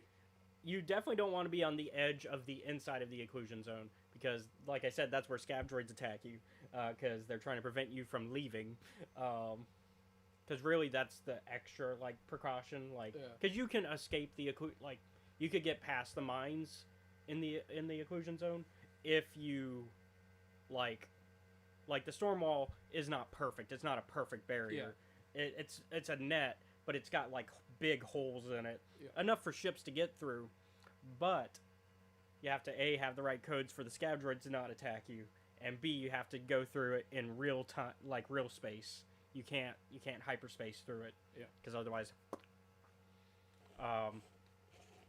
So that's where the premise kind of lies, is you have to. And so that's why the scav droids exist, is to stop you from being able to real space through it, because you got to be fast and get away from the scav droids if you. But you can't go too fast because you can't hyperspace. Oh, the Adrons, the poor bastards. And so their ship starts to fall apart. They lose some power during the fight, as like Joss has managed to shoot some of them down, but they lose power, and he's like, I need the power back quick so I can shoot more of these. And Pika goes to get the power back on. Unfortunately, hole in the ship, and so things start flying out, including things that are on the wall in front of her that smack her a little bit. And then one big one that, if it smacks her, threatens her and the baby that's in her belly. Because remember, she's pregnant. Yeah, Joss does something, and Pika goes, "What do you do? What did you do?" And he goes, "Shut the fuck up. Get it working." Yeah, basically There's a lot of he somehow closes that hole long enough for her to be able to. You have 1 minute. Figure it out. So, I imagine Basically, I imagine he basically like reworked some of the power so that way they could like have a little, because you know how like at least in the bigger ships in Star Wars, that holes can quickly be like sealed with like a shield sort of thing. And so I imagine that's what I imagine some smaller ships have a smaller capability of doing that, but not for a longer time. Yeah. And so like I imagine he did something like that, and he was just like, okay, I'm moving this power over here that we still have instead of somewhere else that we need it. Yeah. And then I can move it back once we've gotten full power restored. There's a lot of like, what did you do? Don't worry about it between the two of them going. But it's also because I think this speaks volumes to the relationship they have as a husband and wife. They trust each other. Yeah. Explicitly. They are in a very healthy marriage. Now, they're not in a very healthy situation. No. But they're The in a situation's bad, but they've got each other. Yeah, they've got a very healthy marriage, I think. And I think that's why they survive so much of this shit. Yeah. Like, there's so many moments where they should just not still be here with us. I like these two. And so they manage to get out of the situation, shoot down the scav droids, and then we jump ahead we jump 6 months, I believe. Yeah, like a month or two. a month. We jump a month. Yeah. We jump a month. That's right. Only a month, because like she's talking about how like now it's like the baby is like you can see the belly now. It's like more presenting, because when they left it was still like 9 months. They still had the whole 9 months. But now it's presenting, and so now they're like, great, we got to figure out what we're going to do, because having a baby in the occlusion zone, not ideal. Probably not a good idea. It's not ideal. And so they end up having to... Basically, they're like, kind of weird that ship over there. is Yeah, also... they notice another ship that's kind of drifting, Yeah, and so they decide to do a supply run.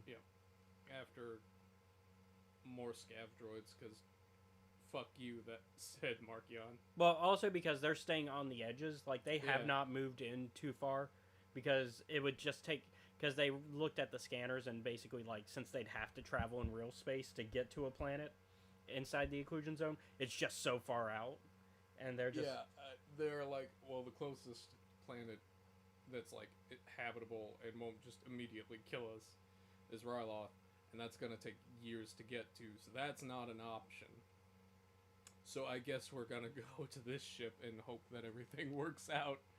And Because unfortunately... if it doesn't, we're fucked. And unfortunately, the other problem is they don't have the backup of the RDC, Yeah. because while at the end of the last issue, they did manage to get the distress call just barely out.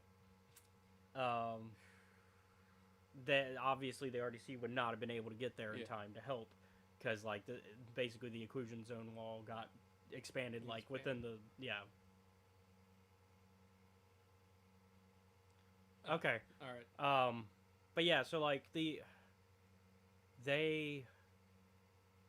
so yeah, they're basically just trying to survive on this in this region, and I feel like that's going to be the like entirety of the chronicles from the occlusion Yeah, zone. just them trying to kind of figure it out. And yeah, because this, similar to last issue, it ends on a cliffhanger, Another cliffhanger. and they're like to be continued. And Yeah. so, unlike the This other ones, Fucking horror movie bullshit that is going on in this story. yeah, because the other Star Wars Insider short stories that they did for each phase, Mm. or yeah, each phase, has been kind of a here's a story, and like here's the next story, and they're somewhat interconnected usually. Mm. Like Starlight Beacon ones were absolutely like the Starlight short stories were absolutely like there was a narrative there, whereas I'd say the Tales from the Enlightenment was less like that. They're like it was basically just to get us used to the Enlightenment Cantina characters, so that way we knew who these people were when the Battle of Jeddah goes down. Yeah. Whereas this one To get you to care when they fucking. Whereas this one has definitely been a here's what's going on, and here's a actual narrative that's going to continue every issue Yeah. and kind of just tell us what's going on there. And so Just. They're like a bunch of dead bodies on this Nihil ship. They're like, some of which are rotted away. It's like, so, maybe coming here wasn't the best idea. oh, okay. So hopefully No, this exactly. hopefully this improves how we sound. Mm, I did go ahead and take yeah. that advice. Hopefully that did something. It's like, I don't. Meanwhile, the protocol droid's clanking in the background, making noise. Yeah. So like In this this no light ship. good. Hopefully it's louder and clear as well. Like 'cause you Yeah. said it was clear already, but I hope that me boosting the loudness did not destroy the clearness in the process. But yeah, like, so I really like these short stories, and I feel like the short stories are overlooked because the problem is they come out in a magazine every month or so, and they're not a consistent release either. Yeah. That's the other thing, is I'm always having to look out for, okay, when did the new Star Wars Insider come out? Because like sometimes they'll say a date for when the Insider's going to come out, and then it doesn't quite come out that day, and it's just like, You lied to me. and so like I'm trying to keep an eye, and like right now there's just misinformation on when the next short story is, because like the Insider says, oh, it's going to be the next issue, like because we finished the story and it says, oh, next issue, Mm-hmm. the next part. But I looked up online beforehand, and it shows on Wikipedia, although not always reliable. It's Wikipedia. It's not always reliable, but it says it's in the next 2 issues that we get the next part. So in 2 issues we get the next part. I'm gonna get the next issue anyways, just to keep an eye out, because I like Star Wars Insider anyways. I have always grown up reading the Star Wars Insiders, even before the canon swap. So even during the days of Expanded Universe and Legends, I was reading the Star Wars Insiders. I was not reading them for the short stories back then as much. I was actually reading them for like the extra stuff that they talk about behind the scenes, or the trivia, because I do like playing the trivia and just testing my knowledge. It's a fan magazine. It's an official fan magazine, which is how they get away with having official story content. So like I really like what it does.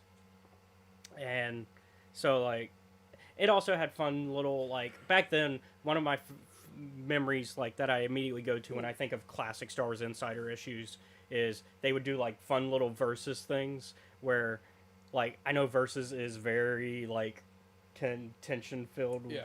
But like they would do it for fun, where they'd be like, "Oh, Maul versus Dooku," with the information that we had at the time. Obviously, information now, that fight could probably go way different than what they put in the Insider back then. And also, it's a fan magazine, so it's what the fans are speculating of, like, this is what we think. And so, yeah, I like it. I like Star Wars Insider, and I'm glad that it's a tradition that is kept going. And now we're getting canon stories that are being.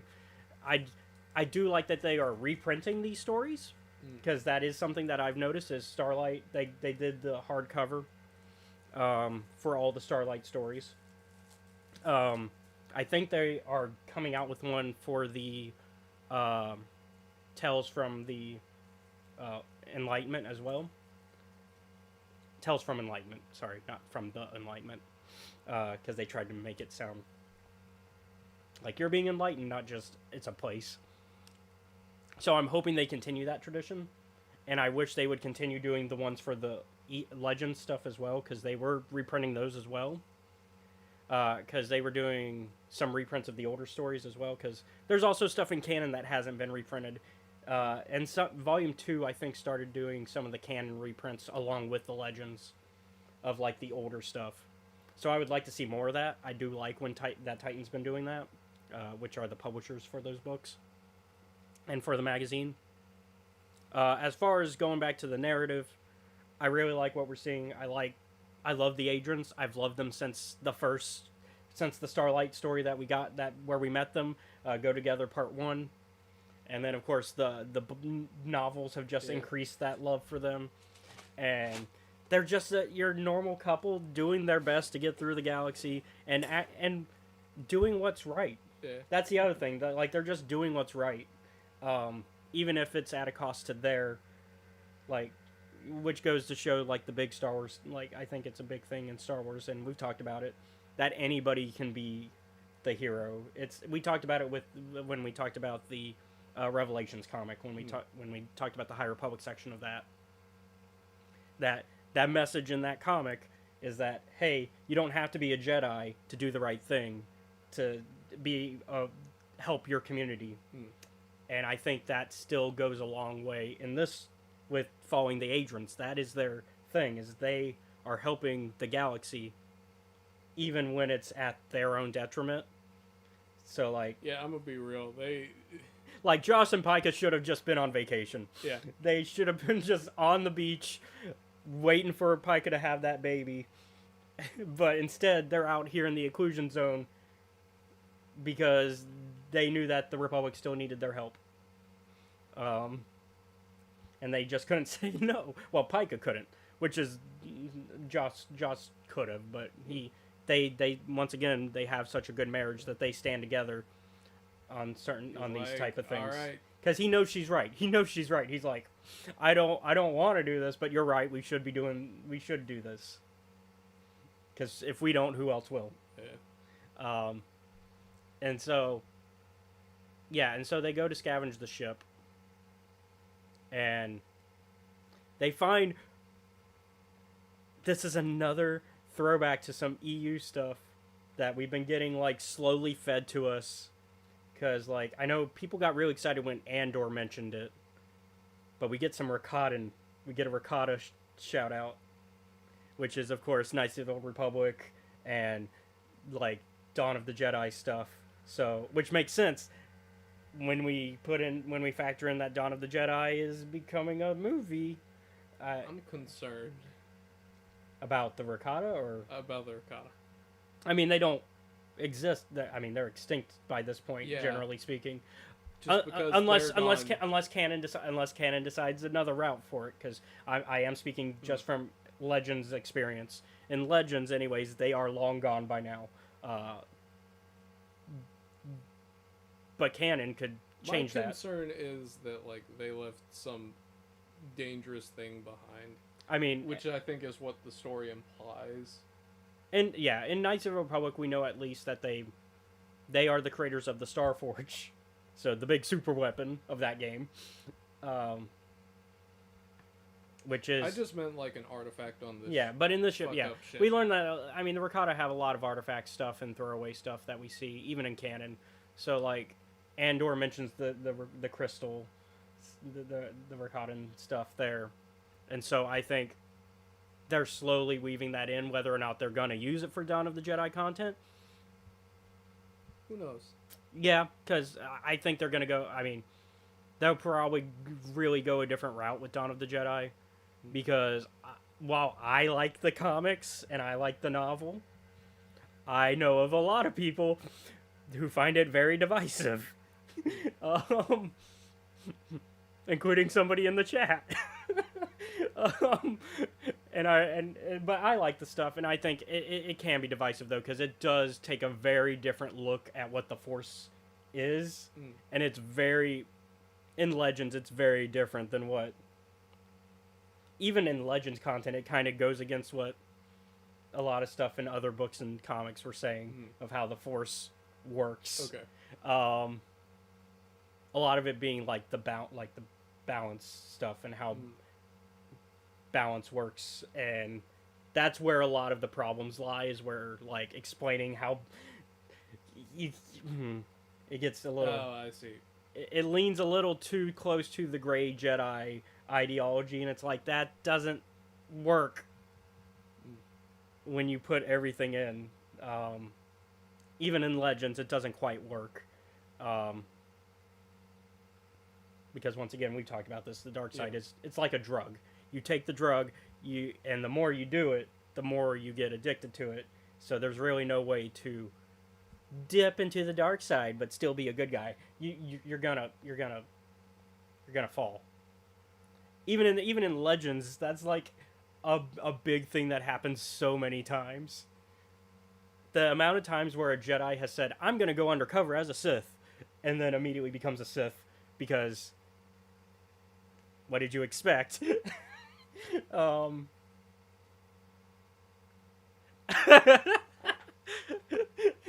Yeah, I know.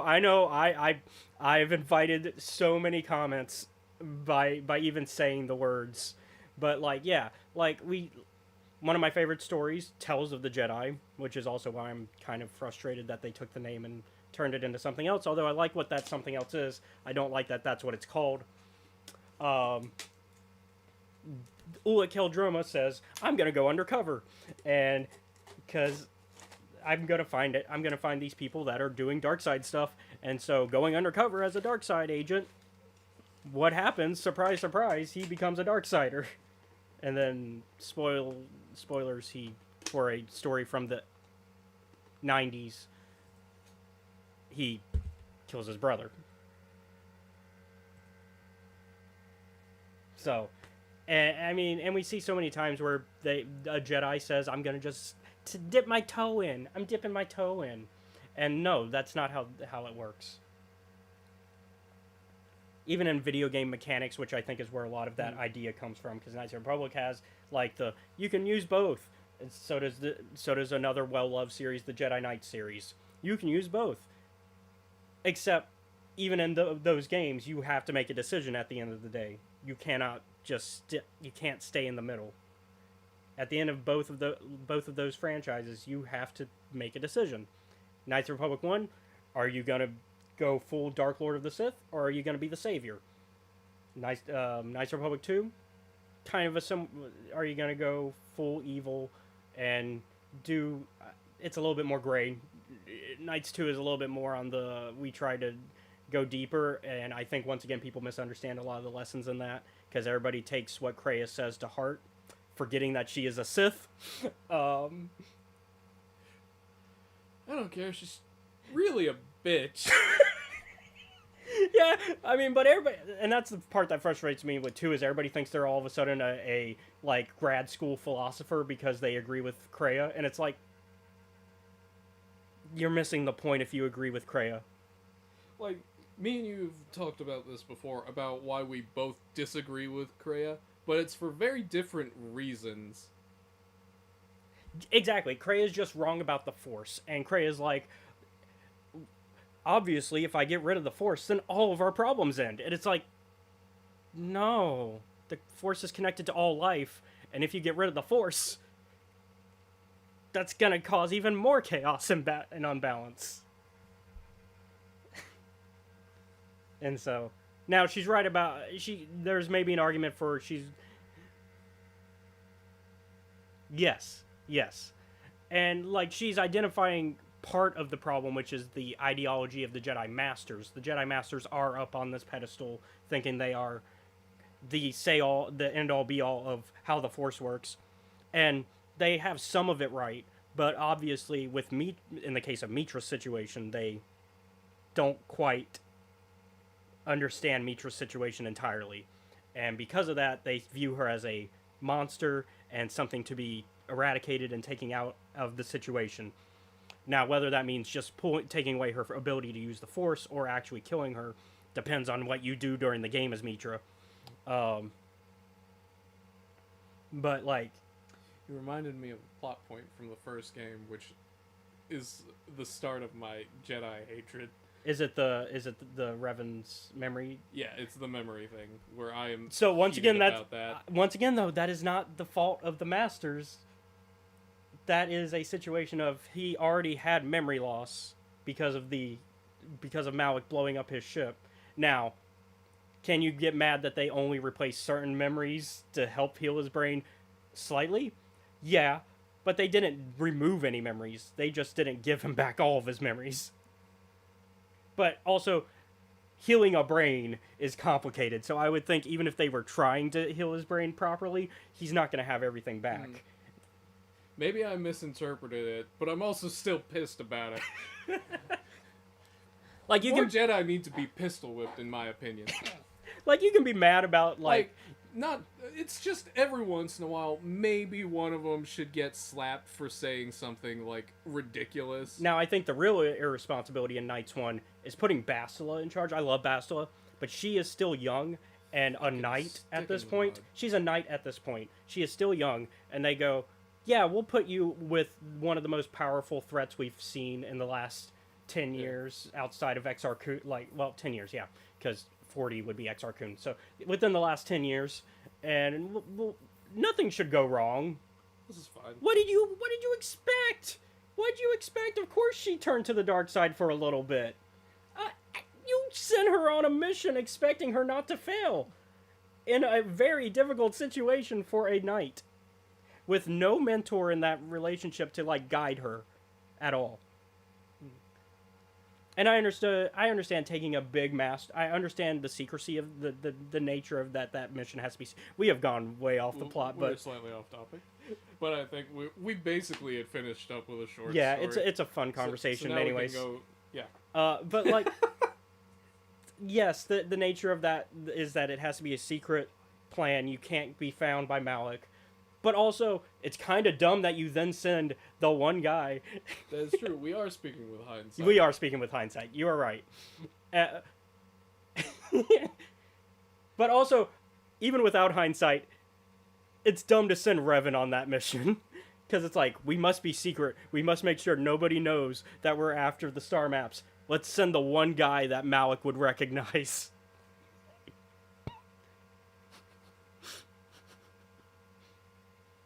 Talk about how it's kind of fucked up that the Starforge runs on Force. Yeah, oh yeah, the Starforge runs off Force, yeah.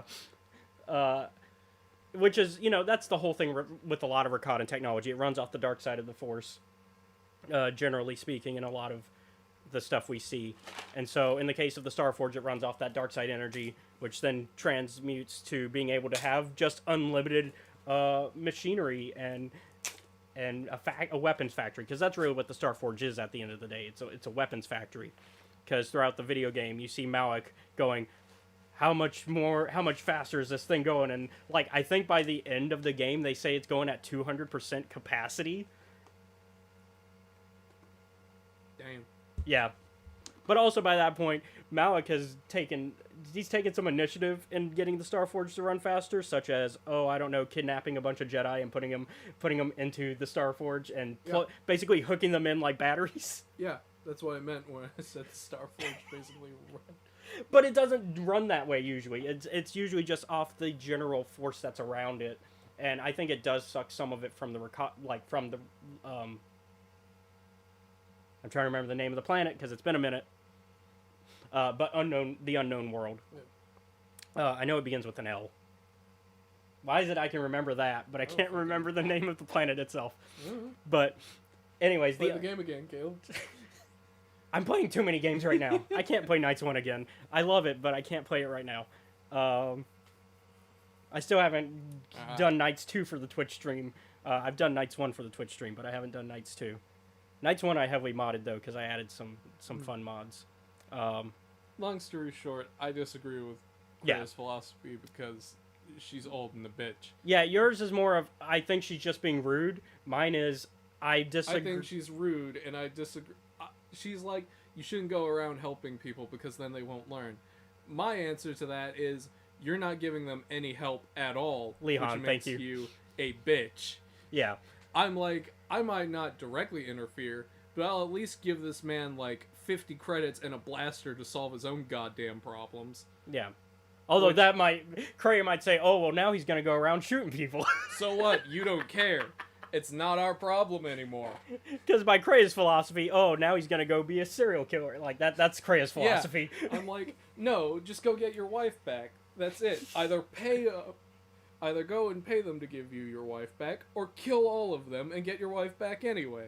Yeah. So, like, Krayer's philosophy is very much looking at the most, like, What is the most insane interpretation? that or, this like, could what's take? the most, like, What is the worst possible worst case, one? like, worst case scenario. She definitely is a worst case scenario thinker. To be fair, she also was betrayed by two of her, but also she was following the Sith. What do you expect? You're following the Sith. Of course She people are did going to get betray her you. ass beat pretty hard.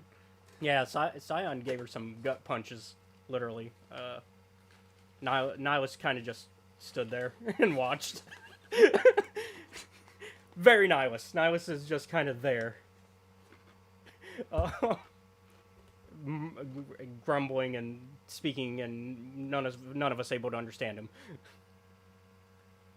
That man was very upset. But yeah, I think maybe I've thought about what, because I'm already thinking of next season. Yeah. Because I know we've made this show specifically about canon, but we love talking Legends, and I think we made the exception last year because I said, oh, it's new content, so we can talk about the Old Republic expansion. Mhm. But I kind of want to do some more Legends content, and so we might do not this season, because I think this season we've already scheduled out pretty well. But next season, I'm thinking we'll do some Legends content that, like, we might. We absolutely have to, at the very least, talk about the Knights of the Old Republic comics. My favorite character is in it. I think Zane Carrick is one of the epitome of what a Jedi should be. See, I know that's genuine for you, much like for me. I can't say it with the stream. No, yeah, I'm being genuine. I You're being genuine. I gave a smirk about it, but I am genuine. I love Zane Carrick Yeah. that much. I think it's kind of funny because it very much leans into your reasons to dislike Jedi so much, or at least Jedi Masters, so much, because it definitely leans, literally within the same few, like, 3 to 5 year space, we had 2 Jedi Padawans who were framed for a very awful crime and then chased out of the order, wanted, and then eventually found innocent, and then offered a chance to join up again, and given the knight rank, and both of them turned it down. So let me get this. Now, of course, it's not within the same 5 year span Yeah. in universe, 5 year span out of universe, like, So- in real world time. Just the like explanation of that is like, so let me get this straight. You threw me out of my house and home, basically caused me to become a wanted criminal, and now that everything is all said and done. Once again, we are speaking on hindsight. This is very much we are talking on Yeah, hindsight. but like from character perspective, like for why to turn it down. And then I clear my own name because fuck you, you didn't help. You offer me a promotion? I feel like Zane's, Fuck you. and honestly, I feel like Zane's, while Ahsoka's situation is bad, I think Zane's is worse. Fuck you. Because while Ahsoka, I feel like it is a terrible betrayal that it was her best friend. Yeah. Zane's was his master. that's Fuck you, not that's dad. his like his and while Zane gets a relationship with his actual parents eventually, because he like this is a time when parents and Jedi aren't as separated from each other. Like you can still kind of come into contact every now and then. It's just kind of one of those things where it's frowned upon, but it's not like restricted. But no, yeah, because like Zane's master comes up with the brilliant idea of, yeah, Satil Shan is definitely up there for me. Satil Shan is up there. I think Zane. The reason I love Zane is because he, at the end of the day, he screws up so much, but he still wants to do what's right, and he also like genuinely has to learn to use his Force abilities in a creative manner because of his, as he calls it, disability in the Force. Because things don't always go exactly as planned when he uses the Force. It's very much I'm going to use the Force to do something, and then Uno reverse. Shit didn't work the way I hoped it would. A prime example of this is in Volume 2, which I have the big book, so I don't have the separate volumes. But I used to. In Volume 2, though, so the Mandalorian Wars is going on. Okay. So the comic takes place before the video game, so it's during the war.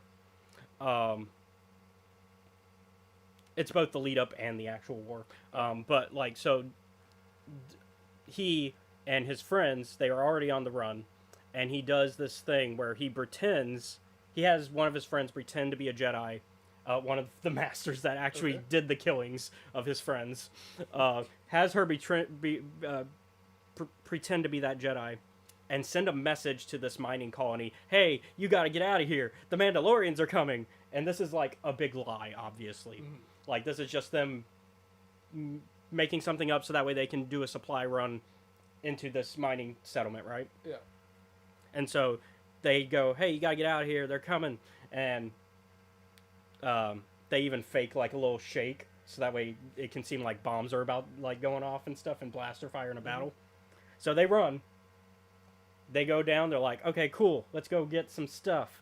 No, the Mandalorians actually show up for real. Like, within, like, the next 5 minutes of them, like I said, they use the Force to do something, Uno reverse. And on top of that, the friend who is pretending to be a Jedi gets then kidnapped by the Mandalorians who think she actually is a Jedi because she still has Zane's lightsaber at the time. Oh, fuck. And this is actually her second time pretending to be a Jedi. And it's even worse because before she got kidnapped, she was like, man, I've been pretending to be a Jedi twice now. The Force must be really mad about me doing that.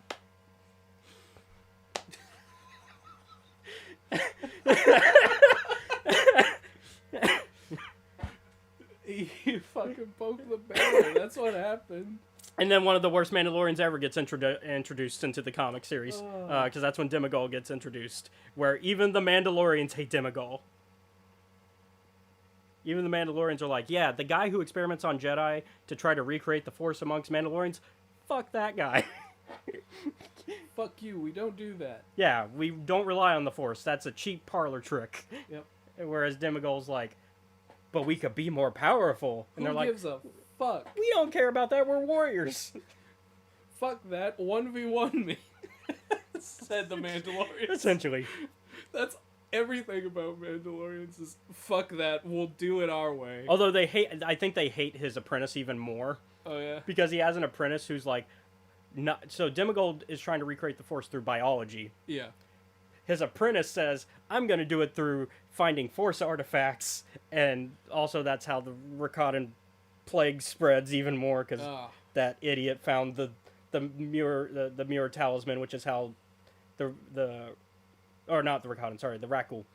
Rakghoul plague. And yeah, the Mirror Talisman is how the Rakghouls started. And so that he found that in... Fuck that guy. Because it's supposed to let you control the Rakghouls. Doesn't quite work if you're not Force sensitive. Ah, well. or force using. Once again, we have to, because I'm trying to change terminology here, because care. everybody is technically force sensitive. Everybody is technically force sensitive if you really want to get down to it on a fundamental level. Technicality. Now, force capable and force using, that's a different conversation. But, yeah. Anyways, that was our big Legends tangent. I guess the big, so yeah, Rakatans caused that. So they find the Rakatan armor, and they, back to the main story. Yep. So Josh and Pika find the Rakatan armor, and they think, oh, it's like, Yeah. Nothing important about it. It's dead. It's long dead. Only to get fucking jump scared By the Nihil, yeah. by the Nile.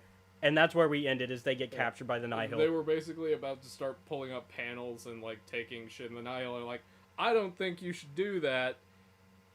And they're like, why not? And they're like, we'll explain it to you in the next chapter. So I like this stuff. Like I said, I love the short stories. I love Yeah. going outside of just the main content and seeing more of this stuff, because that's how we get stuff like the Knights of the Republic comic. We get stuff of like, oh, let's go explore this side of the story and let's go see what happens here.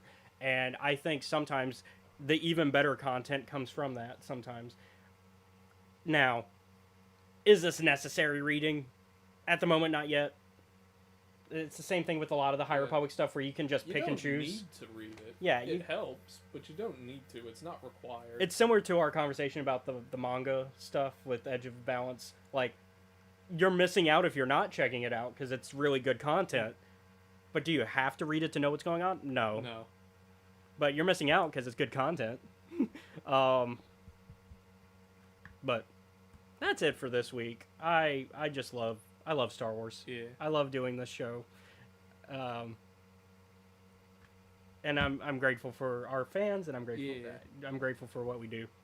We get to do this every week because it's just fun.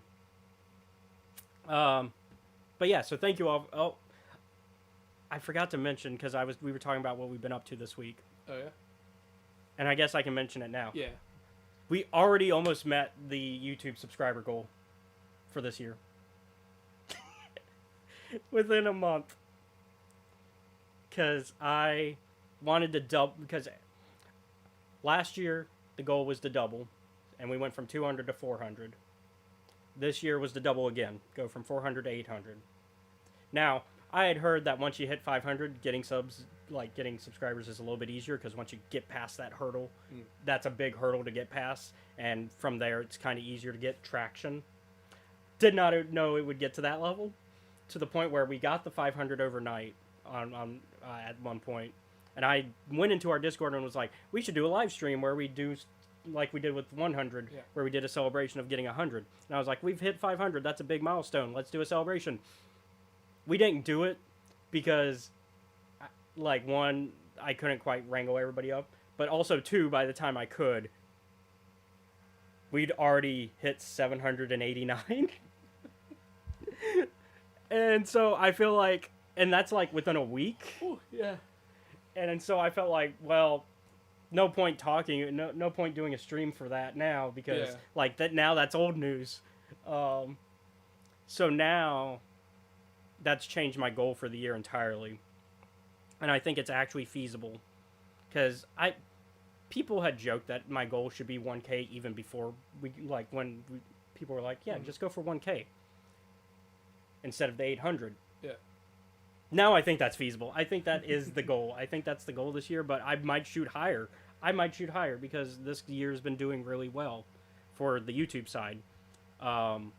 TikTok's also been gaining traction. Not as much, but it's gaining traction. Twitch and Kick are a little bit less traction. Facebook is plenty of traction. Facebook is easy, though. Facebook's easy traction. A lot, I've noticed. So I think if we keep kind of gaining traction and we get support and we keep the numbers up, I want to do more stuff outside of the gaming and outside of the podcast. Like, I remember me and you at one point, we were discussing, I was like, you know what would be great? Just doing a bunch of, like, little horror shorts. Yeah, I wanted to go back to doing short films because if you go back in the catalog for the channel, there's a lot of short films. A lot of them are my college short films, but like they are stuff that I care about deeply still. I want to explore more of those films because I have more stories to tell regarding those films. The Antonio Saga is great. You should check it out. I want to It's remake a little it. confusing at times. I wanna remake but it's it. good. I want to remake a lot of that stuff, not because I think it's bad, but because I think there's more potential to them. And I think as a creative, if you don't look back on your stuff and go, there's something I can change to like get more potential out of something, then you're not looking at your stuff as much like in a way that you probably could be. I'm not saying you're wrong for looking at stuff and going, oh, it's perfect, but I do think that it's healthy to look back at something and go, I can improve that.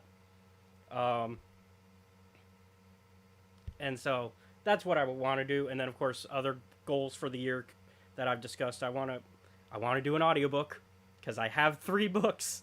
None of them are on audio format. I want to do an audiobook. I want to do a comic book so badly. We're working on more short stories in the universe because you and I have been working Yeah. together on some stuff. We've kind of I've kept slowed it secret, down. but yeah, like we've kind of kept it secret, but it's like the worst kept secret ever. Yeah, Um, I've slowed down. I'm in the middle of like writing. I think I'm on number 4. Mm-hmm. I just need to actually Sit down. sit down and finish up that one. I feel that. I want to go ahead and write the Super World sequel. Once again, in a similar situation, I need to force myself to sit down Because like I'm halfway through with it, but I'm also like, here are these like 3-4 plot threads. What the fuck am I gonna do? How do I get these in order so that they make sense? And the other big thing I really want to force myself this year, the one that absolutely should happen this year, and I want everybody who's watching and you to hold me to this. Okay, Tabletop Super Universe coming out this year. all right. That had the core rule book and the beginner adventure book this year.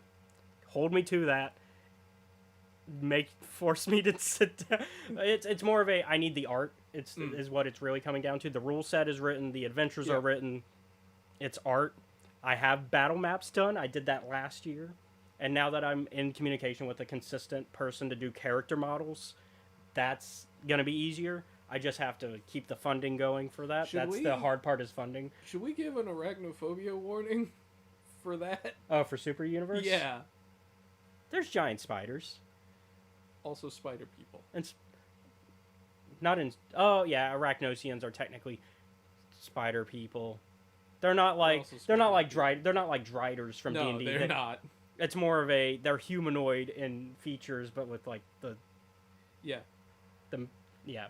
The disturbing part about spiders most of the time is not. It's the mandibles. It's the mandibles and the multiple like eyes. Yeah, they've got the multiple eyes thing going as well. Which the arachnosians can either be more spider-like or scorpion-like. Yeah, depending on which one you want. So you if either you wanted you either play- can swing on webs or you can hit people with your stinger. Yeah. So, but there is a playtest, Yeah, that- there is. We've done it. which is the other part. Once again, the playtest is really old, reminding me Yeah. of how long I've been working on this. Because we did 2 actual story arcs for the playtest. I jump out a window. Yeah, you jump out a window. No, we did 3. We did 3 because I wrote the 3 beginner mod. We did all the beginner and the one that's going to be in the core rule books. Although I've reworked some of the core rulebook one since then. Yeah, you jump out a window at one point. You were like, let me grab the main bad guy of this, and we're just going out the window. Yep.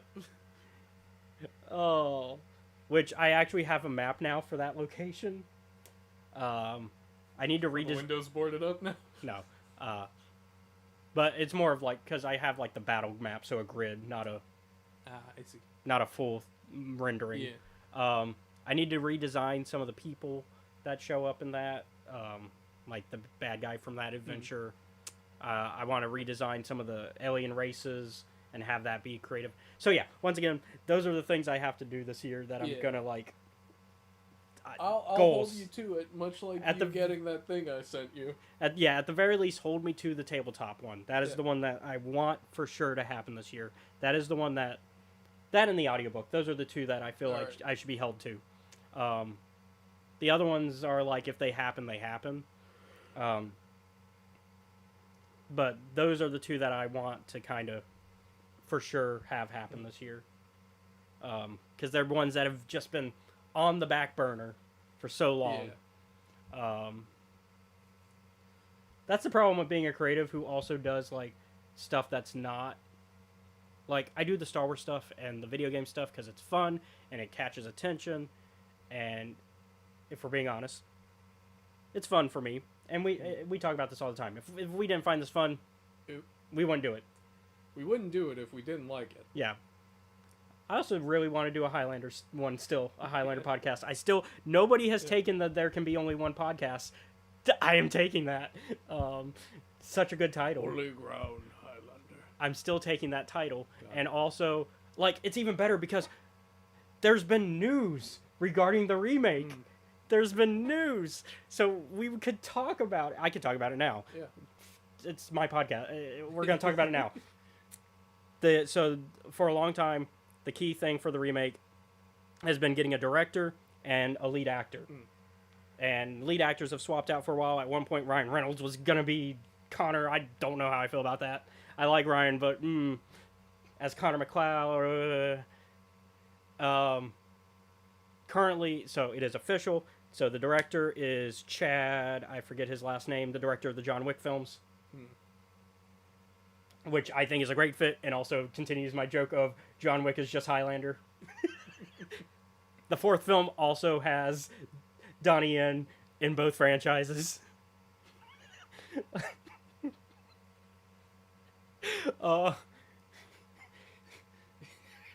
They both are. John Wick 2 and Highlander 2, cinematic masterpieces.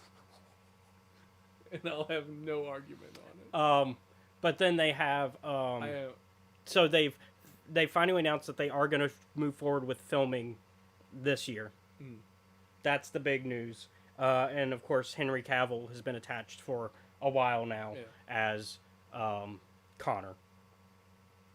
We don't know who the Kurgan's going to be because there was talks that they were going to do the Kurgan again as the main villain. Yeah. I think at one point Dave Bautista was in discussion. Ramirez.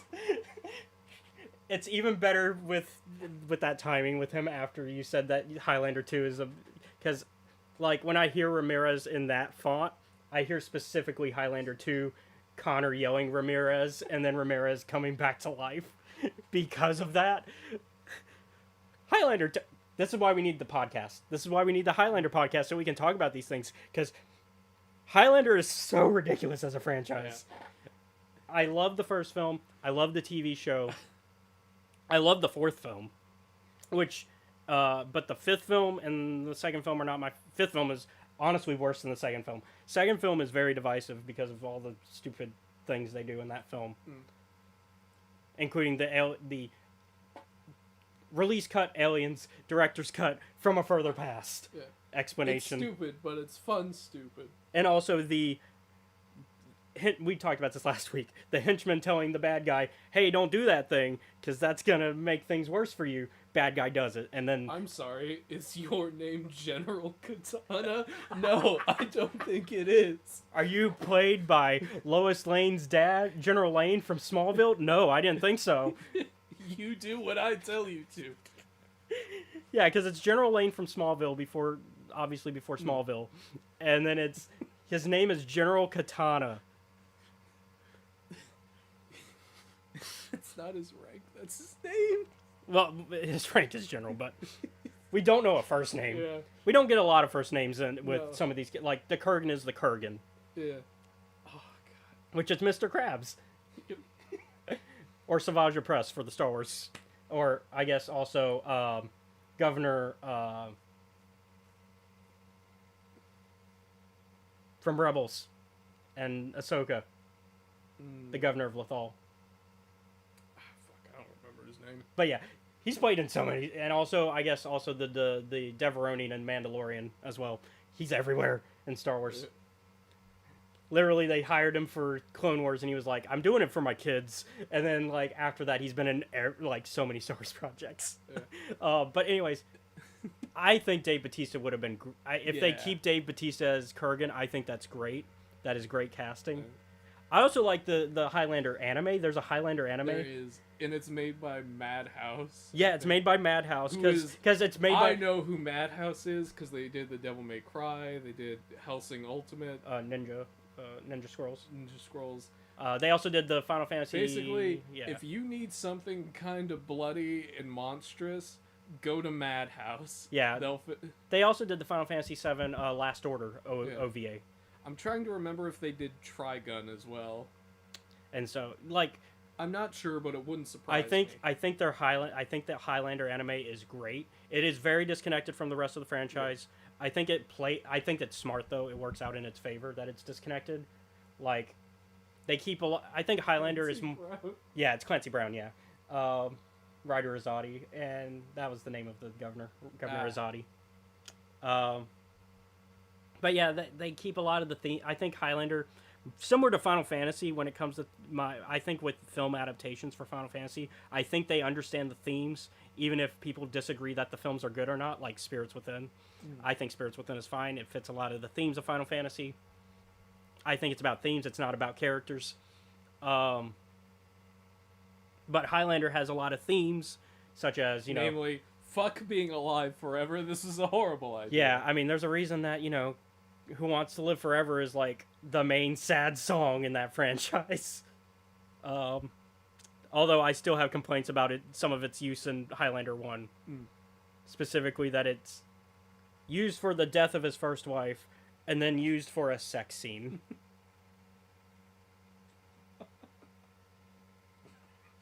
You've seen Highlander 1. I know. Yeah. You know this happens. I know this happens. I'm also reminded of the Crime Alley sex in 2. Oh, and 2, yeah. Yeah. 2 is very much like, let's get it out of the way. Yeah. Speed run the. We know that this is going to happen, so let's do it now. Yeah. We made Connor McLeod hot again. Because he was an old man, but then the quickening made him hot again. Best part about, like. This is another funny moment from Highlander 2, because I fucking love that movie. The, like, Katana shows up to the business meeting and they're just like, kill him. with, and how it doesn't work. I'm trying to remember his name now. Yeah. I can't remember the actor's name. Like, but Scrubs. It's, evil corporate Dr. guy. Cox. Dr. Cox from Scrubs. Uh, Yeah. He's the evil corporate guy, because 2 is, not only is it a let's explain where immortals come from film, it's also a film in the 90s, so it's very much an environmentalist film as well. And so it's a what happens if the ozone layer just disappeared because of all the toxic waste that we keep using, and what if we put a shield up in its place, and then it turns out over time, oh, the ozone layer heals because we stop filling the air with toxic chemicals because we had this shield. Yep. But then of course it's also like, because it's also still the 90s and it has to be like corporate evil, so the corporation who built the shield is also trying to keep the shield up, knowing that the ozone layer is cleared, but because they somehow profit. I don't know how that works. I don't know how they make money off of this. I feel like you would lose money, honestly, from just constantly running a shield over the entire planet. I don't know how that worked out. yeah, somehow they're making money. Maybe it's a tax write-off sort of situation. Stop pollution as a tax write-off. I don't know how it works, Yeah. but they're making money. So and Connor is also part of the reason that shield was made. Yeah. And so like he feels responsible for it existing. But yeah, 2 is, I think, my favorite thing to talk about 2. The thing that I always talk about before introducing 2 and going like, hey, so 1 was crazy because 1 is like it's a modern high fantasy film with sword and sorcery stuff going on. It's definitely a product of its time. It's 86, very 80s. One of the best soundtracks though, because it's Queen for the entire soundtrack. Yeah. I'm still upset that we'll never get a full version of Freddie Mercury singing New York, New York, by the way.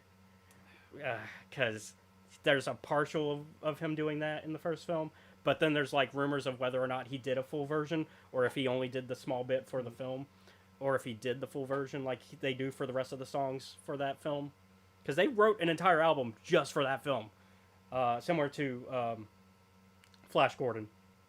And so like it's very much a product of its time, and so I'm like, 2 is also a product of its time, but it's even weirder. And so in order to introduce how weird that is, I always go, there is a scene where Sean Connery is, as Ramirez, has to prevent a ceiling fan that is slowly falling over them in a trap, like they're in a trap dungeon type situation where there's a fan, and it's slowly coming down to chop them, and Ramirez decides, in order to save everybody else, he's gonna sacrifice himself by somehow using immortal magic to hold the fan up long enough for the others to escape, while Amazing Grace on the bagpipes is playing.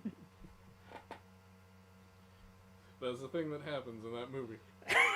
No, but like out of context, it makes no sense, and it still makes no sense even with context. Because they decide immortal magic does so many things Yeah. in the second film. What does Immortal Magic do? Whatever Whatever we say it does.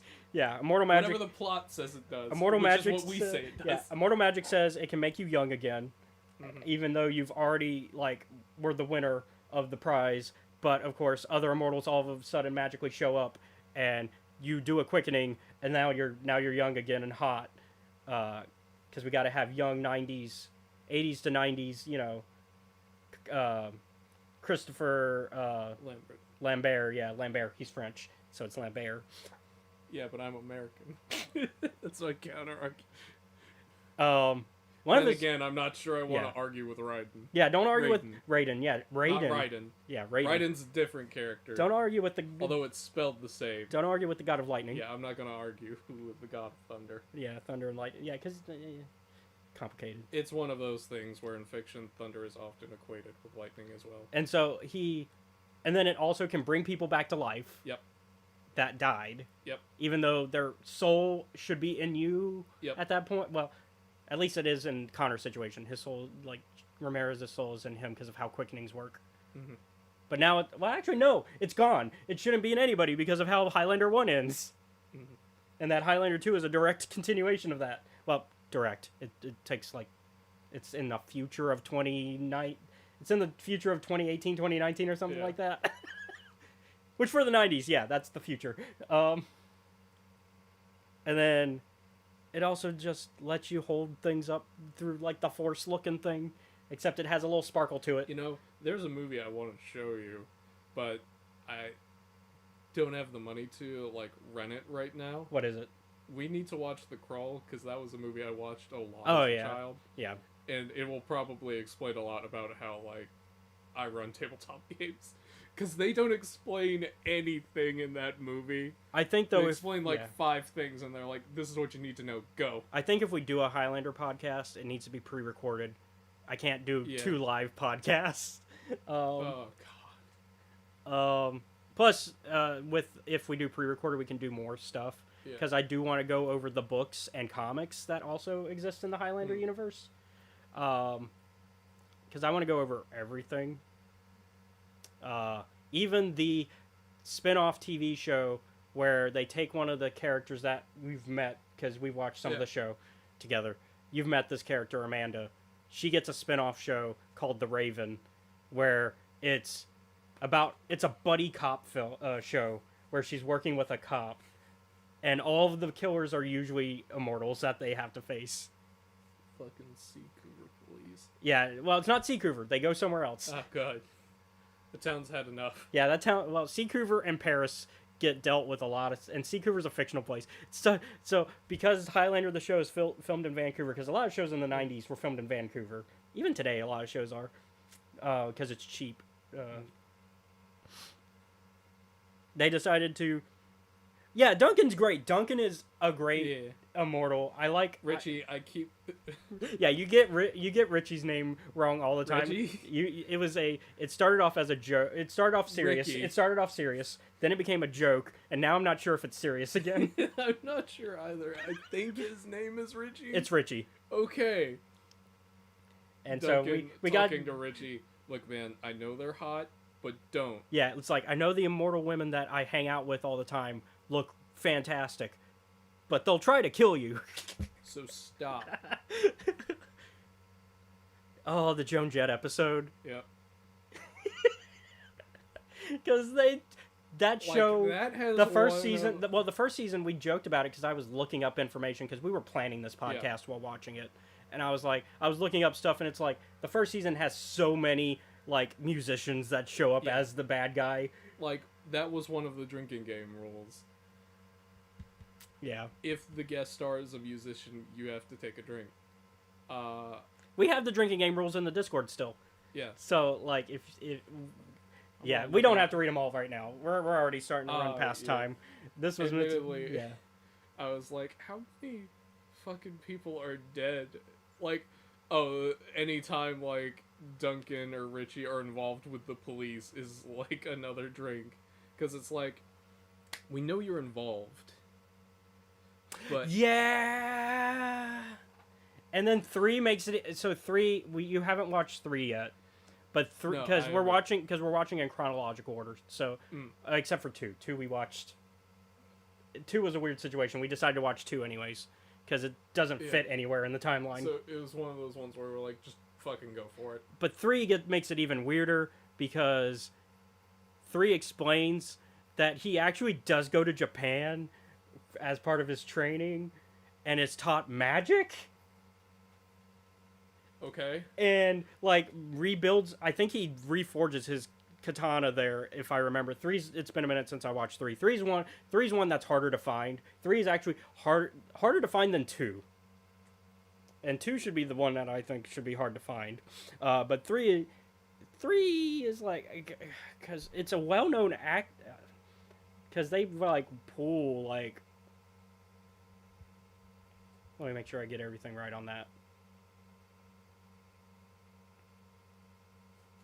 Also, it has 2 names, because it does we got the European name and then we got the American name. Oh yeah. Because it's called Highlander 3: The Sorcerer. But then I guess they thought, oh, the Americans won't get that. So we're going to call it The Final Dimension, even though there's nothing to do What? with dimensions in Highlander 3. Americans won't get that. Yeah. If you fucking give it an entirely different name. Yeah, so Mako is the guy, yeah, classic, like, one of the well-known actors in that during the 90s. Like, he is the guy that trains him, and it's just like, that just makes things even more complicated when it comes to that topic. And on top of that, it's even worse, because it's not even Connor's sword at the start. It's Ramirez's, and he's not Scottish. He's not even Spanish, even though he's like in the flashbacks he's supposed to be. He explains that I'm not even Spanish. I'm actually Egyptian. Yeah. The Scottish guy who looks exactly like what an Egyptian would look like. Mm-hmm. You lied to me, says Connor. Yeah. Yeah, I fucking did. What are you gonna do about it? So it becomes very much Another moment of Ramirez fucking lying. Yeah, Ramirez is the Obi-Wan Kenobi of. Yeah. Obi-Wan and Ramirez, liars. We love both of them, but they are liars. Oh, but yeah, I mean the obvious joke that everybody makes about Highlander. It's about a Scottish guy played by a Frenchman, a Russian played by a guy from Cleveland, Ohio, and a Spanish Egyptian played by a guy from Scotland. Yep. That's a thing that happened. Yep. It's a very fun movie. Yeah. I love the franchise. It takes a lot of twists and turns. It's ridiculous, but it's. I don't know if, yeah.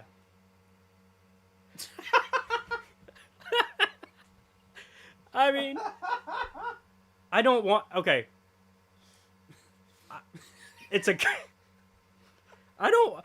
The reason I wouldn't want The Rock anywhere near it is because he's become very toxic in the films he's a part of, because it becomes about him. Because he's The Rock. Yeah. He's Dwayne Johnson. He's a big superstar. The films have to be about him, even if it doesn't make sense that he's the center of the stage. It's why I personally wasn't a fan of Black Adam, because they changed a lot of the characteristics so that way it could fit The Rock's like PR and like vision of like how he's viewed. It also wasted the Justice Society. Like, so many good characters that are like, oh, it could be cool to have this character connected to Black Adam, but then they don't. Even though it would logically make sense. The funniest bit about that movie is, admittedly, The Rock struggling with the Black Adam struggling with one-liners. That's the best part. That's of that actually movie. a good bit. Yeah. Because he keeps fucking it up until like the last 3 minutes. But yeah, I mean, if anything, I'm just a big old nerd. I love everything. I love Star Wars. I love Highlander. I love Marvel. I love DC to an extent. I mean, so many books, comics, and movies and video games over here. And that's not even all. I have more in my room.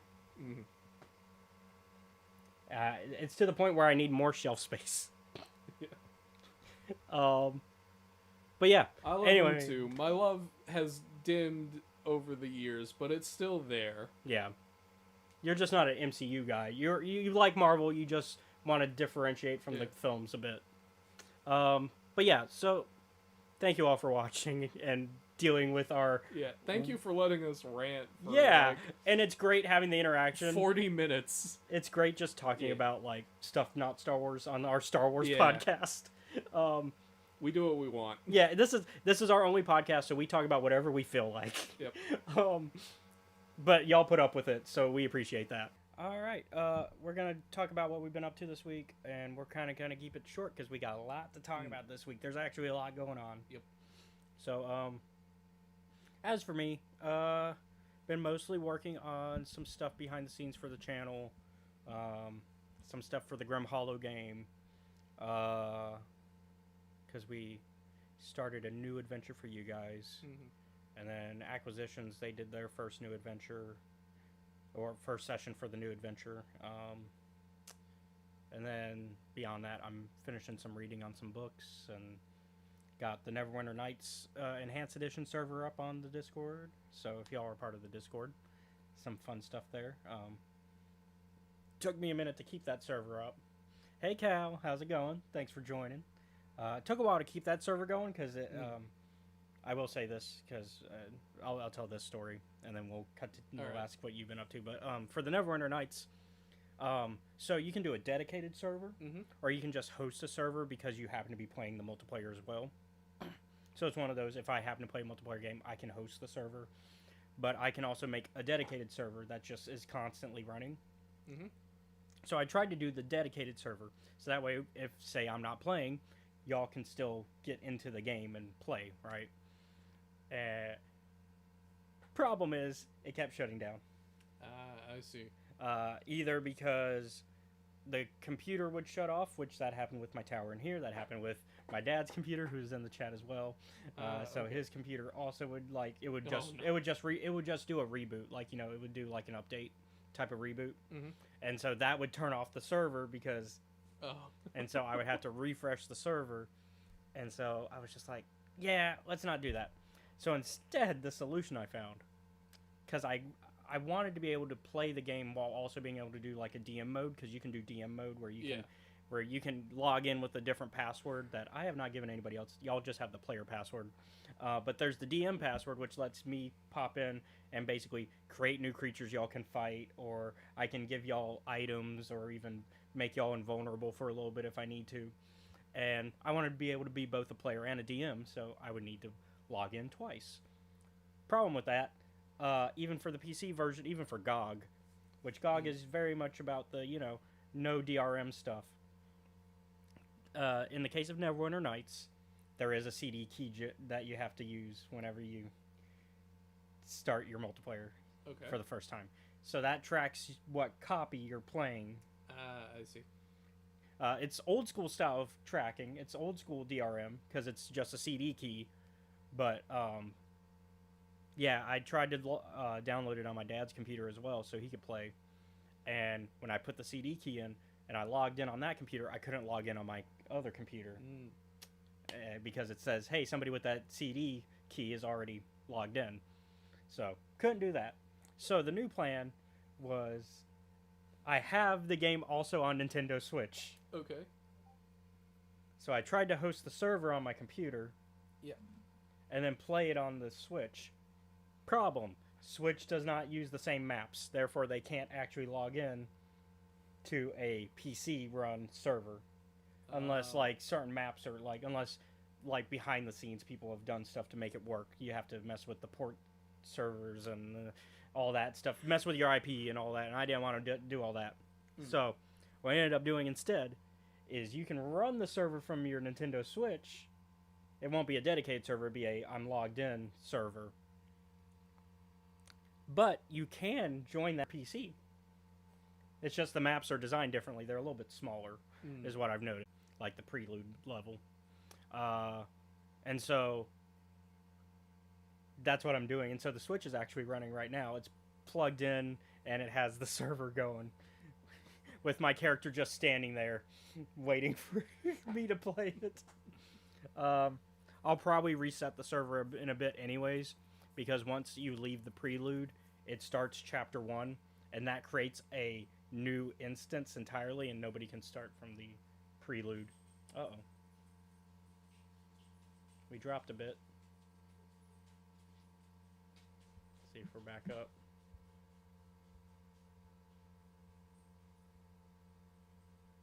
There we go. We're back up. All right. We had a little bit of a drop there. Like I was saying, though, so the Prelude, once you finish it, it starts Chapter 1, which becomes the new starting point for when people log in. And so you can't start from the Prelude, which is the tutorial. And so once we get more people that want to play it and we decide, hey, let's play it together on a game night or something, I'll reboot it to start from the tutorial and it can have up to 64 players. So it can be a pretty big group. Because we could set it as one party, or we could have multiple parties kind of running at the same time. And that decides also the PvP situation, if we want to allow PvP. Because a lot of the servers nowadays are run kind of like small MMOs. Because PC also, if you do a PC dedicated server, it can have 100-something players at once. But the Nintendo Switch version doesn't. It's only 64 cap. But that's still a lot for a game like that, because it's just it's a more modern version of Baldur's Gate 1 and 2 and Icewind Dale and Planescape. I mean, it's BioWare's continuation of doing a game like an isometric RPG before they do Dragon Age, but after they've done and it's before they've done Knights of the Old Republic in terms of RPGs. So that kind of tells you where their engine is and all that. Okay. So it's that type. It's similar to Knights in gameplay, though. Knights 1 gameplay, where it's real time with pause, much like the Baldur's Gate 1 and 2. But it's also more like you can shift the camera to be a little bit closer to your character, kind of like Knights. So it's leading a lot to what later BioWare games start to kind of look like. And this is after they don't have access to the Infinity engine at this point, because Infinity, the company that has that, lost their license to do D&D games because they only had the license to do second edition games like Baldur's Gate 1 and 2. But this is third edition Neverwinter Nights, and so Wizards, I think it was Wizards by this point, made a new license to different developers. And so that's how we got Neverwinter Nights. But yeah, so we got that server running.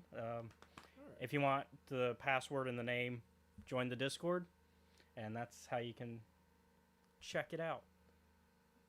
But your turn. What have you been up to? So, I enjoy Fallout. I've been going through 4, and after putting it off time and time again, I finally got around to starting and playing and completing the Far Harbor DLC. Yep. Some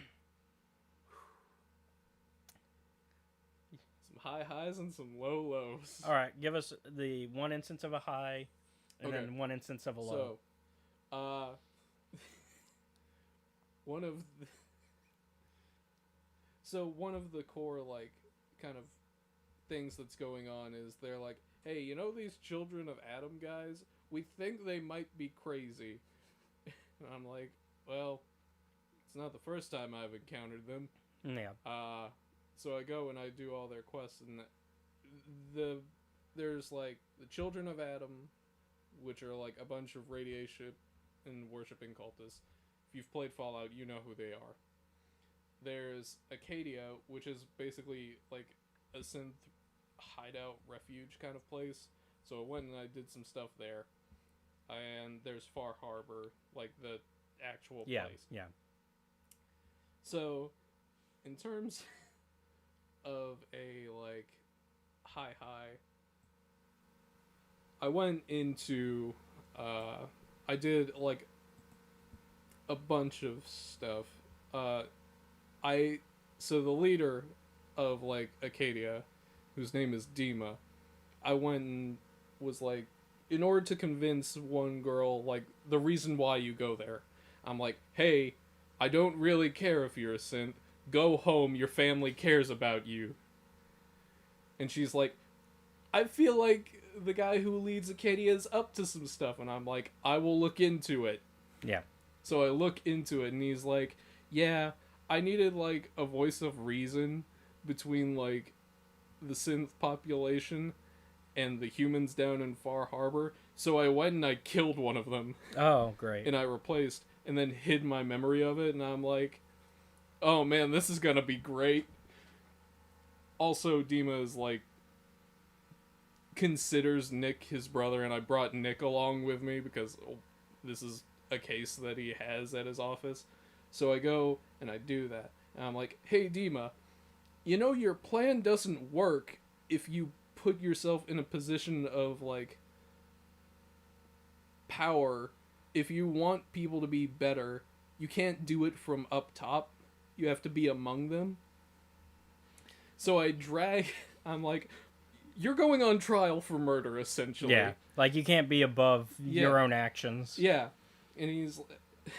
So I take him there, and I'm like, maybe I can convince them to, like, incarcerate him instead of kill him. And so there's this whole thing where the town has, like, gathered around, and they're, like, kind of arguing, like... So Dima goes in there, right? And he's like, he announces to all of them, I killed one of you. And I'm like... Well, that's a way to start it. That's not a great start. Do you have anything to say in your defense? And he goes, not really. And to which the lady who he's replaced this lady with a synth called Captain Avery, who does not know she is a synth, because that's kind of the entire point. Yeah. And Captain Avery's like, well, we only punish murder one way on the island. We don't really have, like, a formalized court of law here. Yeah, we haven't worked that out yet. Yeah, we haven't really bothered with that, what with all the horrific monsters and other shit we've had to deal with. And so, I'm like, I may have made a mistake. But because I'm also someone who's, like, story stuff, most of the time, unless I think it's really bad... Yeah, you're very much no no redos. Yeah. So, I'm like... I came into this thinking I could talk them out of this. I was wrong. Yeah. Because they go... Dima goes, it's like, I murdered one of you. And I'm pretty sure it was Avery who just shot him in the middle of the street. Yeah, basically, from what I've seen with you, unless it's like something that leads to a game over. Yeah. You're- Or like a thing where I can't continue going forward in the game. Yeah. I accidentally did soft lock myself. Yeah, I think we talked about that last week. Yeah. Basically, I did it again. Oh. I decided to blow up the Children of Adam. I spent about 30 seconds fighting when I should have spent it running. So I would get outside of their submarine and it would blow up and I'd basically get reset. So I was like, thank God I hard saved before this. Yeah. Because I was like, I know something fucky might happen. Yep. It's always, I mean, RPGs, Yeah. the number one rule, always hard save pretty often. Yeah. Or at least quick save. At the very least, quick save. Because don't count on the auto saves to get you out of things. And now for the low. I spent what I think is a total of 7 hours working through a series of puzzles to progress the plot. I had help for like, I got through 3 of them without Mhm. any help, but by puzzles 4 and 5, because they're like light refraction puzzles, Yeah, yeah, yeah. and I'm like, fuck this. Maybe it's a good. Even back in the day, I was gonna say maybe it's a good thing you didn't finish Jedi Survivor and you just watched the cutscenes Yeah. because there's a lot of light refraction puzzles. I can't stand puzzles. Riddles, that's fine. If I get them wrong, that's fine because that's like a word puzzle. Mm-hmm. But actual like light puzzles, I can't deal, man. Hey, everybody's got their thing. Yeah. I'll try it. Mhm. I probably won't succeed at it, but I'll try.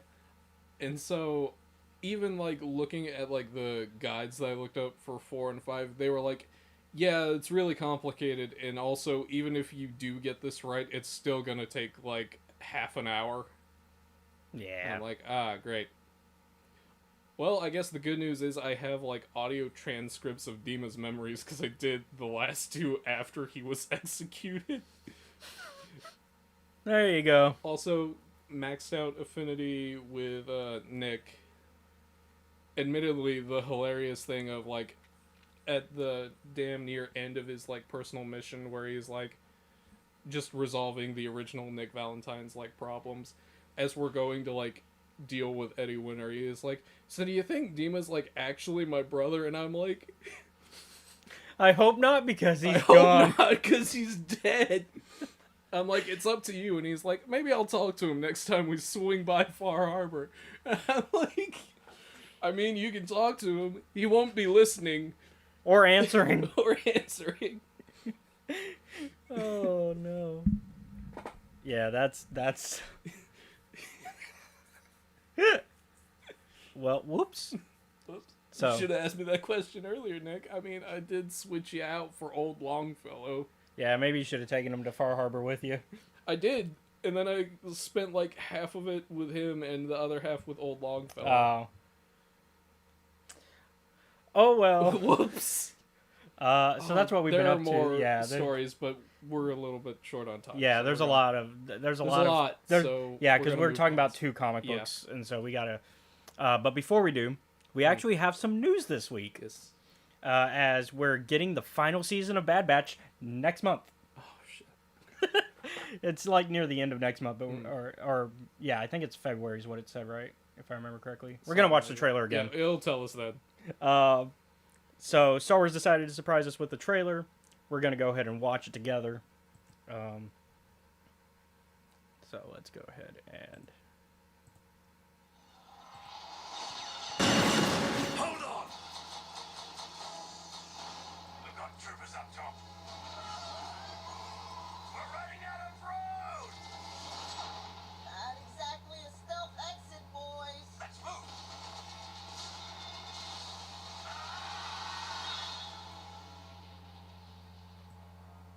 I thought at the end of the war, Yeah, got Rex back. losing more of our brothers. I was Don't remind us. Why does it remind us?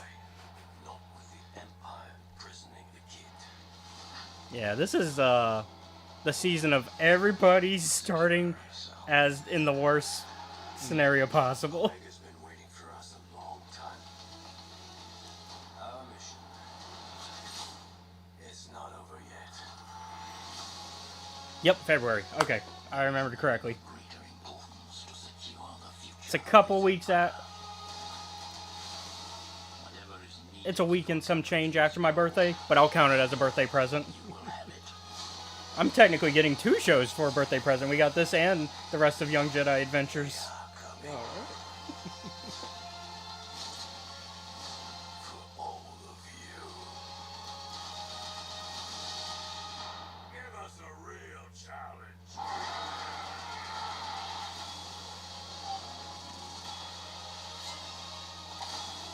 Everyone down! We're not big on following orders. I wasn't planning And this was the big. But you're making it very This was the big what the fuck. I'm hyped, confused, but excited. And so I did some digging. 3 episodes premiering on February 21st. So they're really pushing out. I don't like that it's the last season, for one, because I don't want the show to be over yet. Don't worry, I got it. So I don't want it to be the end of the season or series. I think I texted you when I first saw the trailer and just said, "Oh no, she's back." I mean, I like it because she's a good character. I'm curious how they're going to resolve the Dark Disciple of it all. I guess I This should. is a book I have not read, so I am missing some context. Yes, there's some context you're missing.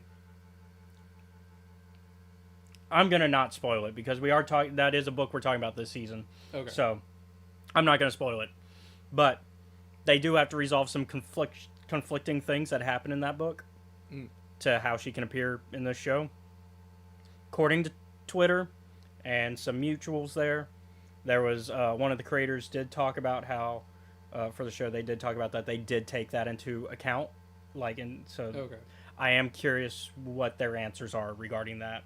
This might be a Street Fighter type situation where some things are explained from like a certain character's point of view, where it's like, oh yeah, I'm 90% sure that person was dead at this time, but then it's like revealed, no, just severely like injured or something. I am curious what's going on, but I'm also not like there's some people that are on the other end where they're like, like I was very much like, oh, they're ignoring stuff again. I'm kind of curious what's going on here.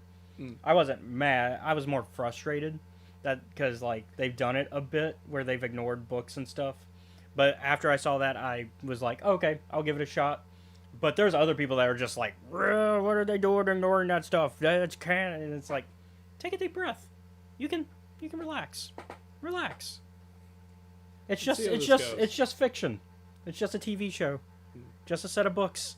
I like them too. I think Dark Disciple is within easily the top 5 best Star Wars books.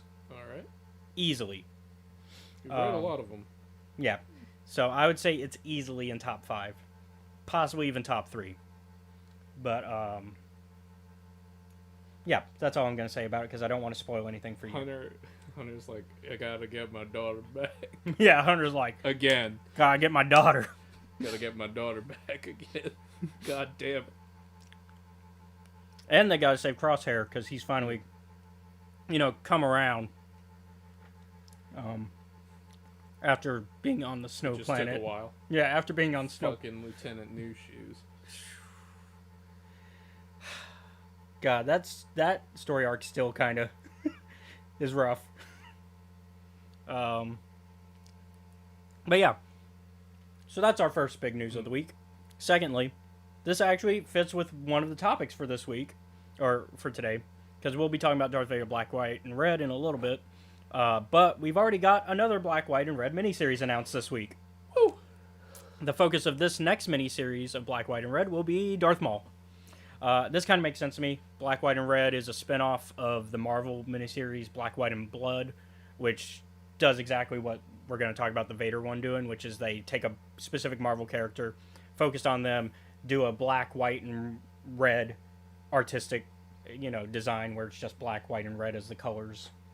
And so, and I like it. And so I think and we get some really good stories out of it, which we're going to discuss soon. So yeah, to me, it makes sense that we're going to get another one. It makes sense to focus on Maul next. I'm curious what other characters they would choose for one. I would honestly throw Palpatine in the ring. I would like to see some...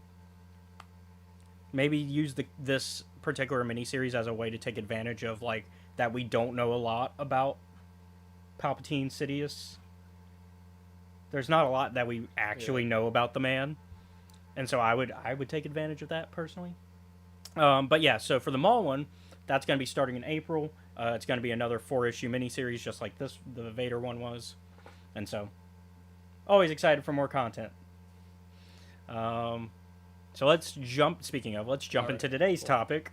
Sorry, I don't really have much to comment about that. Yeah, like you're within the same situation as me. You're like more content's good content. I mean, or at least exciting. Like, but yeah, Spoiler warning. spoilers for Darth Vader Black, White, and Red and Hyperspace Stories Volume 2, Scum and Villainy. Those are the two topics we have today. We're going to start with the Black, White, the Darth Vader, because that came out first, technically. So the first story in Darth Vader Black, White, and Red is Hard Shutdown Part 1, but that's connected. That's kind of like the interconnective tissue Yeah. for the 4 issues. So we'll talk about that later. We'll talk about it when we get to Part 4. So we'll just talk about all 4 together. Instead, let's start with the reason I got excited for Peach Momoko doing a Visions comic, and that is Inescapable, which is, once again, Peach Momoko style of a silent comic. And in this case, we find our protagonist having visions of Vader while being hunted by him. And God, that final panel is haunting. It took me a little. I was like, "Are you having visions? Is this a nightmare? Is it both?" I think it's a little both. Yeah, I'm like, "Damn, he really he scared the shit out of you." I also Which like. is a fair thing to happen. I also like the. I think it's really cool, the little James Bond looking shot that she has in one of the panel that Peach did for one of the panels, which is like, instead of like, it does the little hole, but it has like the blood curdling around, and it's like with the blaster fire going through it. Oh, I liked it. It is a Everything, good one. everything about the. And Yeah. this is why I was, because this came out first, and then we got the announcement for the Visions comic, and I told you that I was excited for that because I read this comic already, and I was like, once you read this comic, it will make sense why I was excited about that. But we already read the Visions one first together, so you already get why I like her style, and she needs to do more. Let her do more Marvel. Peach Momoko's stance on dialogue is, "We don't need it. Throw it out." And And she does a very good job of like stylizing things. And I'm like, it's not that you can still understand the story, because there's still very much a story going on. Yeah. You just have to interpret like the thoughts and stuff on your own. the visuals are very strong. Yeah, it's because it's similar to like film, and because comics are also very much a visual medium. Although they're not considered like part. When somebody says visual medium, they're usually talking film and television. But comics are a visual medium, and without the art being strong, the comic can have They well written dialogue, but Yeah, but that's not the point of a comic. yeah. At that point, write a book. Yeah,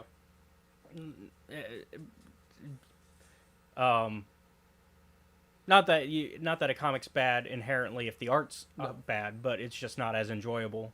Like if you look to anybody that reviews comics for a living, I wouldn't say we're in that level, but No. we do review them on a near weekly basis. But I wouldn't say we're on the same levels as say a Linkara, for example. yeah, no. But when you watch somebody like that, they talk about the art being very important, and I agree. I agree with that stance, and I think Peach is a very good example of what really good art can do. So yeah, I would love to see more stuff from them with Marvel. I would love to see, honestly, I'd love to see what they did if like given the chance to do an animated thing. I talked about it with when we did the Visions review for their one shot. Like Visions, give them one short. Give them one short in volume 3, and I will.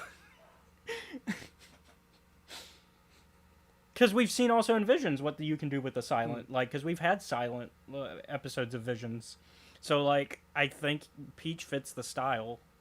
Lot darker in tone generally, but because I mean, like I said, that last panel for this one, it ends with her staring up, and then a TIE fighter that's just an eyeball with the flesh extending to be the wings, staring back at her, and it's just like it definitely resonates in your mind. Like you don't forget it. Gotta ignore that and go back to bed. Nope. So automatically, I give this one like a 5. This is a 5 out of 5. Like this is like this is the stuff that I think a comic series like Black, White, and Red should be doing. It should be doing creative things. It should be telling a interesting story still, but also creatively should be your forefront, because this is your experimental comic. This isn't the mainline series where you're worried about this type of stuff. Like, you're not worried about that. Yeah. So that's the first one. And then we go into Dissolution of Hope, which finds us following a sabotage an Imperial facility. I think, if I remember correctly, they were hoping Vader wouldn't be there, because they even asked to make sure that he wasn't going to be there. Because, like, there was like one of the Imperial officers was having like a party of some sort. I think it was a Yeah. wedding or something. I can't remember Something like specifically. that. So they asked him, and he was like, "Yeah, he's not showing up. He was supposed to be here, but he's not." And so they were like, "Okay, cool, we can enact this plan." And so they attack the facility. Oh fuck, he's here. Yeah, it turns out he's here, and of course things go wrong. And they try to like blow up the facility, because they're Yeah. even working with the scientist that's in that facility. And so they set a little explode like thing that will blow up the entire facility to go off into like the mainframe of the facility. It don't work. It don't work. Vader kills everybody as expected, and Yeah. then except for the scientist, Except for the scientists, who I'm like, because he has he uses the Force to force the scientist to reverse the sabotage, and then he kills him. Or at least it's implied, because we don't see him do it, but we see him do the closed fist that implies Force choke. I mean, that's what I got out of that image anyways. When I see like Vader doing the closed fist, I think of like the times he's Force choked somebody and he just, you know. Once again, very creative on art style. This one's not as memorable to me. I should have reread these like last night, but I was like, I don't need to do that. My like thing is, I'm like, the scientist is freaking out the entire time, and I'm like, okay, that's fine, that's cool. Vader at the end, he's like, oh, I knew you were the only one who could undo this fuck up. Which is why I left you alive long enough to do this. Because that's the thing. Vader is an attack hound, but he's still very methodical. Mm-hmm. Which is something we see pretty much throughout this entire miniseries. In fact, the next one we get is Endless Mercy, which is one of the few where I'm very much like, yep, Vader did the only way to resolve this. Fuck that. Because this is, I'm like, what is no, fuck this. Because Vader and his stormtroopers are tracking down a scientist who has gotten involved with some genetics, and of course created a monster and kind of merged with it. And what is this? It's like, and it's also like has What like a is this? hive mind thing going.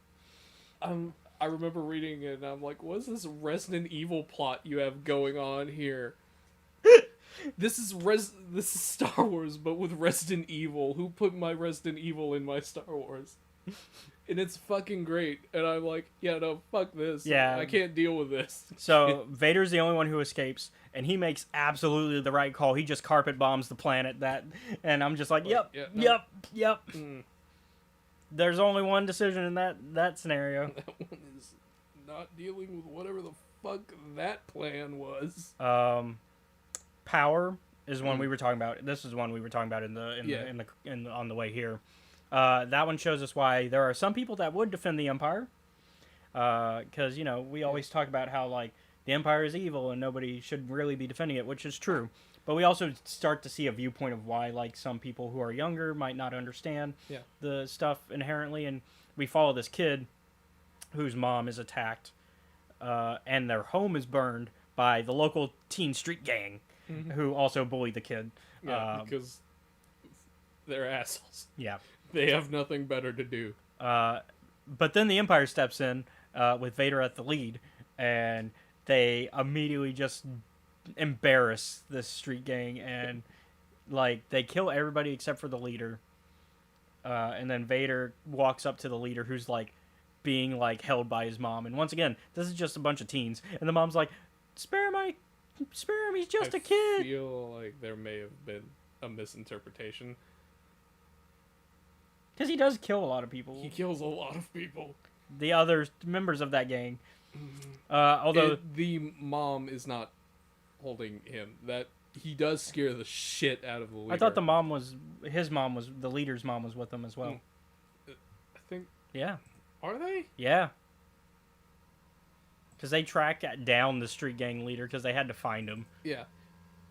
and they The- track him down back The to his reason place. why is that they're looking for basically some rebels that are hiding out on the planet. Yeah. Uh, As, I may have misinterpreted it as well, yeah, I can find but it. my assumption is she's like, please don't fucking kill us. We didn't do any of this shit.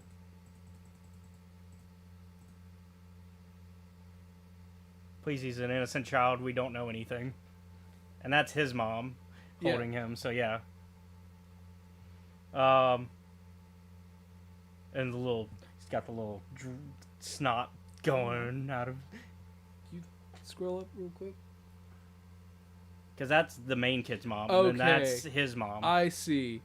Because my main kid's mistake. mom, main kid Main mom kid's is blonde. is also holding him. That's where I was confused. Yeah, main kid's mom is also holding their main character. That's And why then- I got confused, because they're both being held by their mom. Yeah, And she's main kid's like, holy fuck, this is awesome. at first fuck you. this guy. Although at first, main kid was like, "Hey, stop! Don't do this," because like when the firefight was going on, they were like, "Hey, don't do this." But chill. too much. But then after he saw Vader like scaring the bully You're / like, "You know street what? gang Yeah, leader, fuck that guy. yeah, And he's like, oh yeah, Empire good. Empire good. They got this fucking asshole to stop. yeah. Even if it was through like the most brutal of ways, but also like they don't. I think young enough that they don't understand Yeah. the Full context. of it. yeah, and so I thought it's a good. It's a good kind of look into why like people might view Vader a certain way versus others. Like I'd say 99% of people who know that even know Vader exists, because that's the other thing. Yeah. Like Vader is mostly myth Yeah. unless unless you're part of the Rebel Alliance or you've done something to lead him towards you. He's a myth. But for the 99% that do know him, I'd say they fear him first. Yeah. And then the 1% are like this kid who look at him as a hero and in awe. I'd say it's a very low percent though that do that. Next one I didn't write as much about, but if you have more to talk about it, it's the Annihilated one, which is just Vader showing off his piloting skills. Yeah, I don't really have much to comment about it, because, once again, I don't care much for piloting stories. Yeah. But I understand they're a part of Star Wars, and they can be fun. And it also makes sense that Vader would, Yeah. like, because we know how good Vader / Anakin is as a pilot.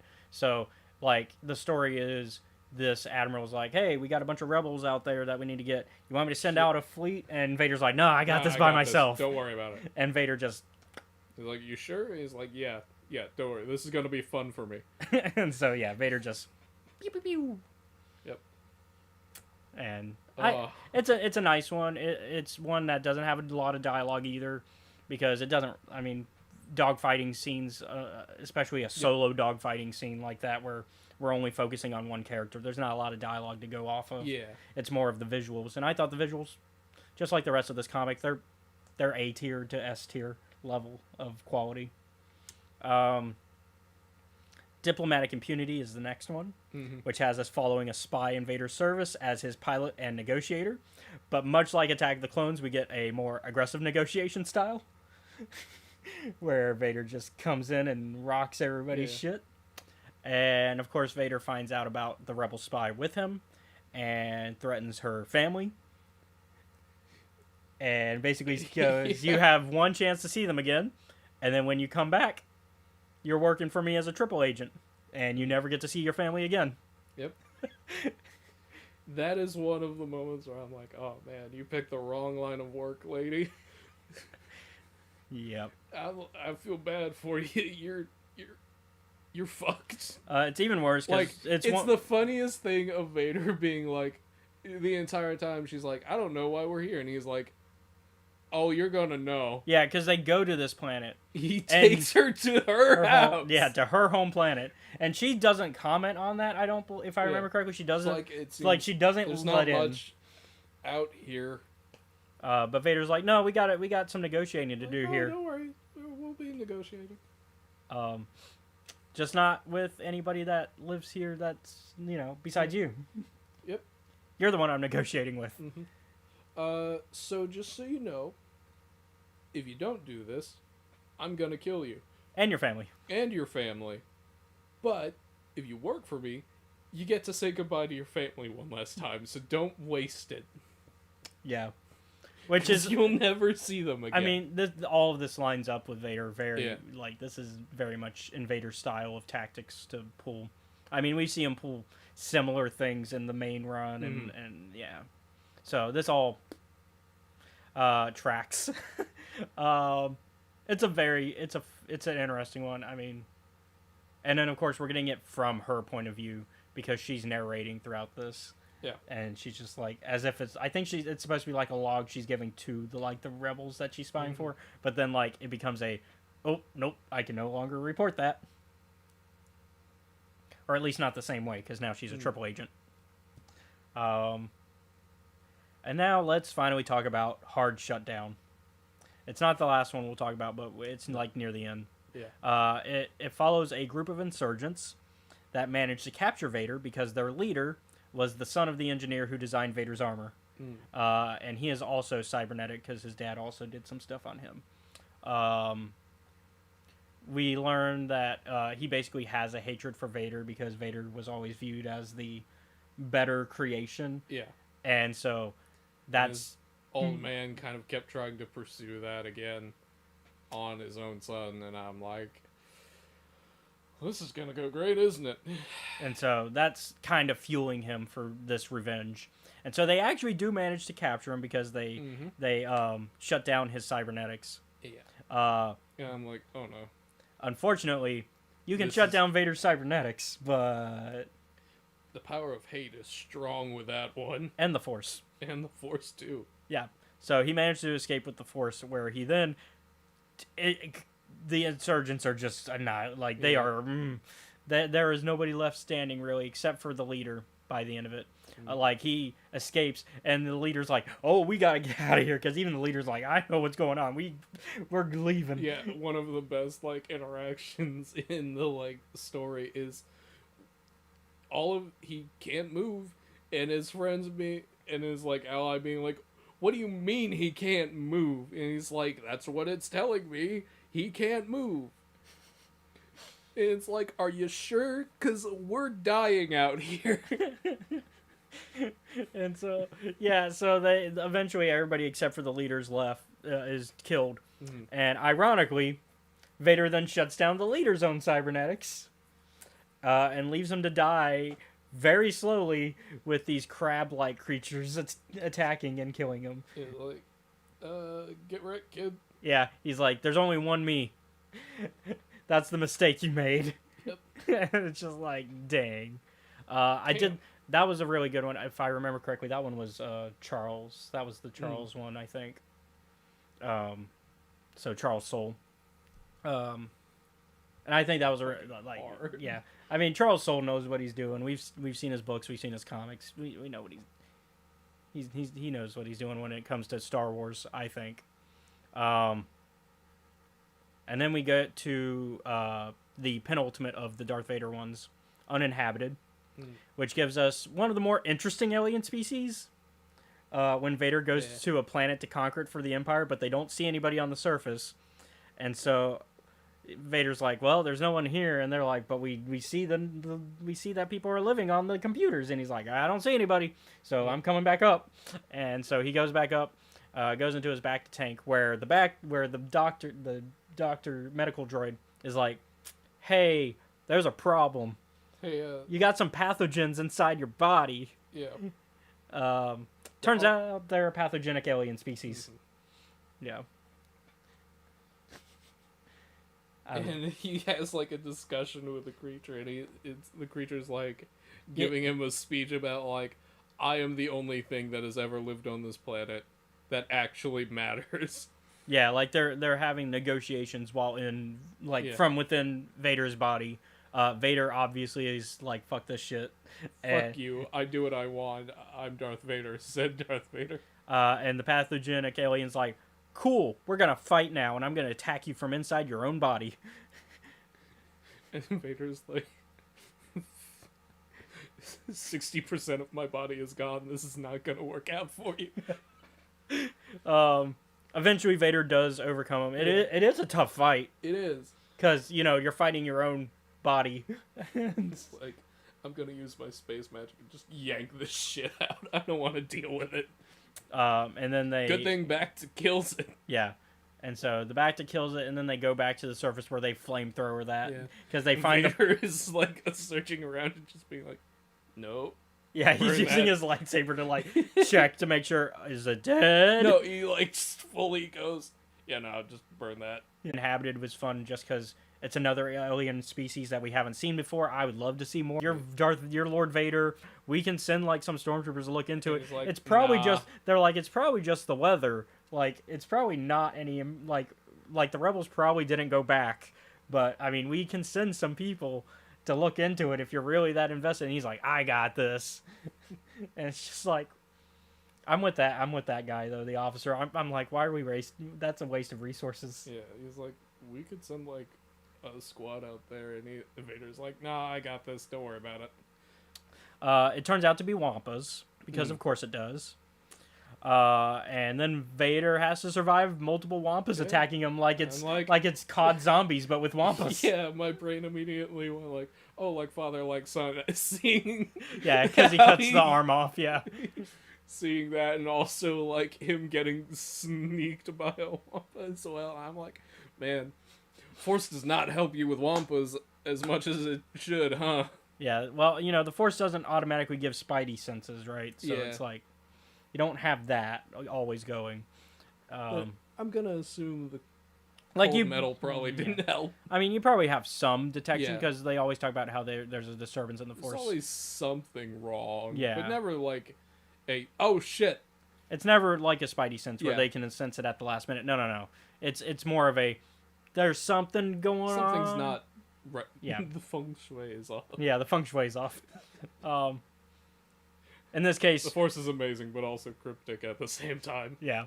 And so I thought it was interesting, and he Yeah. decides to survive by Yeah. hanging out in the crashed AT-AT. Yeah, he's like, I'm just gonna hang out here for a while. 'Cause Uh, they're beating my ass. after he makes a call Yeah. to get like them to come pick him Hey. up. I need a ride home, basically. Yeah. And so eventually that same like officer arrives to pick him up. And then Vader chokes him out, even though he didn't do anything wrong, in my opinion. Like What that the man didn't. hell, man? He, It's like I just got here. it's like I even offered to do this myself. It's not like you went into a trap. You did this on your own.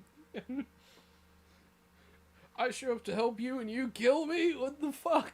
Then again, we've never said Vader was a good manager. Like, Yeah. He has a very hands-on approach to work. yeah, there's some micromanagement going on here, and then like also like abuse with the workers. Like they should really just go on strike, and then. I Man, felt they're not giving us any fucking coffee, said the people on the Death Star. I almost forgot about that story. That's a plot point. Yep. Let's go on strike because we don't have good calf on the Death Star. But yeah, so that's it for Black, White, and Red. I definitely put this in like an 8 category on our normal out of 10. Yeah. The whole collection, I'll say, is a solid 9 for me. I almost said a 9, but so yeah, like 8 and 8.5 I could probably Yeah. go to because It's, it's in the upper range. yeah, it's really if you like Vader as a character and you like kind of character studies like this and you don't mind a little bit more creative like weirder stuff, then this is definitely for you because this is definitely on the more weird side for a lot of them. Yeah. But it's good, it's creative, a lot of great art, good writing. It helps with, like, mythologizing Vader as, like, this kind of threat, and also, like, yeah, man, big problem for the Empire, go get Vader. Because I will say, when it was first announced, I was kind of on the same. done with it train of Vader comics as like some of our mutuals, because one of our mutuals who talks comics, they were also like, I'll check it out, but it's just another Vader comic. It's a good Vader comic, but at the same time, it's like if you aren't interested in Vader comics, don't check it out. But if you like Vader enough that you don't mind, however, like if you can never get enough of Vader, this is great for you.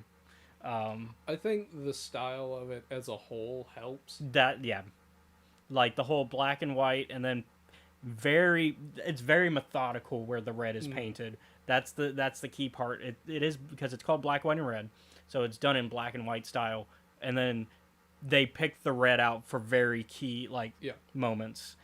Usually Vader's lightsaber, but also for like blood, and they are very specific on it, and I think that's the key to it. Because if you're gonna do something stylized like that, you have to be picky about how you get that across. So let's move on to Hyperspace Stories, which is a little bit more lighthearted. Yeah. Like I wouldn't say that they weren't like there was no humor in the Vader stuff, but this is more high fantasy sci-fi versus I'd say the black, white, and red is dark fantasy sci-fi. So Hyperspace Stories Volume 2, the first issue, because each issue is its own story. This one goes with Ventress finding Vivine's toy, the Wookiee, that we've talked about anytime we've done the Hyperspace reviews. Because there's a Wookiee whose toy was lost and has some sort of artifact in it, and that's why everybody kind of keeps getting drawn to it. And so the Ventress story is Dooku sends her on an assignment to track that artifact. And so she goes to Kashyyyk first, where she senses that it was there, but it's been moved. It's gone now. And it leads And her. Dooku roasts her for Yeah, not knowing whether or not it was there or not. Eventually, her discoveries lead her to Naboo, where a now knighted Anakin is, because this is after Brotherhood. Yeah. She sort of like has been like examining the Sith, how their dynamic works. Yeah, because we've seen how it is in Clone Wars. We've seen how Dooku is, where he's very much, if you don't get it right, Yeah. lightning. The usual Sith strategy for, oh, you fucked it up, lightning. Yeah, and because for the Sith, and Dooku says this exactly, it's the assignment that matters. Mm-hmm. So if you fail the assignment, then you're useless. Yeah. Grievous failed this similar assignment already, so to him Grievous is useless. And now, and we should also preface this with she just got done with another assignment where she got the main objective done, but she didn't kill the Jedi, which is another thing that we've seen that before with specifically in Clone Wars. We saw, was it Savage that did something similar? There's like there's a thing about like I completed I didn't 100% the mission, but I passed the main objective thing where like people just get. But like to Dooku, like if you don't face a Jedi, oh no, Ventress does have that same thing. Sorry, it's Ventress because it's during Grievous. It's Grievous that has that. It's during the Grievous when Kit Fisto and his ex-apprentice get stuck at Grievous's hideout, and they sent the Jedi there specifically to test Grievous. Like they led them to Grievous's place because Grievous has just been failing over and over. Yeah. And it's another, you fucked up too much, better figure out what to do now. yeah, and if you kill these Jedi, cool, then you passed our test. But Grievous only kills the Padawan, the ex-Padawan, who's now a knight, but not Kit Fisto. And Dooku's like, oh, interesting, so you killed both Jedi, and Grievous is like, well, no, I killed only one of them. He's like, well, you killed the Master then. He's like, no, it was the knight. And he's like, less impressive. We can work with it though. And that's basically what Ventress did, except she didn't kill either of the Jedi in this case. She just took the base that she was told to take. And so this is why she's sent on this assignment. Yep. Because Palpatine is like, well, she's useless to us unless she can actually kill people. And so, Dooku's out here like apprenticing people to sell the Sidious as like in case of emergency break glass. well, yeah, because he's doing the thing that Sith do. They All do the it. time. They do it even more in like the Legends content, where they have an apprentice, but they can't call it an apprentice because of the rule Yeah. too. So they just have assassins. Yep. And so, assassins are not quite my apprentice because I'm not trying to break the rules, but they're my apprentice. Yeah. And so, It's like, well, did she do the job? No, not really. Oh, well, you better fix that then. yeah, especially if you plan to try to like overthrow me with her, like Like, come on. you gotta get on it.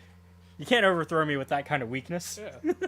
And he's like, all right. So it's funny Those- because Palpatine is absolutely a hype man when it comes to that, but then immediately will like 180 and be like, now kill her because y'all have gotten too powerful, and I can't have y'all betraying me. Yep. um, It's like, you got to make up your Alright. mind, but okay. meanwhile, But yeah, so meanwhile, she watches Obi-Wan and Anakin go through a Yeah. similar argument of, I lost Ventress, and he's like, Obi-Wan's like, no, it's fine. You've got the main assignment done. You're alive. That's what I care Yeah. about, is that you're alive. I don't care about capturing Ventress. If we caught Ventress, that'd be great, but but I'd rather you be alive. yeah. He's like, Obi-Wan's like, don't just run off on your own. Yeah. You're a knight now, sure, but that doesn't mean you can do Yeah. this on your own. After Ventress has like gotten all up in Viven's grill and snatched No, her- some Gungan. Oh. Because remember, it's been passed on already Oh by yeah. this point. 'cause people keep passing this fucking thing around. Yeah, no, it's a Gungan kid, and so she doesn't steal it yet. She scared it, and that's why Anakin's chased her. Yeah. And then she And circles she's back. like, and now, in seeing Anakin like having failed, she's like, now I and get to now- see him suffer. yeah.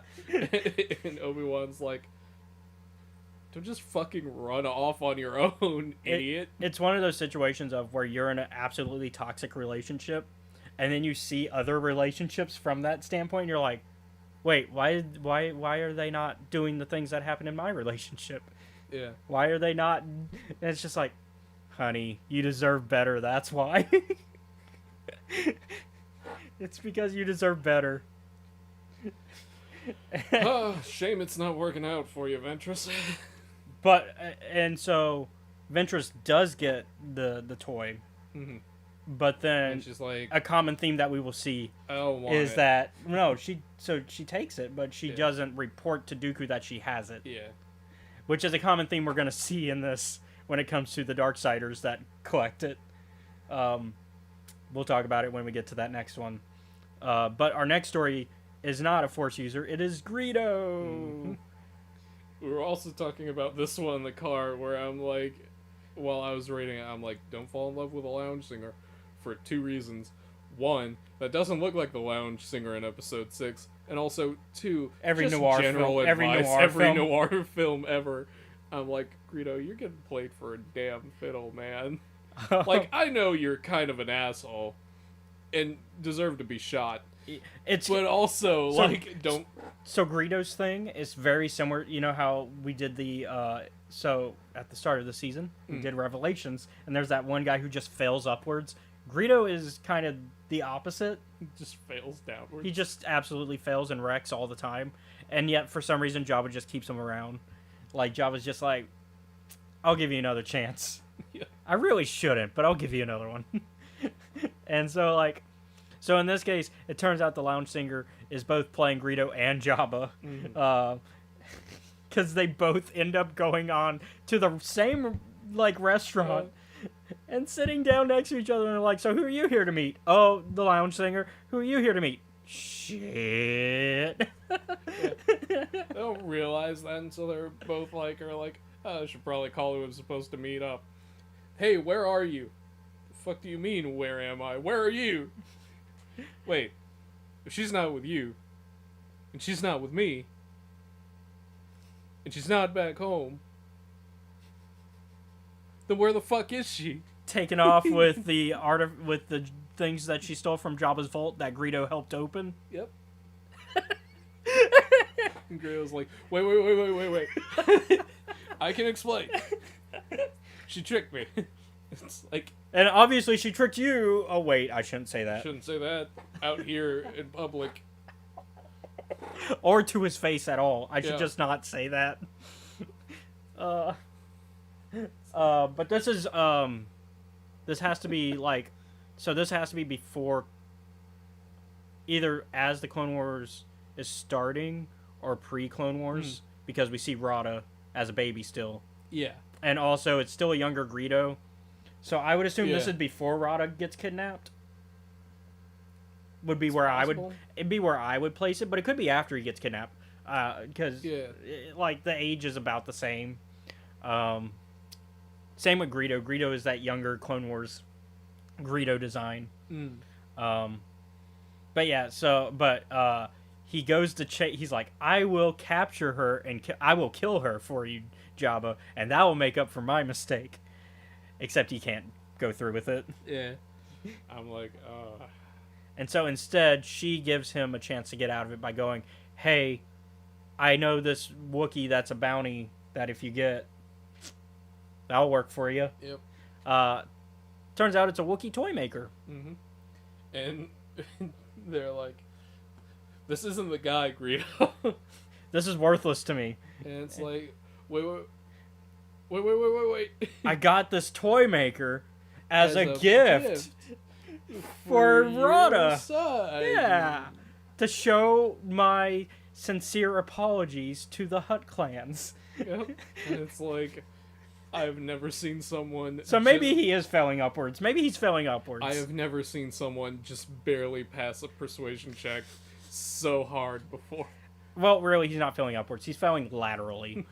Like, this is a lateral movement. You did not go up or down, you just went to the side. Yeah. Because, like, the whole thing is him trying to impress Jabba so that way he can become, like, one of Jabba's, like... He wants to be the Boba Fett. He wants to be Boba Fett. Yeah. Because who doesn't? He wants to be Boba Fett. And nobody can be Boba Fett, especially not in Jabba's palace. So, and Greedo he tries too hard. That's really what it comes down to. Greedo tries too hard, and because he's trying too hard, it always just blows up in his He face. tries too hard, and he doesn't, like, think things through at all. Like, he tries to do grandiose things, but he doesn't think out how to do those grandiose things. He's just like, this is a great plan. This is a great big thing I can This do. is a good idea. And then he just does it without, like, actually planning how to do the thing. And it's just like, if you take, like, 5 seconds to just think about what you're doing. Because He even... might have lived a little longer. I think in that case, though... Sorry. I think... I'm just enjoying it, having a little bit of fun. I mean, it's because- fun to roast Greedo. Greedo kind of makes his own problems. Yes. I mean, we've talked about that with the Han Solo and Chewbacca comic, too. Like, Greedo makes his own problems. But yeah, speaking of Boba Fett, the next issue is Vivine hires Boba Fett to find her toy, which at first Boba Fett's like, I ain't looking for no toy, I'm kid. not looking for any toy. But she's like, but it's the last thing my father made me before we got divided. Yeah, Critical emotional damage. emotional damage to Boba Fett. Yep. Because Boba Fett immediately flashbacks to his dad I dying. was like, man. Like, you don't know what you did, Vivine, but you did really well. Yeah. I think she insight checked on that one, and she was like, he's got You some know- daddy issues. you I think know, I can play on that. Thinking about it, it must really suck to be Boba Fett. Because you get to see your dad die a lot. To be fair, by this time, we're hitting, we're in the Empire Age. Yeah. So, because Hyperspace Stories flies throughout the different Yeah. time periods. A lot of it is Clone Wars, but there's also a lot of Clone Wars. original Rise trilogy of the and Empire as kind well of as stuff. yeah, it's all over. I assume this one is like Rise of the Empire kind of. Yeah, I would say it's it's got to be either either Rise of the Empire or during the original trilogy. Like it's in that area, and there's not a lot of other space that it could be. Meanwhile, But Boba Fett's like, explains, okay, okay, I'm not gonna help you look, but also, like, kid, you really shouldn't be trying to hire me in this. yeah, crime you're in a bad alley. you're in a bad neighborhood. Yeah, we should leave. And just as he says that, walking around the corner is Bosk and some Trandoshans who And they're immediately like, it's time for the annual Wookiee slaughter. And it's like, could you not? not in these public streets, Or, like, at all? you know, because it's kind of awful. Trandoshans have a history with Wookiees, to put it mildly. We'll get into it when we get to Clone Wars, because Oh, there's yeah. there's that Clone Wars arc as well. Yeah. Oh, yeah. Hey, remember when Gunji just fucking let a Trandoshan get eaten The alive? Bad Batch arc. He saw that and was like, fuck you. Some menacing behavior from a former Jedi Padawan.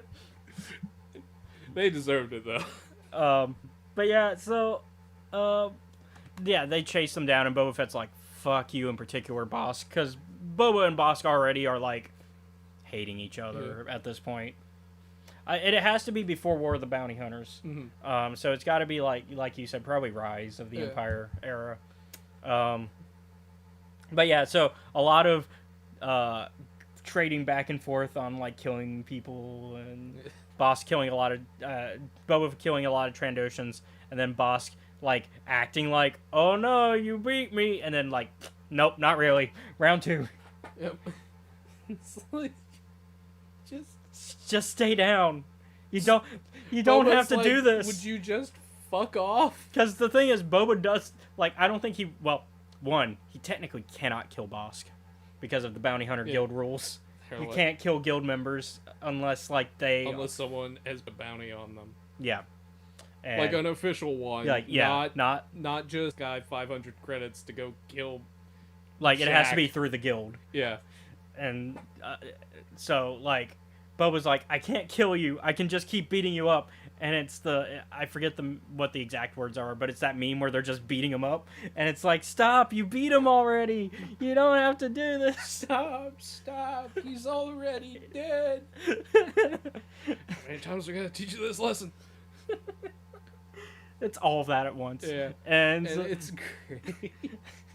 and so yeah, eventually Boba does manage to get them off their back, and Boba's like, all right, where do you want me to take you? You're already on my ship, we can just go wherever.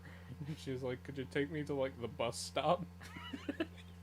He's like, yeah, I can do that. Yeah, I can do that. Just be more careful out Yeah. there. It's basically like... It's very dad of Boba before- Fett. He's like, hey, don't ever stop looking for that thing your dad gave you.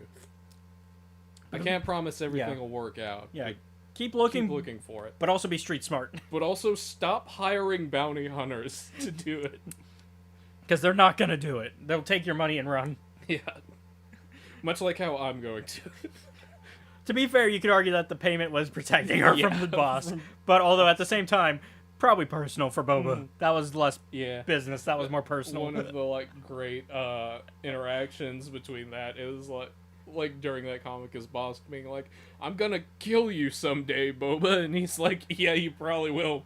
Not today though. But yeah, I love seeing the bounty hunters interact. It's one of my I love. It's great because it's like we can fuck with each other, but we can't actually do anything. Like, we can go near death, but we can't kill each other. Mm-hmm. And so, like, the stakes are still high because there's still a lot that can Yeah. happen. And maybe somebody accidentally dies. That's a stake that could happen. And then that causes problems with the guild. Mm-hmm. But, obviously, in this case, we know that can't happen. But even then, the stakes are what happens to Vivine, although we Yep. already kind of know. We know that she makes it all the way to the Resistance era because we talked about that last time. We talked about hyperspace stories. But yeah, so I like this. Lastly, the last story for Hyperspace Stories Volume 2. Mhm. We go, speaking of Resistance era, we go into the Resistance era. Yep. With Snoke sending Hux and Kylo Ren to Caraxus to bring them to heal together. But of course they undermine each other Yeah. because That's what Hux and Kylo do best. Yeah, you cannot. God, the elevator scene is my favorite in that It's comic. so great. Because Hux is like, we could work together on this. Kylo is like, Just staring him down. He's just like, what the fuck do you mean? this is literally Kylo the whole Yeah, time. that's how it goes. And Hux is But he's like wearing his mask still. yeah, and So Hux this is like, fine, I guess we could try it. yeah, because he's like I'm not scared of you, like a very playground like kid of like I'm not scared of you, secret like shaking. Yeah. And then It's like, because immediately the next sentence is Hux going, fine, "Alright, we'll do it fine, your we'll way. do it your way." Which, God, I could watch Hux and Kylo Yeah. all day long. Like passive aggressiveness in the First Order has got like, that there are times like while someone is like at the desk like doing paperwork where it's like you can see them on the other side of the office where it's like you can hear them arguing and it's like I'm just gonna not pay any attention to that. I don't want to get shot or cut in half. Yeah, this is some office drama, like comedy being waiting to happen, like Office Space levels of comedic, like. Meanwhile, like going on this planet, they're like, "Oh man, how should we go about this?" And Kylo's like, "I will do it my way, and you can do it your way, and we'll see what happens." And so Kylo basically does the aggressive negotiations where he just starts beating up on He's everybody. like, "Hey, fucking tell me where this guy is." Yeah, because so the thing is they have to find the leader of the local resistance, who is also the leader of the village, essentially. And so they're like, "Where is he?" And they're like, "I don't know." And even if he was here, we can't I can't make a deal with you. So he has to find. You Yeah. have to talk to him, even if I wanted to make a deal with you. Yeah, that's like what Hux is doing. Meanwhile, like Kylo's like, "I'm just gonna start seeing what weird shit is around here." Yeah. Because they're probably Well, the main thing, and the main thing Kylo does is he manages to do the mind read thing that he Yeah. does to Rey. Yeah. Where he Meanwhile, Hux is like, you guys should really consider not fighting us and actually helping us. yeah, because Hux is trying actual he's trying to be diplomatic, but still underhanded with how Yeah. he's doing it, and then so And seeing that after a while, after what I assume is like a couple of hours. yeah, because at this point Kylo has left the village, Yeah. because he found out where the leader is using the mind reader and trick, and so he has gone into the forest to do that. Yeah. Meanwhile, Hux notices, hey, you got some giant creatures outside your wall that are kind of like just hanging out there. What are those? And the representative who can't do any deals is Yeah. like, yeah, those are like, I forget what he calls them, but he's like, yeah, we have the city walls to keep them out because otherwise they'd be pretty destructive. Yeah. And Hux is Hux like, is like, oh, really? Sure would be a shame if we got rid of that wall over there, huh? Sure be a shame if they got in somehow. And they're like, he's like, to prove a point as to why you need us, let's remove that wall. Hux also did not think that.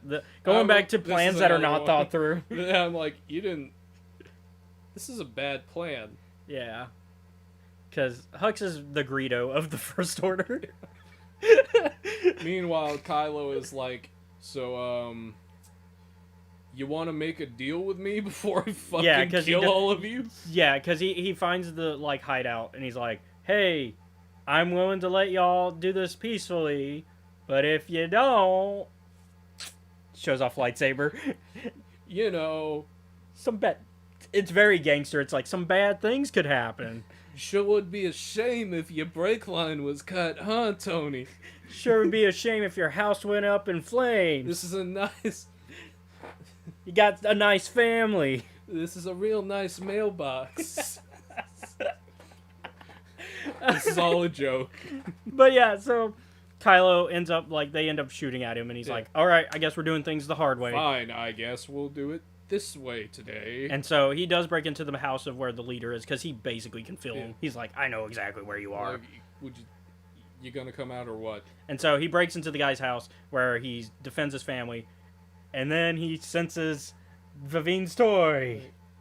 Because at first he's like, who's the Force user here?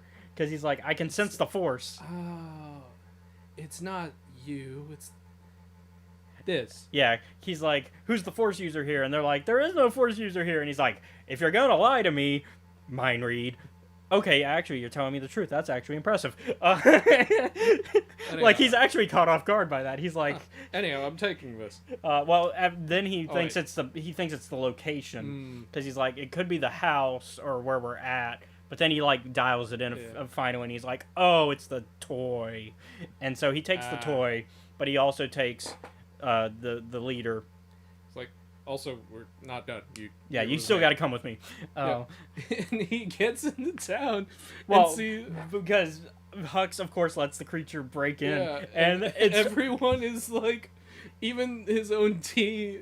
Yeah, the rest of stormtroopers- First Order is like, what the fuck, man? yeah, because the stormtroopers, because Hux is like, so the town leader, like before, like not the guy that Kylo has, but the guy that they've been negotiating with, Yeah. is like, yeah, what's going on? We can't handle this. And Hux is like, well, stare at the might of the First Order. And then the First Order is like, then the stormtroopers are like, we can't do this. They're like, this isn't working out, man.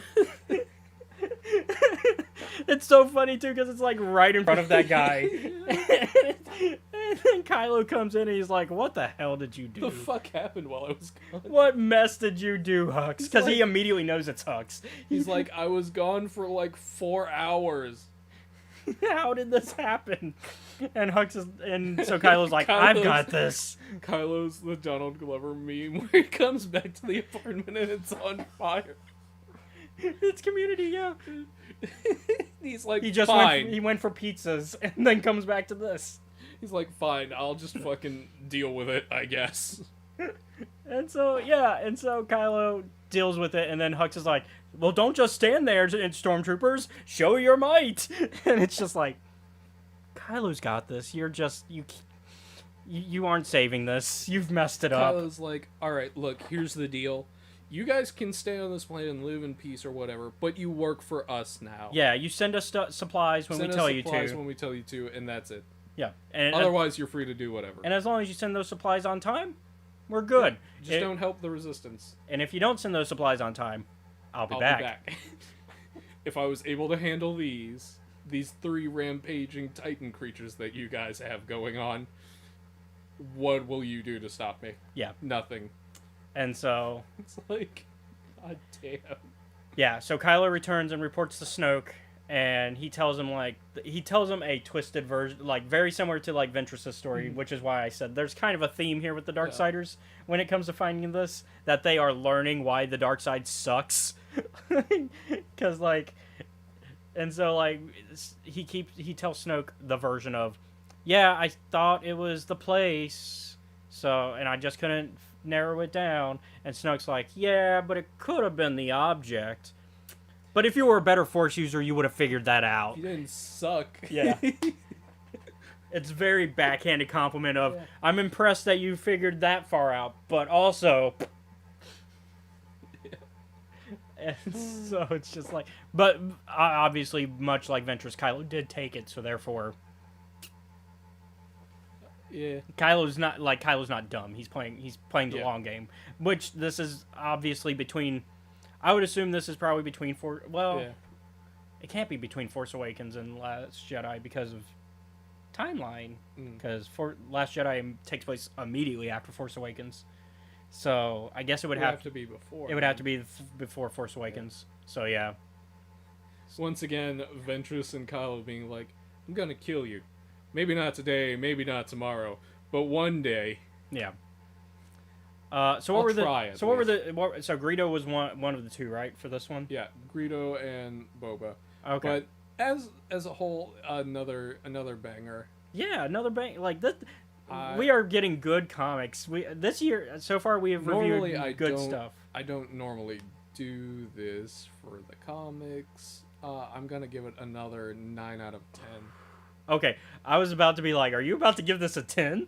Like, the way you were phrasing that, I was like, is this a 10?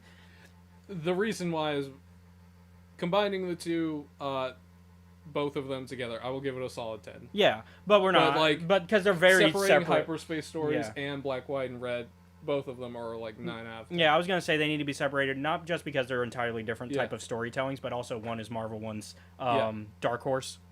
So, with rules as we have currently instated them, both of them are a 9 out of 10. Yeah, and you know what? I will actually go back and give Vader a 9 as well. I agree. These are really good comics. Dark Horse Dark Horse has delivered good Star Wars comics for a long, long time. So having Dark Horse be able to do comics after, because IDW did them for a while, but having the switch from IDW to Dark Horse, I think Dark Horse has just done nothing but deliver. I do wish we could have had both IDW and Dark Horse, because I thought IDW's take on Star Wars was also good. But I understand why, because licensing, and also it's expensive to just license out like that. So I can understand like having 3 different comic companies doing Star Wars comics, and also then you're flooding the market more, and you don't want to, like, people already say that Star Wars is flooding the market with itself, and I would say that's not entirely true. I would say that's not entirely untrue either. Yeah, because I would It's say one of those things where Star Wars is very popular, and it has a lot of places it can go, but also it does have the... within those particular spaces, it's spaces that self out. Yeah. Like, it's not like, oh, we got a TV show. That TV show just ended. Boom, another TV show. No, they usually wait about a month or 2 before the Yeah. next TV show. And then same thing with books. The books are usually spaced out about 3 to 4 months for the big novels anyways. And then the comics, I mean, we get them every month, and I'd say, what, there's currently like, let's see, Star Wars, Vader, Afra, which is ending, sadly. Bounty Hunters has ended, so I'm not even going to count that. What else am I missing? High Republic, Mainline, High Republic Adventures, and then Hyperspace Stories. Those are the 6 main, like, continuous ones. And then maybe they'll sprinkle in an ongoing, like a miniseries now and then. So six main that's still very small when we're talking in terms of comic book runs that are continuous. I mean, just look at Marvel alone. Like, Marvel, like, has so many. Hell, Spider-Man alone has like so many ongoing Yeah. by itself. And sure, they're different Spider-Man, but it's still like the Spider-Verse. So like yeah. So I say it's like you said, it is flooded, but it's not flooded in the way that like where it's the same media just constantly hitting you. You can space out. You can go, well, if you only like the TV shows, you've got a break. If you like only the novels, you have a break. The comics a little bit less so, but it's still like not as often as Like, if it you could choose be. to focus on one, you'll be fine. If you're like us and you just want Star Wars, then it's fine. I would say I don't feel burnt out content wise. I can't speak for Sometimes you. I get it, but then there'll be something like one of the benefits about us jumping around in Star Wars media is if I get tired of reading the books, there's like We'll the do a comic the comics next week or a TV show or like a TV show, so we don't have to worry too much about that. Oh no! Oh, Are we back up? come on! It's in the red still. I forgot what thing I'm supposed to be looking at. So, there we go. There we go. We're Yep. good. Okay, but yeah, so like you said, like you get that freedom of like, oh, we can bounce around to this if you're bored of that. Yeah. And even then, I try to schedule things in a way where, like, for the most part, we're not going to be focusing on the same thing over and over. Next week, I mean, I'll talk about it at the end, Yeah. but we're already changing media again. Like, and honestly, what we did, what was last week was, oh, my brain. Short story. We did a short story last week. The week before, we did comics. Yeah. And then we jumped back to comics this week. And next week, we're jumping to something that we haven't done this year yet. Or that we haven't done at all for the show yet.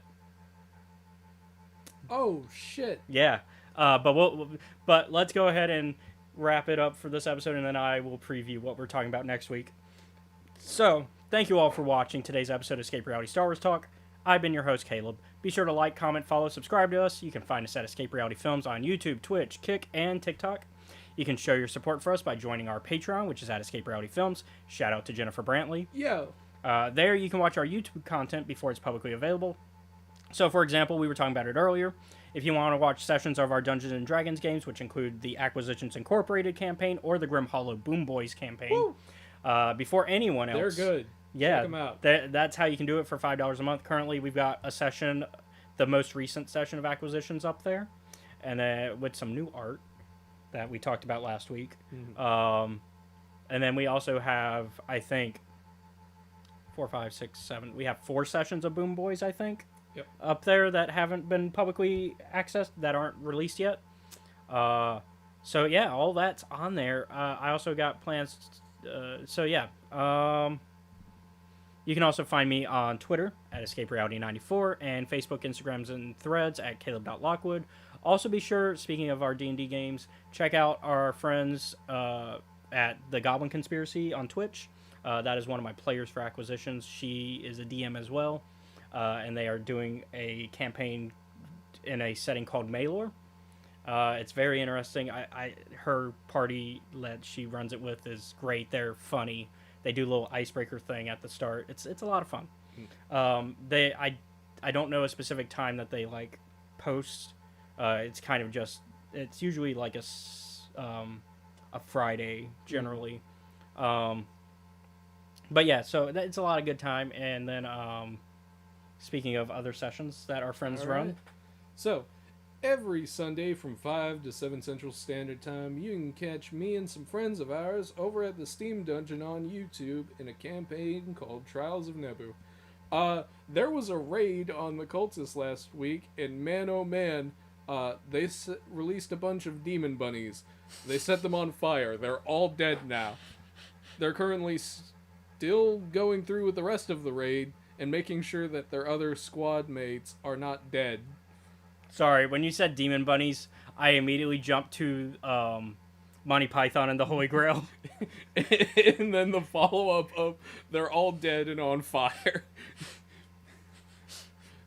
The devil rabbits. Yeah. They've currently got some other stuff going on. Meanwhile, we still have not resolved the cart stuff because I kept getting called into work. Don't worry. Hopefully it'll be resolved this week. No more cliffhangers about that. Yeah. But yeah, and for them it's actually, because it's youtube.com /Steam Dragon is what the URL is, but it's Steam Dungeon is the name of the channel. So yeah, I think he had the old name for whatever the channel was, because I think he switched names for the channel. But it's Steam Dragon is what the URL is. I know what it is. That's his name for the thing that we use for the voice calls. Yeah. So That he is the Steam Dragon. yeah, the channel is the Steam Dungeon. But the URL is Steam Dragon with the periods in between each letter for Steam and then Dragon.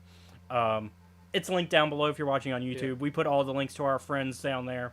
So yeah, all that good stuff and more can be found from us and our friends here.